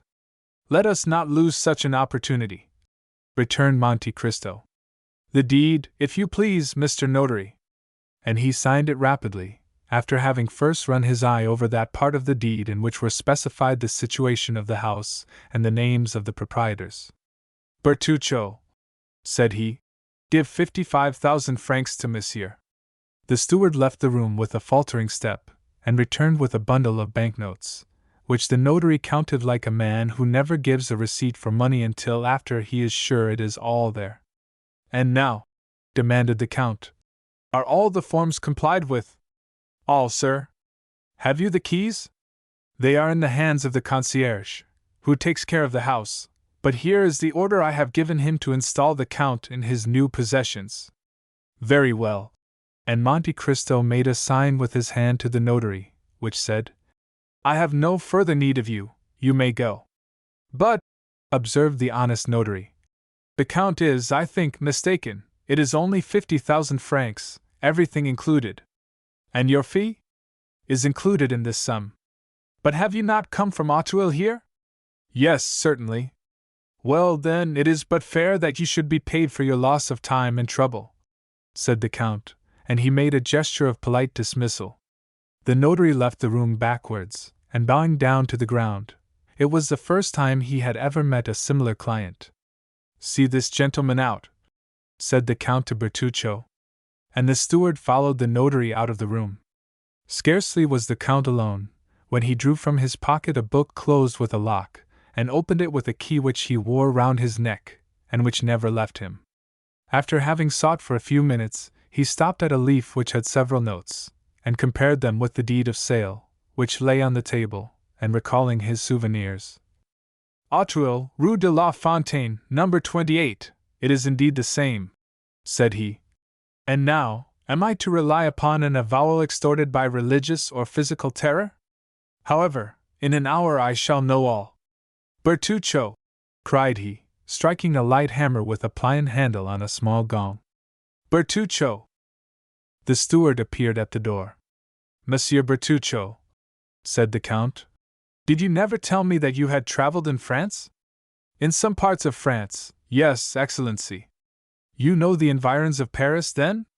No, Excellency, no, returned the steward, with a sort of nervous trembling, which Monte Cristo, a connoisseur in all emotions, rightly attributed to great disquietude. It is unfortunate, returned he, that you have never visited the environs, for I wished to see my new property this evening, and had you gone with me, you could have given me some useful information. To Auteuil, cried Bertuccio, whose copper complexion became livid. I go to Auteuil? Well, what is there surprising in that? When I live at Auteuil, you must come there, as you belong to my service. Bertuccio hung down his head before the imperious look of his master, and remained motionless, without making any answer. Why, what has happened to you? Are you going to make me ring a second time for the carriage? Asked Monte Cristo, in the same tone that Louis XIV pronounced the famous. I have been almost obliged to wait. Bertuccio made but one bound to the antechamber, and cried in a hoarse voice, His Excellency's horses! Monte Cristo wrote 2 or 3 notes, and, as he sealed the last, the steward appeared. Your Excellency's carriage is at the door, said he. Well, take your hat and gloves, returned Monte Cristo. Am I to accompany you, Your Excellency? Cried Bertuccio. Certainly, you must give the orders, for I intend residing at the house.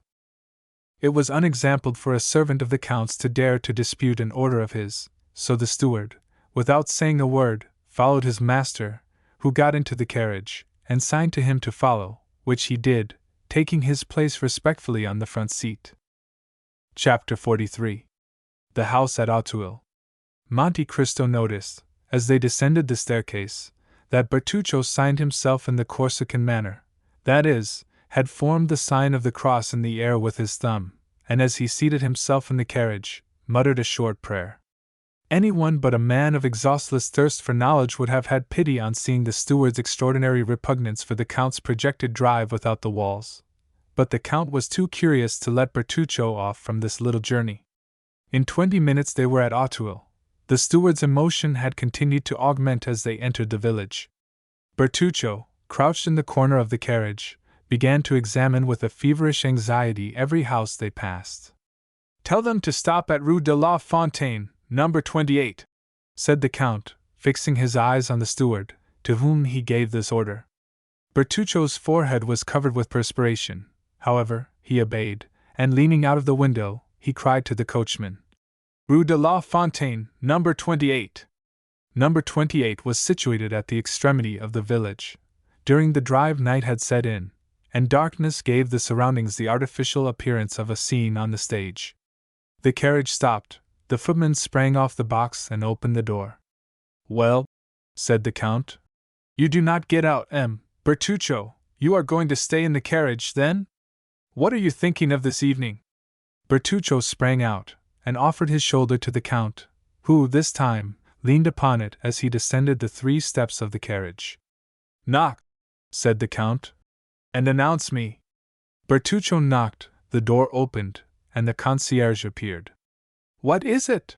asked he. "It is your new master, my good fellow," said the footman. And he held out to the concierge the notary's order. "The house is sold, then?"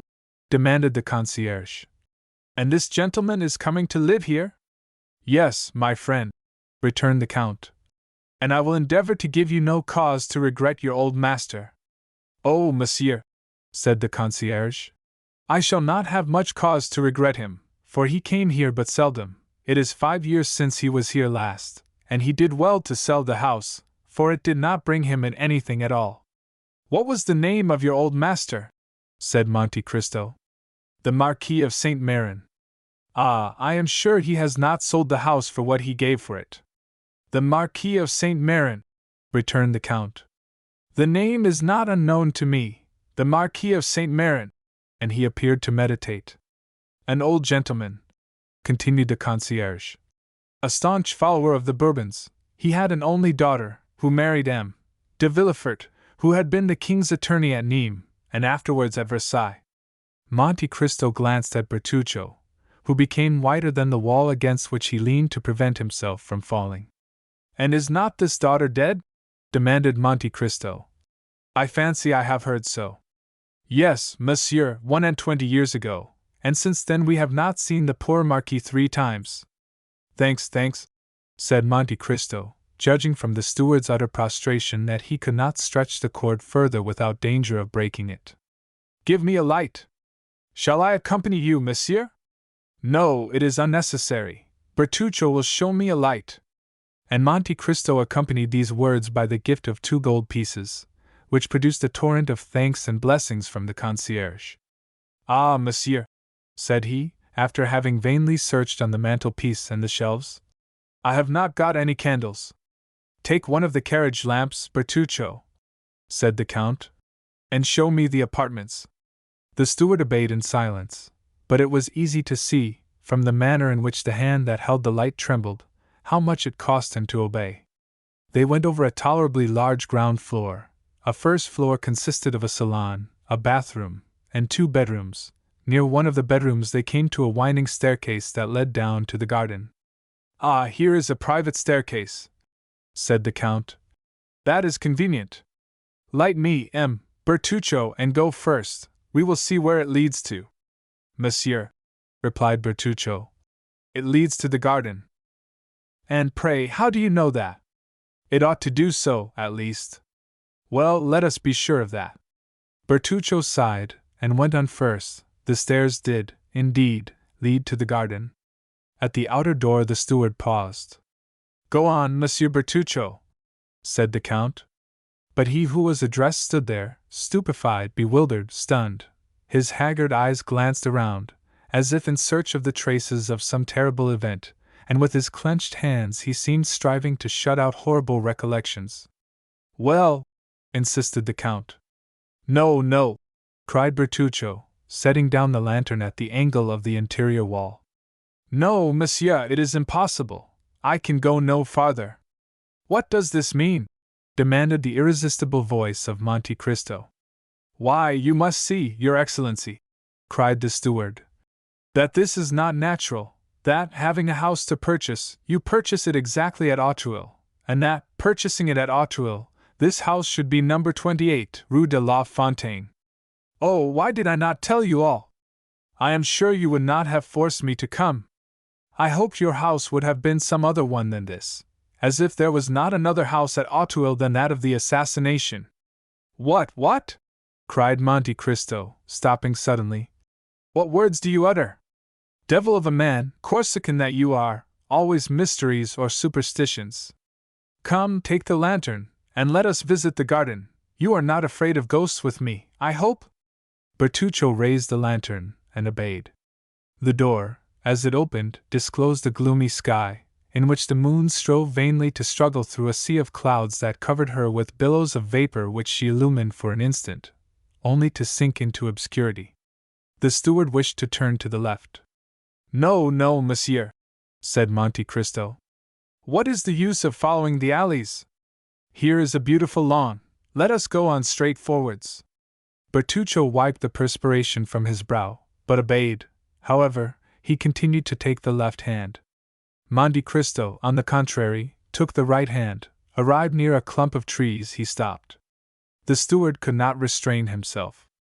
"Move, monsieur, move away, I entreat you, you are exactly in the spot." "What spot?" "Where he fell." "My dear Monsieur Bertuccio," said Monte Cristo, laughing, "control yourself, we are not at Sartène or at Corte. This is not a Corsican marquee but an English garden, badly kept, I own, but still you must not calumniate it for that. Monsieur, I implore you do not stay there." "I think you are going mad, Bertuccio," said the Count coldly. "If that is the case, I warn you, I shall have you put in a lunatic asylum." "Alas!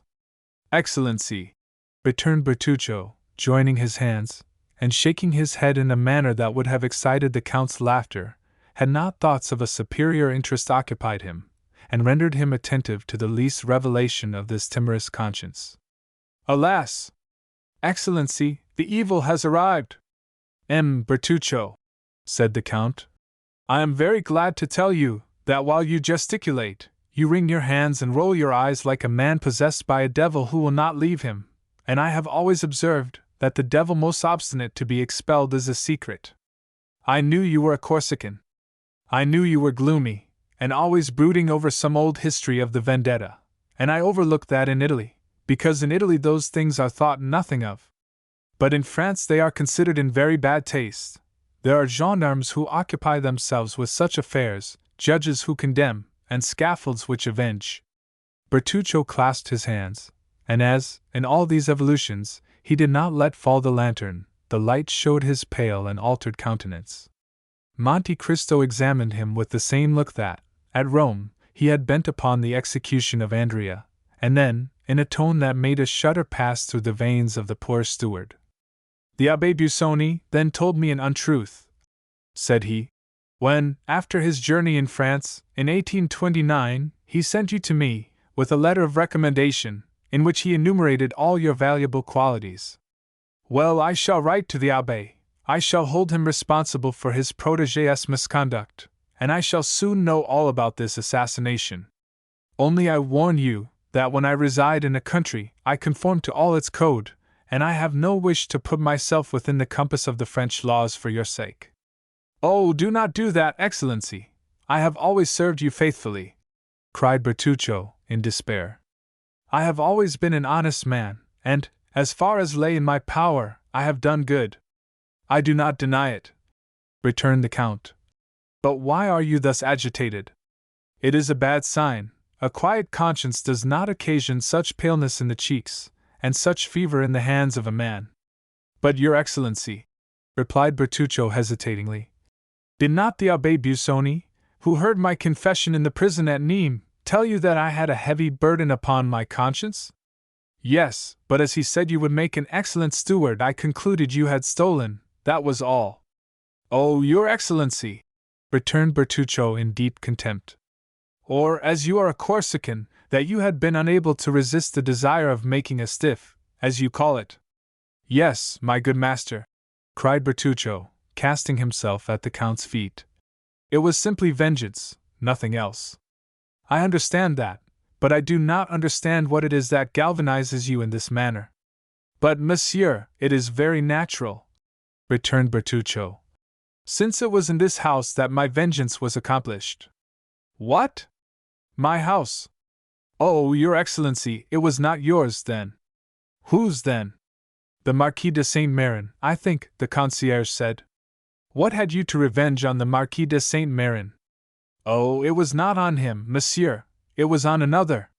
This is strange, returned Monte Cristo, seeming to yield to his reflections. That you should find yourself without any preparation in a house where the event happened that causes you so much remorse. Monsieur, said the steward, it is fatality, I am sure. First, you purchase a house at Auteuil. This house is the one where I have committed an assassination. You descend to the garden by the same staircase by which he descended. You stop at the spot where he received the blow, and 2 paces farther is the grave in which he had just buried his child. This is not chance, for chance, in this case, is too much like Providence. Well, amiable Corsican, let us suppose it is Providence. I always suppose anything people please, and besides, you must concede something to diseased minds. Come, collect yourself, and tell me all. I have related it but once, and that was to the Abbé Busoni. Such things, continued Bertuccio, shaking his head, are only related under the seal of confession. Then, said the Count, I refer you to your confessor. Turn Chartreux or Trappist, and relate your secrets, but as for me, I do not like anyone who is alarmed by such phantasms, and I do not choose that my servants should be afraid to walk in the garden of an evening. I confess I am not very desirous of a visit from the commissary of police, for, in Italy, justice is only paid when silent, in France she is paid only when she speaks. Peste! I thought you somewhat Corsican, a great deal smuggler, and an excellent steward, but I see you have other strings to your bow. You are no longer in my service, Monsieur Bertuccio. Oh, your Excellency, cried the steward, struck with terror at this threat. If that is the only reason I cannot remain in your service, I will tell all, for if I quit you, it will only be to go to the scaffold. That is different, replied Monte Cristo. But if you intend to tell an untruth, reflect it were better not to speak at all. No, monsieur, I swear to you, by my hopes of salvation, I will tell you all, for the Abbé Busoni himself only knew a part of my secret. But I pray you, go away from that plane tree. The moon is just bursting through the clouds, and there, standing where you do, and wrapped in that cloak that conceals your figure, you remind me of M. de Villefort. What? Cried Monte Cristo. It was M. de Villefort? Your Excellency knows him? The former royal attorney at Nîmes? Yes. Who married the Marquis of Saint-Méran's daughter? Yes. Who enjoyed the reputation of being the most severe, the most upright, the most rigid magistrate on the bench. Well, monsieur, said Bertuccio, this man with this spotless reputation, well, was a villain. Bah, replied Monte Cristo. Impossible. It is as I tell you. Ah, really, said Monte Cristo. Have you proof of this? I had it. And you have lost it. How stupid! Yes, but by careful search it might be recovered. Really, returned the Count. Relate it to me, for it begins to interest me. And the Count, humming an air from Lucia, went to sit down on a bench, while Bertuccio followed him, collecting his thoughts. Bertuccio remained standing before him. Chapter 44. The Vendetta. At what point shall I begin my story, Your Excellency? Asked Bertuccio. Where you please, returned Monte Cristo, since I know nothing at all of it. I thought the Abbé Busoni had told Your Excellency some particulars, doubtless, but that is 7 or 8 years ago, and I have forgotten them. Then I can speak without fear of tiring Your Excellency. Go on, M. Bertuccio, you will supply the want of the evening papers. The story begins in 1815. Ah, said Monte Cristo. 1815 is not yesterday. No, monsieur, and yet I recollect all things as clearly as if they had happened but then. I had a brother, an elder brother, who was in the service of the Emperor. He had become lieutenant in a regiment composed entirely of Corsicans. This brother was my only friend. We became orphans, I at 5, he at 18. He brought me up as if I had been his son, and in 1814 he married. When the Emperor returned from the island of Elba, my brother instantly joined the army, was slightly wounded at Waterloo, and retired with the army beyond the Loire. But that is the history of the 100 Days, Bertuccio, said the Count. Unless I am mistaken, it has been already written. Excuse me, Excellency, but these details are necessary, and you promise to be patient. Go on, I will keep my word. One day we received a letter. I should tell you that we lived in the little village of Rogliano, at the extremity of Cap Corse. This letter was from my brother. He told us that the army was disbanded, and that he should return by Châteauroux, Clermont-Ferrand, Le Puy, and Nîmes, and if I had any money, he prayed me to leave it for him at Nîmes, with an innkeeper with whom I had dealings. In the smuggling line? Said Monte Cristo. Your Excellency? Everyone must live. Certainly, go on. I loved my brother tenderly, as I told your Excellency, and I resolved not to send the money, but to take it to him myself. I possessed 1,000 francs. I left 500 with Assunta, my sister-in-law, and with the other 500 I set off for Nîmes. It was easy to do so, and as I had my boat and a lading to take in at sea, everything favored my project. But after we had taken in our cargo, the wind became contrary, so that we were 4 or 5 days without being able to enter the Rhône. At last, however, we succeeded, and worked up to Alès. I left the boat between Bellegarde and Beaucaire, and took the road to Nîmes. We are getting to the story now. Yes, your Excellency, excuse me, but, as you will see, I only tell you what is absolutely necessary. Just at this time the famous massacres took place in the south of France. 3 brigands, called Trestaillon, Truphamy, and Graf Fan, publicly assassinated everybody whom they suspected of Bonapartism. You have doubtless heard of these massacres, your Excellency? Vaguely. I was far from France at that period. Go on. As I entered Nîmes, I literally waded in blood. At every step you encountered dead bodies and bands of murderers, who killed, plundered, and burned.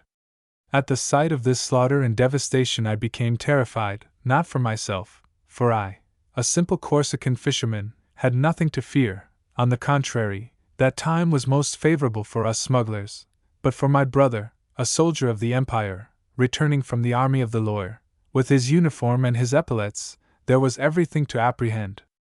I hastened to the innkeeper. My misgivings had been but too true. My brother had arrived the previous evening at Nîmes, and, at the very door of the house where he was about to demand hospitality, he had been assassinated. I did all in my power to discover the murderers, but no one durst tell me their names, so much were they dreaded. I then thought of that French justice of which I had heard so much, and which feared nothing, and I went to the king's attorney. And this king's attorney was named Villefort? Asked Monte Cristo carelessly. Yes, your Excellency. He came from Marseilles, where he had been deputy procureur. His zeal had procured him advancement, and he was said to be one of the first who had informed the government of the departure from the island of Elba. Then, said Monte Cristo, you went to him? Monsieur, I said, my brother was assassinated yesterday in the streets of Nîmes, I know not by whom, but it is your duty to find out. You are the representative of justice here, and it is for justice to avenge those she has been unable to protect. Who was your brother? Asked he. A lieutenant in the Corsican battalion. A soldier of the usurper, then? A soldier of the French army. Well, replied he has smitten with the sword, and he has perished by the sword. You are mistaken, monsieur, I replied, he has perished by the poniard. What do you want me to do? Asked the magistrate. I have already told you, avenge him. On whom? On his murderers. How should I know who they are? Order them to be sought for. Why, your brother has been involved in a quarrel, and killed in a duel. All these old soldiers commit excesses which were tolerated in the time of the emperor, but which are not suffered now, for the people here do not like soldiers of such disorderly conduct. Monsieur, I replied, it is not for myself that I entreat your interference. I should grieve for him or avenge him, but my poor brother had a wife, and were anything to happen to me, the poor creature would perish from want, for my brother's pay alone kept her. Pray, try and obtain a small government pension for her. Every revolution has its catastrophes, returned M. de Villefort. Your brother has been the victim of this. It is a misfortune, and government owes nothing to his family. If we are to judge by all the vengeance that the followers of the usurper exercised on the partisans of the king, when, in their turn, they were in power, your brother would be today, in all probability, condemned to death. What has happened is quite natural, and in conformity with the law of reprisals. What, cried I, do you, a magistrate, speak thus to me? All these Corsicans are mad, on my honor, replied M. de Villefort. They fancy that their countryman is still emperor. You have mistaken the time, you should have told me this 2 months ago. It is too late now. Go now, at once, or I shall have you put out. I looked at him an instant to see if there was anything to hope from further entreaty. But he was a man of stone. I approached him, and said in a low voice, well, since you know the Corsicans so well, you know that they always keep their word. You think that it was a good deed to kill my brother, who was a Bonapartist, because you are a royalist. Well, I, who am a Bonapartist also, declare one thing to you, which is, that I will kill you. From this moment I declare the vendetta against you, so protect yourself as well as you can, for the next time we meet your last hour has come. And before he had recovered from his surprise, I opened the door and left the room. Well, well, said Monte Cristo. Such an innocent-looking person as you are to do those things, M. Bertuccio, and to a king's attorney at that. But did he know what was meant by the terrible word vendetta? He knew so well, that from that moment he shut himself in his house, and never went out unattended, seeking me high and low. Fortunately, I was so well concealed that he could not find me. Then he became alarmed, and dared not stay any longer at Nîmes, so he solicited a change of residence, and, as he was in reality very influential, he was nominated to Versailles. But, as you know, a Corsican who has sworn to avenge himself cares not for distance, so his carriage, fast as it went, was never above half a day's journey before me, who followed him on foot. The most important thing was, not to kill him only, for I had an opportunity of doing so 100 times, but to kill him without being discovered, at least, without being arrested.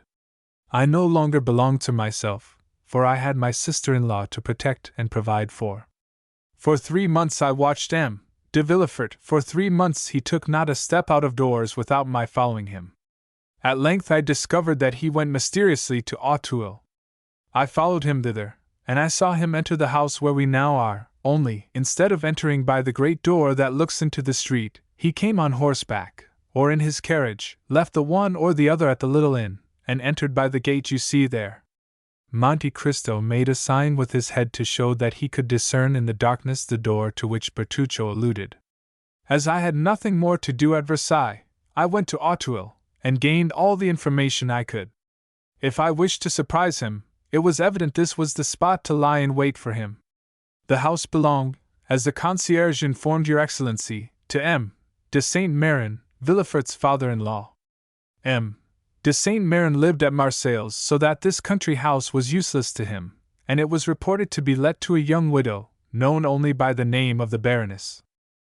One evening, as I was looking over the wall, I saw a young and handsome woman who was walking alone in that garden, which was not overlooked by any windows, and I guessed that she was awaiting M. de Villefort. When she was sufficiently near for me to distinguish her features, I saw she was from 18 to 19, tall and very fair. As she had a loose muslin dress on and as nothing concealed her figure, I saw she would ere long become a mother. A few moments after, the little door was opened and a man entered. The young woman hastened to meet him. They threw themselves into each other's arms, embraced tenderly, and returned together to the house. The man was M. de Villefort. I fully believed that when he went out in the night he would be forced to traverse the whole of the garden alone. And, asked the Count. Did you ever know the name of this woman? No, Excellency, returned Bertuccio. You will see that I had no time to learn it. Go on. That evening, continued Bertuccio, I could have killed the procureur, but as I was not sufficiently acquainted with the neighborhood, I was fearful of not killing him on the spot, and that if his cries were overheard I might be taken. So I put it off until the next occasion, and in order that nothing should escape me, I took a chamber looking into the street bordered by the wall of the garden. 3 days after, about 7 o'clock in the evening, I saw a servant on horseback leave the house at full gallop and take the road to Sèvres. I concluded that he was going to Versailles, and I was not deceived. 3 hours later, the man returned covered with dust, his errand was performed, and 2 minutes after, another man on foot, muffled in a mantle, opened the little door of the garden, which he closed after him.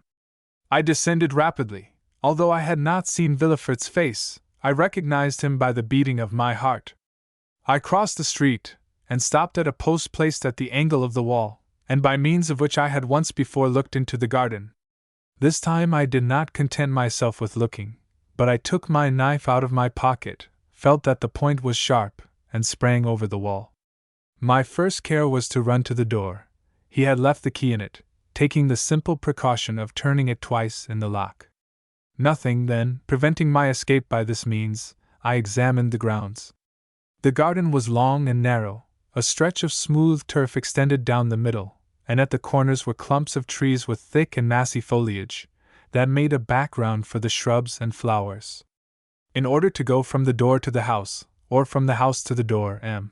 de Villefort would be obliged to pass by one of these clumps of trees. It was the end of September. The wind blew violently. The faint glimpses of the pale moon, hidden momentarily by masses of dark clouds that were sweeping across the sky, whitened the gravel walks that led to the house, but were unable to pierce the obscurity of the thick shrubberies, in which a man could conceal himself without any fear of discovery. I hid myself in the one nearest to the path Villefort must take, and scarcely was I there when, amidst the gusts of wind, I fancied I heard groans. But you know, or rather you do not know, Your Excellency, that he who is about to commit an assassination fancies that he hears low cries perpetually ringing in his ears. 2 hours passed thus, during which I imagined I heard moans repeatedly. Midnight struck. As the last stroke died away, I saw a faint light shine through the windows of the private staircase by which we have just descended. The door opened, and the man in the mantle reappeared. The terrible moment had come, but I had so long been prepared for it that my heart did not fail in the least. I drew my knife from my pocket again, opened it, and made ready to strike. The man in the mantle advanced towards me, but as he drew near I saw that he had a weapon in his hand. I was afraid, not of a struggle, but of a failure. When he was only a few paces from me, I saw that what I had taken for a weapon was only a spade. I was still unable to divine for what reason M. de Villefort had this spade in his hands, when he stopped close to the thicket where I was, glanced round, and began to dig a hole in the earth. I then perceived that he was hiding something under his mantle, which he laid on the grass in order to dig more freely. Then, I confess, curiosity mingled with hatred. I wished to see what Villefort was going to do there, and I remained motionless, holding my breath. Then an idea crossed my mind, which was confirmed when I saw the procureur lift from under his mantle a box, 2 feet long, and 6 or 8 inches deep. I let him place the box in the hole he had made. Then, while he stamped with his feet to remove all traces of his occupation, I rushed on him and plunged my knife into his breast, exclaiming, "I am Giovanni Bertuccio, thy death for my brothers, thy treasure for his widow. Thou sayest that my vengeance is more complete than I had hoped." I know not if he heard these words. I think he did not, for he fell without a cry. I felt his blood gush over my face, but I was intoxicated, I was delirious, and the blood refreshed, instead of burning me. In a second I had disinterred the box. Then, that it might not be known I had done so, I filled up the hole, threw the spade over the wall, and rushed through the door, which I double-locked, carrying off the key. "Ah," said Monte Cristo, "it seems to me this was nothing but murder and robbery." "No, Your Excellency," returned Bertuccio. It was a vendetta followed by restitution. And was the sum a large one? It was not money. Ah, I recollect, replied the Count. Did you not say something of an infant? Yes, Excellency. I hastened to the river, sat down on the bank, and with my knife forced open the lock of the box. In a fine linen cloth was wrapped a newborn child. Its purple visage and its violet-colored hands showed that it had perished from suffocation, but as it was not yet cold, I hesitated to throw it into the water that ran at my feet. After a moment I fancied that I felt a slight pulsation of the heart, and as I had been assistant at the hospital at Bastia, I did what a doctor would have done. I inflated the lungs by blowing air into them, and at the expiration of a quarter of an hour, it began to breathe, and cried feebly. In my turn I uttered a cry, but a cry of joy. God has not cursed me then, I cried, since he permits me to save the life of a human creature, in exchange for the life I have taken away. And what did you do with the child? Asked Monte Cristo. It was an embarrassing load for a man seeking to escape. I had not for a moment the idea of keeping it, but I knew that at Paris there was an asylum where they received such creatures. As I passed the city gates I declared that I had found the child on the road, and I inquired where the asylum was. The box confirmed my statement, the linen proved that the infant belonged to wealthy parents, the blood with which I was covered might have proceeded from the child as well as from anyone else. No objection was raised, but they pointed out the asylum, which was situated at the upper end of the Rue d'Affer, and after having taken the precaution of cutting the linen in two pieces, so that one of the two letters which marked it was on the piece wrapped around the child, while the other remained in my possession, I rang the bell, and fled with all speed. A fortnight after I was at Rogliano, and I said to Assunta, "Console thyself, sister, Israel is dead, but he is avenged." She demanded what I meant, and when I had told her all, "Giovanni," said she, "you should have brought this child with you.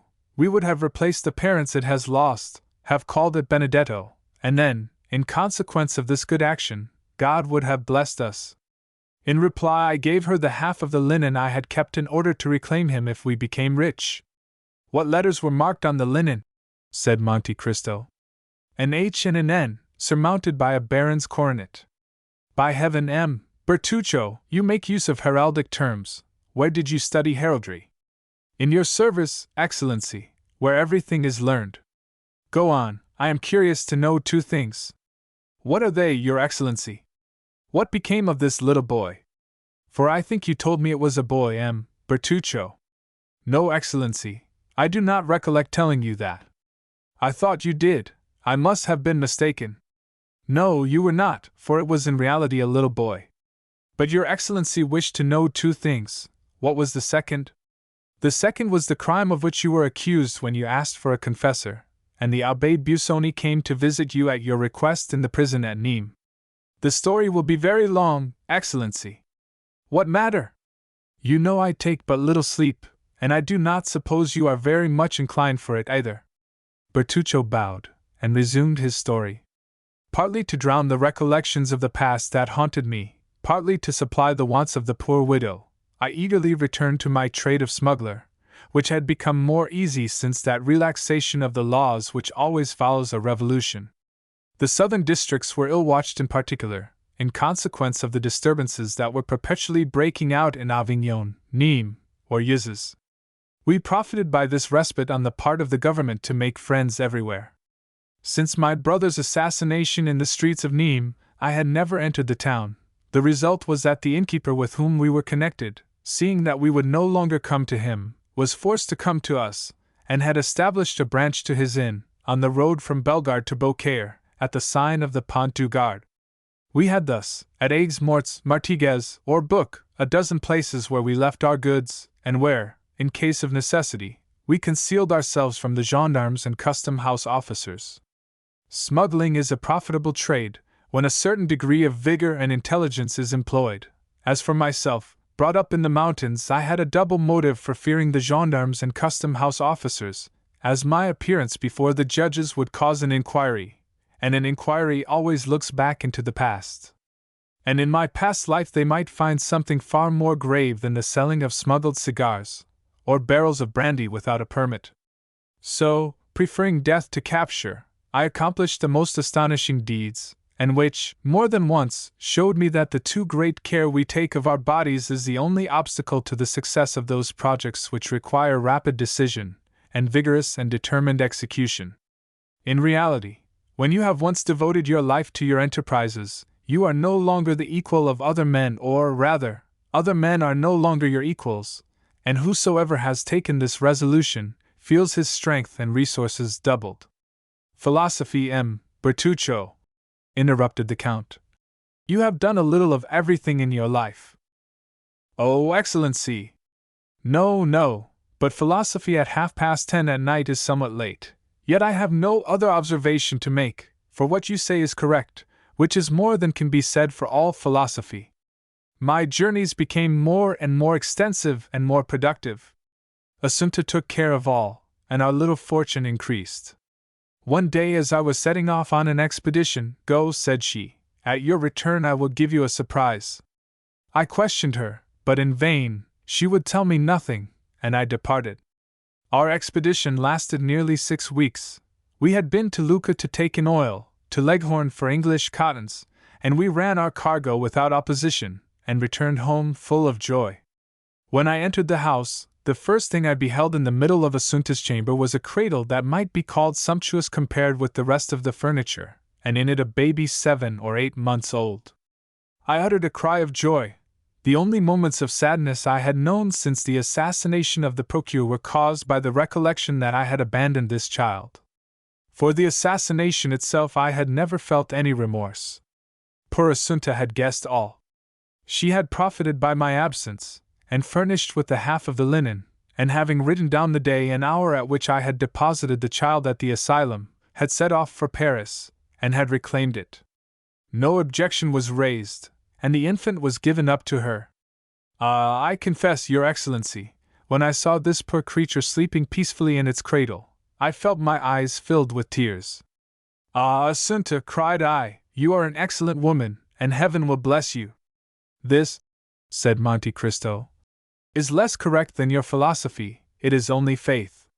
"Alas, Your Excellency is right," replied Bertuccio. "And God made this infant the instrument of our punishment. Never did a perverse nature declare itself more prematurely, and yet it was not owing to any fault in his bringing up. He was a most lovely child, with large blue eyes of that deep color that harmonizes so well with the blonde complexion. Only his hair, which was too light, gave his face a most singular expression, and added to the vivacity of his look and the malice of his smile. Unfortunately, there is a proverb which says that red is either altogether good or altogether bad. The proverb was but too correct as regarded Benedetto, and even in his infancy he manifested the worst disposition. It is true that the indulgence of his foster mother encouraged him.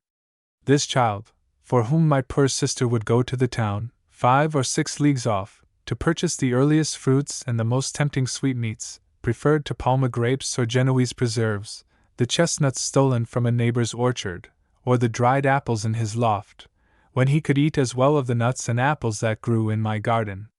One day, when Benedetto was about 5 or 6, our neighbor Wasilio, who, according to the custom of the country, never locked up his purse or his valuables, for, as Your Excellency knows, there are no thieves in Corsica, complained that he had lost a louis out of his purse. We thought he must have made a mistake in counting his money, but he persisted in the accuracy of his statement.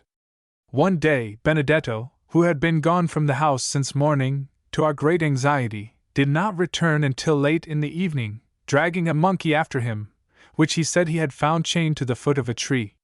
For more than a month past, the mischievous child, who knew not what to wish for, had taken it into his head to have a monkey. A boatman, who had passed by Rogliano, and who had several of these animals, whose tricks had greatly diverted him, had, doubtless, suggested this idea to him. "Monkeys are not found in our woods chained to trees," said I. "Confess how you obtained this animal." Benedetto maintained the truth of what he had said, and accompanied it with details that did more honor to his imagination than to his veracity. I became angry. He began to laugh. I threatened to strike him, and he made 2 steps backwards. "You cannot beat me," said he. "You have no right, for you are not my father." We never knew who had revealed this fatal secret, which we had so carefully concealed from him. However, it was this answer, in which the child's whole character revealed itself, that almost terrified me, and my arm fell without touching him. The boy triumphed, and this victory rendered him so audacious, that all the money of Assunta, whose affection for him seemed to increase as he became more unworthy of it, was spent in caprices she knew not how to contend against, and follies she had not the courage to prevent. When I was at Rogliano everything went on properly, but no sooner was my back turned than Benedetto became master, and everything went ill. When he was only 11, he chose his companions from among the young men of 18 or 20, the worst characters in Bastia, or, indeed, in Corsica, and they had already, for some mischievous pranks, been several times threatened with a prosecution. I became alarmed, as any prosecution might be attended with serious consequences. I was compelled, at this period, to leave Corsica on an important expedition. I reflected for a long time, and with the hope of averting some impending misfortune, I resolved that Benedetto should accompany me.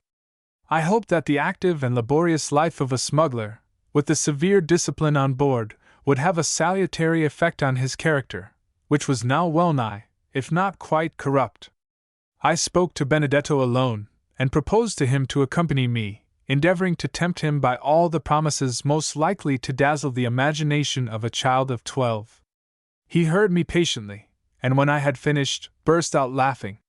"Are you mad, uncle?" He called me by this name when he was in good humor. "Do you think I am going to change the life I lead for your mode of existence? My agreeable indolence for the hard and precarious toil you impose on yourself, exposed to the bitter frost at night, and the scorching heat by day, compelled to conceal yourself, and when you are perceived, receive a volley of bullets, all to earn a paltry sum? Why, I have as much money as I want. Mother Assunta always furnishes me when I ask for it. You see that I should be a fool to accept your offer." The arguments, and his audacity, perfectly stupefied me. Benedetto rejoined his associates, and I saw him from a distance point me out to them as a fool. "Sweet child," murmured Monte Cristo. "Oh, had he been my own son," replied Bertuccio, "or even my nephew, I would have brought him back to the right road, for the knowledge that you are doing your duty gives you strength, but the idea that I was striking a child whose father I had killed made it impossible for me to punish him. I gave my sister, who constantly defended the unfortunate boy, good advice, and as she confessed that she had several times missed money to a considerable amount, I showed her a safe place in which to conceal our little treasure for the future. My mind was already made up. Benedetto could read, write, and cipher perfectly, for when the fit seized him, he learned more in a day than others in a week. My intention was to enter him as a clerk in some ship, and without letting him know anything of my plan, to convey him some morning on board. By this means his future treatment would depend upon his own conduct. I set off for France, after having fixed upon the plan. Our cargo was to be landed in the Gulf of Lions, and this was a difficult thing to do because it was then the year 1829. The most perfect tranquility was restored, and the vigilance of the custom-house officers was redoubled, and their strictness was increased at this time, in consequence of the fair at Beaucaire. Our expedition made a favorable beginning. We anchored our vessel, which had a double hold, where our goods were concealed, amidst a number of other vessels that bordered the banks of the Rhone from Beaucaire to Alès. On our arrival we began to discharge our cargo in the night, and to convey it into the town by the help of the innkeeper with whom we were connected. Whether success rendered us imprudent, or whether we were betrayed, I know not, but one evening, about 5 o'clock, our little cabin boy came breathlessly, to inform us that he had seen a detachment of custom-house officers advancing in our direction. It was not their proximity that alarmed us, for detachments were constantly patrolling along the banks of the Rhone, but the care, according to the boy's account, that they took to avoid being seen. In an instant we were on the alert, but it was too late. Our vessel was surrounded, and amongst the custom-house officers I observed several gendarmes, and, as terrified at the sight of their uniforms as I was brave at the sight of any other, I sprang into the hold, opened a port, and dropped into the river, dived, and only rose at intervals to breathe. until I reached a ditch that had recently been made from the Rhône to the canal that runs from Beaucaire to Aigues-Mortes. I was now safe, for I could swim along the ditch without being seen, and I reached the canal in safety. I had designedly taken this direction. I have already told your Excellency of an innkeeper from Nîmes who had set up a little tavern on the road from Bellegarde to Beaucaire. Yes, said Monte Cristo. I perfectly recollect him. I think he was your colleague. Precisely, answered Bertuccio. But he had, 7 or 8 years before this period, sold his establishment to a tailor at Marseilles, who, having almost ruined himself in his old trade, wished to make his fortune in another. Of course, we made the same arrangements with the new landlord that we had with the old, and it was of this man that I intended to ask shelter. What was his name? Inquired the Count, who seemed to become somewhat interested in Bertuccio's story. Gaspard Cataris. He had married a woman from the village of Carconti, and whom we did not know by any other name than that of her village. She was suffering from malarial fever, and seemed dying by inches. As for her husband, he was a strapping fellow of 40, or 45, who had more than once, in time of danger, given ample proof of his presence of mind and courage. And you say, interrupted Monte Cristo, that this took place towards the year 1829, Your Excellency. In what month? June. The beginning or the end? The evening of the 3rd. Ah, said Monte Cristo. The evening of the 3rd of June 1829. Go on. It was from Cataris that I intended demanding shelter, and, as we never entered by the door that opened onto the road, I resolved not to break through the rule, so climbing over the garden hedge I crept amongst the olive and wild fig trees, and fearing that Cataris might have some guest, I entered a kind of shed in which I had often passed the night, and which was only separated from the inn by a partition, in which holes had been made in order to enable us to watch an opportunity of announcing our presence.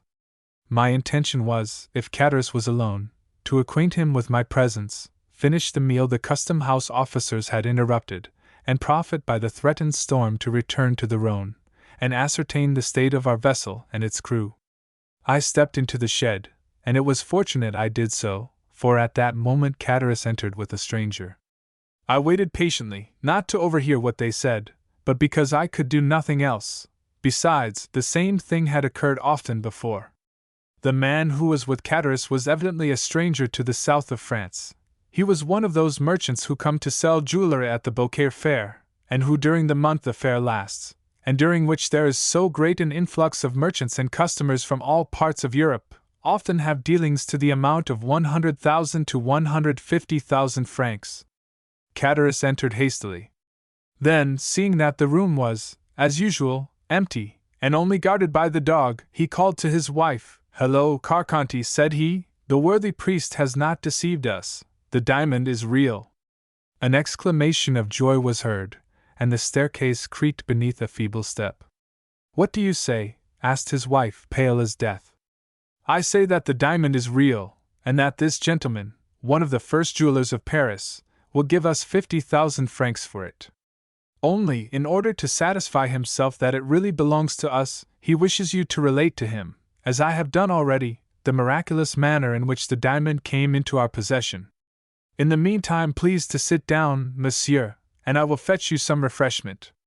The jeweler examined attentively the interior of the inn and the apparent poverty of the persons who were about to sell him a diamond that seemed to have come from the casket of a prince. "Relate your story, madam," said he, wishing, no doubt, to profit by the absence of the husband, so that the latter could not influence the wife's story, to see if the two recitals tallied. "Oh," returned she, "it was a gift of heaven. My husband was a great friend, in 1814 or 1815, of a sailor named Edmond Dantès. This poor fellow, whom Cataris had forgotten, had not forgotten him, and at his death he bequeathed this diamond to him." "But how did he obtain it?" asked the jeweler. "Had he it before he was imprisoned?"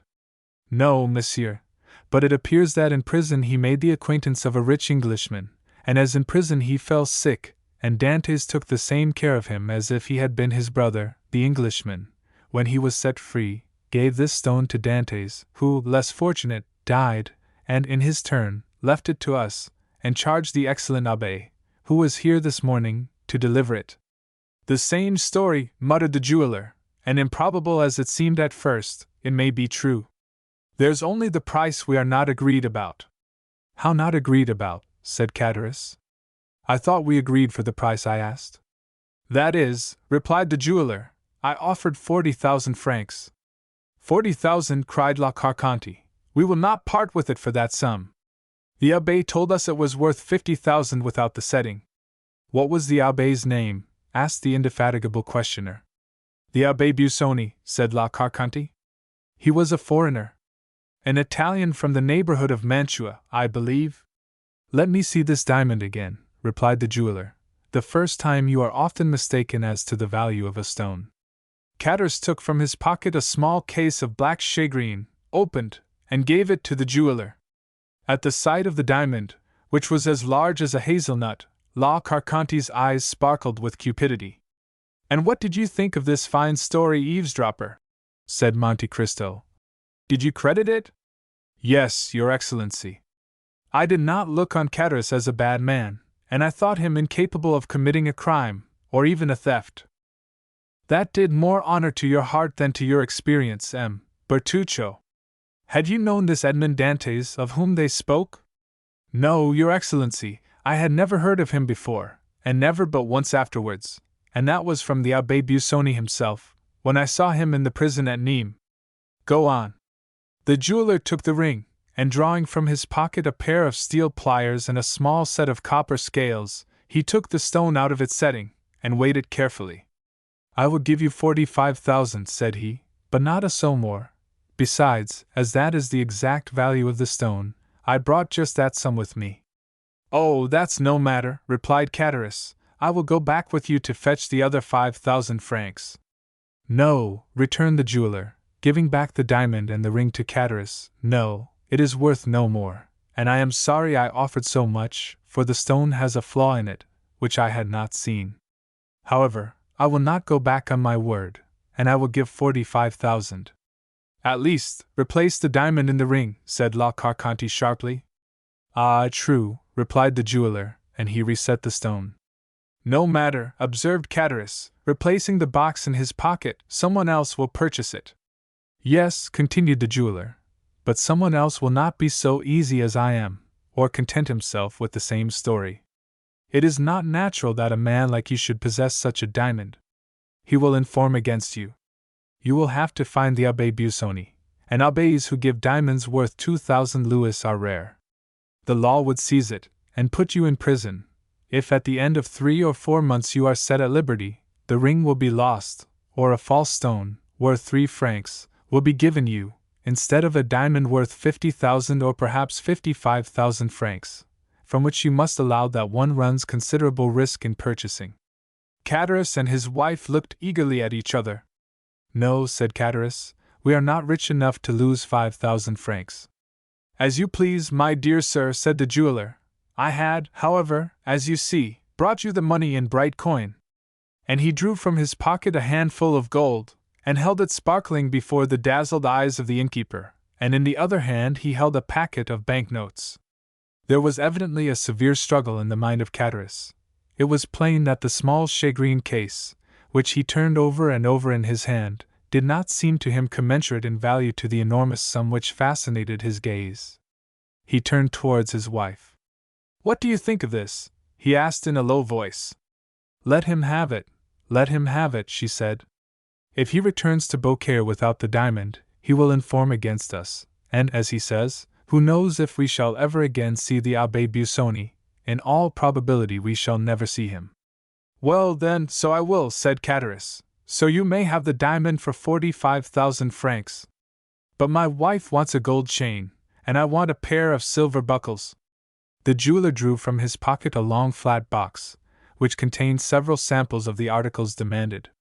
Here, he said, I am very straightforward in my dealings, take your choice.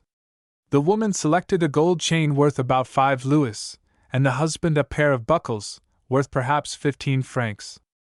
I hope you will not complain now, said the jeweler. The abbé told me it was worth 50,000 francs, muttered Catullus. Come, give it to me. "What a strange fellow you are," said the jeweler, taking the diamond from his hand. "I give you 45,000 francs. That is, 2,500 livres of income, a fortune such as I wish I had myself, and you are not satisfied." "And the 45,000 francs?" inquired Catullus in a hoarse voice. "Where are they? Come, let us see them." "Here they are," replied the jeweler, and he counted out upon the table 15,000 francs in gold, and 30,000 francs in banknotes. "Wait whilst I light the lamp," said La Carconte. "It is growing dark, and there may be some mistake." In fact, night had come on during this conversation, and with night the storm which had been threatening for the last half hour. The thunder growled in the distance, but it was apparently not heard by the jeweler, Catullus, or La Carconte, absorbed as they were all three with the demon of gain. I myself felt a strange kind of fascination at the sight of all this gold and all these banknotes. It seemed to me that I was in a dream, and, as it always happens in a dream, I felt myself riveted to the spot. Catullus counted and again counted the gold and the notes, then handed them to his wife, who counted and counted them again in her turn.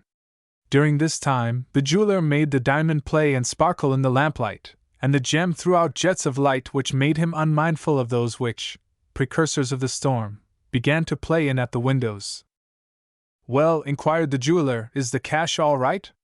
"Yes," said Catullus. "Give me the pocket-book, La Carconte, and find a bag somewhere." La Carconte went to a cupboard, and returned with an old leathern pocket-book and a bag. From the former she took some greasy letters, and put in their place the banknotes, and from the bag took 2 or 3 crowns of 6 livres each, which, in all probability, formed the entire fortune of the miserable couple.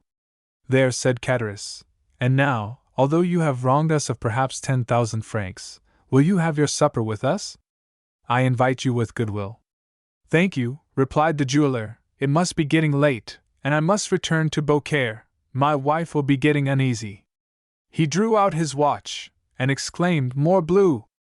Nearly 9 o'clock. Why, I shall not get back to Beaucaire before midnight. Good night, my friends. If the Abbé Busoni should by any accident return, think of me." "In another week you will have left Beaucaire," remarked Catullus, "for the fair ends in a few days." "True, but that makes no difference. Write to me at Paris, to M. Jonas, in the Palais Royal, Arcade Pierre, number 45. I will make the journey on purpose to see him, if it is worth while." At this moment there was a tremendous clap of thunder, accompanied by a flash of lightning so vivid that it quite eclipsed the light of the lamp. "See here," exclaimed Catullus. "You cannot think of going out in such weather as this." "Oh, I am not afraid of thunder," said the jeweler. "And then there are robbers," said La Carconte. "The road is never very safe during fair time." "Oh, as to the robbers," said Jonas, "here is something for them," and he drew from his pocket a pair of small pistols, loaded to the muzzle. "Here," said he, "are dogs who bark and bite at the same time. They are for the 2 first who shall have a longing for your diamond, friend Catullus." Catullus and his wife again interchanged a meaning look. It seemed as though they were both inspired at the same time with some horrible thought. "Well, then, a good journey to you," said Catullus. "Thanks," replied the jeweler.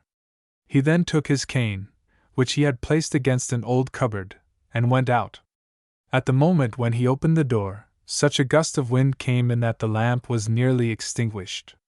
"Oh," said he, "this is very nice weather, and 2 leagues to go in such a storm." "Remain," said Catullus. "You can sleep here." "Yes, do stay," added La Carconte in a tremulous voice. "We will take every care of you." "No, I must sleep at Beaucaire." "So, once more, good night." Catullus followed him slowly to the threshold. "I can see neither heaven nor earth," said the jeweler, who was outside the door. "Do I turn to the right or to the left hand?" "To the right," said Catullus. "You cannot go wrong. The road is bordered by trees on both sides." "Good, all right," said a voice almost lost in the distance. "Close the door," said La Carconte. "I do not like open doors when it thunders." "Particularly when there is money in the house, answered Catullus, double-locking the door. He came into the room, went to the cupboard, took out the bag and pocket-book, and both began, for the third time, to count their gold and banknotes. I never saw such an expression of cupidity as the flickering lamp revealed in those two countenances. The woman, especially, was hideous. Her usual feverish tremulousness was intensified, her countenance had become livid, and her eyes resembled burning coals. "Why," she inquired in a hoarse voice, "did you invite him to sleep here tonight?" "Why," said Catullus with a shudder, "why, that he might not have the trouble of returning to Beaucaire." "Ah," responded the woman, with an expression impossible to describe, "I thought it was for something else." Woman, why do you have such ideas?" cried Catullus. "Or, if you have them, why don't you keep them to yourself?"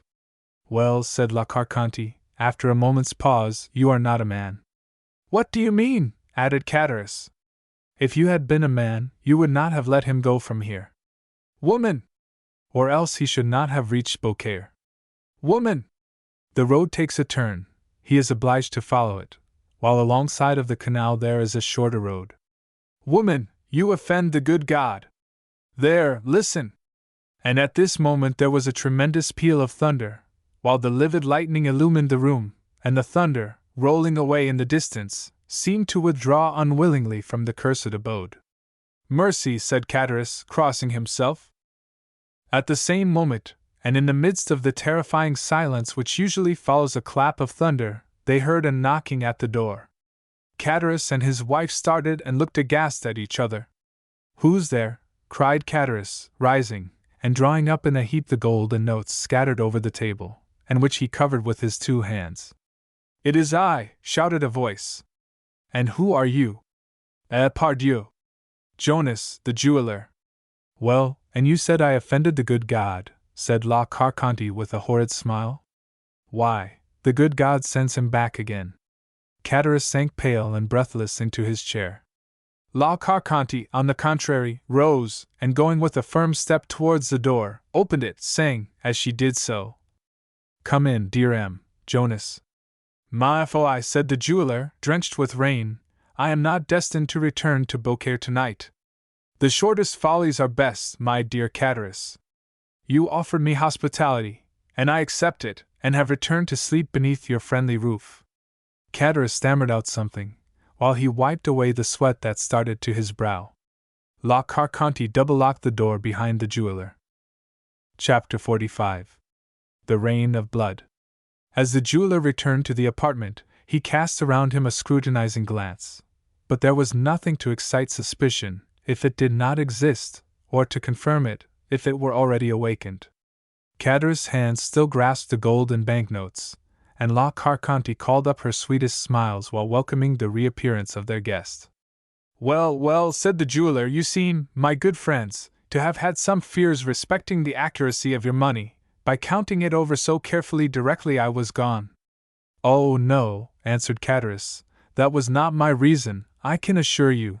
But the circumstances by which we have become possessed of this wealth are so unexpected, as to make us scarcely credit our good fortune, and it is only by placing the actual proof of our riches before our eyes that we can persuade ourselves that the whole affair is not a dream." The jeweler smiled. "Have you any other guests in your house?" inquired he. "Nobody but ourselves," replied Catullus. "The fact is, we do not lodge travelers. Indeed, our tavern is so near the town that nobody would think of stopping here." "Then I am afraid I shall very much inconvenience you." "Inconvenience us?" "Not at all, my dear sir," said La Carconte in her most gracious manner. "Not at all, I assure you." "But where will you manage to stow me?" "In the chamber overhead." "Surely that is where you yourselves sleep?" "Never mind that. We have a second bed in the adjoining room." Catullus stared at his wife with much astonishment. The jeweler, meanwhile, was humming a song as he stood warming his back at the fire La Carconte had kindled to dry the wet garments of her guest, and this done, she next occupied herself in arranging his supper, by spreading a napkin at the end of the table, and placing on it the slender remains of their dinner, to which she added 3 or 4 fresh-laid eggs. Catullus had once more parted with his treasure, the banknotes were replaced in the pocket-book, the gold put back into the bag, and the whole carefully locked in the cupboard. He then began pacing the room with a pensive and gloomy air, glancing from time to time at the jeweler, who stood reeking with the steam from his wet clothes, and merely changing his place on the warm hearth, to enable the whole of his garments to be dried. "There," said La Carconte, as she placed a bottle of wine on the table, "supper is ready whenever you are." "And you?" asked Jonas. "I don't want any supper," said Chatteris. "We dined so very late," hastily interposed La Carconte. "Then it seems I am to eat alone," remarked the jeweler. "Oh, we shall have the pleasure of waiting upon you," answered La Carconte, with an eager attention she was not accustomed to manifest even to guests who paid for what they took. From time to time Chatteris darted on his wife keen, searching glances, but rapid as the lightning flash. The storm still continued. There, said La Carconte. "Do you hear that? Upon my word, you did well to come back." "Nevertheless," replied the jeweler, "if by the time I have finished my supper the tempest has at all abated, I shall make another start."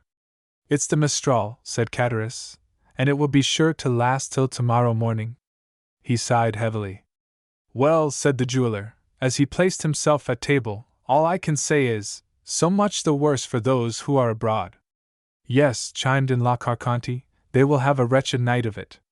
The jeweler began eating his supper, and the woman, who was ordinarily so querulous and indifferent to all who approached her, was suddenly transformed into the most smiling and attentive hostess. Had the unhappy man on whom she lavished her assiduities been previously acquainted with her, so sudden an alteration might well have excited suspicion in his mind, or at least have greatly astonished him. Chatteris, meanwhile, continued to pace the room in gloomy silence, sedulously avoiding the sight of his guest. But as soon as the stranger had completed his repast, the agitated innkeeper went eagerly to the door and opened it. "I believe the storm is over," said he. But as if to contradict his statement, at that instant a violent clap of thunder seemed to shake the house to its very foundation, while a sudden gust of wind, mingled with rain, extinguished the lamp he held in his hand. Trembling and awestruck, Chatteris hastily shut the door and returned to his guests, while La Carconte lighted a candle by the smoldering ashes that glimmered on the hearth. "You must be tired," said she to the jeweler. "I have spread a pair of white sheets on your bed. Go up when you are ready, and sleep well." Jonas stayed for a while to see whether the storm seemed to abate in its fury, but a brief space of time sufficed to assure him that, instead of diminishing, the violence of the rain and thunder momentarily increased. Resigning himself, therefore, to what seemed inevitable, he bade his host good night, and mounted the stairs.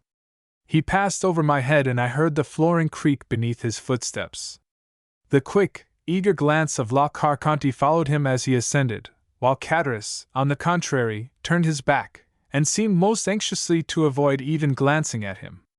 All these circumstances did not strike me as painfully at the time as they have since done.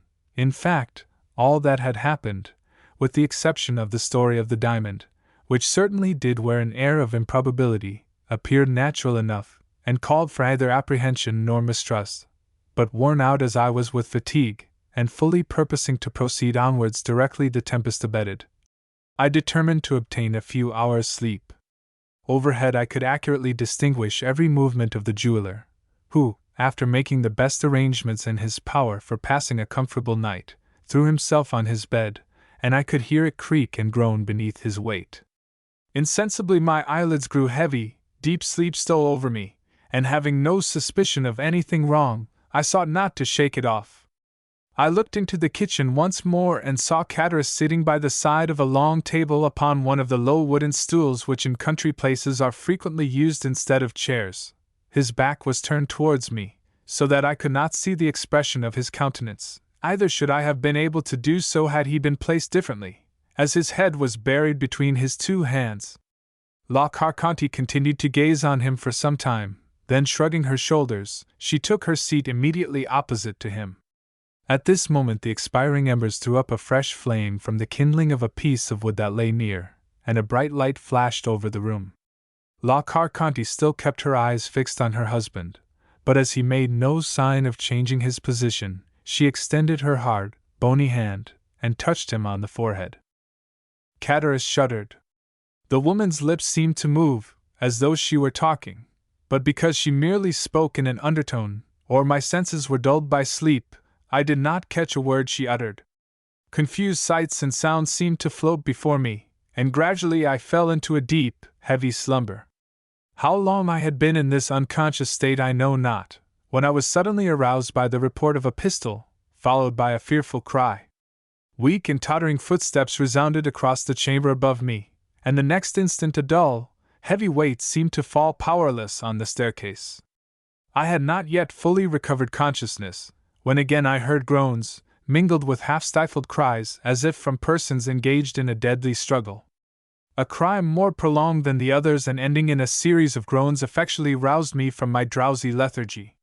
Hastily raising myself on one arm, I looked around, but all was dark, and it seemed to me as if the rain must have penetrated through the flooring of the room above, for some kind of moisture appeared to fall, drop by drop, upon my forehead, and when I passed my hand across my brow, I felt that it was wet and clammy.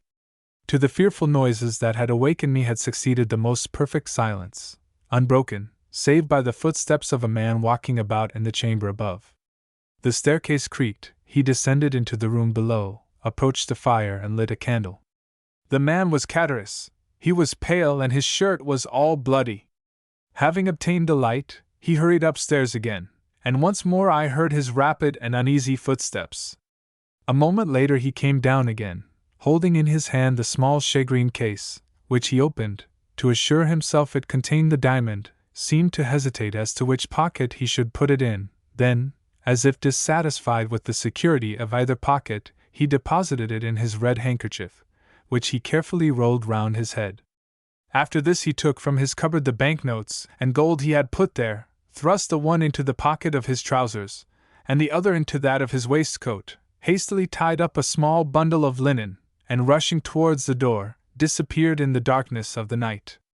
Then all became clear and manifest to me, and I reproached myself with what had happened, as though I myself had done the guilty deed. I fancied that I still heard faint moans, and imagining that the unfortunate jeweler might not be quite dead, I determined to go to his relief, by way of atoning in some slight degree, not for the crime I had committed, but for that which I had not endeavored to prevent. For this purpose I applied all the strength I possessed to force an entrance from the cramped spot in which I lay to the adjoining room. The poorly fastened boards which alone divided me from it yielded to my efforts, and I found myself in the house. Hastily snatching up the lighted candle, I hurried to the staircase. About midway a body was lying quite across the stairs. It was that of La Carconte. The pistol I had heard had doubtless been fired at her. The shot had frightfully lacerated her throat, leaving 2 gaping wounds from which, as well as the mouth, the blood was pouring in floods. She was stone dead. I strode past her, and ascended to the sleeping chamber, which presented an appearance of the wildest disorder. The furniture had been knocked over in the deadly struggle that had taken place there, and the sheets, to which the unfortunate jeweler had doubtless clung, were dragged across the room. The murdered man lay on the floor, his head leaning against the wall, and about him was a pool of blood which poured forth from 3 large wounds in his breast. There was a 4th gash, in which a long table knife was plunged up to the handle. I stumbled over some object. I stooped to examine. It was the 2nd pistol, which had not gone off, probably from the powder being wet. I approached the jeweler, who was not quite dead, and at the sound of my footsteps and the creaking of the floor, he opened his eyes, fixed them on me with an anxious and inquiring gaze, moved his lips as though trying to speak, then, overcome by the effort, fell back and expired. This appalling sight almost bereft me of my senses, and finding that I could no longer be of service to anyone in the house, my only desire was to fly. I rushed towards the staircase, clutching my hair, and uttering a groan of horror. Upon reaching the room below, I found 5 or 6 custom-house officers, and 2 or 3 gendarmes, all heavily armed. They threw themselves upon me. I made no resistance. I was no longer master of my senses. When I strove to speak, a few inarticulate sounds alone escaped my lips. But how, inquired I, am I to maintain myself and my poor sister? A person, whose confessor I am, replied he, and who entertains a high regard for me, applied to me a short time since to procure him a confidential servant. Would you like such a post? If so, I will give you a letter of introduction to him. "Oh, father," I exclaimed, "you are very good. But you must swear solemnly that I shall never have reason to repent my recommendation." I extended my hand, and was about to pledge myself by any promise he would dictate, but he stopped me. "It is unnecessary for you to bind yourself by any vow," said he. "I know and admire the Corsican nature too well to fear you. Here, take this," continued he, after rapidly writing the few lines I brought to your Excellency, "and upon receipt of which you deign to receive me into your service. And proudly I ask whether your Excellency has ever had cause to repent having done so?" "No," replied the Count. "I take pleasure in saying that you have served me faithfully, Bertuccio, but you might have shown more confidence in me." "I, your Excellency?" "Yes, you. How comes it that, having both a sister and an adopted son, you have never spoken to me of either?" "Alas, I have still to recount the most distressing period of my life. Anxious as you may suppose I was to behold and comfort my dear sister, I lost no time in hastening to Corsica, but when I arrived at Rogliano I found a house of mourning, the consequences of a scene so horrible that the neighbors remember and speak of it to this day. Acting by my advice, my poor sister had refused to comply with the unreasonable demands of Benedetto, who was continually tormenting her for money, as long as he believed there was a sou left in her possession. One morning he threatened her with the severest consequences if she did not supply him with what he desired, and disappeared and remained away all day, leaving the kind-hearted Assunta, who loved him as if he were her own child, to weep over his conduct and bewail his absence. Evening came, and still, with all the patient solicitude of a mother, she watched for his return. As the 11th hour struck, he entered with a swaggering air, attended by two of the most dissolute and reckless of his boon companions. She stretched out her arms to him, but they seized hold of her, and one of the three, none other than the accursed Benedetto, exclaimed, "Put her to torture and she'll soon tell us where her money is." It unfortunately happened that our neighbor, Wasilio, was at Bastia, leaving no person in his house but his wife. No human creature beside could hear or see anything that took place within our dwelling. Two held poor Assunta, who, unable to conceive that any harm was intended to her, smiled in the face of those who were soon to become her executioners. The third proceeded to barricade the doors and windows, then returned, and the three united in stifling the cries of terror incited by the sight of these preparations, and then dragged Assunta feet foremost towards the brazier, expecting to wring from her an avowal of where her supposed treasure was secreted. In the struggle her clothes caught fire, and they were obliged to let go their hold in order to preserve themselves from sharing the same fate.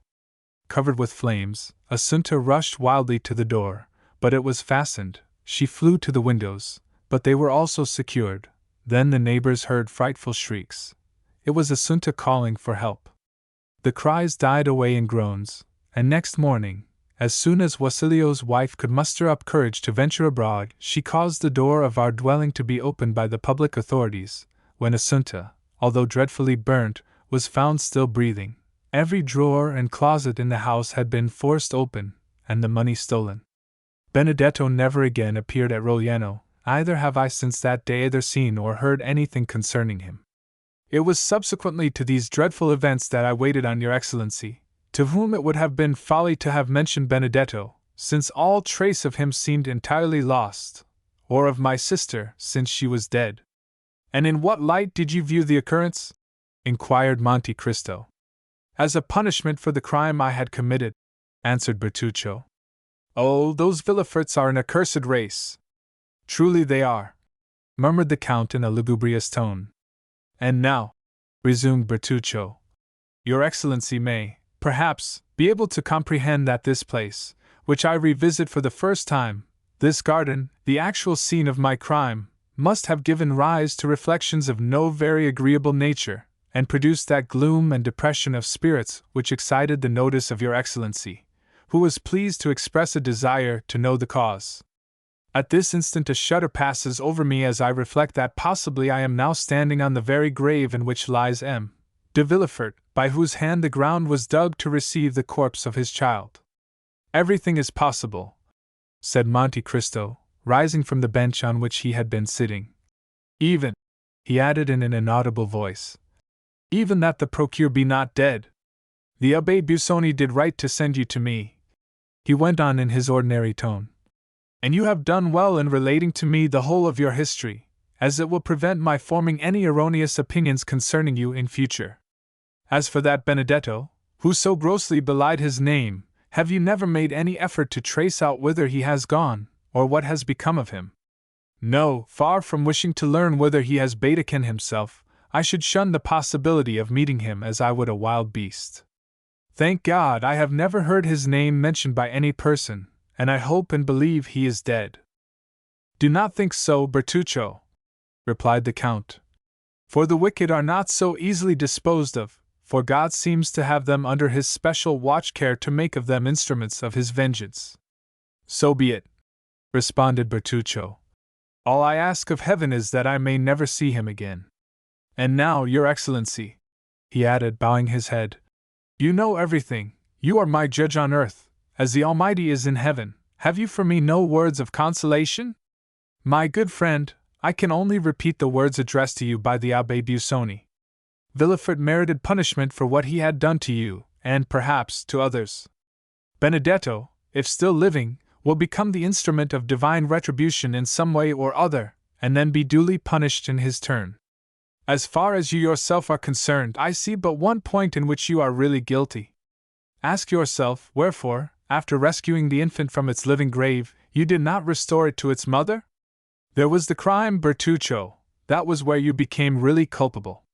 True, Excellency, that was the crime, the real crime, for in that I acted like a coward.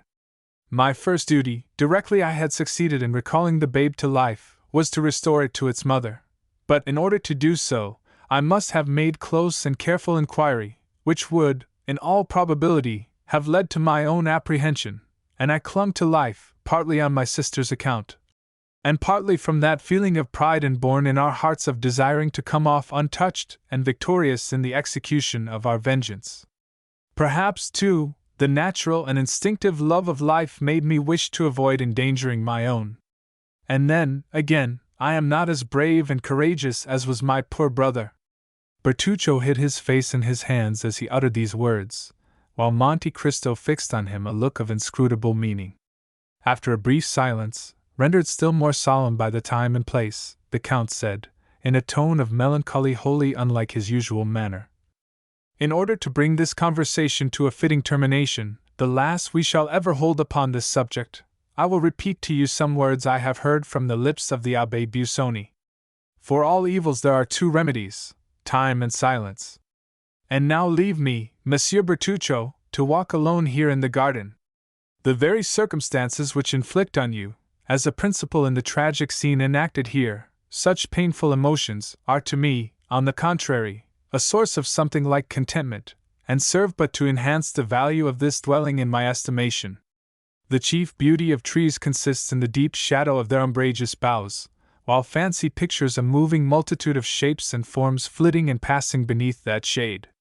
Here I have a garden laid out in such a way as to afford the fullest scope for the imagination, and furnished with thickly grown trees, beneath whose leafy screen a visionary like myself may conjure up phantoms at will.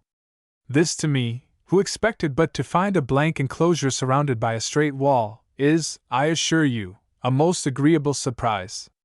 I have no fear of ghosts, and I have never heard it said that so much harm had been done by the dead during 6,000 years as is wrought by the living in a single day. Retire within, Bertuccio, and tranquilize your mind.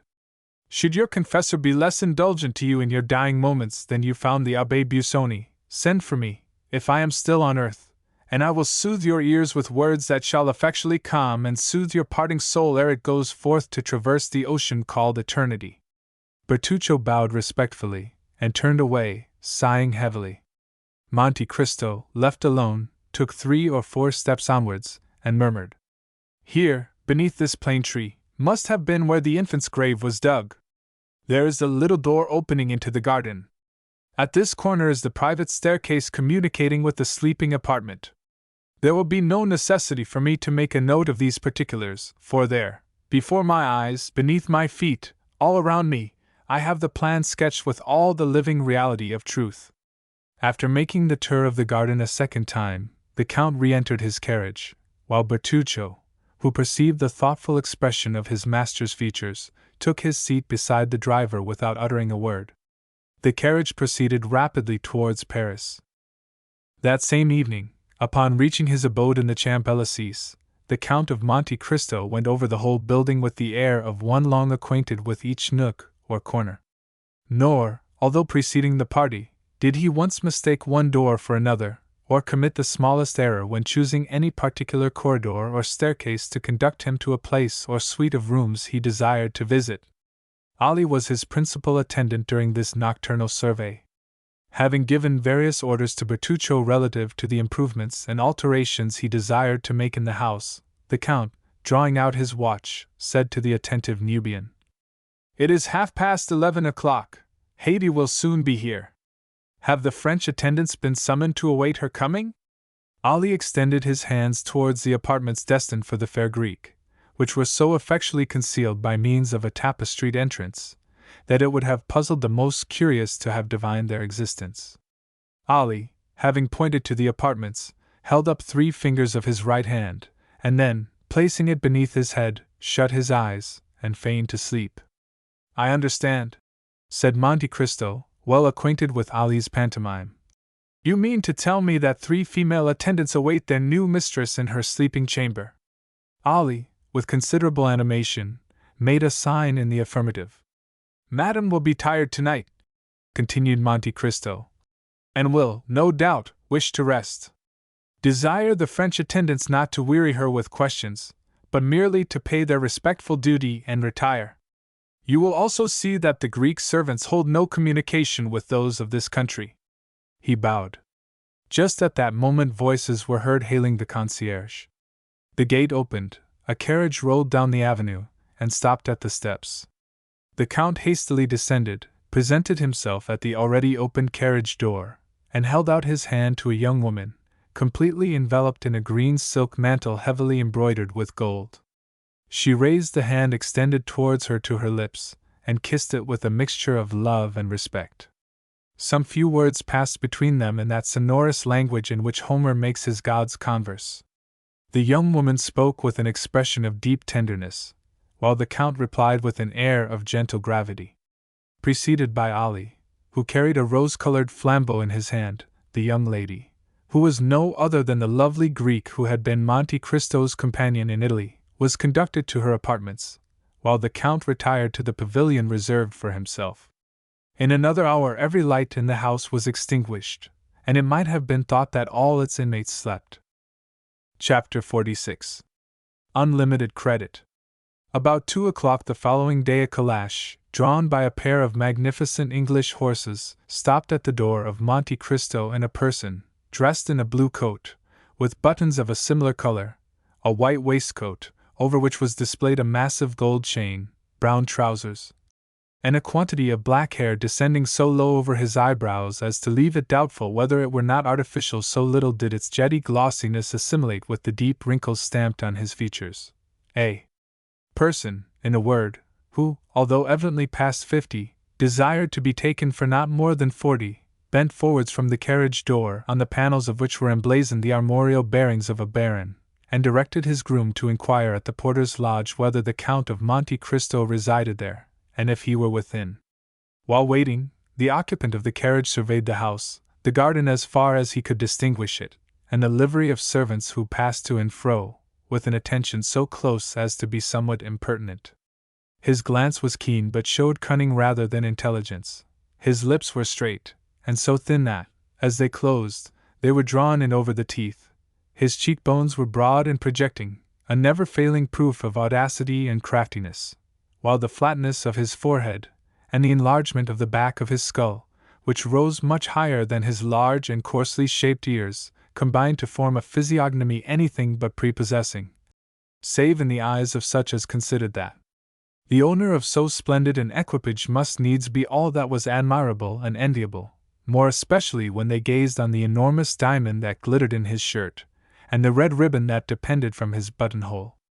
The groom, in obedience to his orders, tapped at the window of the porter's lodge, saying, "Pray, does not the Count of Monte Cristo live here?" "His Excellency does reside here," replied the concierge. "But," added he, glancing an inquiring look at Ali. Ali returned a sign in the negative.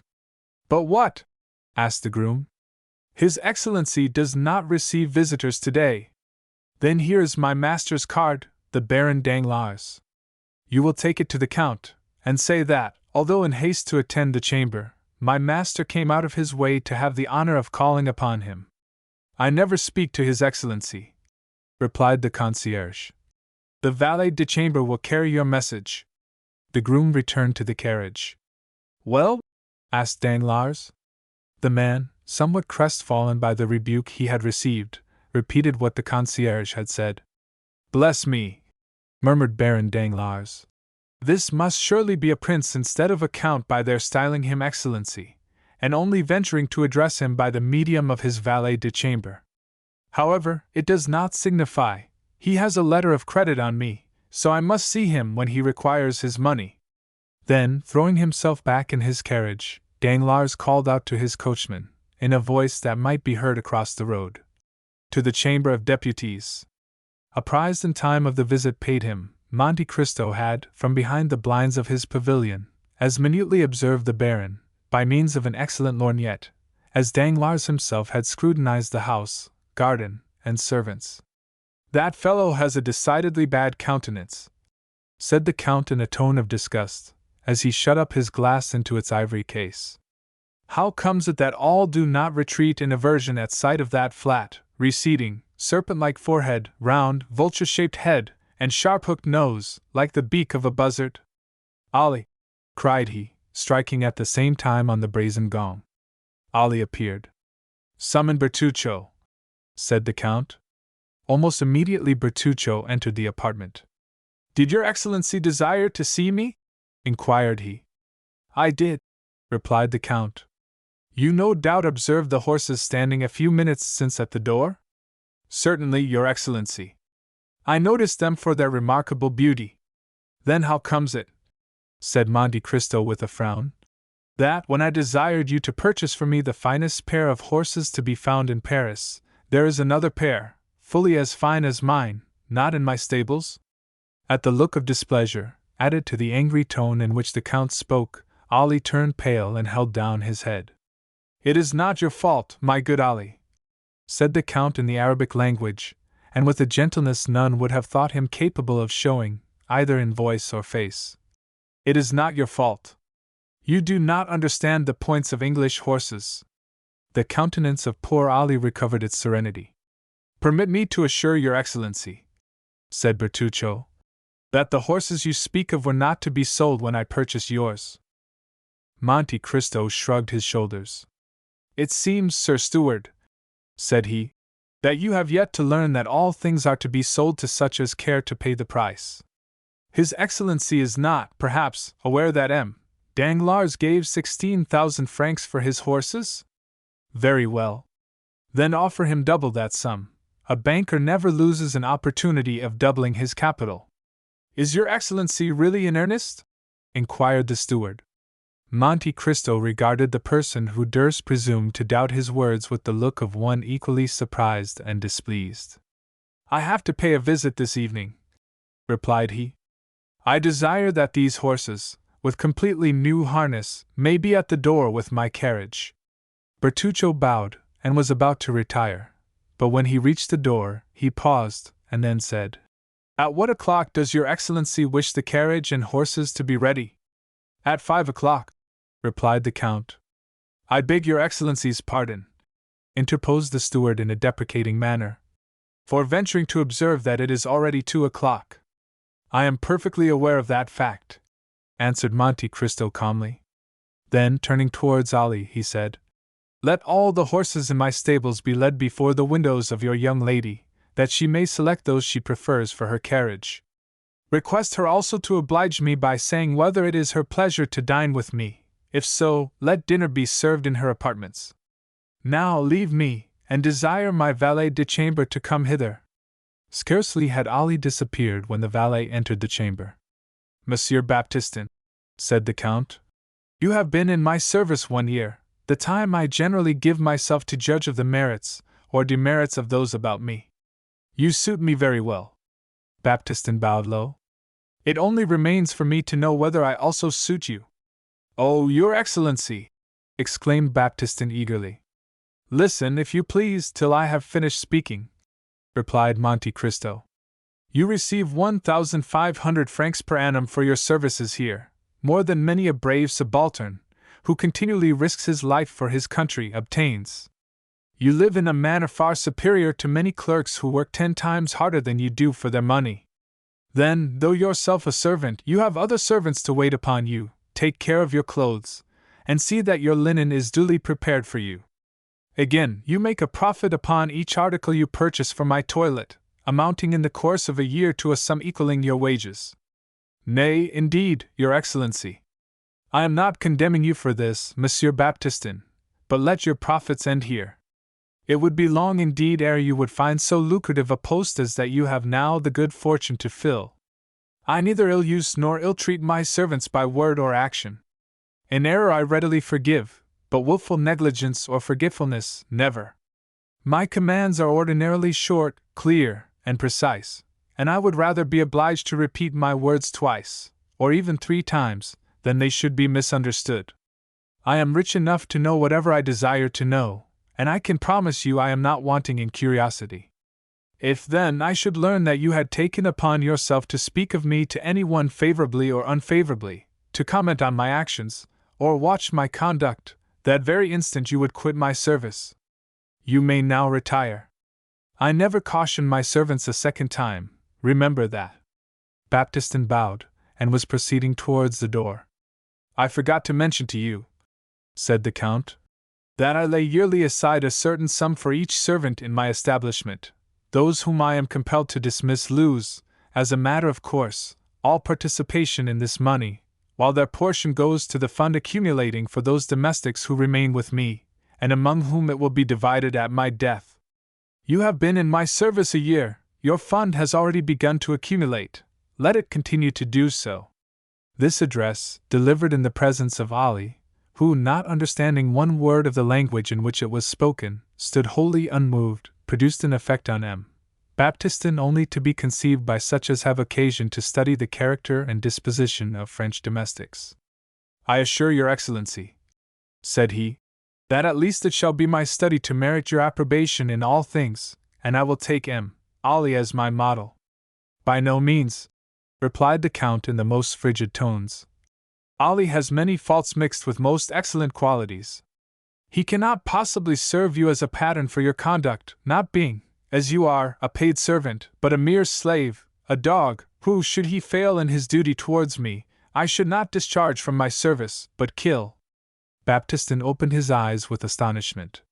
"You seem incredulous," said Monte Cristo, who repeated to Ali in the Arabic language what he had just been saying to Baptistin in French. "Certainly, Your Excellency. I saw her put to sea the same evening we quitted Marseilles. And the yacht was ordered to remain at Martigues. 'Tis well.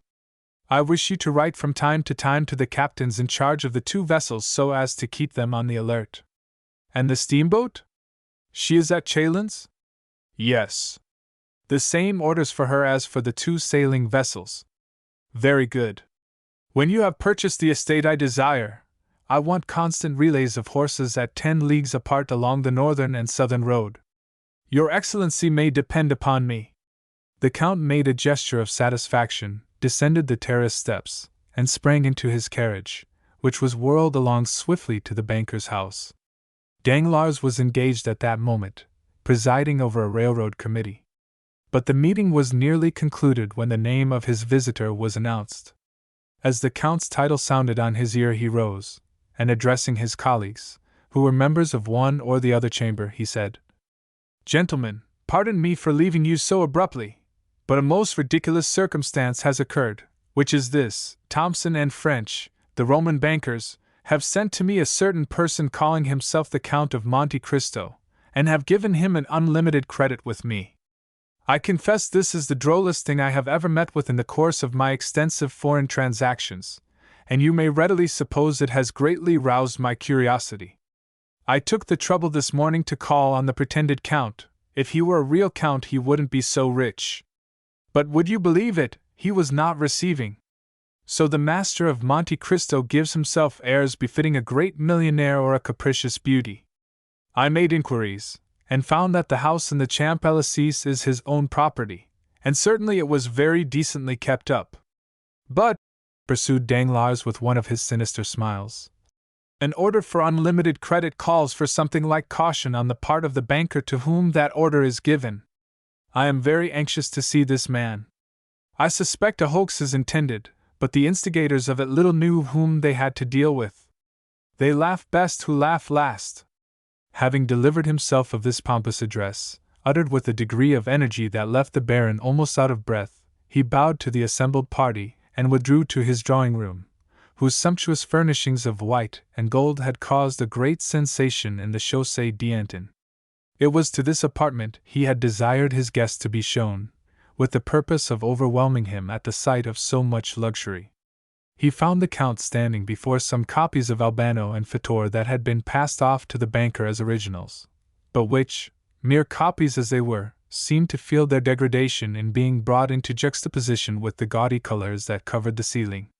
The Count turned round as he heard the entrance of Danglars into the room.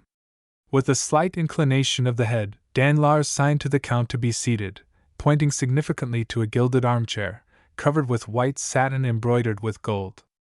The Count sat down. "I have the honor, I presume, of addressing M. de Monte Cristo." The Count bowed. "And I of speaking to Baron Danglars, Chevalier of the Legion of Honor, and member of the Chamber of Deputies?" Monte Cristo repeated all the titles he had read on the Baron's card. Danglars felt the irony and compressed his lips. "You will, I trust, excuse me, monsieur, for not calling you by your title when I first addressed you," he said.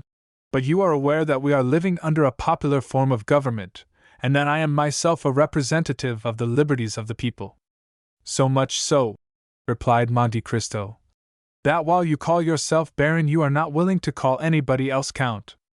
"Upon my word, monsieur," said Danglars with affected carelessness, "I attach no sort of value to such empty distinctions, but the fact is, I was made Baron, and also Chevalier of the Legion of Honor, in return for services rendered, but you have discarded your titles after the example set you by Messrs. de Montmorency and Lafayette? That was a noble example to follow, monsieur." "Why," replied Danglars, "not entirely so, with the servants, you understand.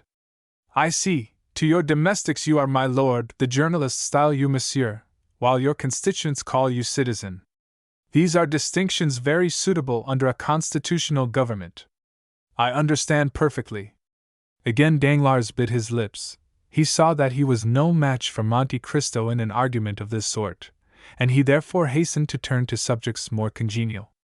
"Permit me to inform you, Count," said he, bowing, "that I have received a letter of advice from Thomson and French, of Rome. I am glad to hear it, Baron, for I must claim the privilege of addressing you after the manner of your servants. I have acquired the bad habit of calling persons by their titles from living in a country where barons are still barons by right of birth. But as regards the letter of advice, I am charmed to find that it has reached you. That will spare me the troublesome and disagreeable task of coming to you for money myself." "You have received a regular letter of advice?" "Yes," said Danglars, "but I confess I didn't quite comprehend its meaning." "Indeed? And for that reason I did myself the honor of calling upon you, in order to beg for an explanation." "Go on, monsieur." "Here I am, ready to give you any explanation you desire." "Why," said Danglars, "in the letter, I believe I have it about me." Here he felt in his breast pocket. "Yes, here it is. Well, this letter gives the Count of Monte Cristo unlimited credit on our house." "Well, Baron, what is there difficult to understand about that?" "Merely the term unlimited, nothing else, certainly." "Is not that word known in France? The people who wrote are Anglo-Germans, you know." "Oh, as for the composition of the letter, there is nothing to be said, but as regards the competency of the document, I certainly have doubts." "Is it possible?" asked the Count, assuming all air and tone of the utmost simplicity and candor. "Is it possible that Thomson and French are not looked upon as safe and solvent bankers? Pray tell me what you think, Baron, for I feel uneasy, I can assure you, having some considerable property in their hands." Thomson and French are perfectly solvent, replied Danglars, with an almost mocking smile. But the word unlimited, in financial affairs, is so extremely vague. Is, in fact, unlimited, said Monte Cristo. Precisely what I was about to say, cried Danglars. Now what is vague is doubtful, and it was a wise man who said, when in doubt, keep out. Meaning to say, rejoined Monte Cristo, that however Thomson and French may be inclined to commit acts of imprudence and folly, the Baron Danglars is not disposed to follow their example. Not at all. Plainly enough, Messrs. Thomson and French set no bounds to their engagements, while those of M. Danglars have their limits. He is a wise man, according to his own showing. Monsieur, replied the banker, drawing himself up with a haughty air, the extent of my resources has never yet been questioned. It seems, then, reserved for me, said Monte Cristo coldly, to be the first to do so. By what right, sir? By right of the objections you have raised, and the explanations you have demanded, which certainly must have some motive. Once more Danglars bit his lips. It was the second time he had been worsted, and this time on his own ground. His forced politeness sat awkwardly upon him, and approached almost to impertinence. Monte Cristo, on the contrary, preserved a graceful suavity of demeanor, aided by a certain degree of simplicity he could assume at pleasure, and thus possessed the advantage. Well, sir, resumed Danglars, after a brief silence, I will endeavor to make myself understood, by requesting you to inform me for what sum you propose to draw upon me. Why, truly, replied Monte Cristo, determined not to lose an inch of the ground he had gained. My reason for desiring an unlimited credit was precisely because I did not know how much money I might need. The banker thought the time had come for him to take the upper hand. So throwing himself back in his armchair, he said, with an arrogant and purse-proud air, let me beg of you not to hesitate in naming your wishes. You will then be convinced that the resources of the house of Danglars, however limited, are still equal to meeting the largest demands, and were you even to require 1,000,000. I beg your pardon, interposed Monte Cristo. I said 1,000,000, replied Danglars, with the confidence of ignorance. But could I do with 1,000,000? Retorted the Count. My dear sir, if a trifle like that could suffice me, I should never have given myself the trouble of opening an account. 1,000,000? Excuse my smiling when you speak of a sum I am in the habit of carrying in my pocket-book or dressing-case.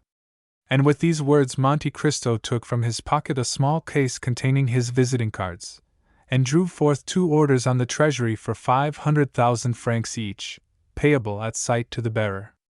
A man like Danglars was wholly inaccessible to any gentler method of correction. The effect of the present revelation was stunning. He trembled and was on the verge of apoplexy. The pupils of his eyes, as he gazed at Monte Cristo, dilated horribly. Come, come, said Monte Cristo. Confess honestly that you have not perfect confidence in Thomson and French. I understand, and foreseeing that such might be the case, I took, in spite of my ignorance of affairs, certain precautions. See, here are 2 similar letters to that you have yourself received, one from the house of Arstein and Escels of Vienna, to Baron Rothschild, the other drawn by Baring of London, upon M. Lafitte. Now, sir, you have but to say the word, and I will spare you all uneasiness by presenting my letter of credit to one or other of these 2 firms. The blow had struck home, and Danglars was entirely vanquished. With a trembling hand he took the 2 letters from the Count, who held them carelessly between finger and thumb, and proceeded to scrutinize the signatures, with a minuteness that the Count might have regarded as insulting, had it not suited his present purpose to mislead the banker. Oh, sir, said Danglars, after he had convinced himself of the authenticity of the documents he held, and rising as if to salute the power of gold personified in the man before him. 3 letters of unlimited credit!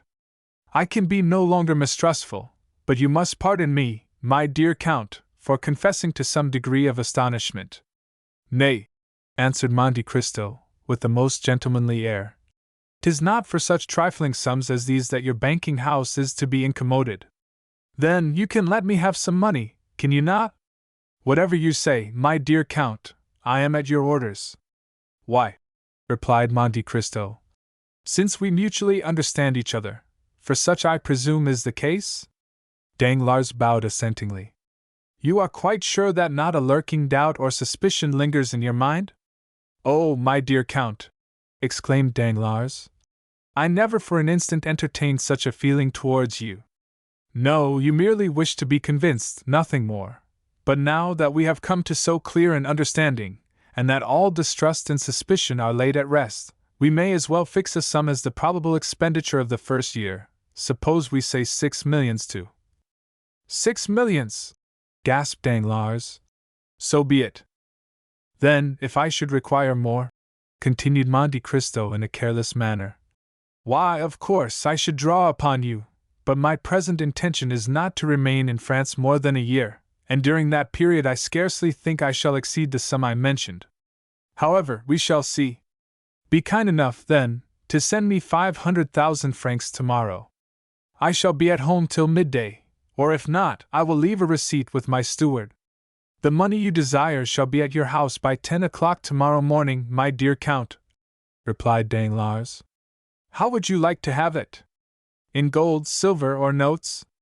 Half in gold, and the other half in banknotes, if you please, said the Count, rising from his seat.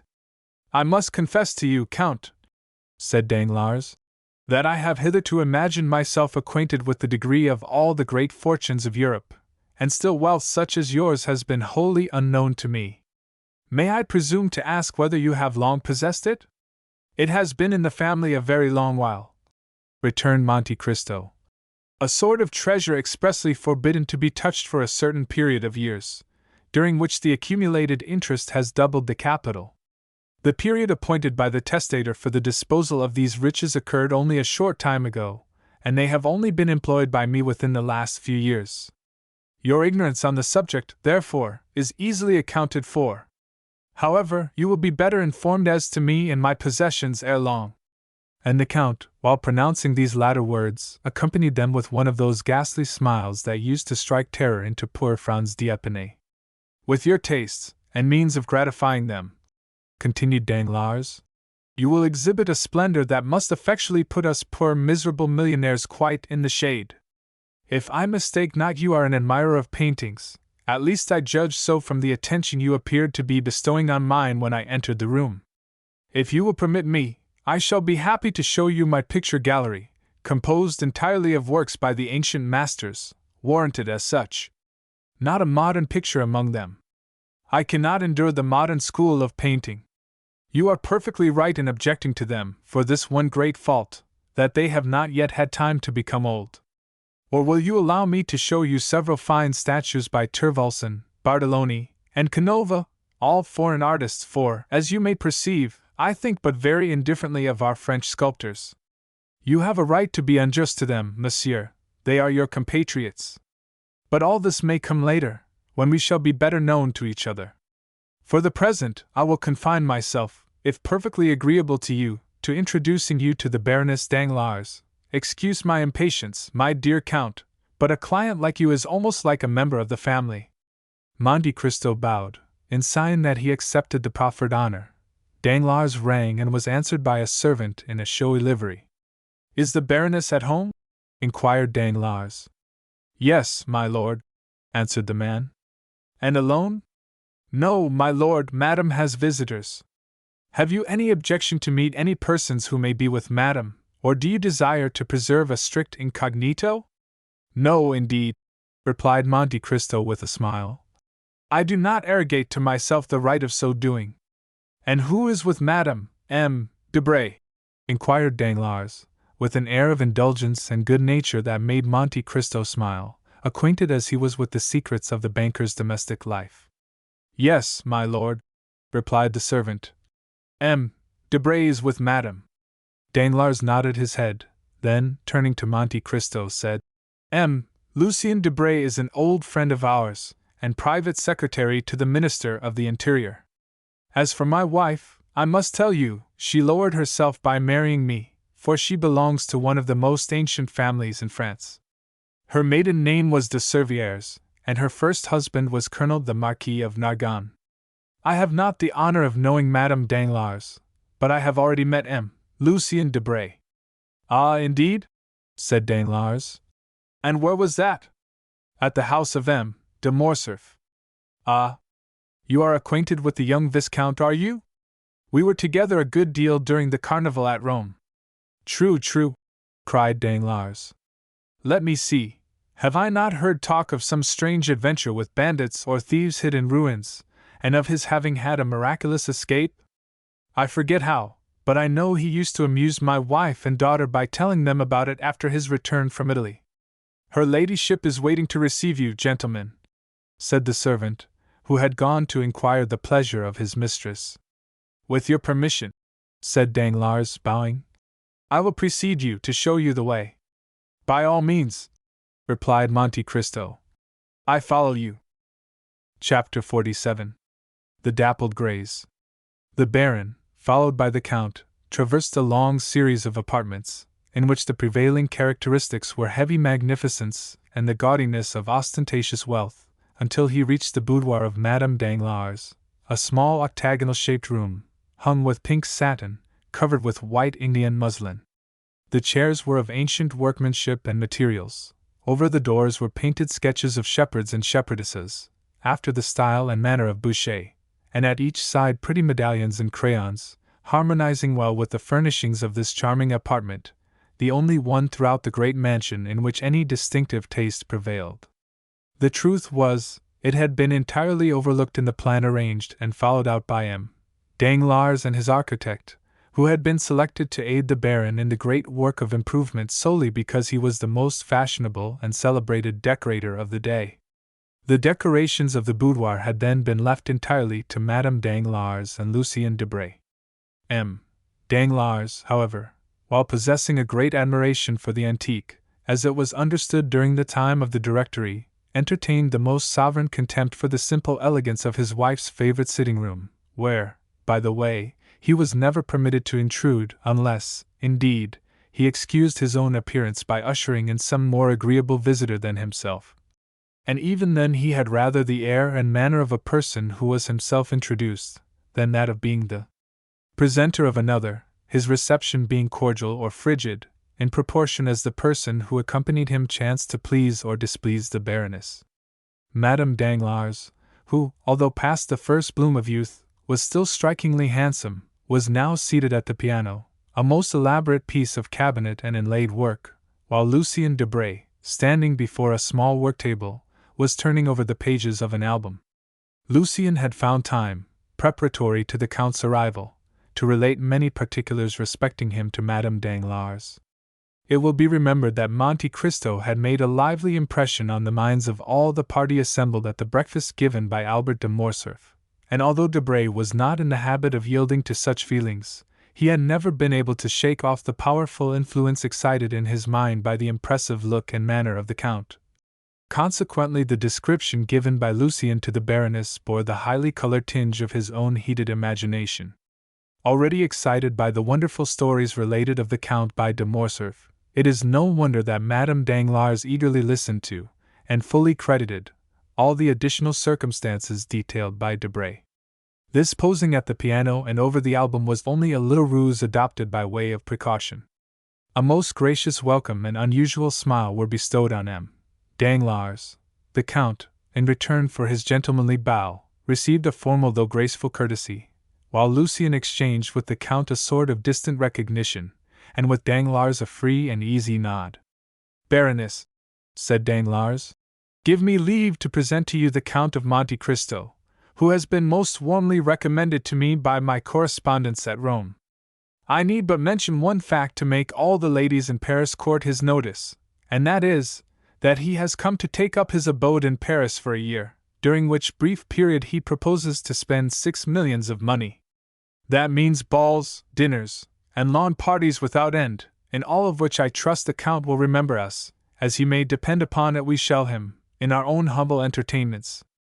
In spite of the gross flattery and coarseness of this address, Madame Danglars could not forbear gazing with considerable interest on a man capable of expending 6 millions in 12 months, and who had selected Paris for the scene of his princely extravagance. "And when did you arrive here?" inquired she. "Yesterday morning, madam. Coming, as usual, I presume, from the extreme end of the globe? Pardon me, at least such I have heard is your custom. Nay, madam. This time I have merely come from Cadiz. You have selected a most unfavorable moment for your first visit. Paris is a horrible place in summer. Balls, parties, and fêtes are over. The Italian opera is in London, the French opera everywhere except in Paris. As for the Théâtre Français, you know, of course, that it is nowhere. The only amusements left us are the indifferent races at the Champ de Mars and Sèvres. Do you propose entering any horses at either of these races, Count? I shall do whatever they do at Paris, madam, if I have the good fortune to find someone who will initiate me into the prevalent ideas of amusement. Are you fond of horses, Count? I have passed a considerable part of my life in the East, madam, and you are doubtless aware that the Orientals value only two things, the fine breeding of their horses and the beauty of their women. Nay, Count, said the Baroness, it would have been somewhat more gallant to have placed the ladies first. You see, madam, how rightly I spoke when I said I required a preceptor to guide me in all my sayings and doings here. At this instant the favorite attendant of Madame Danglars entered the boudoir.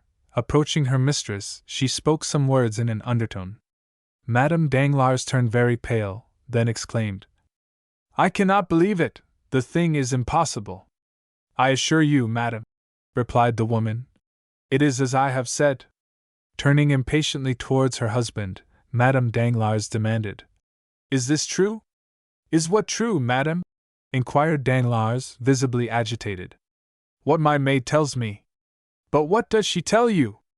That when my coachman was about to harness the horses to my carriage, he discovered that they had been removed from the stables without his knowledge. I desire to know what is the meaning of this. Be kind enough, madam, to listen to me, said Danglars. Oh, yes, I will listen, monsieur, for I am most curious to hear what explanation you will give. These two gentlemen shall decide between us, but first I will state the case to them.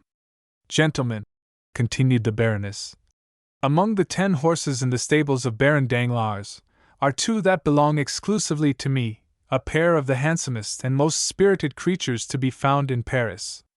But to you, at least, M. Debray, I need not give a further description, because to you my beautiful pair of dappled greys were well known.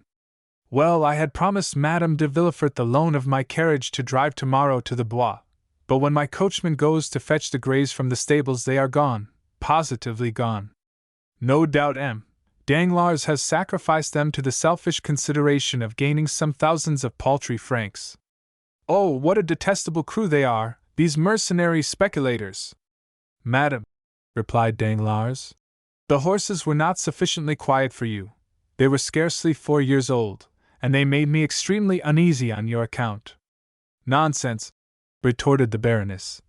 You could not have entertained any alarm on the subject, because you are perfectly well aware that I have had for a month in my service the very best coachman in Paris. But perhaps you have disposed of the coachman as well as the horses? My dear love, pray do not say any more about them, and I promise you another pair exactly like them in appearance, only more quiet and steady. The Baroness shrugged her shoulders with an air of ineffable contempt, while her husband, affecting not to observe this unconjugal gesture, turned towards Monte Cristo and said, Upon my word, Count, I am quite sorry not to have met you sooner. You are setting up an establishment, of course? Why, yes, replied the Count. I should have liked to have made you the offer of these horses. I have almost given them away, as it is, but as I before said, I was anxious to get rid of them upon any terms. They were only fit for a young man. I am much obliged by your kind intentions towards me, said Monte Cristo. But this morning I purchased a very excellent pair of carriage horses, and I do not think they were dear. There they are. Come, M. Debray, you are a connoisseur, I believe, let me have your opinion upon them. As Debray walked towards the window, Danglars approached his wife. I could not tell you before others, said he in a low tone, the reason of my parting with the horses, but a most enormous price was offered me this morning for them. Some madman or fool, bent upon ruining himself as fast as he can, actually sent his steward to me to purchase them at any cost, and the fact is, I have gained 16,000 francs by the sale of them. Come, don't look so angry, and you shall have 4,000 francs of the money to do what you like with, and Eugenie shall have 2,000. There, what do you think now of the affair? Wasn't I right to part with the horses?" Madame Danglars surveyed her husband with a look of withering contempt. "Great heavens!"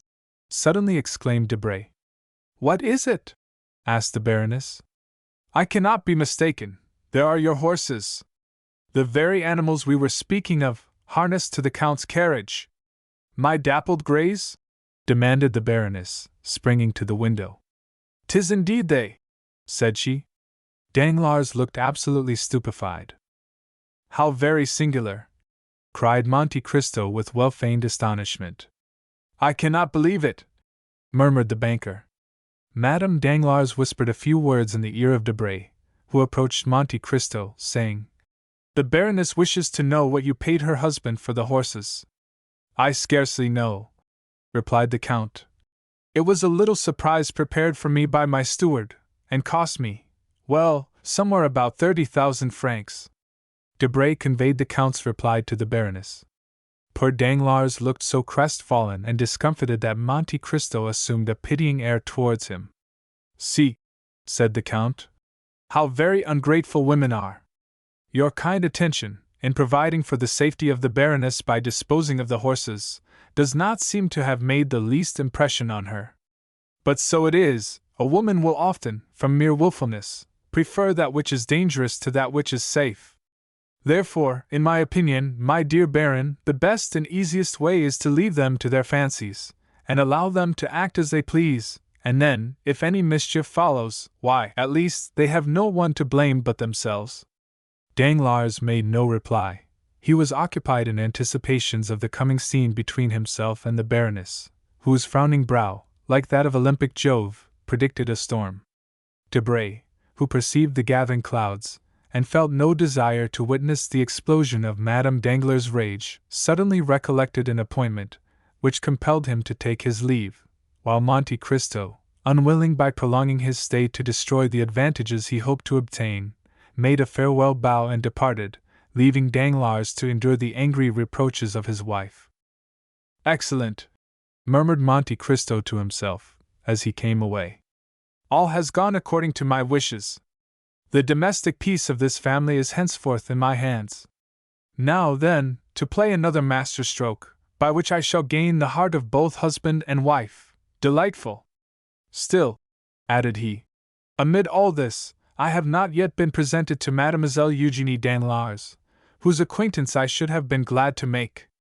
But," he went on with his peculiar smile, "I am here in Paris, and have plenty of time before me. By and by will do for that." With these reflections he entered his carriage and returned home. 2 hours afterwards, Madame Danglars received a most flattering epistle from the Count, in which he entreated her to receive back her favorite dappled greys, protesting that he could not endure the idea of making his entry into the Parisian world of fashion with the knowledge that his splendid equipage had been obtained at the price of a lovely woman's regrets. The horses were sent back wearing the same harness she had seen on them in the morning, only, by the Count's orders, in the center of each rosette that adorned either side of their heads, had been fastened a large diamond. To Danglars Monte Cristo also wrote, requesting him to excuse the whimsical gift of a capricious millionaire, and to beg the Baroness to pardon the Eastern fashion adopted in the return of the horses. During the evening, Monte Cristo quitted Paris for Auteuil, accompanied by Ali.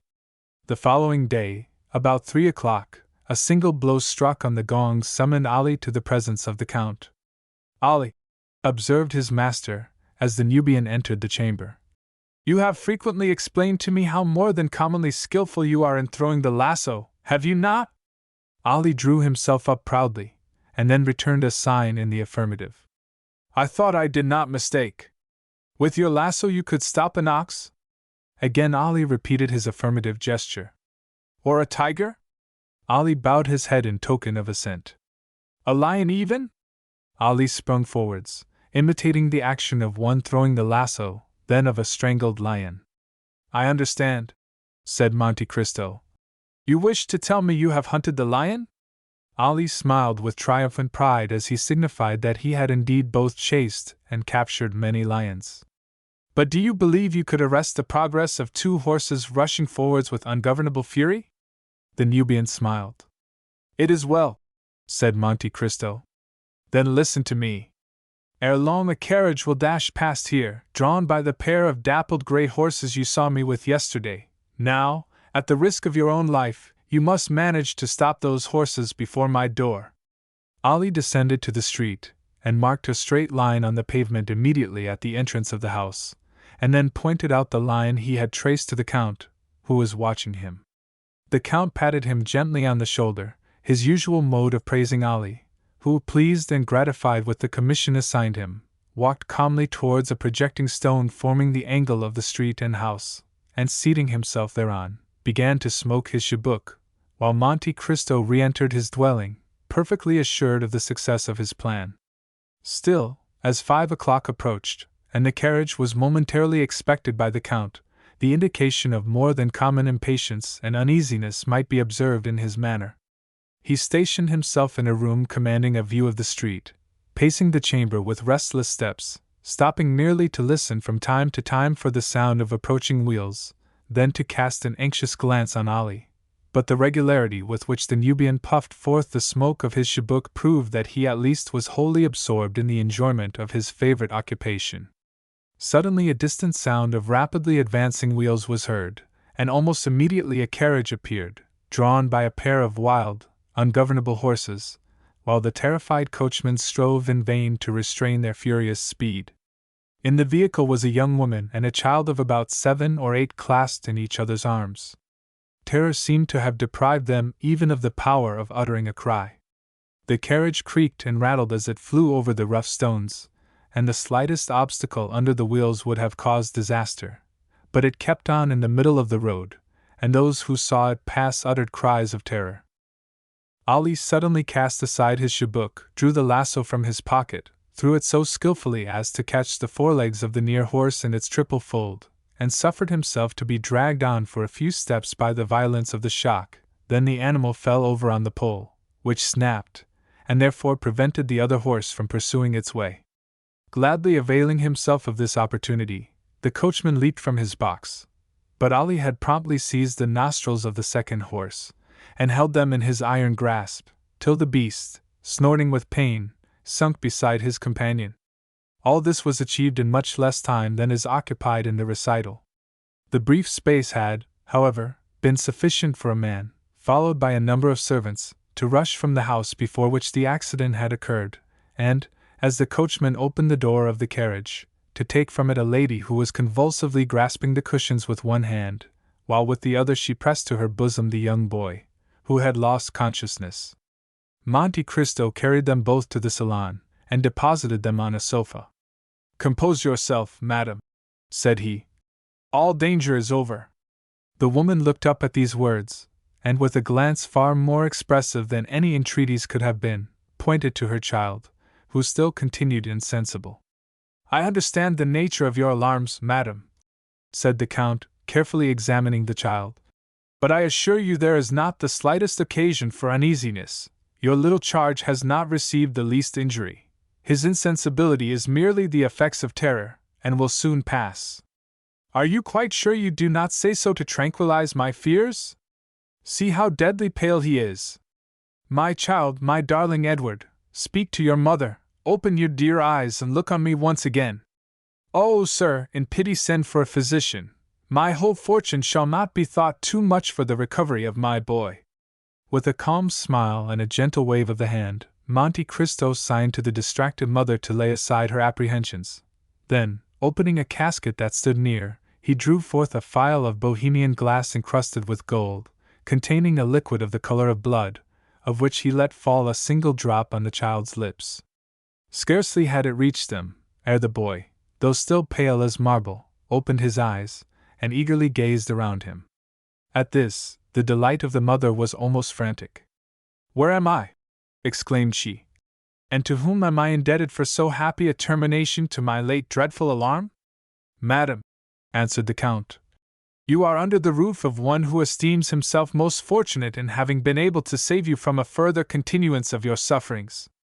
My wretched curiosity has brought all this about," pursued the lady.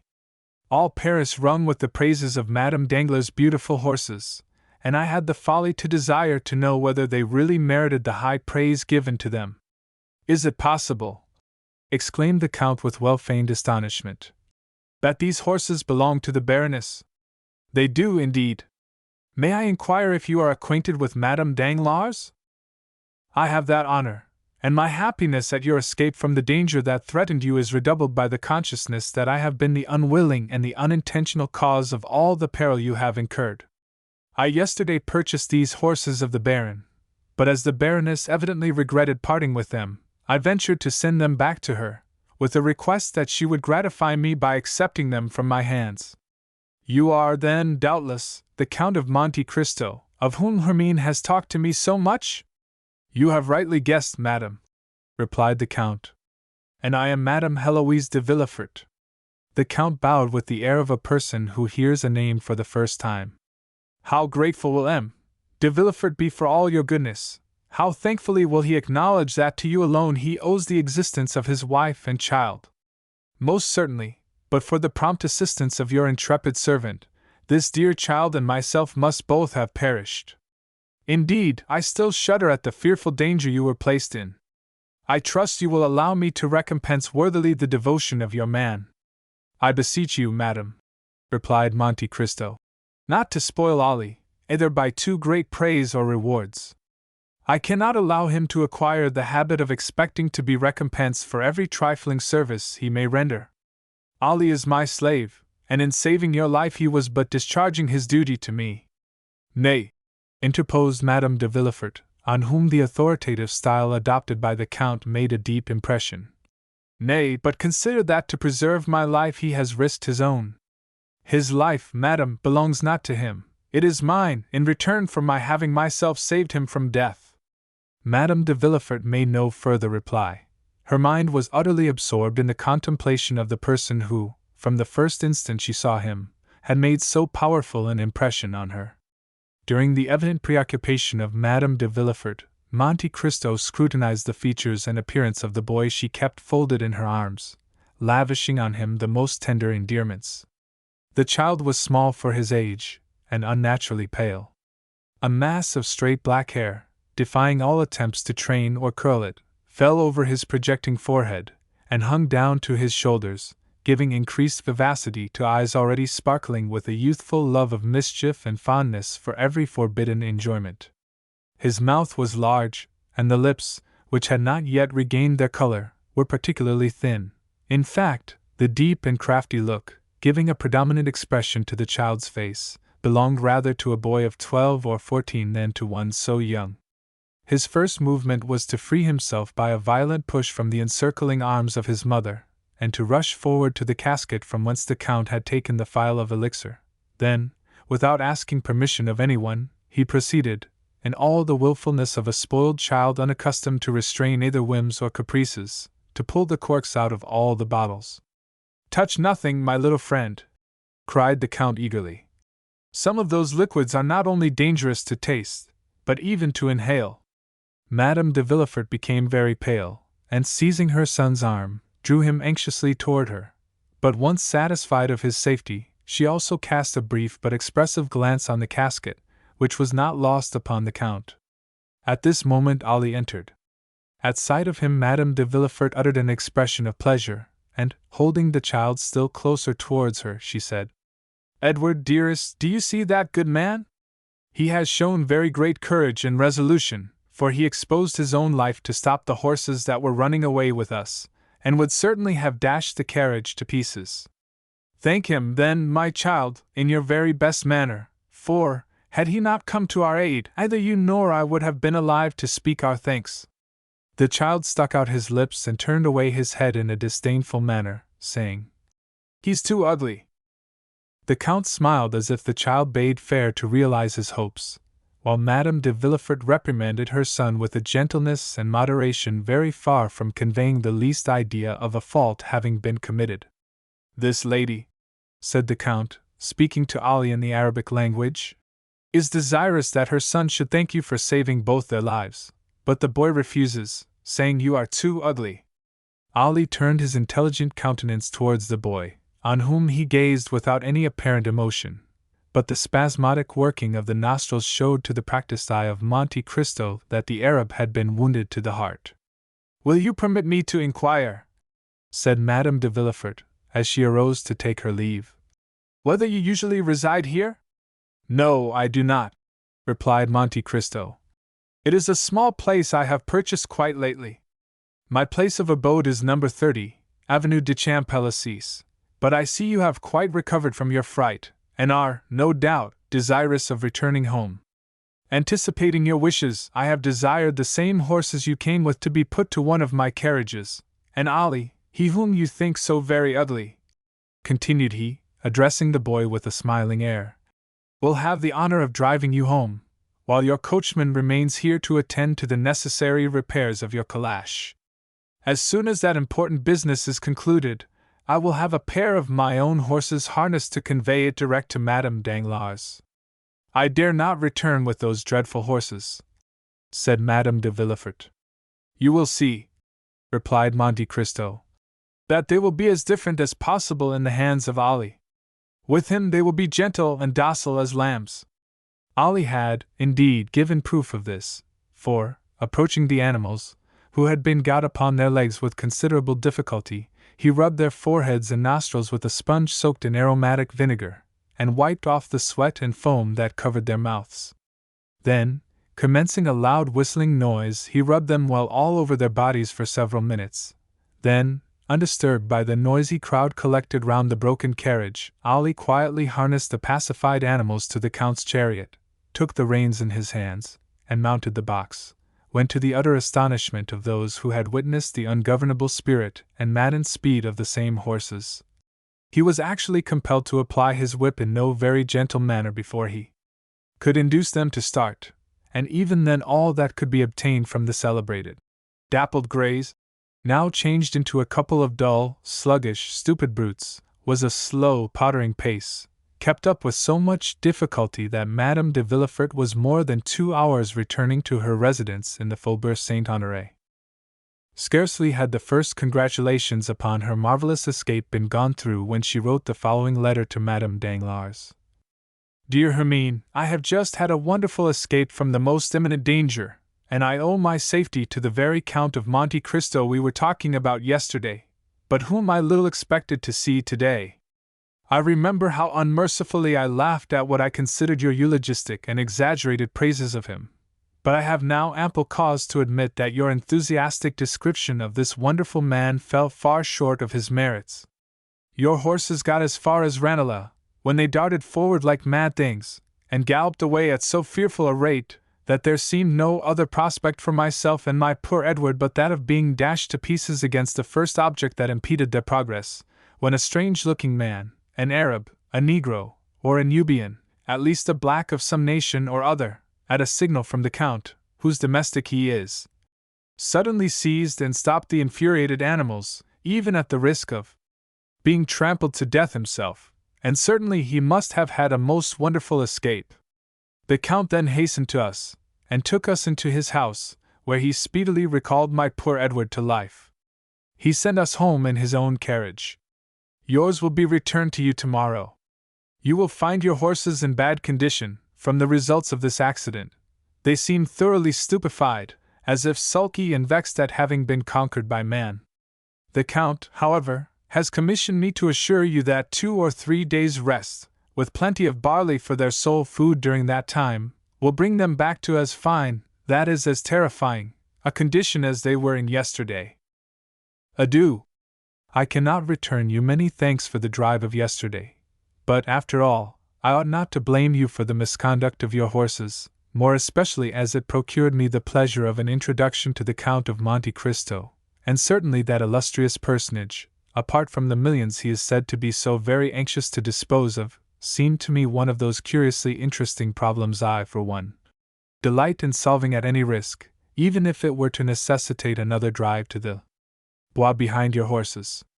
Edward endured the accident with miraculous courage. He did not utter a single cry, but fell lifeless into my arms, nor did a tear fall from his eyes after it was over. I doubt not you will consider these praises the result of blind maternal affection, but there is a soul of iron in that delicate, fragile body.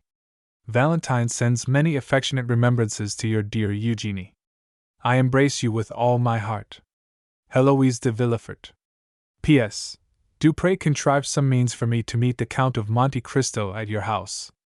I must and will see him again. I have just made M. de Villefort promise to call on him, and I hope the visit will be returned. That night the adventure at Auteuil was talked of everywhere. Albert related it to his mother, Chateau Renaud recounted it at the Jockey Club, and Debray detailed it at length in the salons of the minister. Even Beauchamp accorded 20 lines in his journal to the relation of the Count's courage and gallantry, thereby celebrating him as the greatest hero of the day in the eyes of all the feminine members of the aristocracy. Vast was the crowd of visitors and inquiring friends who left their names at the residence of Madame de Villefort, with the design of renewing their visit at the right moment, of hearing from her lips all the interesting circumstances of this most romantic adventure. As for M.